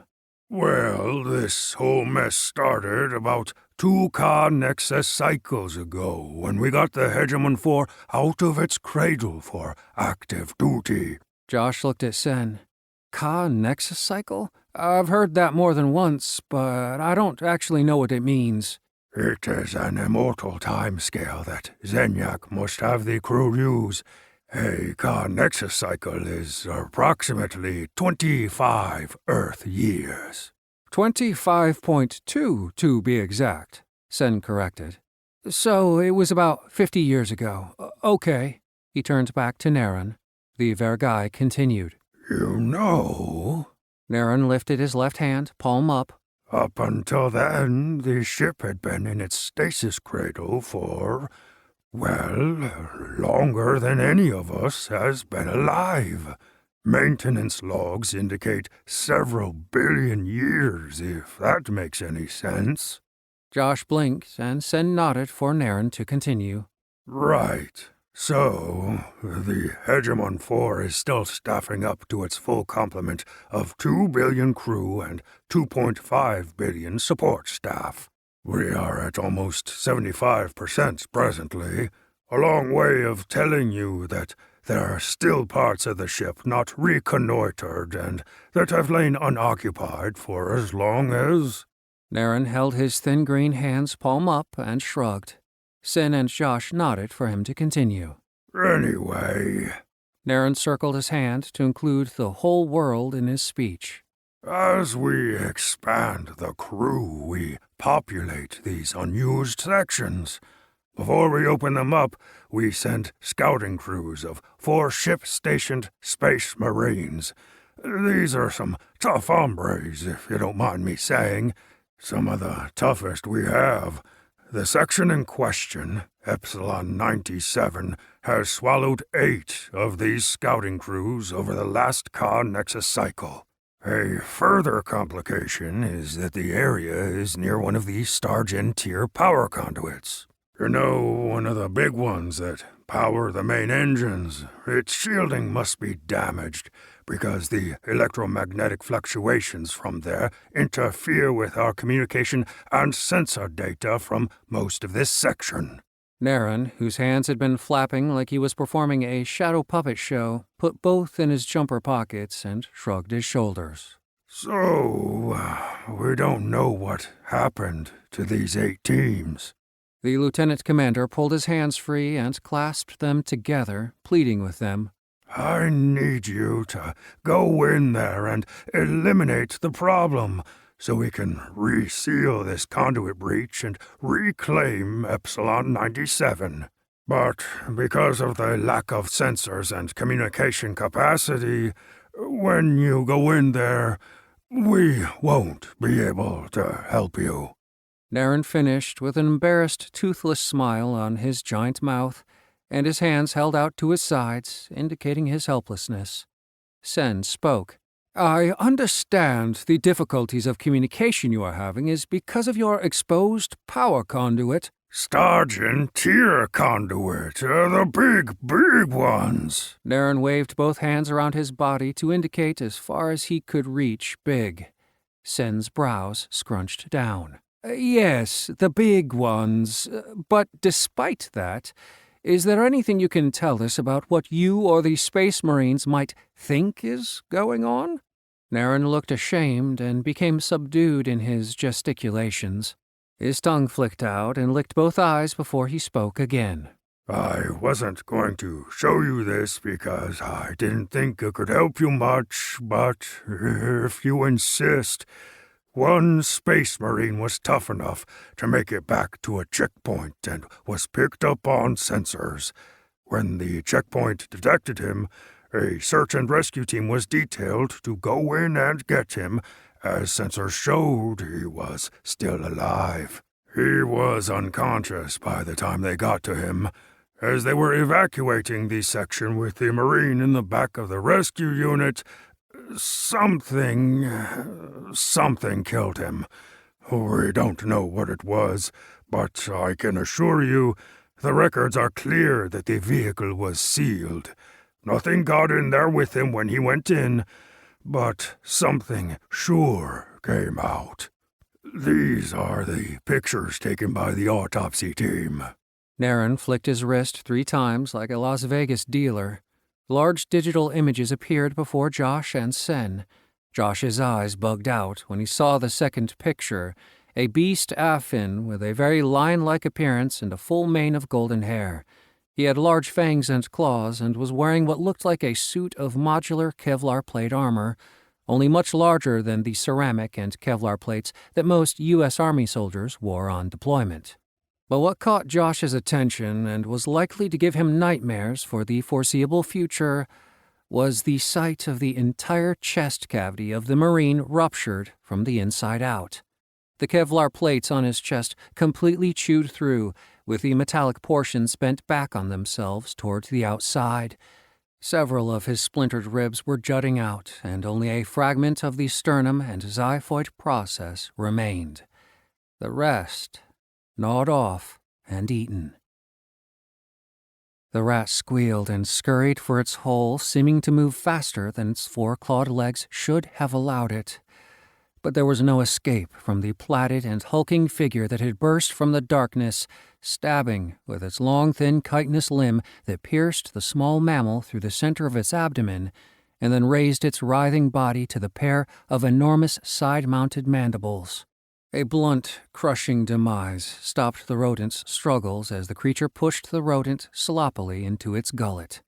In obvious disgust at the less-than-savory eating habits of its new chamber partner, the black-scaled dragon head of the chimera geysers another torrent of ropey, angry red liquid combustion directly at the monstrous-sized vermin.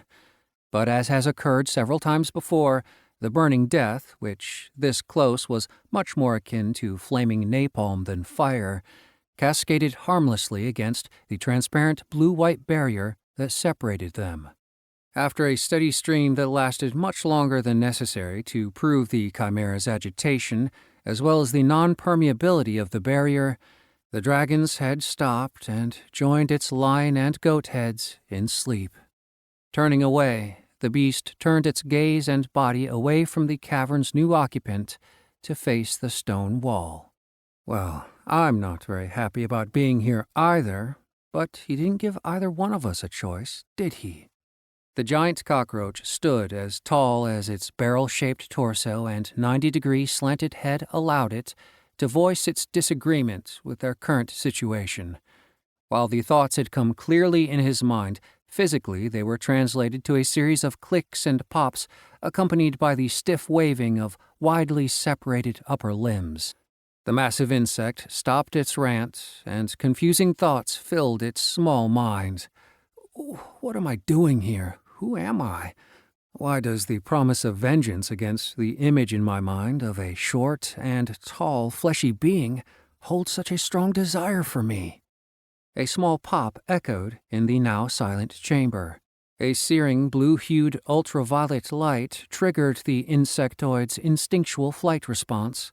It flopped down on its flat abdomen and unsuccessfully ran on stiff legs, looking for a small enough crevice to force its freakishly large body into. Suddenly, it became paralyzed before being lifted before the shifting blue being who was talking with the chimera. Yes, we will be going. Sorry for the inconvenience, and thank you for sharing your space. Yes, I'm sure that Gaia does owe you a terrific boon for this affront. All three of the chimera's heads turned away and went back to sleep.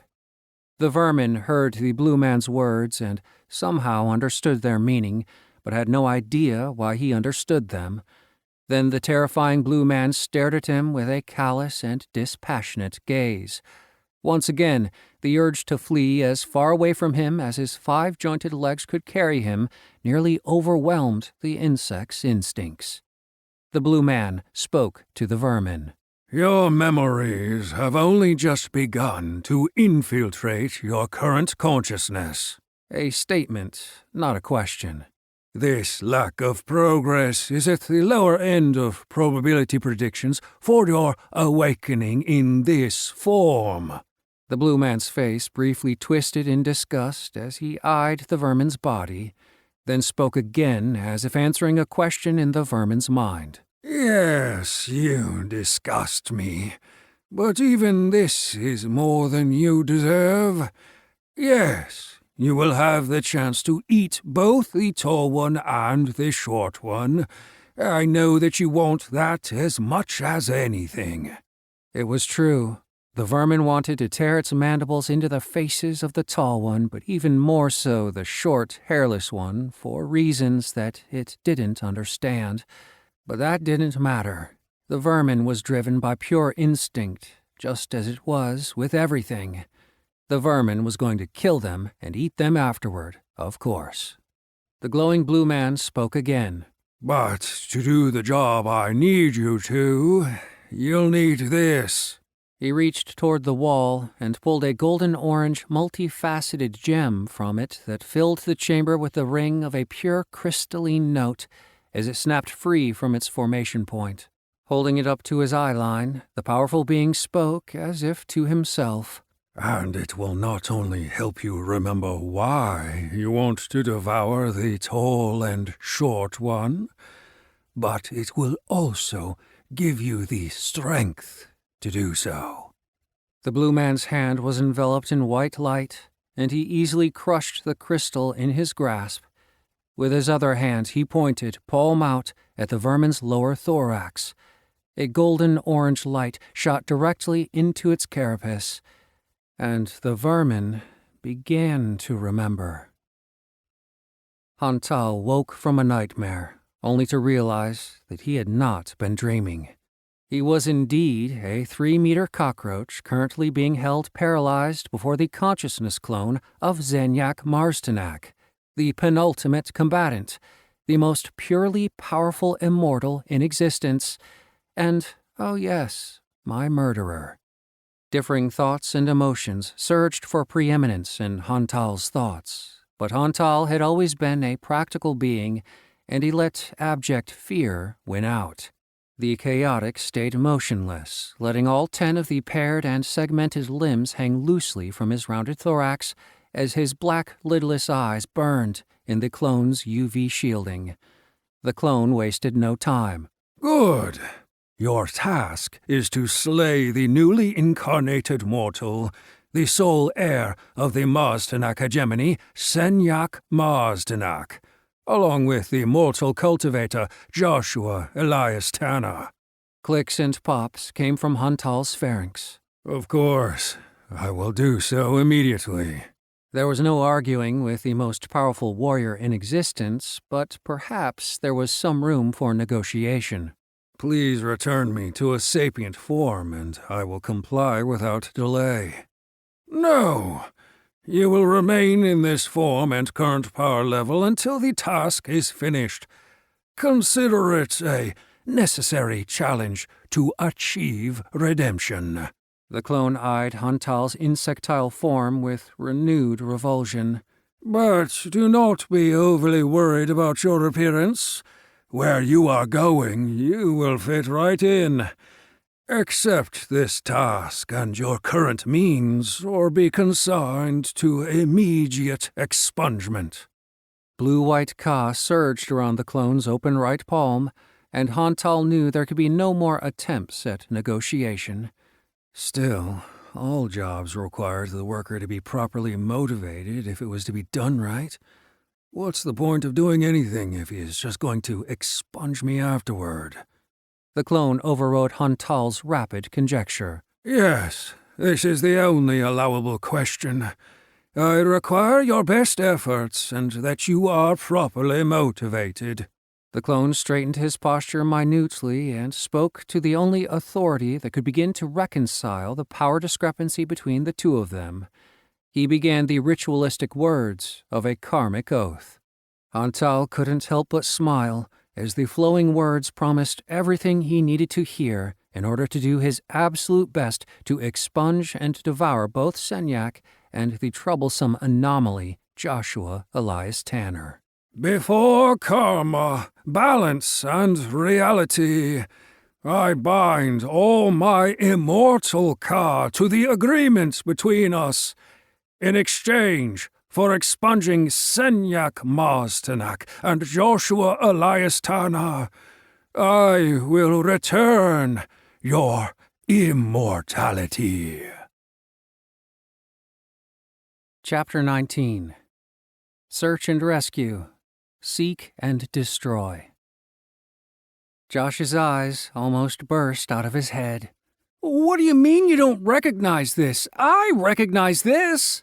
Sen stood in the isolated passageway with Josh, where Naren had displayed the images. Josh's hands were frantically waving at the center of the three, showing the unmistakable xenomorph eruption from the Space Marine's chest. His voice became increasingly more animated as he spoke. This creature was obviously shoved down his throat by a face hug, via an organism grappling his head and forcing its way down his throat. It gestated inside of him. Josh's face showed disgust as he spread his hands in front of his chest and moved them apart, demonstrating growth. And then, when it was big enough, bam! It clawed its way out of his chest. This is a really big problem, Sen. Really big. Didn't you review any of the movies, historical records with Damney about this particular type of space monster? Sensing his karmic brother's sincere distress over what Josh believed was an emergency, Sen shrugged and explained further. Well, honestly, we regularly reviewed the historical records for entertainment purposes. If there was a particular one addressing a topic that was an everyday occurrence, what was the point of reviewing it?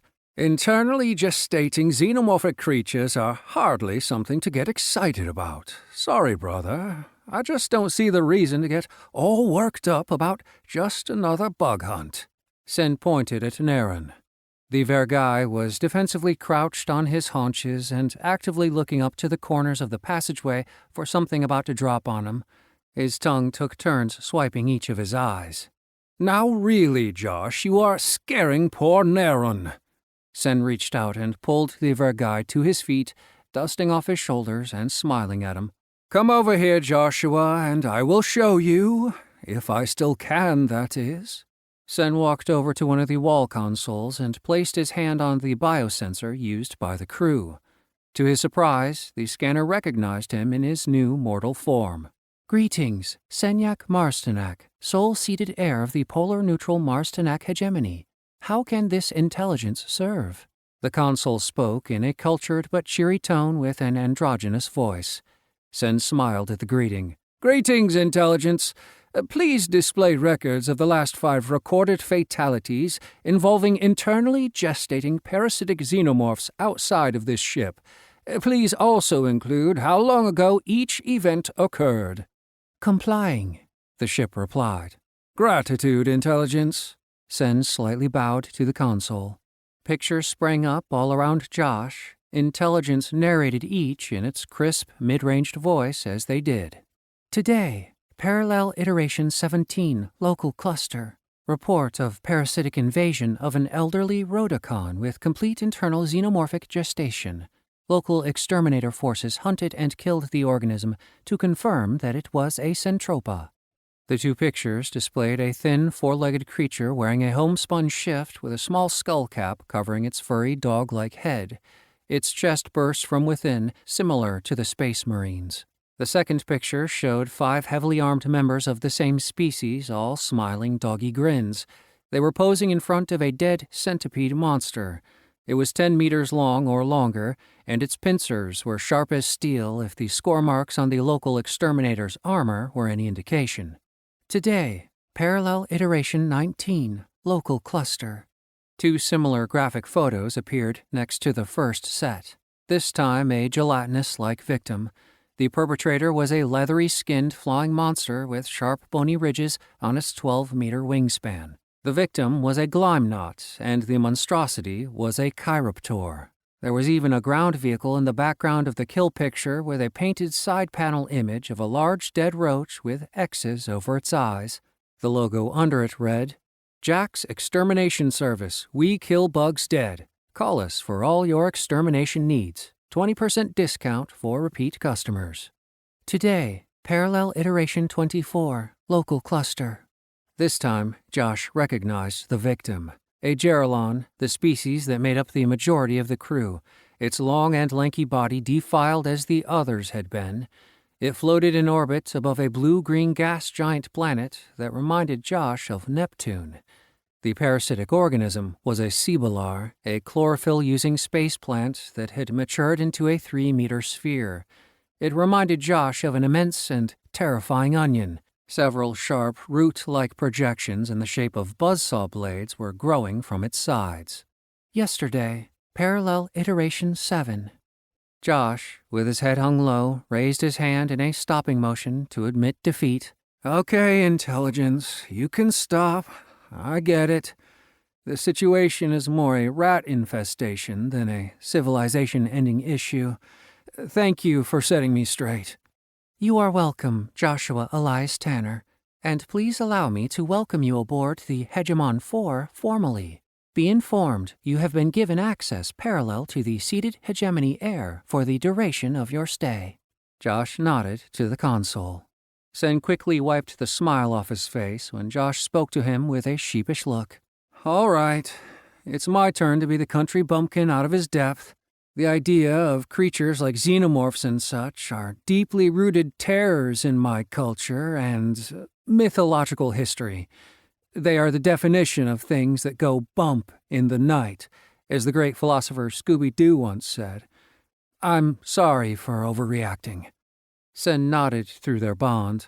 "No need for apologies. We're in this together." Josh returned the nod. "Thank you, brother. But you are right about one thing. Whatever is killing the scouting teams is a more challenging organism than the average internally gestating parasitic xenomorph." Josh smiled wickedly. "I'd like to think that is an accurate way to describe us as well." With the end of all life as they knew it on the Hegemon 4 averted, Naren spun on his heels and led them down 2 more lifts, several walkways, and a zip line across a dark chasm they couldn't see the bottom of. "A facility shortcut for the maintenance crews," the Vergai said, rolling his right wrist to indicate the tremendous distance to the ceiling and the deck of the chasm, leveraging his currently zipping body with only his left. Naren finally stopped at an open door and turned to them. His hands were raised at chest level with an "I surrender" motion, and his eyes opened even wider than usual. He spoke fearfully in his deep, resounding voice and cowered away from the door. "This is Simbal's place. He is the quartermaster for the forward section of the Hegemon 4. aside from being difficult for everyone to deal with, he's specifically pissed at me right now. Naren held up both hands as a barrier between him and the open door. I got drunk and forgot to detail enough men to support his last cross-ship convoy of supplies during our outfitting last week. We're still working it out, but I think you should probably go on your own from here. I'll be more of a hindrance than anything. From the other side of the open doorway, a high-pitched and nasally sounding male voice shouted in what sounded to Josh like very thickly accented Chinese, yet was still somehow in crystal clear English. "Is that you, Neron? May the Tan Lao Thorn monks nest in your rectum! Your ham-fisted goons still haven't fixed my transports! Half of my supplies are rotting at random places around the ship!" Naren's tongue spasmed as it cleaned his left eye. Then he was off like a shot down the passageway, bowing his farewell to Sen and Josh as he ran backwards the first few steps. Sen and Josh waved a slightly surprised and tentative goodbye. They had already asked Naren all the pertinent questions they could think of. Among the information they'd gotten from him was the number of missing Space Marines, 32 over the last 25 years. The most recent group sent was a joint team of 8. They'd gone into Epsilon 97 1.5 Ka Nexus Gyra ago. Sen calculated this for Josh as approximately 6 Earth days. Naren confirmed that the double squad of 8 Space Marines had also suspected an invasively gestating parasitic creature. Furthermore, standard procedure in areas with limited ship sensors would necessitate leaving a clear trail for rescue teams to follow. Also, the Space Marines were to leave cached log entries of their findings. Naren had given Josh and Sen master codes to the recording devices the Marines had taken in with them. They had also confirmed with intelligence the extent of the internally gestating parasitic issue. Using his hand on the biosensor at another terminal, Josh had opened that conversation with intelligence. "No, Joshua Elias Tanner. No other episodes of internally gestating parasites have been reported or observed on the Hegemon 4 since it came out of its stasis cradle 2.01 Ka Nexus cycles ago. Of course, the sensor block in Epsilon 97 would prevent detecting such gestation attacks in that location." "Thank you, Intelligence." "Glad to serve, young cultivator. May your spiritual growth be without bonds." Josh couldn't help but bow at what seemed like a traditional farewell among cultivators. Based on this information, it was unlikely that these parasites had migrated outside the blacked-out sensor zone within Epsilon 97. Ridley Scott would have been aghast. Nonetheless, Josh still felt a sense of urgency. If they were on time, they could rescue some or all of the double team of Space Marines. After all, the Marines had only gone in 6 days ago. Josh had a growing feeling, not too different from the Tartarus portal, that it was necessary for them to try and save any they could.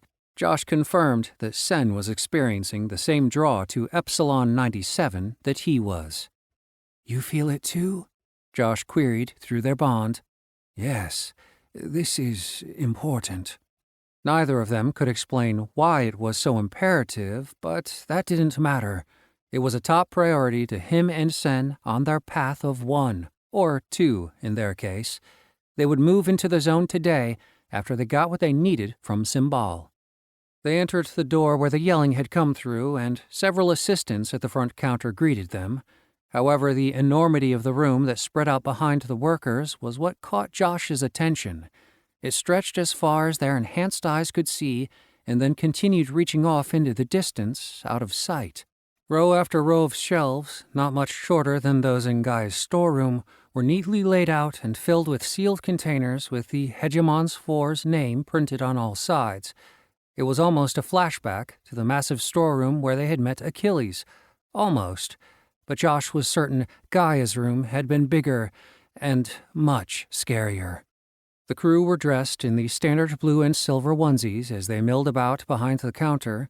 After the initial mind explosion of walking through a regular door and unexpectedly finding himself standing in a space with more area than the Grand Canyon, Josh's attention went to an unassuming figure sitting dead center at the counter. He was slim, human with Asian features, and had been eyeing Josh and Sen without blinking since they had walked through the door. He wore a well-made but aged, faded gray sweater over his onesie and what looked like 4 silver bars on his shoulder, placing him at equal rank with Naren. "Lieutenant Commander, it is." "Yes? How may I help you both?" the man said politely. Several assistants nearest the man acted busy without really being so. Having worked in offices most of his life, Josh could tell they absolutely wanted to hear what would happen but didn't want to attract more of Simbal's attention than necessary. Josh remembered a Seinfeld episode he had seen where George Costanza demonstrated how to look busy in front of his boss without actually being so, and these guys were masters of George's techniques. "It's a pleasure to meet you, Lieutenant Commander." The unassuming man's eyes thinned, and a slight tilt entered his neck as he spoke over Josh in a pleasant voice. "You can stop blowing smoke up my Chinese ass right there, Joshua. I'm Simbal Nong. Simbal to the people who want to get along with me. I know you are here for supplies to go into Epsilon 97. Simbal stood on his stool's bottom crossbars to lean over the counter and get face-to-face with both of them. "This is a critical mission for us in the supply depot. One of our friends was on that last scouting mission. You are our only hope to get them back. Agreed?" Josh and Sen nodded in agreement. Then Josh darted his eyes to Sen. "Chinese? Like Chinese from Earth Chinese?" Sen made a small knowing smile and shrugged his shoulders. "It is a parallel iteration, Joshua. You are likely to find many similarities between here and your Earth." Simbal brought them back to the present as he pulled back from leaning over the counter. "Well then, we understand each other. Please come this way." Simbal jumped down from the stool and lowered his head in welcome as he flipped over a section of the counter to lead them back into the warehouse segment of the supply depot. Simbal was even shorter than Josh had thought, placing him around 5'1" or 5'2" at the most. The quartermaster walked ahead of them and began speaking and pointing. The fleet of assistants behind them began moving forward and gathering equipment in a coordinated activity that would make German watchmakers weep with envy. "You will take the standard field pack for our special operators. Tents, cooking equipment, standard rations for 8 weeks, water purification, weather gear, submersion gear, radiation shield array and generator, radiation gear, and detoxification units. Advanced first aid kits, advanced communication rig, for all the good it will do you. Utility knives forged from neutron-impregnated steel, timekeeping gear, portable atmospheric units, along with a portable air purifier, sonic, infrared, and motion-based sensor equipment effective up to 500 meters. Again, for all the good it will do you. Do either of you have any special needs? Handicaps, not obvious, food allergies, required medications, slow mentation?" He looked directly at Joshua with that last one. Sen snorted. Josh did a double take, then failed his own cause by loudly complaining. "Hey, we're fine," Sen interrupted and leaned into Simbal. "He always looks like that." "Sen!" Joshua choked over Sen's snickers. Simbal simply nodded and moved on. They came to a massive section of the warehouse containing racks upon racks of weapons going on as far as their eyes could see. Of course, there were firearms, handheld rifles, carbines, automatic, fully automatic, and long-range weapons for snipers. There were also mounted firearms of all forms, mass-weight projectile, energy plasma, and even one that Sen couldn't identify when Josh asked about it. Josh was sure he had also seen crates identifying grenades, landmines, and even marine drop-deploy mines for large water-going vessels. An immediately adjacent section displayed suits of compound Kevlar metallic body armor that Josh had seen in the picture of the Space Marine, the same armor that the parasite had chewed through.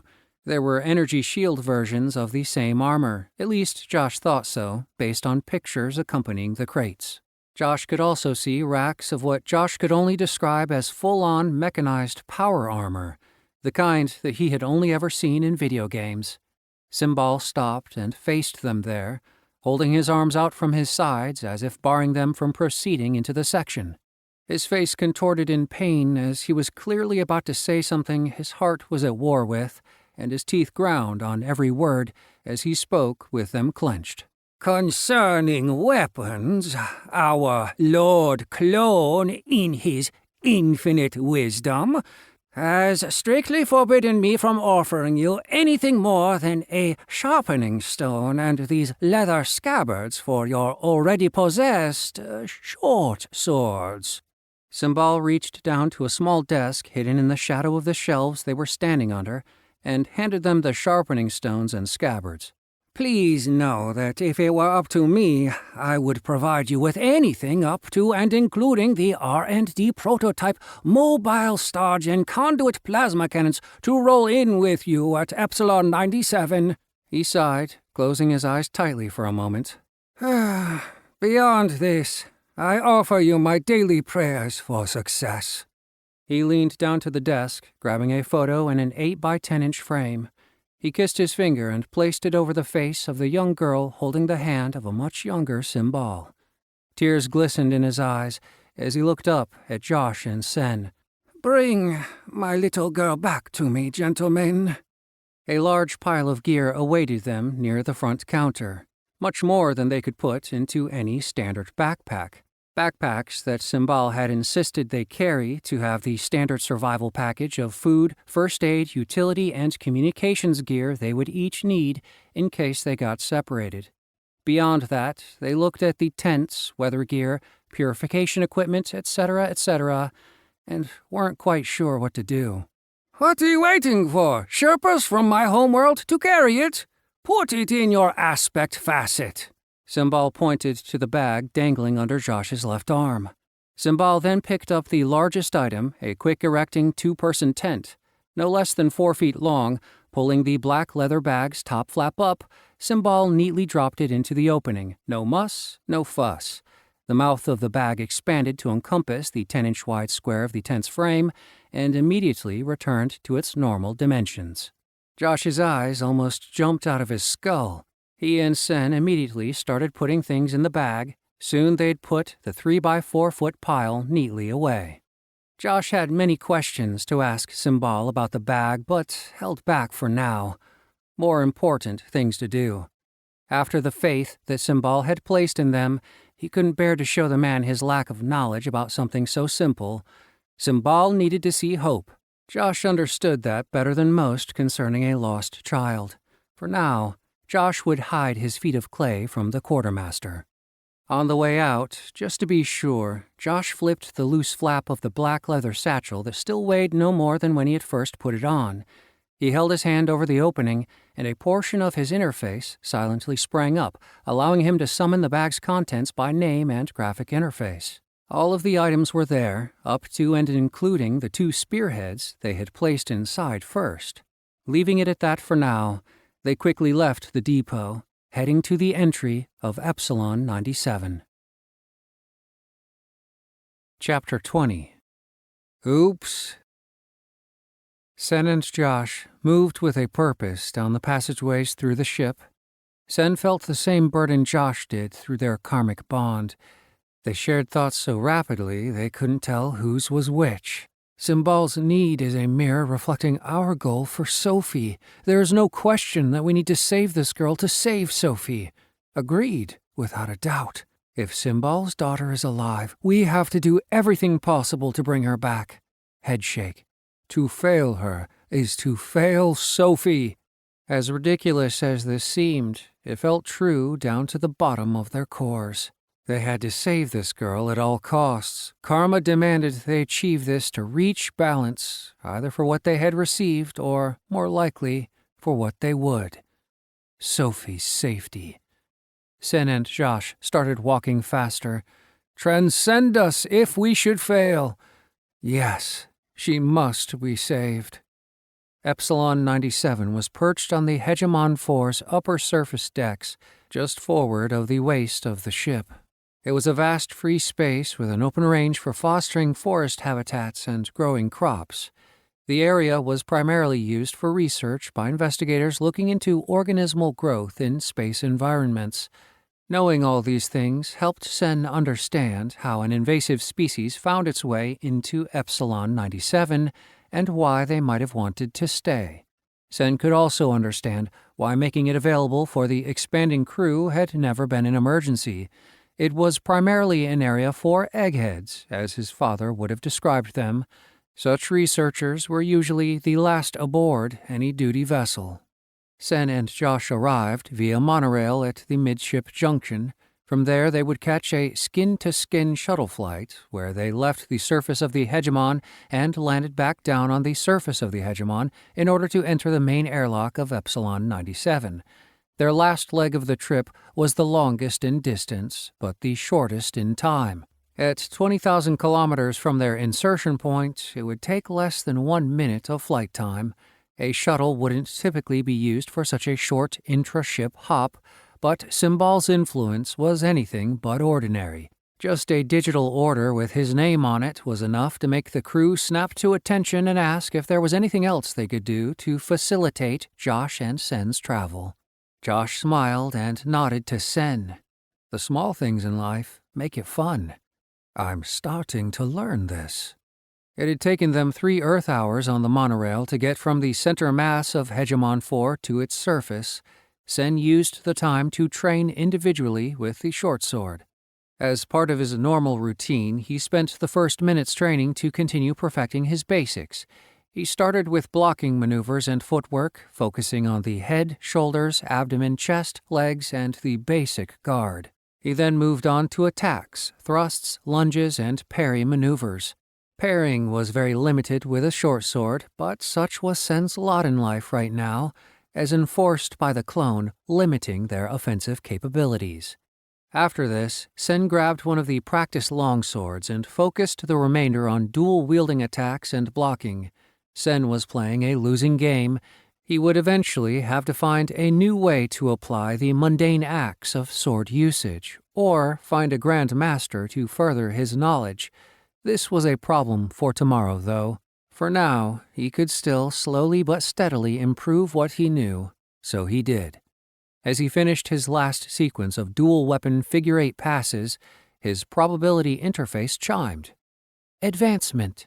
An increase of 1 skill point. Even this little bit was enough. He and Josh would figure something out. Of that, I am sure. Josh's instruction came after. For him, just reviewing the basics still yielded significant results, which was what they did. Sen was encouraged that Josh's retention was phenomenal. It even showed in his sparring. He lacked the skills to stop Sen from overpowering him with strength and speed, but he never fell for the same trick or feint twice. Truly remarkable for any student. After their session, Josh stood for several long moments looking at his sword and focusing the essence in his right hand to swirl around the sword's pommel. Sen finally took note and asked Josh, "Troubles?" Josh squinted as if looking for the right phrase. "I'm just thinking about the first tenet of sword usage you taught me." Then with a meek, slightly Asian accent, Josh repeated, "The sword is an extension of your body." Sen rolled his eyes at Josh's weak joke. Josh quickly changed the subject, back to what he was doing. "So anyway, I cycle essence through all the other extremities of my body. Why not this extremity?" Josh slightly raised his short sword to make his point. "By applying the concepts of EM fields to how our essence flows through our meridians, I'm almost certain that I can get essence into this sword under the same physical principles that arcing electricity does when it, well, arcs." Josh started repeating complicated mathematical formulas under his breath, then looked up and waggled his eyebrows at Sen. "By applying these electrical magnetic formulas to our essence, I should be able to treat this sword the same as my hand, and voila." At that point, they both felt Josh's essence break the barrier between his hand and flow into the pommel of the Titan short sword. It took on a golden-orange hue like Josh's earth-attuned essence. The sword immediately began releasing sensations of sharpness and durability. Josh's interface chimed. New Earth Attunement skill created. Weapon Enhancement. Invest 200 units of Earth-attuned essence into a weapon for 100% probability to increase a weapon's durability by 1000% and damage rating by 500%. Duration dependent on use. Increase your cultivation to increase this Earth-attuned skill. Check your status for details on current weapon enhancement. Weapon. Titan Short Sword. Bladed Weapons Skill Level. Junior. Basic. 10% to 20%. Damage. Superior Mundane. Quality. Mundane Masterwork. Allows interface guidance for optimal usage. 100% probability of 915% increased damage versus standard hand-to-hand. Body. Earth Attunement. 100% probability of increasing your health status by 5,000%. 100% probability of increasing the molecular density of your skin by 780%. Weapon Enhancement. Invest 200 units of Earth-attuned essence into a weapon for 100% probability to increase a weapon's durability by 1000% and its damage rating by 500%.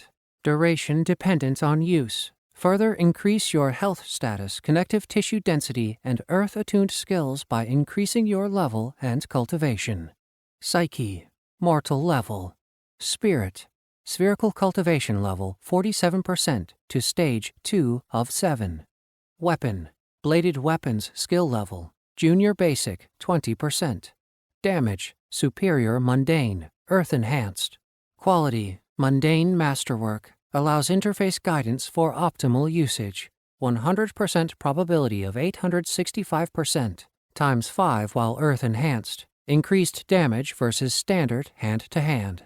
Armor, none. Standard Earth Attunement Resilience.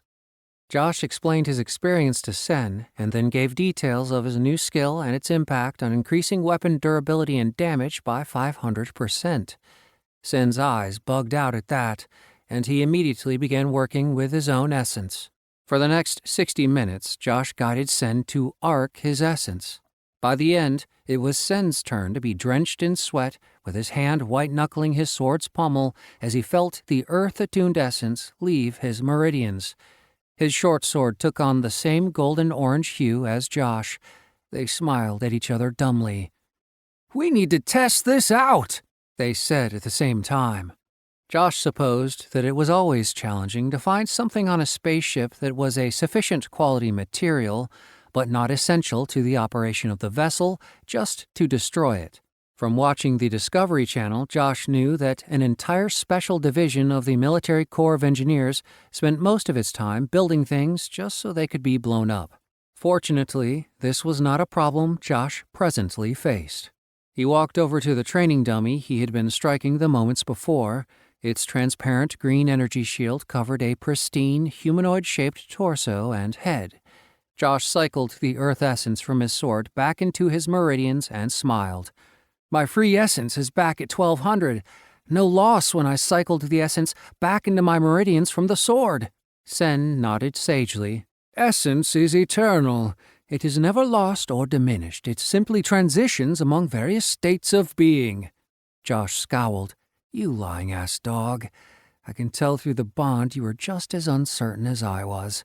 Sen laughed nervously. "Well, someone somewhere taught me. I just didn't remember until you pointed it out." Rolling his eyes at Sen, Josh turned back to the business at hand.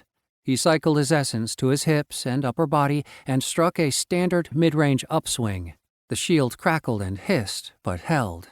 Josh didn't feel bad at the lack of damage to the training dummy, not after watching the Hegemon's fire teams farther downrange on this monorail gym get the same results with their heavy ordnance. He then invested 200 essence in his sword and restored its golden-orange hue. Repeating his swing, the glowing sword smashed through the shield like so much glass, evoking a brief static hiss from the apparatus powering it. The shattered pieces of its energy fell in broken shards and dissipated into floating motes before they hit the ground. Josh's sword continued through the neck of the dummy, sending its head to fly off to slam against the wall 30 paces downrange. Its trajectory of showering sparks took it over several of the still-shooting team's lines of fire. The smoke from the head's severed end quickly died as it wobbled face up before coming to a rest. The combined gym and firing range went silent, and all heads turned to stare at Josh. With a deep smile, Josh looked around, sheathing his sword. Oops. Then they cleared out of the firing range in a hurry, the gym attendants sending dirty looks in their direction. The hit had drained no further essence. Apparently, the act of cutting with the enhanced blade was like seeing with his enhanced eyes, not requiring any additional essence to meet the task. That was good, but what if I tried to cut another essence-enhanced blade instead of just this target dummy? Would that increase the cost of essence? Josh couldn't help but wonder. When there was more time, they would have to do some experimentation. For now, he would keep an eye on it during fights, but liked how things were so far. Standing in the 10-foot square airlock of Epsilon 97, Josh and Sen looked through the heavily scarred, transparent doors as they slid open into opposing corners on diagonals. The temperature was a mild 75 degrees Fahrenheit. The smell of pine and peat moss greeted their noses, and they heard the sound of bird calls in the distance. After confirming that they hadn't been immediately attacked by anything, Josh and Sen stepped through the doors onto ground covered in a thick mat of green grass. The area was currently undergoing a daylight period. Overhead, light from an unseen source shone down on them. Josh had no idea how long the day and night cycles were here or what triggered them. After several seconds, the airlock behind them began closing. Near the airlock was a small kiosk with one of the video recording devices that Naren had told them to look for in tracking the Space Marines. Approximately 10 steps in front of them, a line of trees marched off to the right and left. Sen walked up to the device and entered the given codes. There was a split-second image of 8 heavily armed and armored Marines smiling in the kiosk's monitor.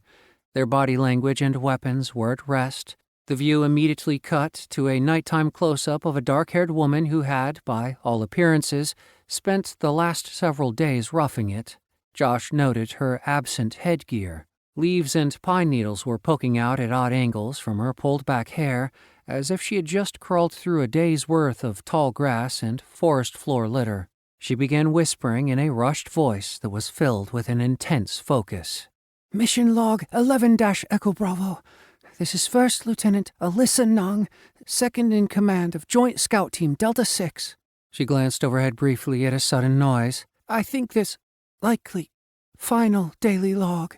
The video and sound cut in and out in sporadic bursts before the resolution and audio came back into sharp focus. I am the sole member of the team still at liberty. The other 7 members are presumed killed following capture. Pursuit is immediately behind me. The enemy organism are sapient with coordination, organization, tactics, and behaviors congruent with terrestrial hive mind organisms. Lieutenant Nong paused, some of her professional detachment flicking away for a moment. My gut tells me these things belong to a colony. She cleared her throat and straightened her shoulders. Resuming report. Team Delta 6 contacted aggressors at 0740 this morning. We were ambushed. The creatures we have encountered so far function primarily as large, physically powerful drones that attack from concealment. Thick, bony plates cover their surface, and they are resistant to all energy weapons. Only heavy armor-piercing matter-based mass projectiles are effective against them. The disheveled warrior smirked, looking directly into the camera. That's right. Come heavy and don't let up. Blinking, she raised a shaking hand to push back a tangle of rogue hairs behind a bleeding ear. Straightening once more, she leveled her gaze directly forward, looking above the camera, and resumed her report. Their primary habitat is the area of the conduit breach we were deployed to secure. They number between 20 and 30 individuals, including the ones cut down in the attached video. There has been no sighting of the personnel previously deployed into this area. A set of coordinates blinked over the screen's lower portion, indicating where the joint team had encountered the organisms. followed by what must have been body camera footage partially corrupted with static and transmission artifacts likely from the EM disrupting forces of the exposed conduit. Despite this, the film adequately showed several 7-foot-tall, mottled white and green, vaguely humanoid forms. Sharp, bony shields covered all joints, along with blade-like protuberances lining their flat bones, heavily augmented the beast's long limbs. A heavy triangular snout with narrow slits protected dark black eyes. There was no apparent mouth until it hinged open the top half of its head in a 180-degree movement, the displayed rows of needle-like teeth. Josh absently thought of a moray eel. The soldier with the active camera was firing his weapon and yelling obscenities at the attacking monsters, blatantly attempting to taunt them towards him. His large mass projection weapon rendered his first and second attackers into large quivering chunks and sprays of white luminescent ichor. Josh noted idly that there were no acidic smoking hisses from the beast's sprayed fluids. Thank heaven for small favors, he thought grimly. Suddenly, a clawed hand came into view from the upper right corner of the screen and smashed the warrior's head against the nearby rock that had been serving as the now-fallen warrior's firing shield only seconds before. This footage is from Chief Petty Officer Tonda's body cam. Moments ago, he sacrificed himself so I could get here and warn you. Honor his sacrifice. My estimation of the recommended strength for securing this area is a full company at minimum. Otherwise, do not come down here. I repeat, do not proceed, or you will fucking die like we did. She looked up again and to the side. They're here. I'm going to lead them away from the airlock. I have a plan. Please tell my father I love him. The video ended. The timestamp on the message was interpreted by his interface as being recorded 1.5 hours ago. Chapter 21. Transfusion, transfusion. I'm never gonna speed again. Alyssa Nong was not having a good day. But to be sure, she was surprised she was still having any type of day at all. After leaving the message, hopefully it will do someone some good, she had fled from the airlock and positioned herself against a rock face. Then she opened up on the bastards with her armor-piercing rounds. But, let's face it, it's dark and I'm firing an overpowered weapon from a standing position. She would have been amazed if she'd hit anything. Maybe I got one. The first few of them were pretty bunched up. But the gun was just a feint to slow them down and to pack them into as much of a tight group as possible and then draw them in for a grand finale. I will not be an incubator for one of these nightmares. Dropping the gun, she pulled free the divider on her mechanized liquid mix grenade. When she saw the red and clear elements diffuse into each other, she expected that to be the last thing she would ever see, crouching there, hoping to take 2 or 3 more of the aberrations with her. It was then that things went pear-shaped. The largest drone she had seen so far dropped from the rock above and landed directly at her 12 o'clock. Alyssa had reflexively turned away from it, trying to protect the grenade from its reaching arms. The giant monster had stripped the activated grenade from her hands with no effort. It had then opened its giant mouth and shoved the grenade inside. 2 other drones had dropped down and piled onto the first just as the grenade had gone off. The muffled, meaty thud had instantly killed all 3 in a hail of sharp bone fragments spraying in all directions. She caught many pieces of the white organic shrapnel as they struck her arms and face, embedding themselves there. Eyes wide with shock, Alyssa absently brushed the gore from her face and scraped a gnarled tooth from a shallow wound in her cheek. 1,000 thoughts bubbled around inside her pressure-concussed head like the balls in the hopper at her Zuma's bingo hall. The rotting thing just ate my grenade. Why did it eat my grenade? Did it look like a tasty snack? Maybe the lights lure it like deep-sea fish to glowing bait. It couldn't have known that the yield on that mixer was too large for even its massive strength to throw far enough, fast enough to save the rest of them. Could it? Alyssa had never been one to try and figure out stupid people, or insanely internally gestating parasitical beasts in this case, but she had no idea why they would sacrifice so many of their number to add only herself to their colony. She was only one host, after all. By definition, one host was only worth one organism to such parasitical hives. The numbers didn't add up for the price they had paid. But whatever was going on, it was clear that these things did want her alive. After losing the grenade, the remaining drones had overwhelmed and captured her, showing more intelligence than she had anticipated.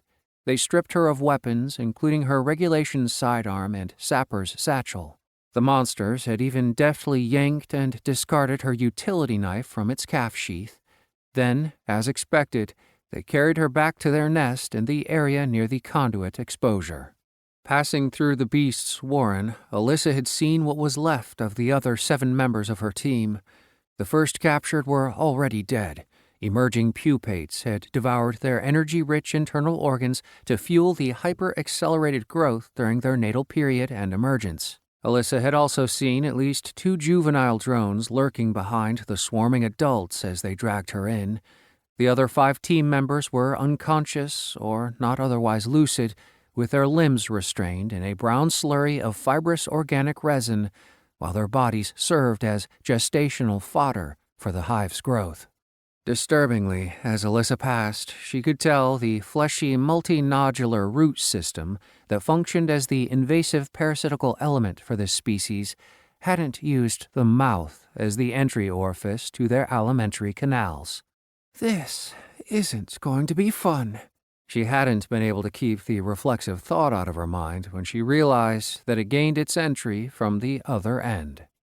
Alyssa thought they would plug her in next to the rest of the team while she continued her useless struggles, but the monsters hadn't stopped there. They continued to the back of the maintenance facility housing the conduit junction, and they continued down several levels to the junction room. Reaching the bottom of the facility, Alyssa confirmed what she had already guessed. The Stargen conduit had been excavated in a terraced fashion and partially stripped of the lead-nickel alloy that shielded its massive power flow. The Stargen's exposed EM waves blew her tangled hair back in a windless static surge as her captors carried her around the corner, bringing the conduit into view. Her teeth were practically wiggling in her gums, being this close to it. Alyssa could see a large, dingy white rock sitting several meters from the exposure. Occasionally, arcs of raw white-silver energy leapt to its surface, leaving glowing circles of rippling illumination as the power was absorbed. The drones tied her hands and legs with a simple but sturdy twine and set her down in a sitting position on a smaller gray rock next to the white one she had noticed one of them had carried in. Then, in an act of conscious supplication, they bowed their heads to the ground and backed out of the lower level, only turning around and regaining their feet once they were on the steps leading up.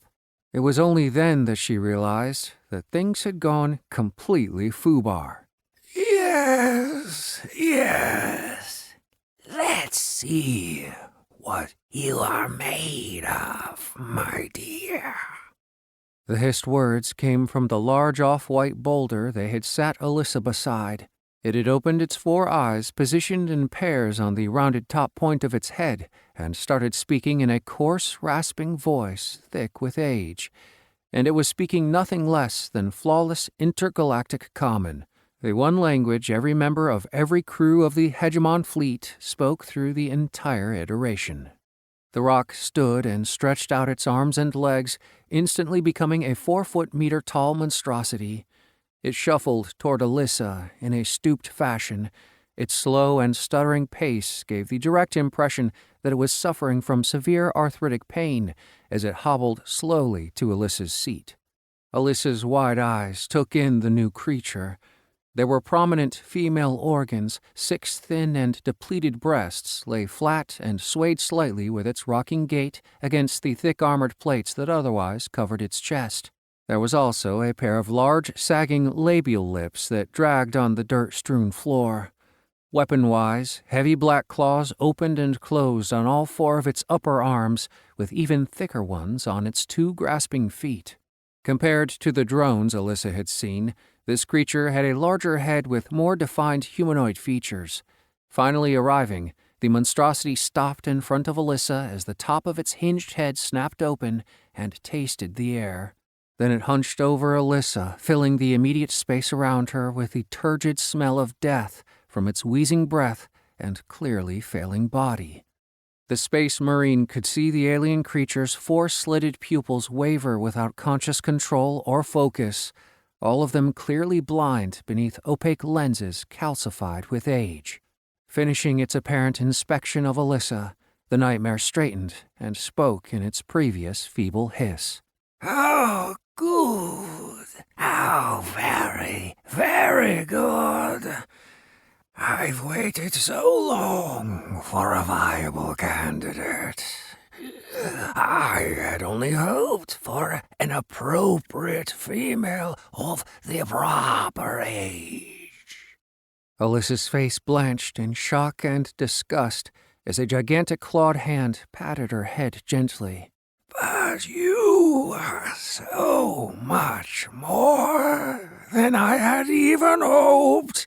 An excellent specimen." Momentarily speechless, Alyssa's slack-jawed befuddlement left her gaping like a fish out of water. Then her mind switched back on, and the Space Marine chose to resist in the only way she still could. "Whatever you want from me, I won't give it to—" Alyssa strained and stammered as she coughed up crimson-tinged sputum, followed by a congealed glob of blood that dribbled down her chin. She caught her breath and tried again. I won't give it to you." Blood now dripped down her lips to the front of her armored chest as her bleeding increased its pace. Slowly chuckling in her thick and rasping way, the matriarch responded to Alyssa's feeble refusals with a mild tone and spread hands. It spoke as if explaining to a loved child. "Not that I would give you a choice, young one, but you are already dying. Exposure to the Stargen conduit I've fed off of all these years has already caused your cell membranes to break down. You'll be dead in minutes if we don't join." It opened its four massive arms as if to embrace her. "But do not be afraid. You are going to be my newest vessel. Once I've wrapped my mind around yours and seeded you with enough genetic elements, we will leave here and find a new home. Just like when I came here out of necessity within the body of a maintenance crew member so many millions of years ago." 4 drones came down the stairs, carrying a root system similar to what Alyssa had seen invading her team's bodies above, but this one had 2 large, blunted prongs connected with fleshy, mucus-covered umbilicals. Obviously augmented for some extra purpose, Alyssa didn't like the look and implications of it. Not at all. The white horror standing next to her leaned back onto the first prong and gave an initial sharp gasp of pain, then a deep sigh of relief. Mounting fear and horror filled Alyssa's face as she looked at the disgusting display. Instinctively, her mouth tried to tell the psychotic monster to screw right off, but a large blood clot came out instead and plopped onto her lap. Her thoughts slowed and began to jumble as sensations of weakness and vertigo overcame the adrenaline which had up till then taken hold of her. The matriarch gently placed its giant, black-clawed hand on her shoulder in an almost comforting way. Once again, it hissed to her with placating words, like a mother putting a fussy baby to sleep. "Hush, child. You don't understand the benefit of being my vessel. You will always be with me, like they all are.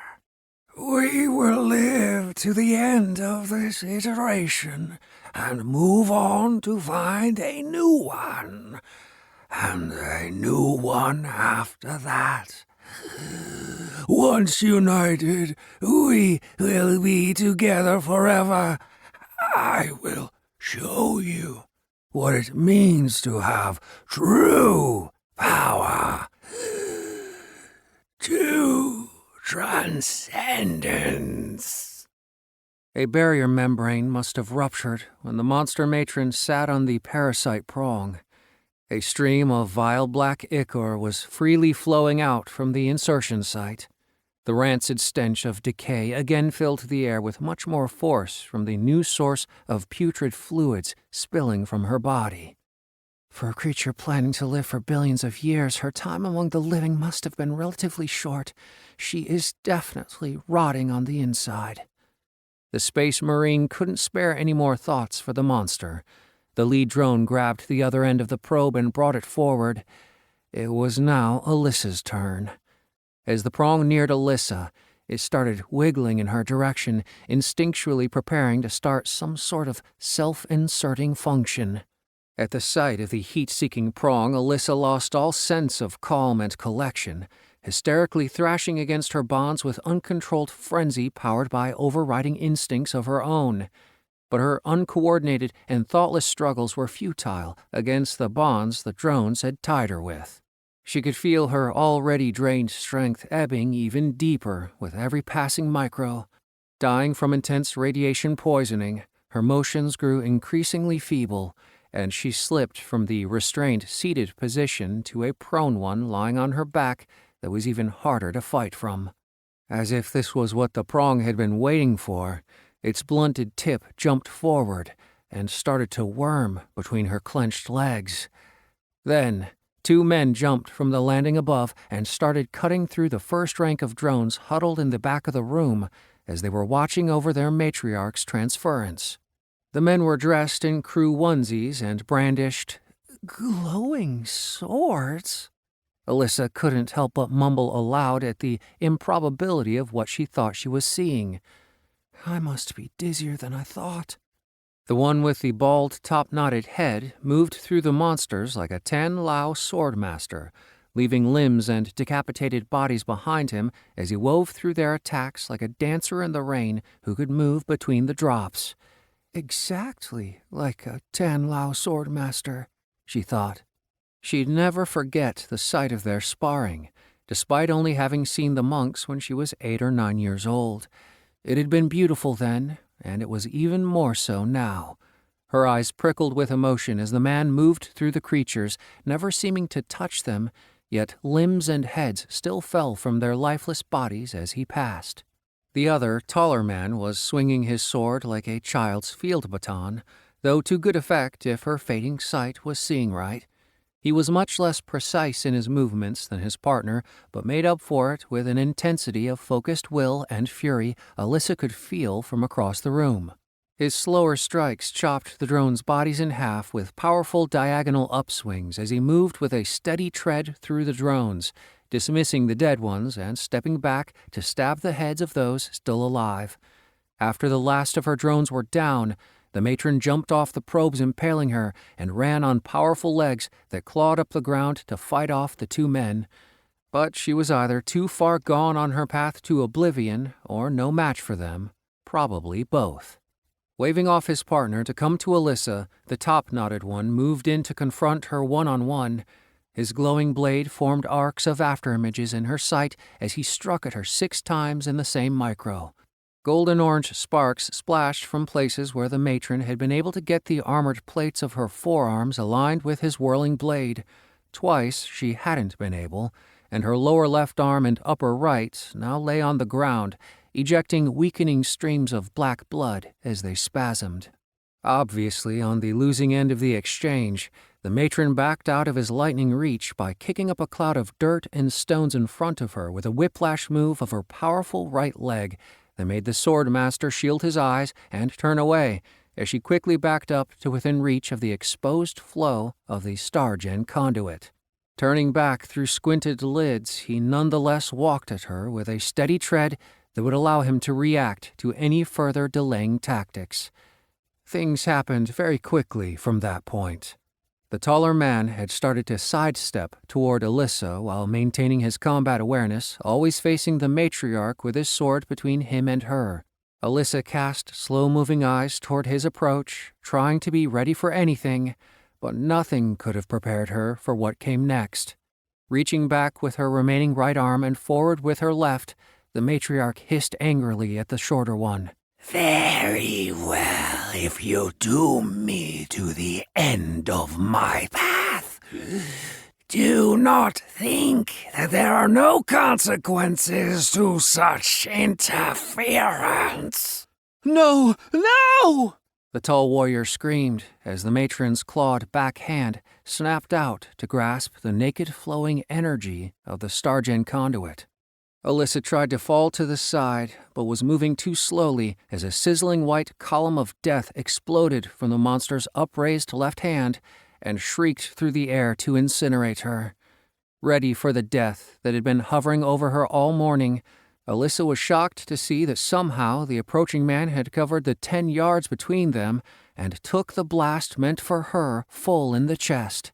His body tensed, and he seemed to be rigidly locked in place with his hands held out to the sides in a likely attempt to better cover her. Screams of rage and pain exploded from between his clenched teeth as somehow the same power source that moved the enormity of the Hegemon 4 at greater-than-light speed hadn't incinerated a hole directly through him and killed her anyway. The shorter one had immediately closed the gap between himself and the matriarch with his sword raised over his head in a cleaving strike that severed the matron's left forearm at the elbow, but unfortunately didn't stop her. If anything, the Stargen's divergent arc now seemed to surge in a more tightly focused electric blue-colored beam using the chopped end of her exposed humerus as a macabre focusing lens. With a roar of pain, the towering monster waved her plasma-emitting stump in a trail of blasted dirt, exploding rocks and clouds of ozone that quickly angled directly toward the swordsman. The top-knotted warrior was already spinning out of the way in a 360-degree rotation of his shoulders, torso and legs finishing the motion with a series of cartwheeling backflips, while being continually chased by a sparking stream of death continuously spewing from the rapidly flailing severed limb. Somewhere on his way back across the chamber's excavated floor, the beast had returned the insult to her limb. Alyssa could see the amazing agility of the swordsman becoming suddenly impaired as his left arm was lopped off below the elbow. It went spinning off on its own trajectory in a puff of red steam and burnt flesh, while the rest of him tucked into a wobbling somersault behind the heavily built plascrete stairway leading to the upper levels. Jeering in rage at her victory, the monster continued to focus the ravening energy on the warrior's temporary shelter. Increasingly larger chunks of its squarish construction were being blasted off to reveal the plasteel support framing, which had already started melting in black runnels. It would only be a matter of seconds before the obstruction was completely destroyed, along with the man recovering behind it. Sen bit his tongue to focus through the pain.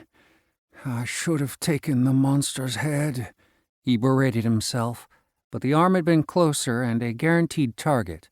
He had also honestly thought that severing it would give him a clean attack on a distraught opponent. He wouldn't underestimate the monster again. The diverged conduit was still focused on his hiding spot, and he did a rapid situation assessment. The amputation had been completely cauterized, so blood loss was at a minimum. He had also been holding his sword in his right hand at the time, but those two truths were the only good things he could say about his current combat capability. Unlike his fractured facial bones in the alley or Joshua's wounds in Gaia's temple, his arm wasn't healing at a noticeable pace even when he focused his essence on his left arm. With all his essence concentrated at the severance point, there was some small regrowth of the charred stump, but not enough to get his arm back to finish the fight. Sen knew that in the deep space of a physical matter iteration, there could be dozens of reasons why his body wasn't healing like usual, but he didn't have to look any further than the massive levels of irradiation coming from the exposed star-gen conduit that the Hive Queen was somehow immune to. Sen checked his status and confirmed that his essence was trickling down in steady digits as it healed the continual damage to his body from the conduit. He also noted that his health was only rising at a rate of less than half of the essence cost. Physical health status: 5,000 over 3,865 to 3,867 to 3,869 spherical cultivation units. Free essence: 1,200 over 968 to 663 to 658 spherical cultivation units. Joshua had taken a direct blow to his chest to save Lieutenant Nong, a very brave move. Via their bond, Sen could tell that he was alive but not presently coherent. He was likely suffering from the same slow healing as Sen. There was no way Joshua would be able to defend himself or the Space Marine if the Queen decided to direct another attack at them. He had to get back into the fight to keep her attention on him. It wasn't going to be easy. With only one arm, his tumbling skills were drastically reduced, and the Stargen conduit was no laughing matter. Aside from his missing arm, there had been numerous near misses, leaving burned holes through his clothing and scorching his skin transparent and rendering the underlying muscles desiccated almost to the point of uselessness. Any direct hit would defeat his combat capability and end the fight now. Then all of them would die. But that doesn't change the fact that I must keep the pressure up on her or all will be lost. Sen's face was a mask of total commitment as he launched himself in a fully enhanced one-armed handspring from behind his deteriorating shelter and redirected himself back toward the still-raging matriarch. Once in the air, he spread his essence to enhance his whole body in order to keep the healing of the radiation damage at maximum.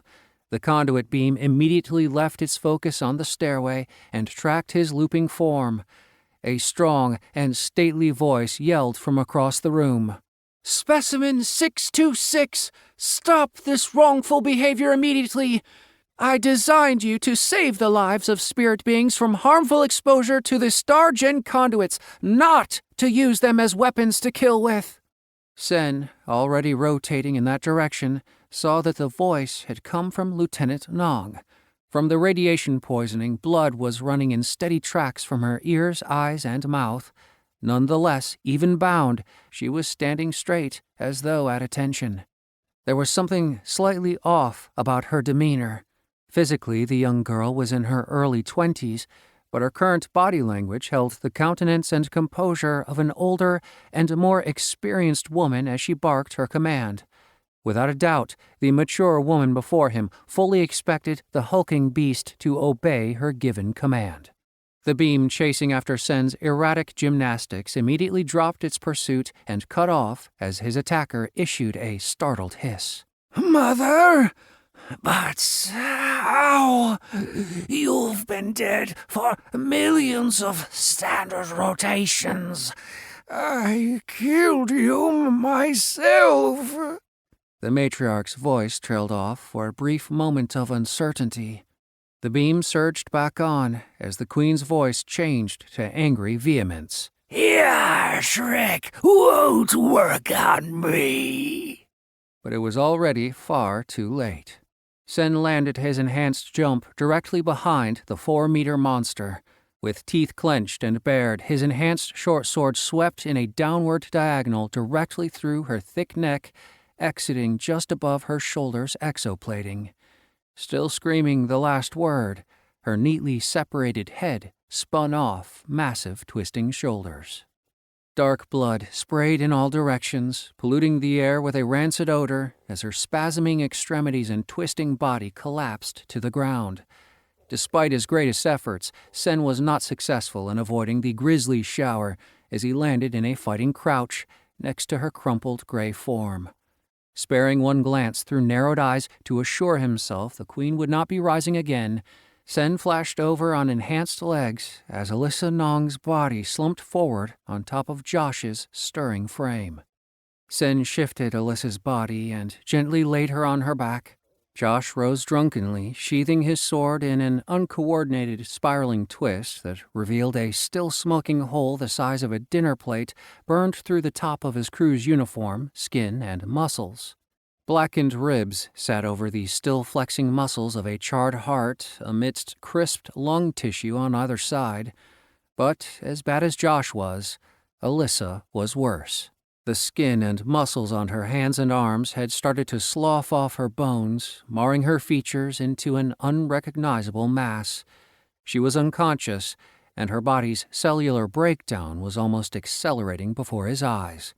Finished putting his weapon away, Josh's numb lips and tongue spoke slurred words. Listen long. I'm Josh. This is Svenyak. Your father sent us. Are you all right? Finally staggering around to face them, the sight of Alyssa shocked Josh into full consciousness. God sent. Her tissues are falling apart. Josh did a rapid checking of her neck's pulse and lifted her sagging eyelids to show the dilated pupils of eyes looking in different directions. We need to get her out of here. The electromagnetic field from the conduit is quickly killing her. We'd be no better if not for our cycling essence. Sen waved the stump of his arm at Josh's denuded chest. Even our healing is greatly delayed. But Josh's brain had already re-engaged, and with the conviction of eternity, he scooped up Alyssa and blurred up the stairs on fully enhanced legs. No words were spoken, but Sen could feel the determination of Josh's soul through their bond as his thoughts roared. This girl cannot die. If she does, I will lose Sophie. Sen flashed after him, but didn't respond. Josh was absolutely correct. Whatever its unfathomable reasons were, karma, reality, and balance had joined the fates of Sophie Tanner and Alyssa Nong. Just thinking about it sent confirmatory reverberations through his spirit. Sen nodded toward Josh's speeding form. I'm with you, brother. With Alyssa's dying body in his arms, Josh directed all his essence to his spirit and spared nothing for healing his burnt-out chest. A constant litany ran through his mind. This woman is linked to Sophie. They have reflective destinies. If one is lost, so will both be. Hopelessness tried to pull him into despair. Josh violently shook his head. He had never given up. Not when he had lost his family as a child. Not growing up as an orphan in the inner city. Not when his marriage had detonated in an explosion of betrayal and hatred. He surely was never going to give up on Sophie. This girl can't die. Josh looked down at her small body in his arms, and his legs carried him over the grounds around the StarGen conduit's maintenance facility. Alyssa had only worsened over the last few seconds. Her face was purple and now had an expanded look like the pages of a pulp fiction novel that had been left out in the rain. Edema from lost fluids as her blood vessels and lymph channels break down. Organ failure is likely already ongoing in an increasing cascade from the periphery and will finalize with the heart and then brain. His science mind unhelpfully contributed. He also saw the ruin of his chest. The importance of his condition was a distant second, but he still checked his status as there was nothing else for him to do until they got Alyssa to a safe distance. Physical health status: 5,000 over 1,286 spherical cultivation units. Free essence: 1,200 over 857 spherical cultivation units. Even with a hole blown through my chest by the mama bug from hell, I still have 12 times more health than as a vanilla human. He should. His body was as dense as iron. Then he involuntarily shuddered at what that crazy monster's blast would have done to Alyssa if it had hit her.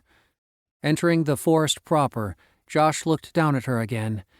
Even with how advanced her dehiscence was, Josh could see how very young she was.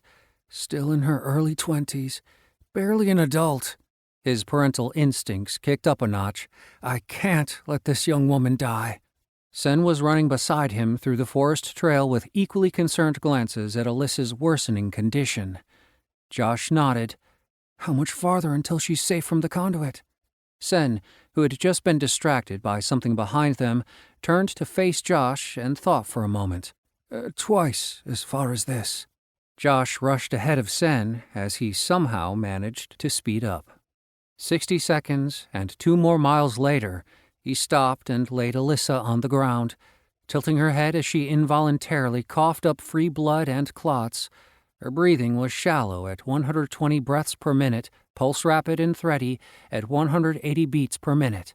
Clear fluids were leaking from all her pores, and her connective tissue was sagging off all her bony structures. Even her long bones and skull were softening to his touch. He could never get her medical attention fast enough, if it even existed. The silence of his precocious science book brain spoke volumes to the fact that there was no known therapy on Earth that could restore her. How is she even still alive? Pine needles and small branches quietly slid along the flat underside of Hantal's 1.5-meter-wide chitin carapace. Words could not describe the ambivalent feelings and thoughts running through his mind at his current state. He honestly couldn't decide what was worse, the fact that he was a 2-meter insectile vermin, or that he was mortal. Take your pick. The former chaotic viciously pricked himself with his own miserable thoughts. Still, my path of salvation out of both is guaranteed. He quieted his frustrations with the reassurance that his trials of mortality and being a giant cockroach were almost over. The clone had brought him to a large forested region inside a massive transport, perhaps one of the Ark ships that even he had been aware of as a mortal. All the blue fractalized clone had said at the time was, "Be ready. Senyak and Joshua Elias Tanner will be through here soon." He hadn't been wrong. Immediately after Hantal had taken cover, both of his prey arrived, and like Hantal himself, they each had the single spherical attunement of Earth. The chaotic had considered attacking them both right there and then, as they became absorbed in the digital playback of a video for some reason. Without doubt, Hantal had the advantage here. Of the 3 of them, he was an experienced cultivator, having gone through spherical to icosahedral levels of cultivation before.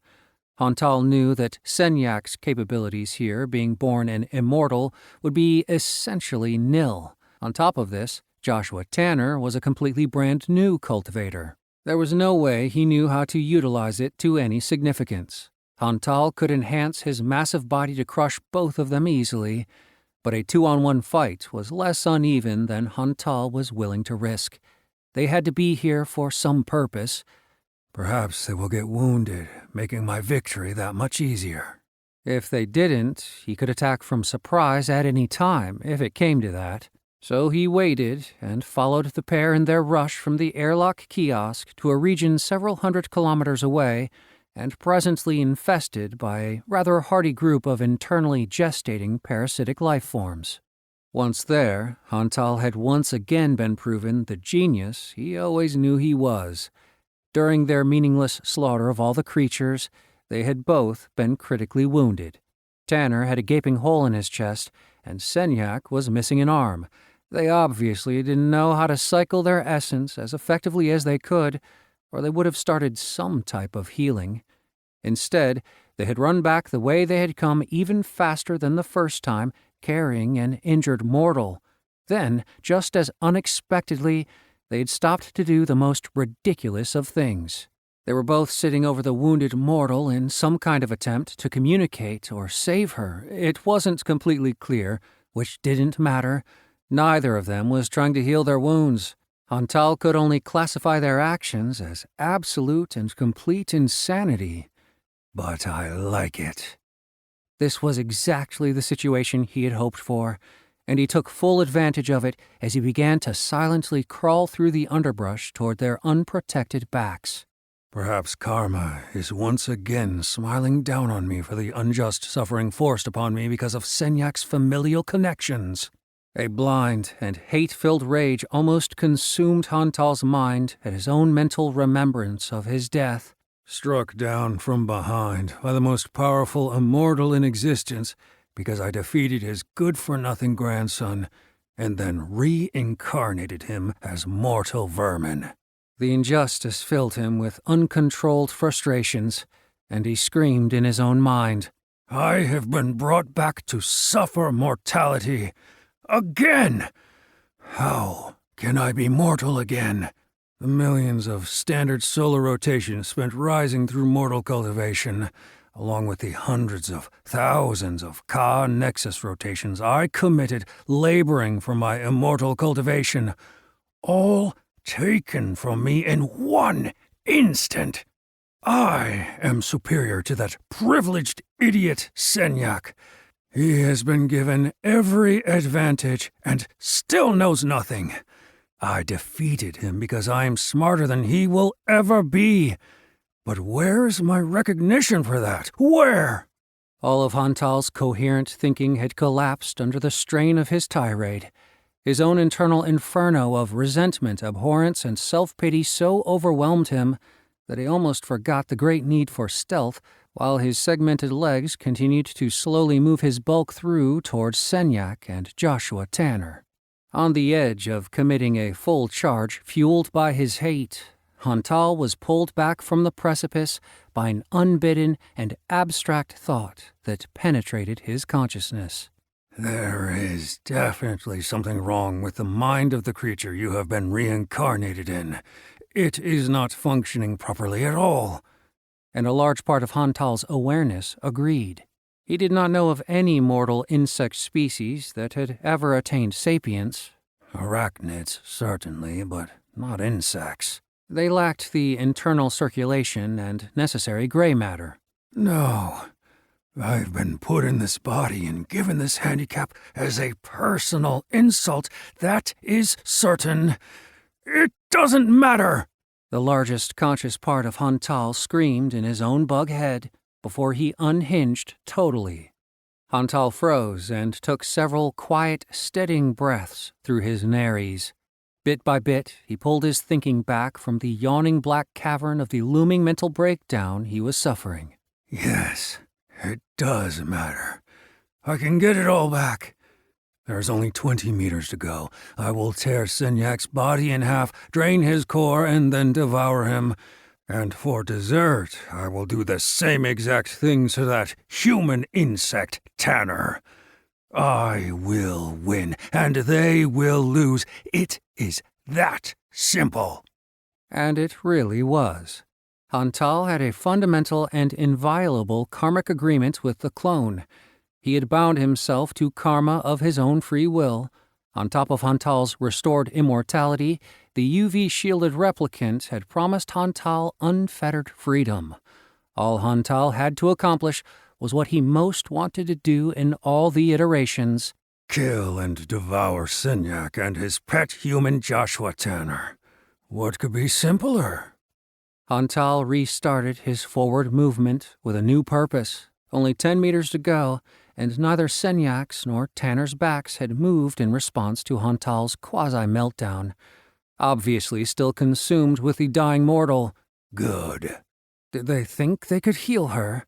Hantal's wandering mind couldn't help but wonder. It had been a very long time since Hantal had been a mortal cultivator, but he was still certain that such cultivation feats at the level of spherical cultivation would be limited to geniuses that were much closer to their tetrahedral core. But that fact was truly irrelevant, just as irrelevant and unimportant as whatever the actual purpose was for the clone's sick and twisted game in wanting Hantal to kill Senyak, his original's own progeny. He had thought about why the clone would want it, but had failed to find a legitimate reason. But this didn't matter either, given the clone's karmically binding oath, though Hantal was sure of one thing. The Marsdenak hegemony's Game of Thrones had freakish filicidal issues they needed to work through. Hantal mentally chuckled as the distance shortened. Very soon, Senyak will be eaten and then dead. Yes, that is definitely the proper order. Hantal's wide mandibles spread in a way that only he would ever know was a vicious grin. The distance shortened to 2 meters, and Hantal's anterior segment rose and loomed over Senyak's still and defenseless form. He enhanced his entire 3-meter exoskeleton and moved to slam down and cleave Senyak into largish, smashed chunks with his splayed mandibles. Lifting his eyes to the heavens, Josh pleaded with anyone who would hear him. "This girl cannot die. I don't know how, but Karma is using her as some kind of stand-in for my child. Some kind of test or trial to see if I'm worthy of having a shot to save my daughter. For this moment, all that matters is that Alyssa is Sophie and Sophie is her. Their fates are locked together in some way that I don't understand and can't stop. I have no idea what will happen to Sophie if I fail Alyssa. I just know that I can't lose either of them." "You know all that you need to save her. She is simply a spiritual being like you." The gentle voice had arisen from where Alyssa lay. Hearing it allowed Josh to notice for the first time the soft, wispy lines of a ghost, an apparition, a spirit, that was overlying Alyssa's deteriorating body. Its face seemed to smile at him with the confidence of the ages.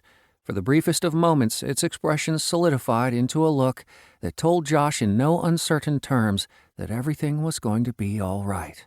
He couldn't identify the voice or the wavy, translucent lines of the spirit's form. The small, pessimistic side of him spoke to his greatest fear. Maybe it's just my sanity finally shattering as my mind breaks down under the strain. But the words were filled with such hope that Josh's panic-filled heart grabbed onto them in a psychic stranglehold. As if on instinct, he held his hand over her core and infused her with his essence. He sent half of his free essence into her and saw the spirit form momentarily come into clear focus and then fade out again as his essence ran through like water through a sieve. Almost like there was not a core there, at least not a functioning one. "You are correct. The damage to her core is too great. It needs to be replaced. But one is coming. Replace her core, and you can then join me to my sister with your essence." "Who are you? Where did you come from? Why are you doing this? How are you doing this?" Josh had 1,000 questions, but he only asked the one that mattered. "Will it save Sophie and Alyssa?" "Yes," came the reply, but the spirit's presence was obviously weakening. Josh became laser-focused on the possibility of saving Sophie and Alyssa and on the fact that the spirit's weakening meant this was a limited-time offer. But now there were 2 important questions, and he had to ask them both if he was going to do it. The important one first. Where is this core? Your karmically bonded brother knows. Josh barely whispered the next question, as he feared the answer. If we fail, will you all die? There was no verbal answer, but the spirit's head nodded minutely once. The stakes just went up. Time to double down. But it didn't. It couldn't matter. Josh had no idea who this spirit was or why it was helping them. If it was willing to lay itself in front of the train alongside him and Senyak in order to save his daughters, Josh was going to slide over and give it all the space it needed on the tracks. He immediately moved forward with the plan. "Sen!" Josh roared like an enraged animal over his shoulder. "I need a core!" Sen spoke through their bond in response. "Don't worry, brother. I was just on my way to get one. But stay here and shield them while I do it."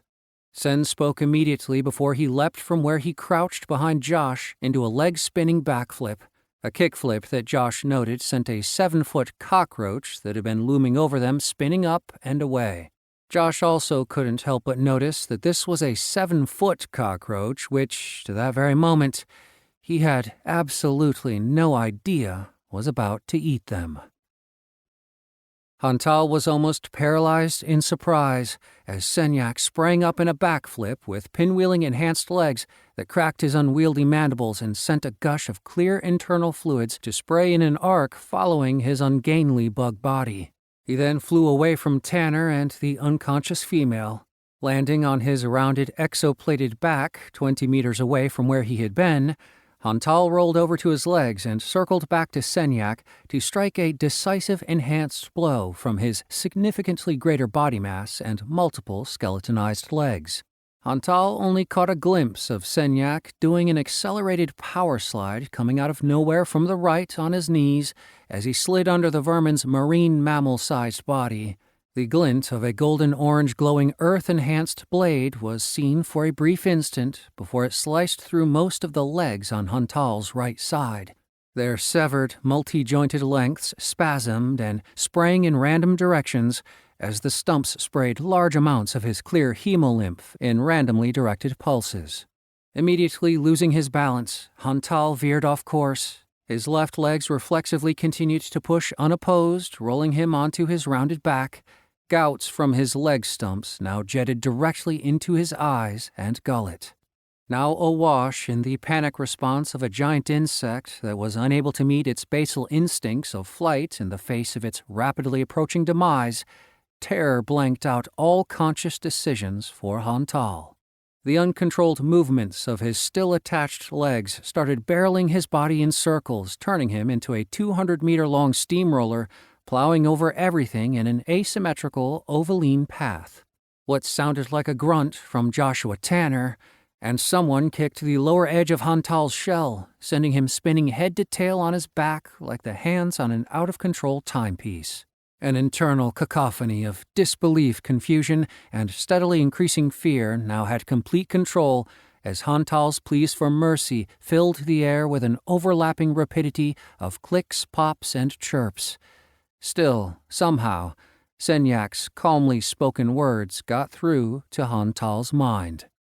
I wasn't sure who or what was following us at first, and admittedly we were busy, but with an Earth attunement in a giant insect on a mundane arc carrier, now I'm absolutely certain it is you. I imagine you have been brought back here to expunge Joshua and me, correct?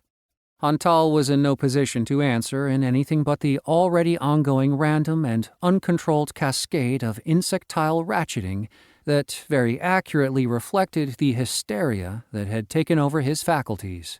Senyak, apparently, didn't require a response. There were several more sharp pains on Hantal's left side, and all the legs from there had been removed. Now Hantal gently rocked back and forth, side to side, as he looked at the far-off roof of Epsilon 97's chamber. Even the anxiety-driven movements of all his leg stumps had little to no effect in changing this. Sen, I can see that you're busy, but I really need that core, now! Joshua Tanner's stress-tinged voice interjected itself to Hantal's awareness. Senyak responded in a serious and guiding tone. He's ready for you, Joshua. Visualize the core with your aural sight, but understand, a being's essence center is the place where the physical meets the spiritual in the heart of their cultivation. Just like the spirit's presence in Alyssa's body isn't enough in and of itself to form a spiritual physical object. The core must be removed with both physical and spiritual simultaneous forces. I have absolutely no idea how to do this. I just know it's true. Perhaps your special relation with physical matter iterations will help you here. Anything I can do to assist, please let me know. Alarm bells started going off in Hantal's distracted mind. They are going to take my core.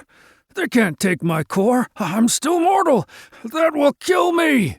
Hantal's chirping became a mixture of spitting and hissing, but this change had no effect on the conversation around him.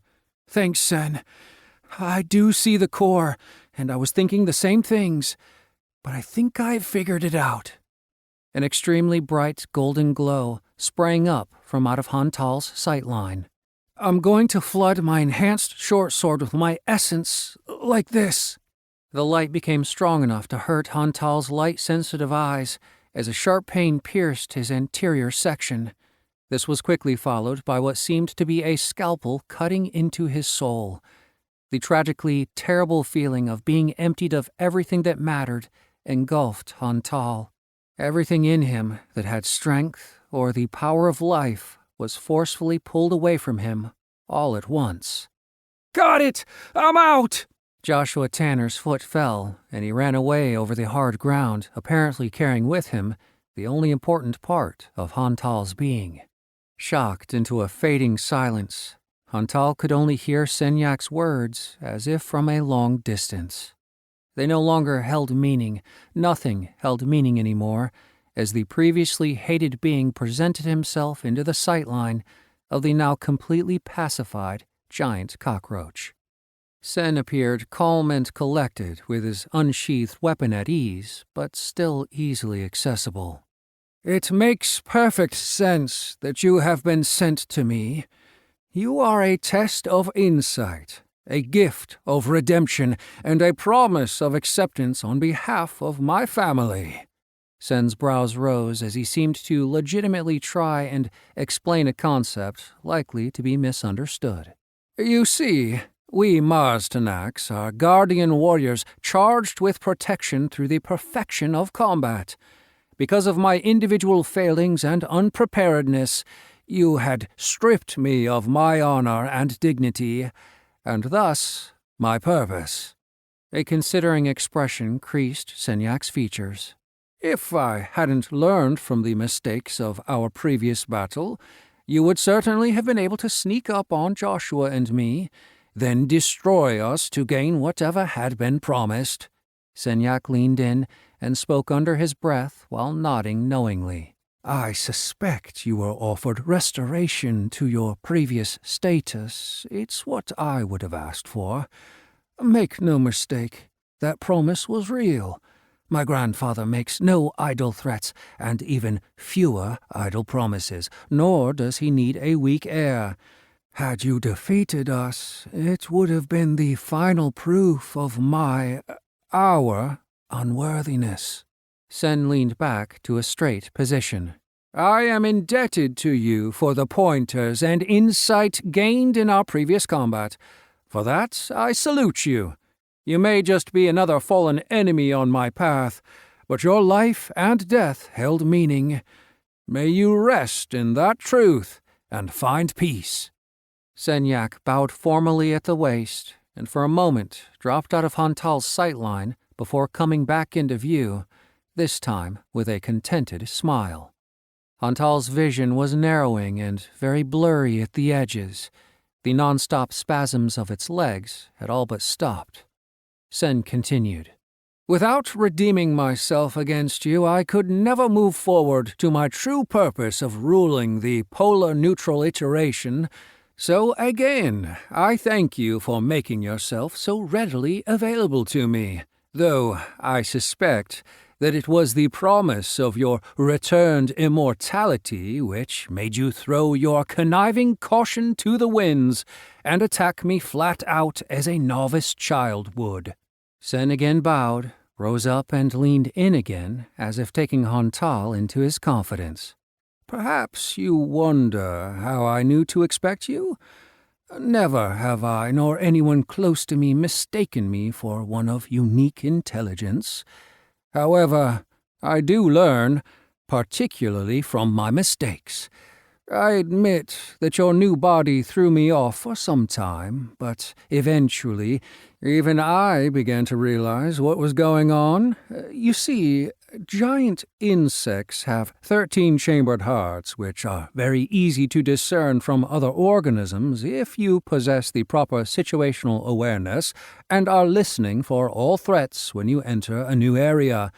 Your carapace is hard, which is a blessing and a curse, as you leave 6 very easily distinguished footprints in a track pattern that is impossible to miss if you are looking for it. You followed us to the Stargen service station, and then followed us as we left. I was never going to miss you, or let you sneak up on us. Sen stood, and a dangerous gleam came into Senyak's eyes that even Hantal's fading awareness recognized. I would not allow you to win, not ever again. You represent a promise of acceptance back into my role as heir, proof that I will never make the same mistakes that my lax arrogance led me into again. Senyak Marstanak, soul-seated heir of the Marstanak hegemony, lifted his blade over the lower portion of the insect's head. In one quick, enhanced chop, he decapitated the wretched creature. Still, Sen finished the ongoing discourse with his now defeated opponent. It was only proper to do so. Believe me when I vow that I will never let my guard down to an evil motherfucker like you again. Sen bowed a last time to the dead bug's unmoving body. So ended the path of Hontal Brundox, a giant mortal cockroach. Sen spun a full 180 degrees and bowed deeply to his waist and held it to the clone who he knew would be watching. The clone's visage momentarily formed in the mists above the small clearing in the trees Sen was standing in. It nodded back in approval at Sen's performance and acknowledged his redemption and acceptance back to the family. By the time Senyak had returned up from his bow, it had disappeared. Josh ran back to Alyssa and the spirit's side. They were both quiet, but he could hear Alyssa's short interval breaths, so they both must still be here. He set the glowing golden ball the size of a softball on Alyssa's abdomen. "I really don't want to have to cut her with my short sword," was Josh's preeminent thought as he pressed it down with both hands over her navel and willed with his entire intent to move it into her abdomen. Apparently, with the help of the friendly neighborhood spirit, this time his hands were just fine. The core sank into Alyssa's abdomen, but Josh could tell that for some reason, despite its great size compared to his and Sen's cores, it was empty. Josh immediately started pumping what was left of his free essence into it. He tracked the progress with his interface. Physical health status: 5,000 over 1,286 spherical cultivation units. Free essence: 1,200 over 424 to 399 to 374 spherical cultivation units. Too soon, his free essence was gone, leaving the core still sitting in its place but less than functionally full. Without losing a second, Josh broke down the concentrated essence he had already dedicated to his core and sent it to her as well.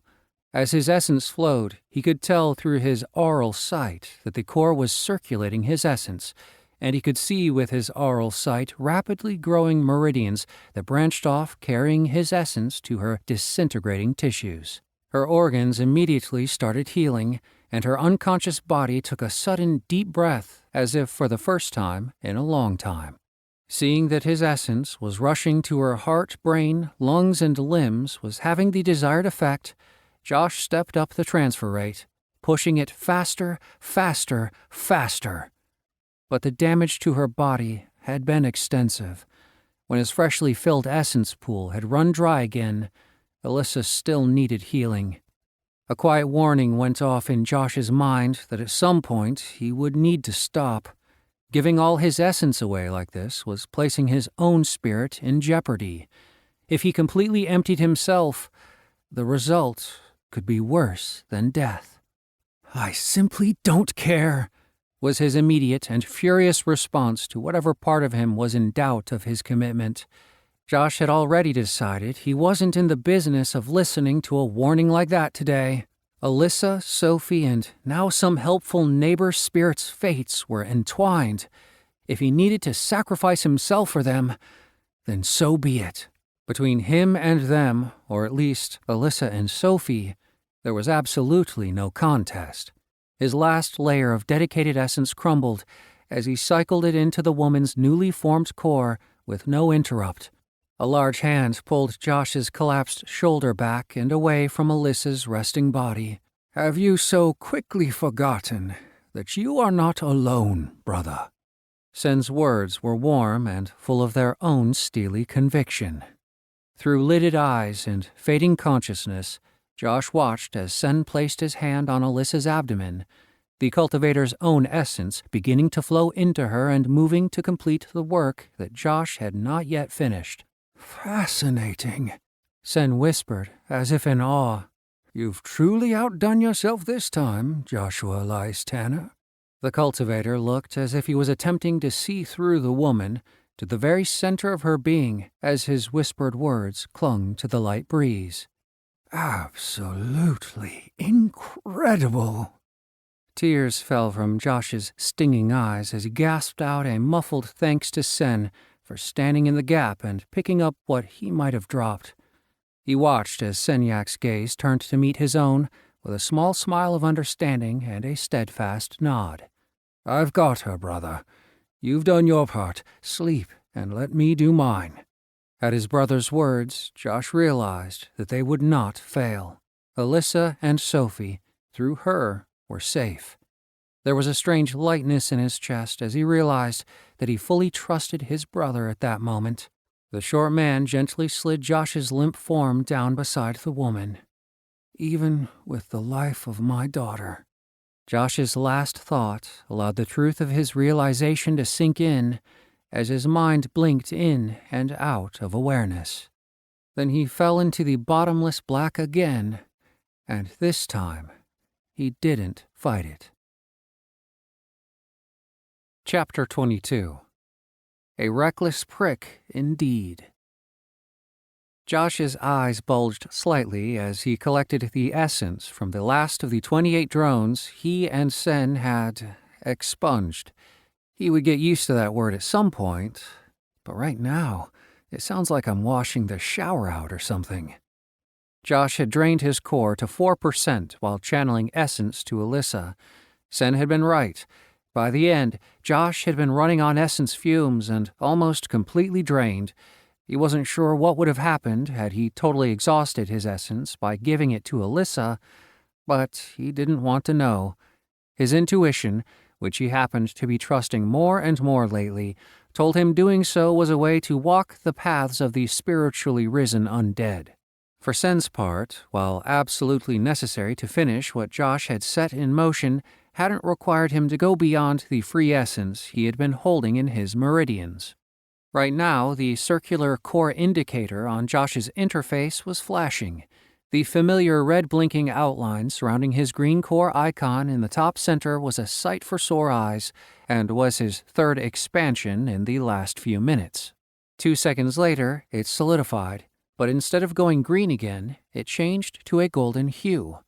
Josh took this to mean the core expansions for his current attunement were maxed out until he found another item of power to undergo an additional attunement. Admittedly, he didn't come to that conclusion alone. It was the 100% flashing next to the filled golden circle that was the dead giveaway. Josh could still be wrong, however. Not having anyone else to ask, he was just guessing.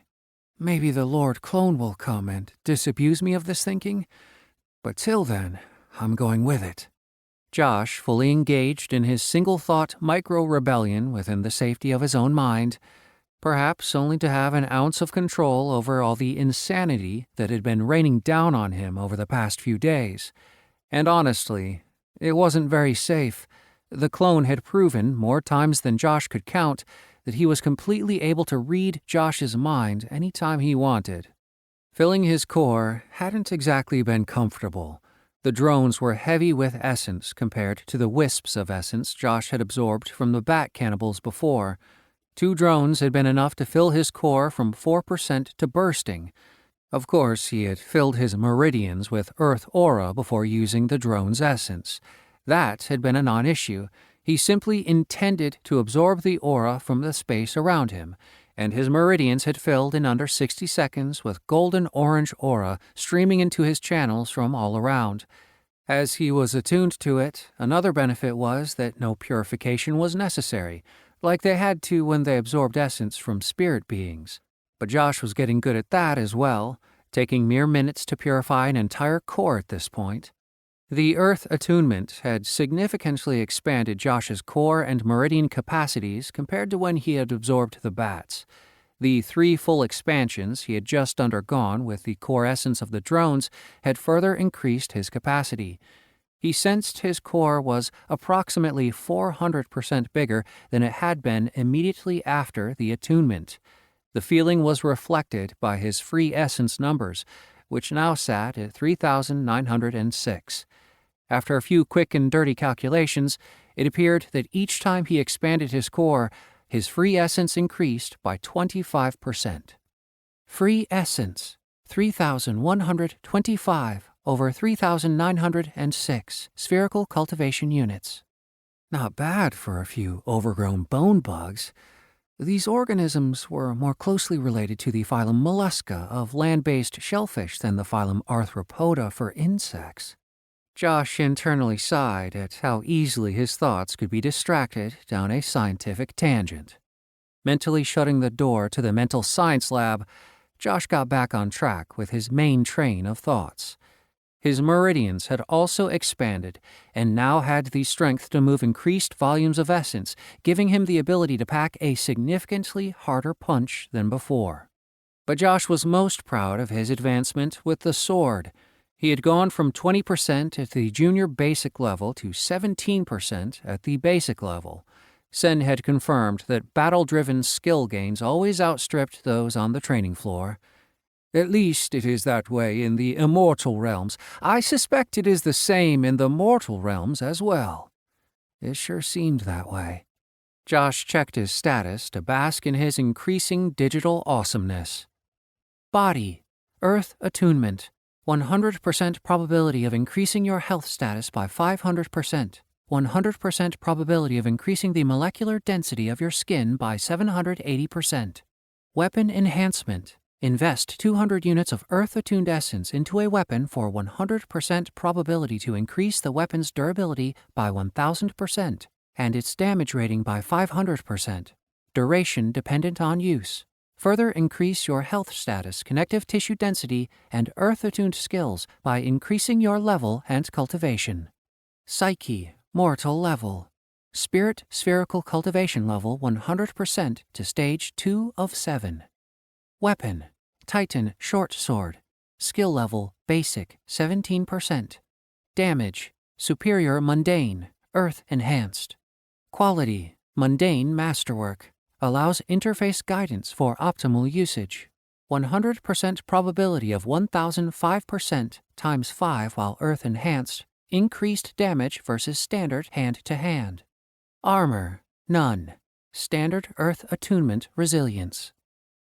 It didn't appear that the tiny step of maxing out his core at this intermediate step in his foundational stage would increase the Earth attunement bonuses.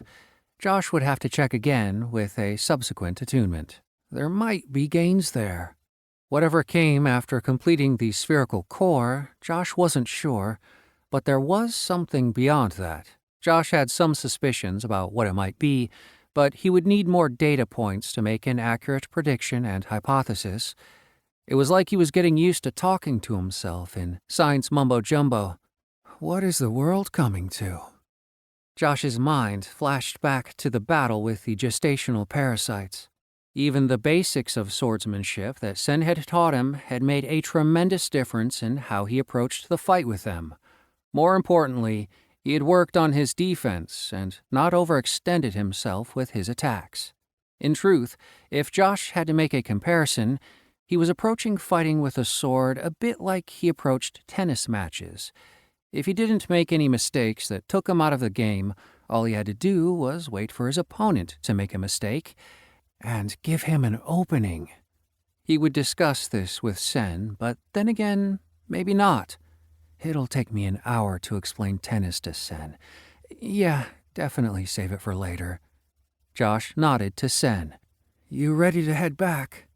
Sen, who was flexing the fingers of his regrown arm and hand, nodded back. Ready, brother. Their healing capability was just another one of the unbelievable things that Josh was going to have to look into more deeply when he had a chance. Josh had asked Sen about it. All the stoic man had said was that once they were away from the debilitating effects of the Stargen conduit, it had only taken the simple circulation of essence to have it regrow in a matter of gyra, or minutes, as Josh still thought about them. Mind-blowing. But this topic was for later. Right now, there were things that needed doing. Josh nodded back and refocused on the task at hand. Alyssa's vital signs were normal at 12 breaths a minute and a steady, athletic, resting heart rhythm of 50 beats a minute. She also appeared to be resting well without any tossing or turning, which was fine with Josh. Confirming there was no change for the worse in her condition, he picked her up and they headed for the airlock at a leisurely pace. They could cover the remaining 10 or so miles back to the entry in about 30 minutes with minimal essence expenditure. Sen had scouted the area yesterday after Josh woke up from his emergency essence transfusion. There were no signs of any living drones within several miles of the conduit junction. This made sense based on what Alyssa had reported in her video. If they were clonal, they would tend to congregate en masse. The matron they had cut down was attempting some kind of unique impregnation of Alyssa. They most likely would have all been there to protect her during this. As they slowly walked back to the airlock carrying Alyssa, Josh noticed that all the other space marines were noticeably absent. Josh knew he had seen some of them moving in their restraints as they ran by to save Alyssa. He tilted his head to Sen. The other marines that were being infected with the parasites, they didn't make it. Downcast shake of the head. I granted Lieutenant Nong's comrades the mercy of a warrior's death. Josh was wide-eyed. There was no way to, maybe, I don't know, to surgically remove the parasites? With eyes squeezed shut, Sen just shook his head again and continued on. Josh wasn't certain, but he thought he had seen Sen's eyes glistening before he turned away. Josh was certain about the remorse he felt coming through their bond for the loss of Alyssa's team. Still, Josh also sensed Sen was sure there were no other viable options for the Marines. No further questions were needed.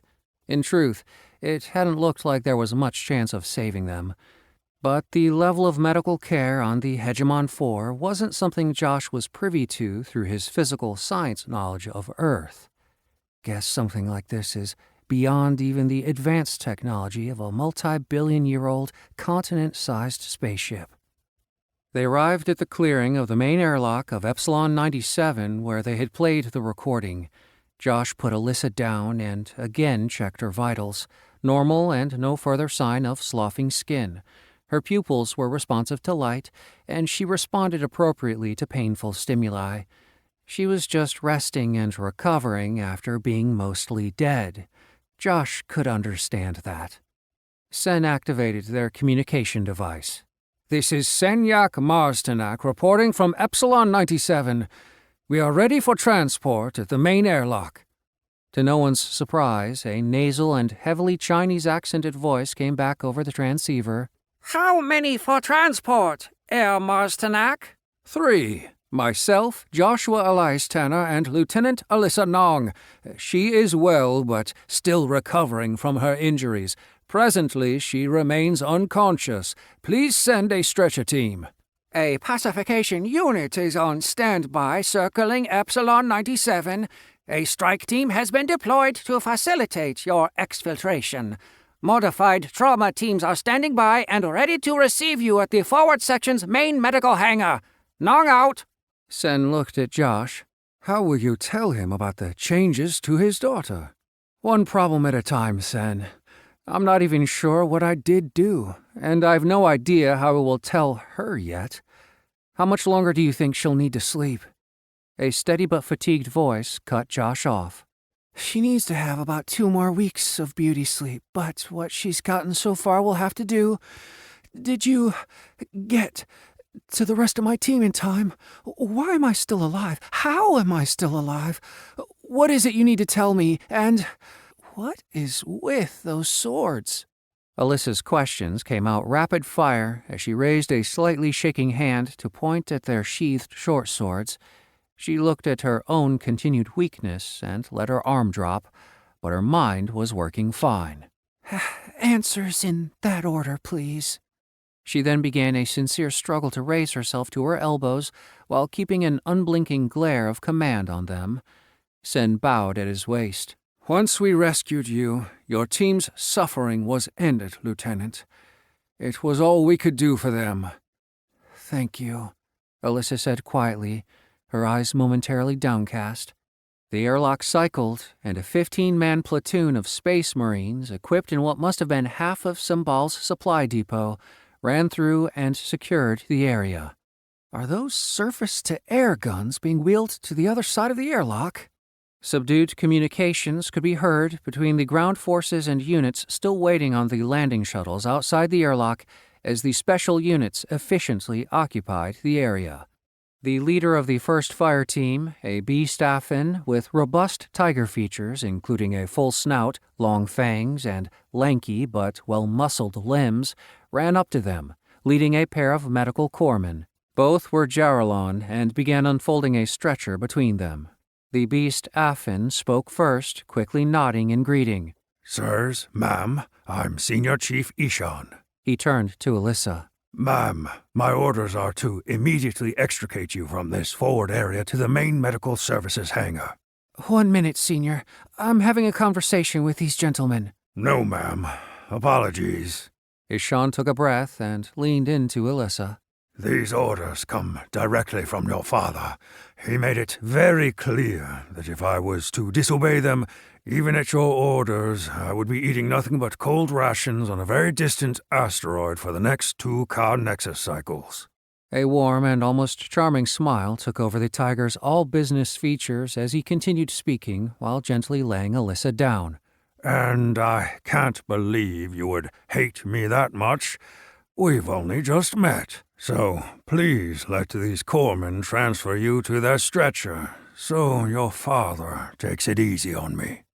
Gobsmacked, Alyssa did just that. Her questions burned in her eyes as she tried to get Sen and Josh to follow, but the SCPO wasn't finished. Messieurs Marstenak and Tanner, Lieutenant Commander Shamla has asked for an immediate sitrep on the invasive species and the stripped Stargin conduit. And after that, if someone could tell me what the fuck is going on, I would really appreciate it, sirs. Josh and Sen smiled at Alyssa, quietly chuckling as they shrugged and turned from her inquisitive ocular fury. Josh called over his shoulder. Don't worry, Alyssa. We'll catch up with you as soon as we're finished here. In the meantime, try to feel your core. It's just under your navel. My core? The expression on Alyssa's face could only be described as perplexed while she was carried away through the airlock, which immediately began to cycle closed. Ishan double-timed it back, and Sen leaned over to the beast Affin. Of course, Senior Chief. Let me quickly brief you, and then report to the Lieutenant Commander. The clone floated in space, far above the Hegemon 4. The continent-sized ship was only a speck of light below him. Still, nothing escaped his awareness. His thoughts continued as he watched his 2 wards leave the designated research area, Epsilon 97. When Zenyak created a clone, it was never for a long-term assignment. If a task required the long-term involvement of a being at Zenyak's level of power and knowledge, he had always preferred to do it himself. Even a perfect copy of himself would not do. Furthermore, the power ceded to a clone would become a permanent transfer unless restored before too long. The clone knew this, as he knew everything about Zenyak. He also knew why, after billions of years, Zenyak was breaking this personal rule of his. He and the other immortals at his level were stretched thin, containing Oblivion's threat outside of iterational existence. The quiet sound of space tearing and a brief flash of the deep swirling blue of intact reality that indicated Zenyak's imminent arrival interrupted the clone's ruminating. His original stepped through the way. The clone's aural sight perceived minuscule signs of fatigue that only he would recognize in the cycling patterns of Zenyak's immortal Ka. Report, Zenyak ordered. The clone bowed his head, and Zenyak rested his hand on its crown. Turning away from the clone, Zenyak mumbled to himself. Using Earth aspect skills after only 18 hours of attunement was statistically improbable.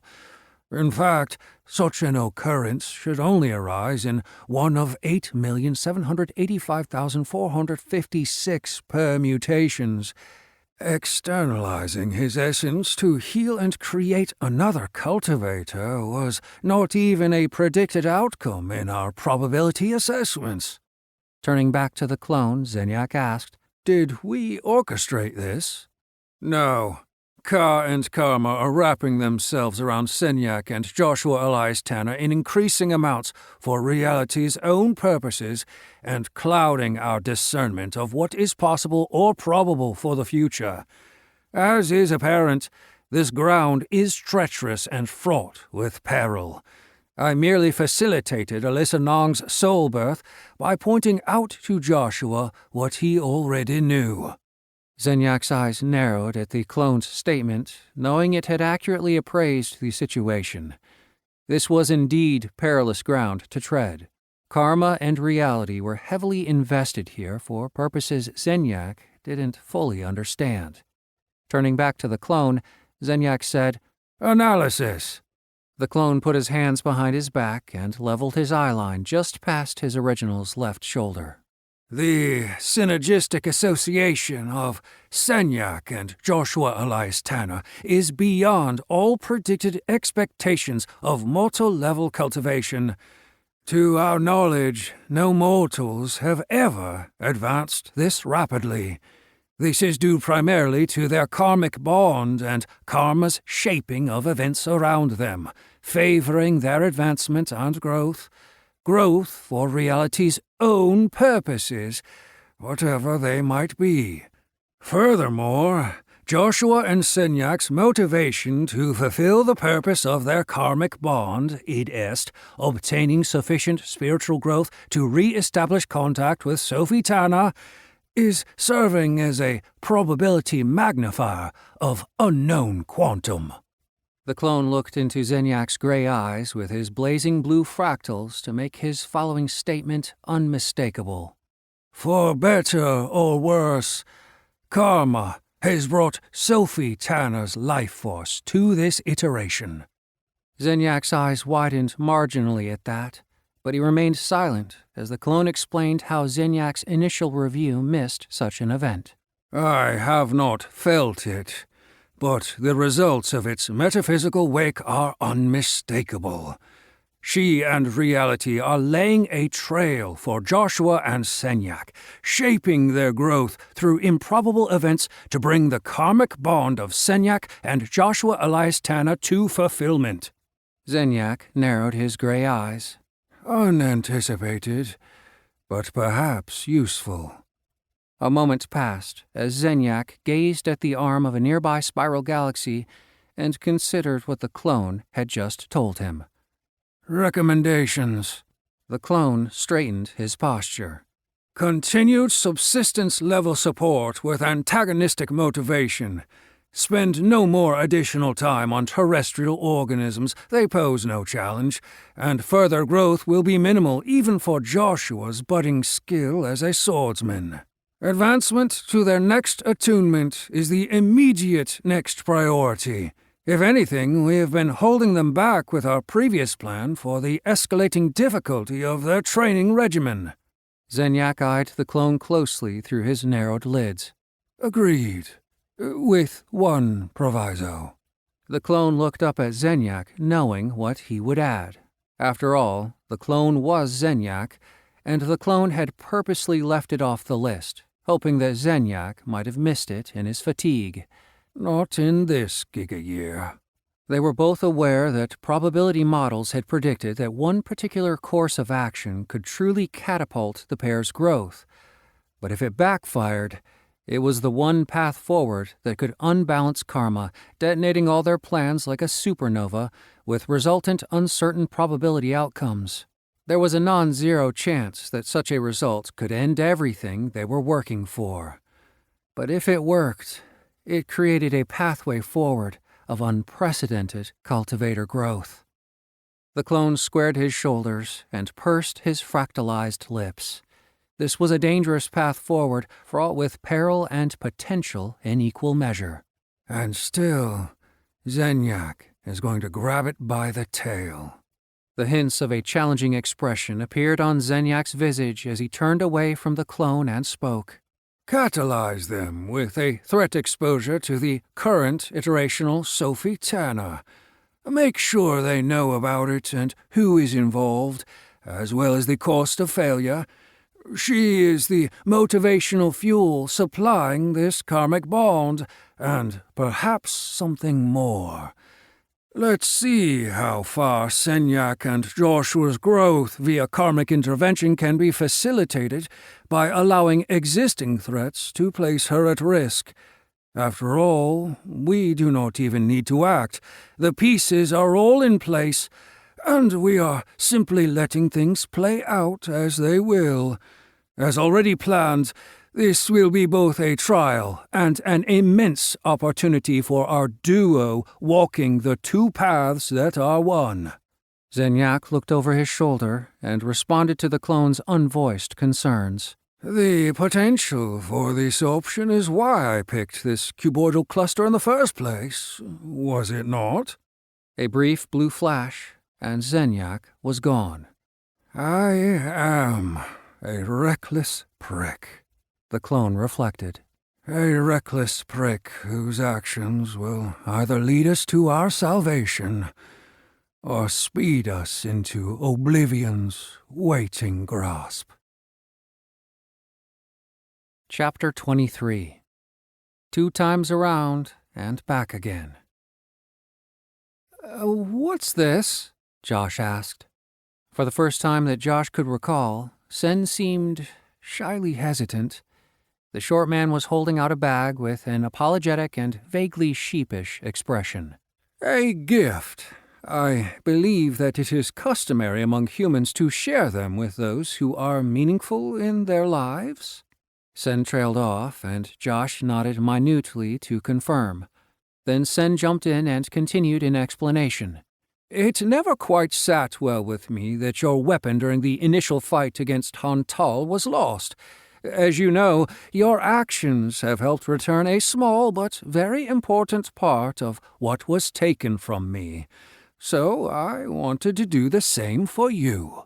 Sen stood straight at attention with the largish wrapping supported in both his hands, as if it was a time of great ceremony. "I also wanted to return something to you that you clearly valued." Josh's eyebrows rose. Weapon?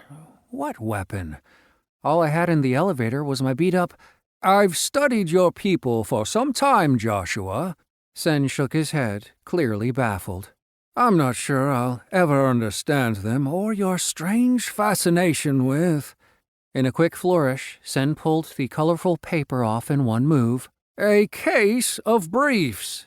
Supported in Sen's arms was an exact replica of the briefcase Josh had used to keep Sadie's possessed antique body from turning him into a kid's craft project. He watched as Sen snapped the fasteners free and opened the briefcase towards him.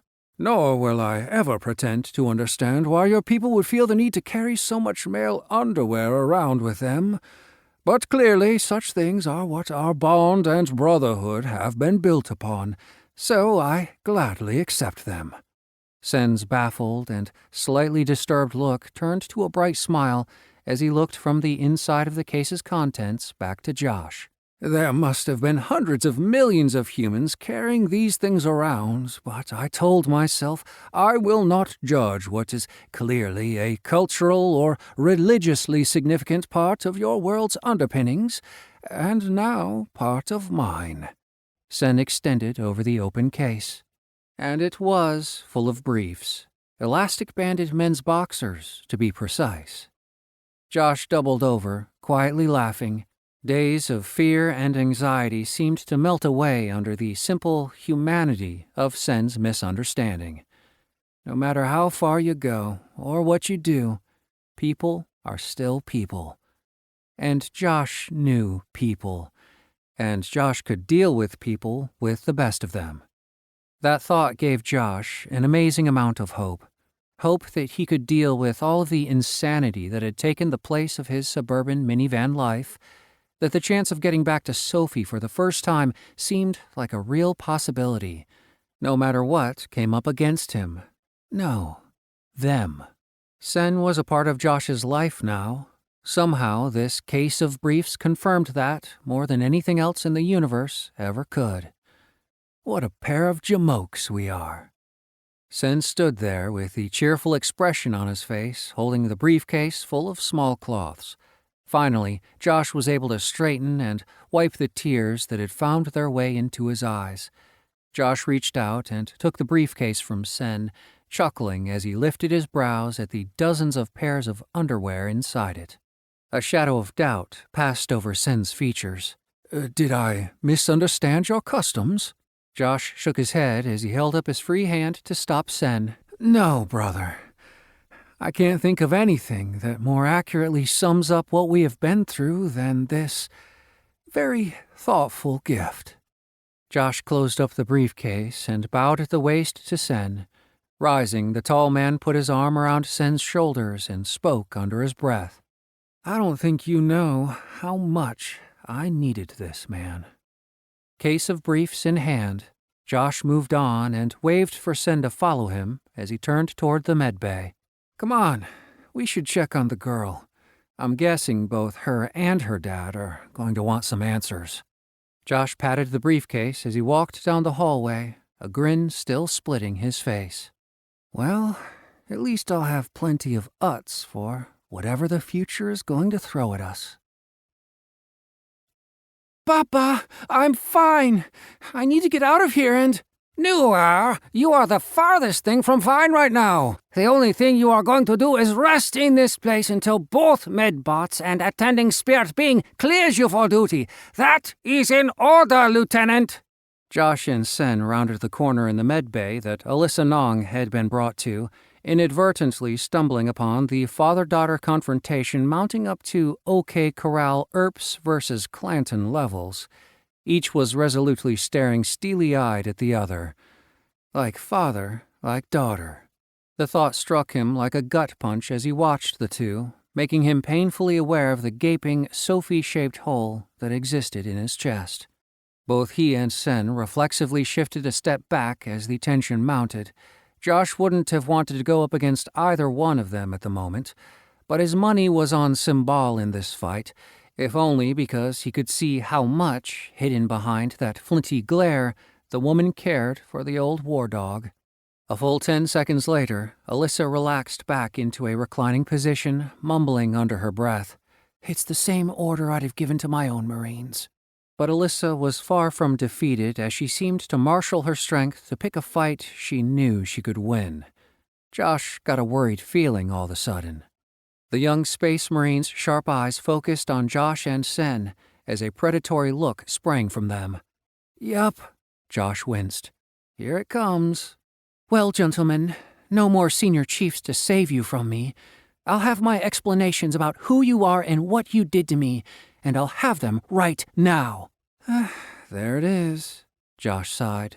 Symbol's brows narrowed at her words. The man locked eyes with his daughter for a moment as they gave each other a grudging nod that spoke to putting aside their own differences while they dealt with a common problem, and he shifted the gravitas of his stare to them as well. Confronted with what felt like two tigers about to pounce, Josh's brain accelerated into defensive mode, and a million-watt smile split his face. Yeah. Well, what had happened was... None of the scans run by the medbots showed the presence of either her core or her meridians, but Alyssa had immediately accepted what the men had said about being cultivators and needing to awaken her own cultivation to save her from the Star-Gen conduit's radiation as true. But she was not aware that such a thing was even possible. For one thing, Alyssa remembered what condition she had been in. Not only her own, but that of her team. They had all been lost to the parasites, and she had survived. She knew that each and every one of her team had fought for the others. They would want her to carry on to enjoy the continued life that they had died to save, and protect others as they had done for her. To her original thought, Alyssa knew that back in the Stargen Conduit's maintenance area, she had been in very bad shape. In fact, she knew that she had been beyond saving, and yet here she was. For another, she could feel her core and the essence set in motion by Josh. Her meridians were brimming with it as it spun through her. Only now, hours later, and all Alyssa's injuries having been healed, had the essence started to slow down. Simbal's acceptance, however, had been a different matter. He had shot some very calculating glances at Josh and Sen as they explained what cultivation was and how Josh and Sen had given her their essence to keep her alive. In Alyssa's assessment, Josh and Sen had been patient with her Baba. Obviously desiring his acceptance as well, they repeated themselves several times and even gave visual demonstrations. Alyssa felt her father was being overly protective, which was not an unusual occurrence. However, Simbal's hesitance was understandable. After all, how quickly was a father supposed to accept that a strange man had infused part of his soul into his unconscious daughter when she was on the brink of death? Alyssa figuratively stepped in. Her father gave her a stern glare when she threw back the covers of her recovery bed to attempt to get up, and diffused the situation when she saw that things were headed toward a confrontation, one that she was surprised to realize she wasn't confident her father would win. She could never recall a time that she had ever felt such a thing. Her father had always been larger than life and with more personal power than most, and yet somehow she knew that the man she respected more than all others might have met his match here. Taking hold of his hand with hers, Alyssa looked into her father's eyes. Baba, it was the only way. I was dying. Perhaps even already died, I think. Without what they've done, I wouldn't have survived even one more minute. Of that, I'm sure. She embraced him and put her head against his chest. With only the briefest of hesitation, her father held her tightly back for a moment. He then looked deeply into her eyes. Seeing that she had spoken nothing but the truth, he had turned and bowed deeply at the waist to Sen and Josh. I am forever in your debt. Whatever is in my power is yours, any time, anywhere. He continued to bow for several long moments and then stood with tears running silently down his cheeks to his smiling lips. Thank you, he harshly whispered as he turned back to Alyssa.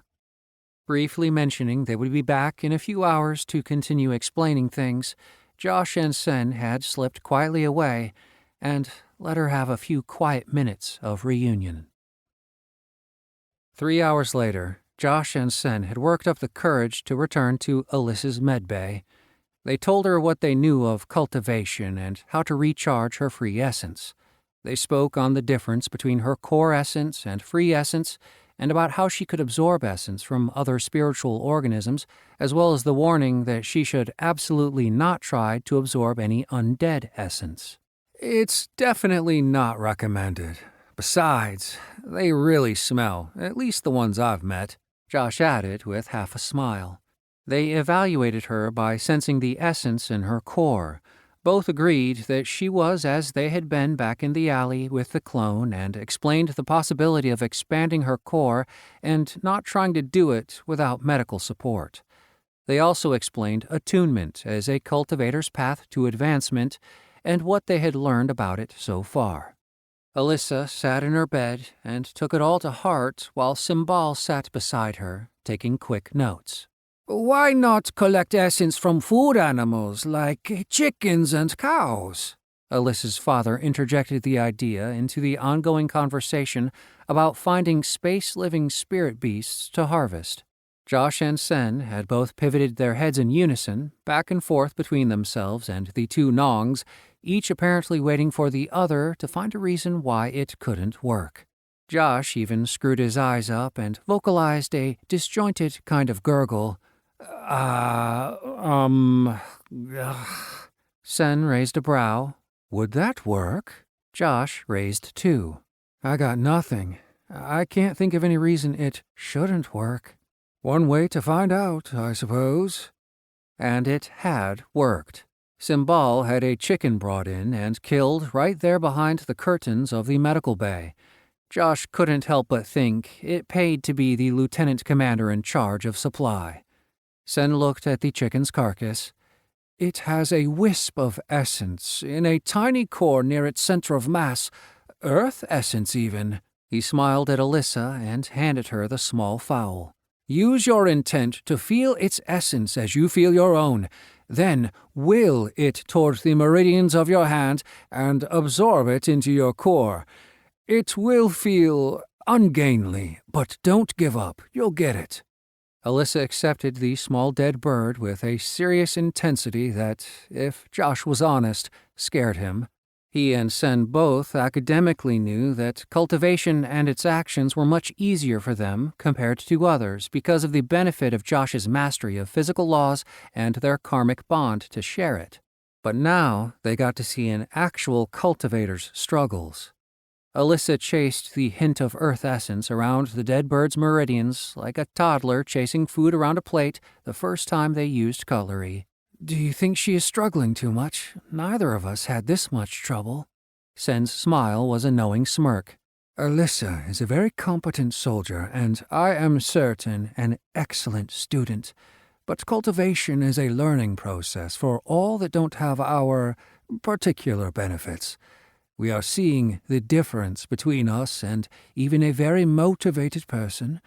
But watch out, she has all the markings of someone who doesn't give up. I am sure she will ultimately run down her prey through sheer tenacity. I agree with that, 1,000%. The next day, Josh and Sen explained to Alyssa how to cycle essence and use it for healing, enhancing senses, and improving physical performance. Again, what had taken the two of them mere moments to learn had become the work of several hours of guided teaching. But both felt that karma demanded they care for this newborn cultivator they had created. There was no other road to walk. Alyssa could now enhance her eyes and ears. She was still working on enhancing her meridians for actions, but she would have the rest of her life to dedicate to it. Over the days, Josh and Sen continued their sword training. Josh noticed a leveling off of his training gains, but continued when Sen chuckled and told him how small his own personal gains were and had been over the centuries. Josh then felt lucky to be getting 8% on his basic sword level per 90-minute lesson compared to Sen, who only got 1%, and sometimes only that every other day at his advanced level.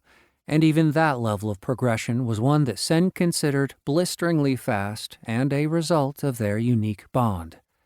After the Battle of Epsilon 97 and their ongoing training, Josh's skill level percentage was 43% of the basic category. Weapon: Titan short sword. Weapon skill: bladed weapons. Skill level: basic 17% to 43%. Damage: superior. Earth enhanced.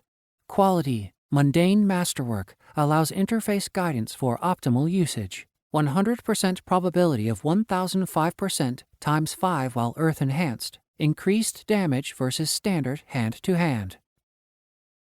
Josh dodged to the right in a blur with fully enhancing upper and lower body and limbs. Alyssa's spear slash hit the mat where he had stood less than 1/10 of a second before. She was wielding one of the Titan Dory's heads mounted on a practice shaft.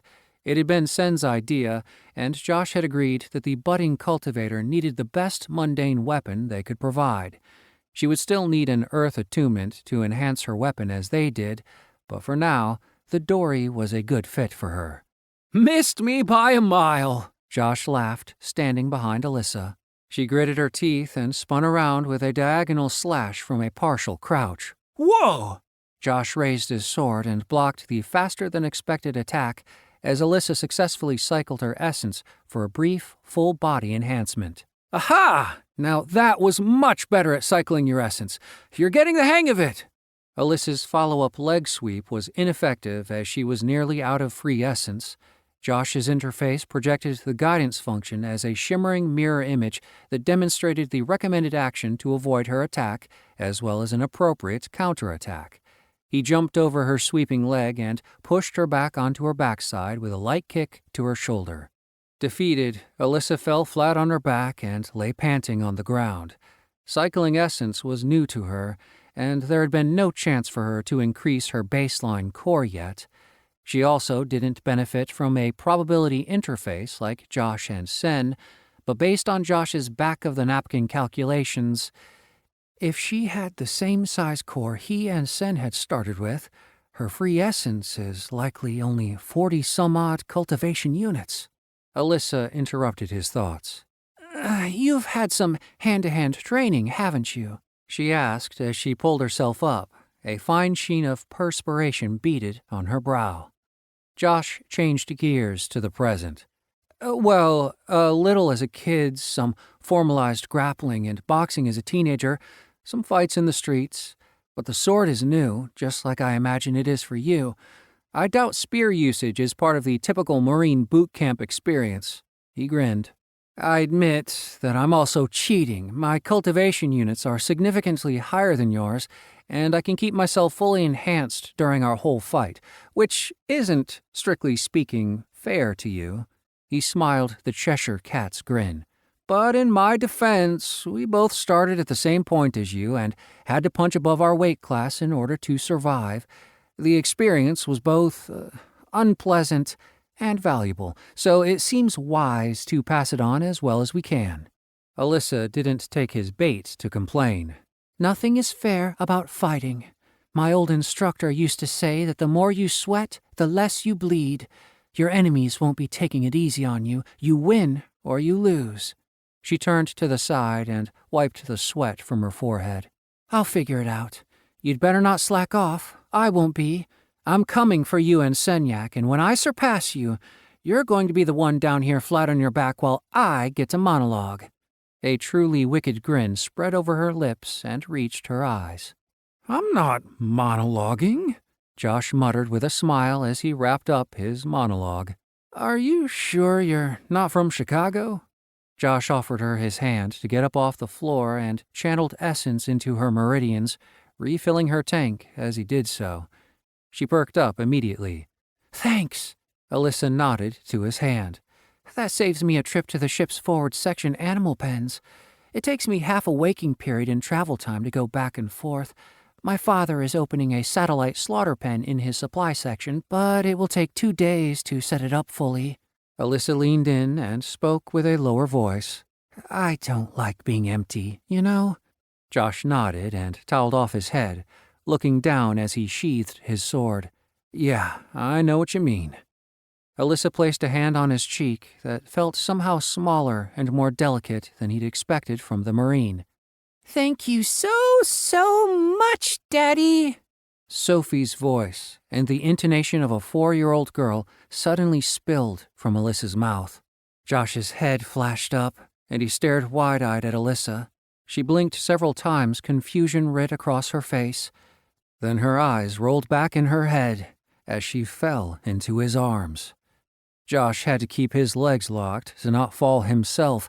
So many things that hadn't made any sense during his time in Epsilon 97 now made so much more and so much less sense at the same time. The spirit was Sophie. It had to be. How had that happened? Like so many things that had been going on since he got in that Jacksonville elevator, Josh had no real idea. Sen had told him about the strange way Alyssa had spoken when he had been knocked out by the Star Gen's discharge, how she had not been herself. Josh also remembered the gentle spirit's presence in Alyssa when he had spoken with it. He now realized why she had felt so familiar. Sophie. Alyssa and Sophie were never connected in some vague karmic manner. They were literally connected, 2 souls somehow sharing the same body. The spirit he had joined into Alyssa's newly formed core to save her life was his daughter. As he held Alyssa in his arms and signaled for the training room attendant to call EMS, Josh looked into Alyssa Nong's face. Sophie had chosen her as a way to reconnect with Josh. Josh had no idea how or why she had done so, but without question, Alyssa's importance to him was beyond measure. The next thought sent chills down his spine, and he didn't know exactly how he could or should react to it. I irrevocably tied the life of my daughter to that of Alyssa's forever. Josh, Sen, and Simbal were standing in the medical bay over an angry Alyssa's bed. Fed up with their overprotectiveness, she stood, pulled off the last vital lead from her hand, and brazenly donned her duty jacket, completely ignoring them. She then pushed through their collective mothering and into the passageway beyond with a determined stride.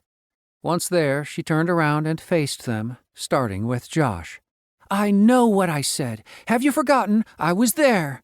Next, she turned to Simbal. No, I don't fully understand it. Yes, I was linked to Josh's daughter, even before. She gestured at her abdomen vaguely. That link is simply more real now, more present. If she hadn't reached out to me, I'm sure I wouldn't have survived. She lent me strength when I needed it, and I owe her a debt I am going to try and repay. She finished with Sen. I would appreciate it if you could discuss with me the bond you and Josh share. It's not exactly what Sophie and I have, but I think it might be close. Sen's overriding politeness caused him to nod in the affirmative, instantly drawing glares from Josh and Simbal. He held his hands up in surrender as they chased Alyssa down the hall. At the door to the lift, she turned back to Josh. Look, she's been with me since I woke up in Epsilon 97. I can't explain it. Alyssa shook her head minutely, with wide eyes conveying the internal mystery she was struggling to understand herself. Usually it's just a feeling or fleeting vision.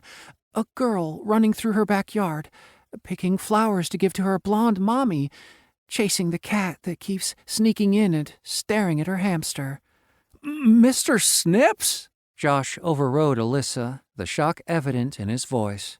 Alyssa cocked her head as if reflecting on a memory. Yes, him. She smiled minutely at what the confrontation meant for both of them. I'm not sure how Sophie used our connection as powerfully as she did to allow herself to speak through me. She was just suddenly much closer for an instant and couldn't seem to help herself. I can feel that she is very sorry. She didn't mean to scare you.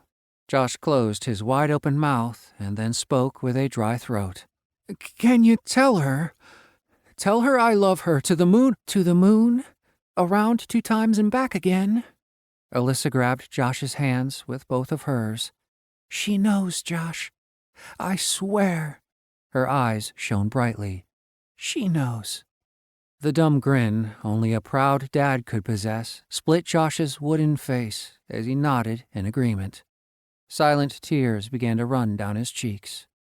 Alyssa next turned to Simbal, whose mouth was hanging open as well. Baba. She grabbed her father in a hug. I am also sorry for scaring you. She whispered in his ear and then looked into his eyes. This is just part of my new normal. I'm trying to get used to it. Please give me the time and understanding I need. Pulling back from their hug, Alyssa finished with a raised left eyebrow. Swallowing, Simbal looked into her eyes, his nasal voice for all to hear. Ancestors, give me strength. Now you are channeling your mother's power, and it looks at me. How many of you are in there? He gently shook her shoulders, then pulled her back in for a tighter hug. Of course, He looked at Josh and Sen, who were nodding vigorously as well. We will be here to support you, Noir. It is time to depart. An unmistakable voice cut through the warmth of the moment. Then Josh and Sen were gone from the passageway and back before the clone, where they started experiencing a different type of moment. We have arrived at the long-abandoned sanctuary of the Mindbreaker, orbiting Baru 7 on the atmospheric moon of Mwezi. There are items of power located within this outpost that will attune your mind aspect. Acquire them. This is too much. At the very moment I've reconnected with Sophie, the clone pulls me away. No, not this time, Big Blue. Josh raised his fisted index finger, pointing at the clone wearing a firm frown. His open mouth was on the verge of shouting angry words, but Sen was faster. He knew that it didn't matter how angry a person was or how unreasonable Zenyak was. Nobody approached the patriarch of the Marstanak hegemony in rage, at least not if they expected to get away unscathed. Sen's body check sent Josh down. A quick scramble and a rear-naked choke put an end to the insurrection. Thank you, Lord Clone. Sen managed to get out as he struggled, only able to subdue Josh after fully cycling his essence to his upper body. Sen could tell through their bond Josh didn't have the heart to fight with him. He just wanted to scream at the clone. We are ready to depart.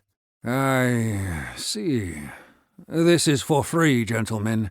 Just because this sanctuary is abandoned doesn't mean it is desolate. You have progressed much too far not to have competition. Be ready for it. Then they were gone again, appearing in a small courtyard of a crumbling ruin. Knee-high green and yellow weeds grew through cracks in the few flat gray stones not covered over by large blocks coming down from the tumble-down stone building that had once stood here. A large amber sun rose behind the pink and orange striated gas giant planet covering most of the horizon. A feral scream exploded from Josh's throat, no different from an animal gnawing its own leg off to escape a death trap. Blood in his eyes, he closed them tightly for 30 seconds, then sanity reigned again. Josh nodded to Sen. "Thank you, brother." Sen nodded back and narrowed his eyes. "When the time comes, I may well need you to do the same for me." Epilogue. The Paramounts, the three most powerful immortals in all reality, stared awestruck from the 55th aspect doorway into the face of absolute nothingness. Oblivion. Each knew that despite their countless ages of absolute authority, they were now confronted by something so much greater than themselves that there was no path to safety concerning it. The only thing each of the three truly knew was that if they didn't do something, anything, and in relatively short order, all probability calculations confirmed that Oblivion's continued advance was the terminal end of, well, everything. Oblivion was not darkness, not light, not the crushing gravity of a singularity that mortals made such great noises about. It's just a rotting, carless gray mire that devours any underlying aggregate without discrimination and leaves behind it only absence. Zenyak Marstanak, the penultimate combatant, flared his nostrils at his powerlessness before Oblivion and considered the very little bit he did know about it. Everything that makes contact with it faces absolute and complete annihilation, regardless of whether it is physical, spiritual, mortal essence, or even immortal Ka. All substrates are impotent against Oblivion's procession. All immortals who touched it had succumbed instantly. No residual remainder of their Ka was even detectable. Unfortunately, this fact had been proven on several occasions despite their concerted efforts for over 200,000 Ka Nexus cycles. Any immortal who had come into contact with the entity had found their strength inadequate to withstand the obliteration that awaited any who had penetrated even a portion of their energy through it. This was true regardless of using their immortal Ka forms or physical matter avatars. A further complication, and perhaps even more frustrating, was the fact that none of their disciplines of perception had been able to pierce Oblivion's gray surface or quantify its properties. Was it alive? Was it growing? Was it angry? Is it a massive dog turd from the dream of Angkasa that awaits all immortals when we have finished our cultivation and ascend to the great unknown beyond? If an ascended immortal ever came back, Zenyak would be sure to ask. As it's never happened to my knowledge, I imagine that such a thing is going to be a wait. Zenyak rubbed his physical avatar's face with an open hand to refocus back on the present.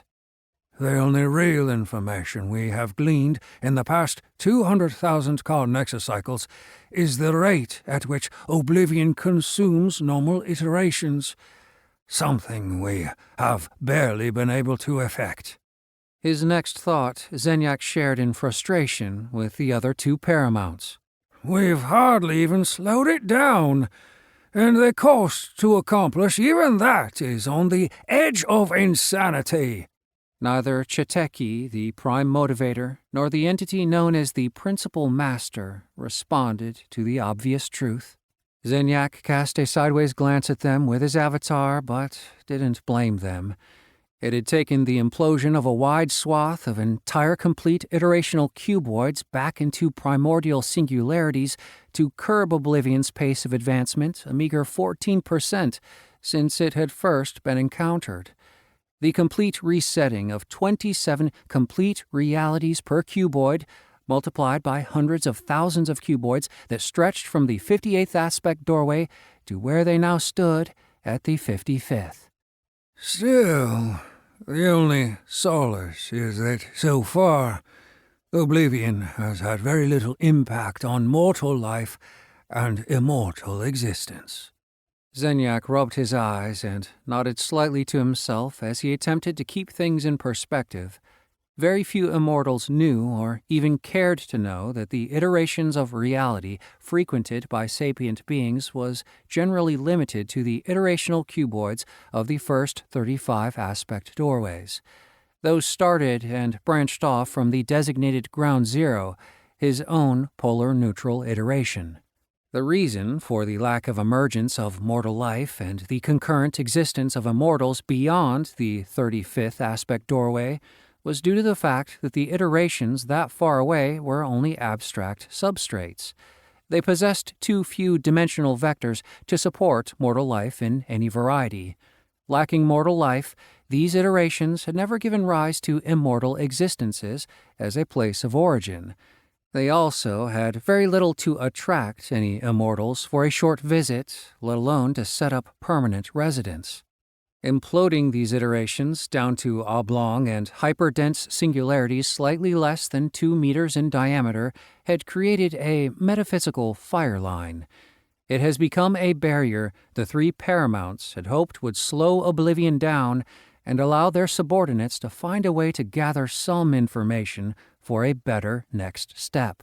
It had cost enormous reserves of energy from each of the three that they had held in reserve in order to leave the immortal realms and push on toward ascension, the mysterious beyond. They had each made the sacrifice, millions of Ka Nexus cycles of accumulated cultivation of their immortal Ka. Now they were all unable to push to ascension until it had been replaced. Each of the three had considered it a small price to pay to protect all that existed from disillusion. Luckily for them, it seemed to have worked.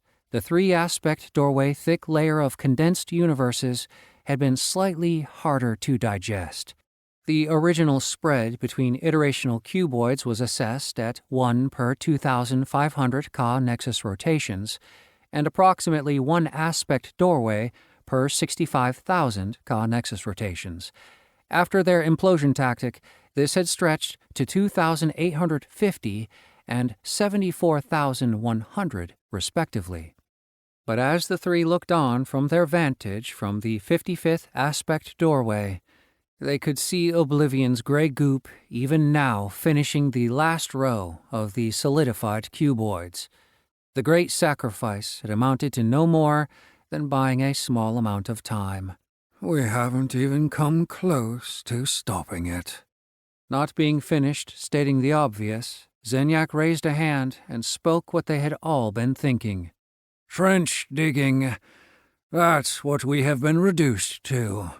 The prime motivator, having stared into nothingness for long enough, took his verbal bait and turned to Zenyak with a jovial tone. Regretting not ascending into the great unknown before this was found? I know I am. His youthful face broke with a genuine chuckle.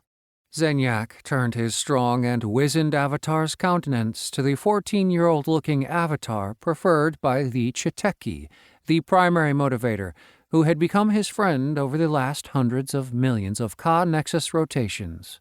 The youth currently floated in a lotus position upside down and rotating so fast that all that could be seen of him was a blurring inverted tetrahedron of Ka, and his faced-up palms sitting on his knees.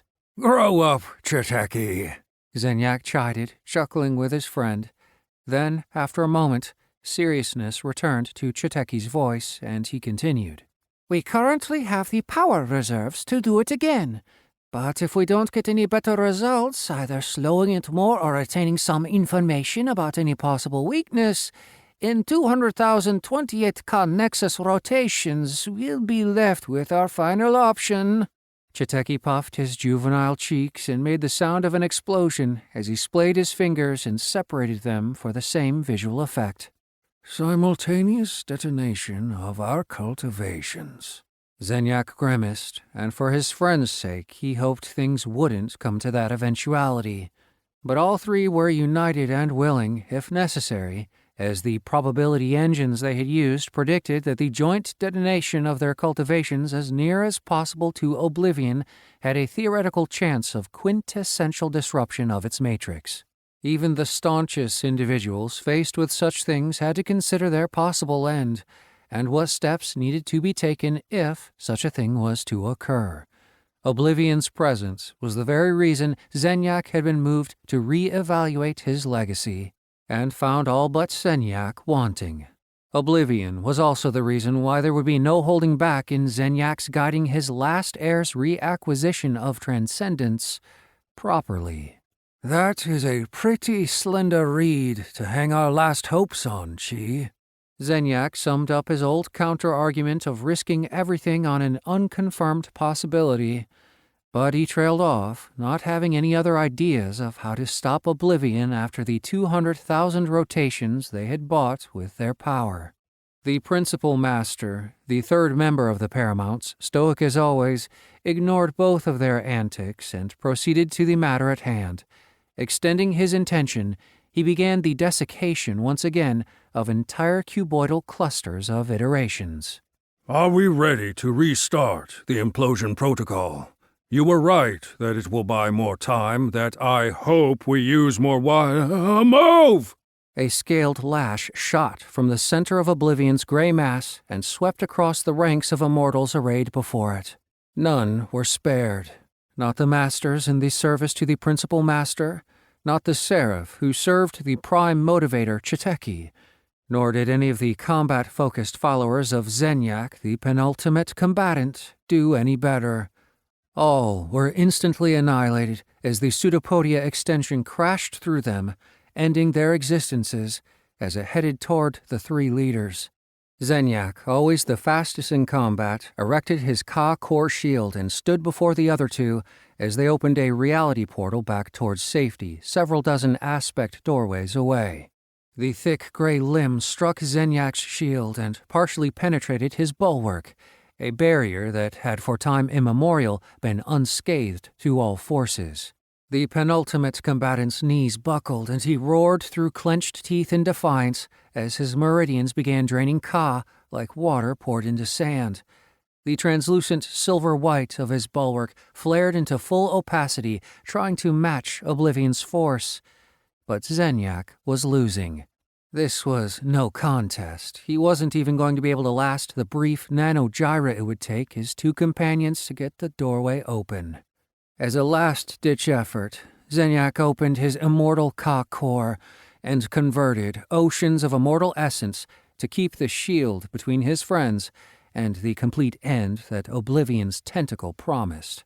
The only thought that raged through Zenyak's thinking as his spirit began to fade. I must keep this shield up. If we end here and now, there is no hope for the multiverse as a whole.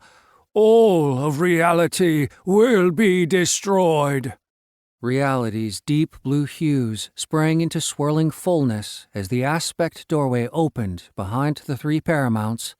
As if Oblivion could tell they were escaping, the force of the Lash's attack intensified, driving Zenyak fully to his knees, his vision narrowing. From a distance, he heard the Principal Master's alarmed voice yelling, Chiteki, grab him!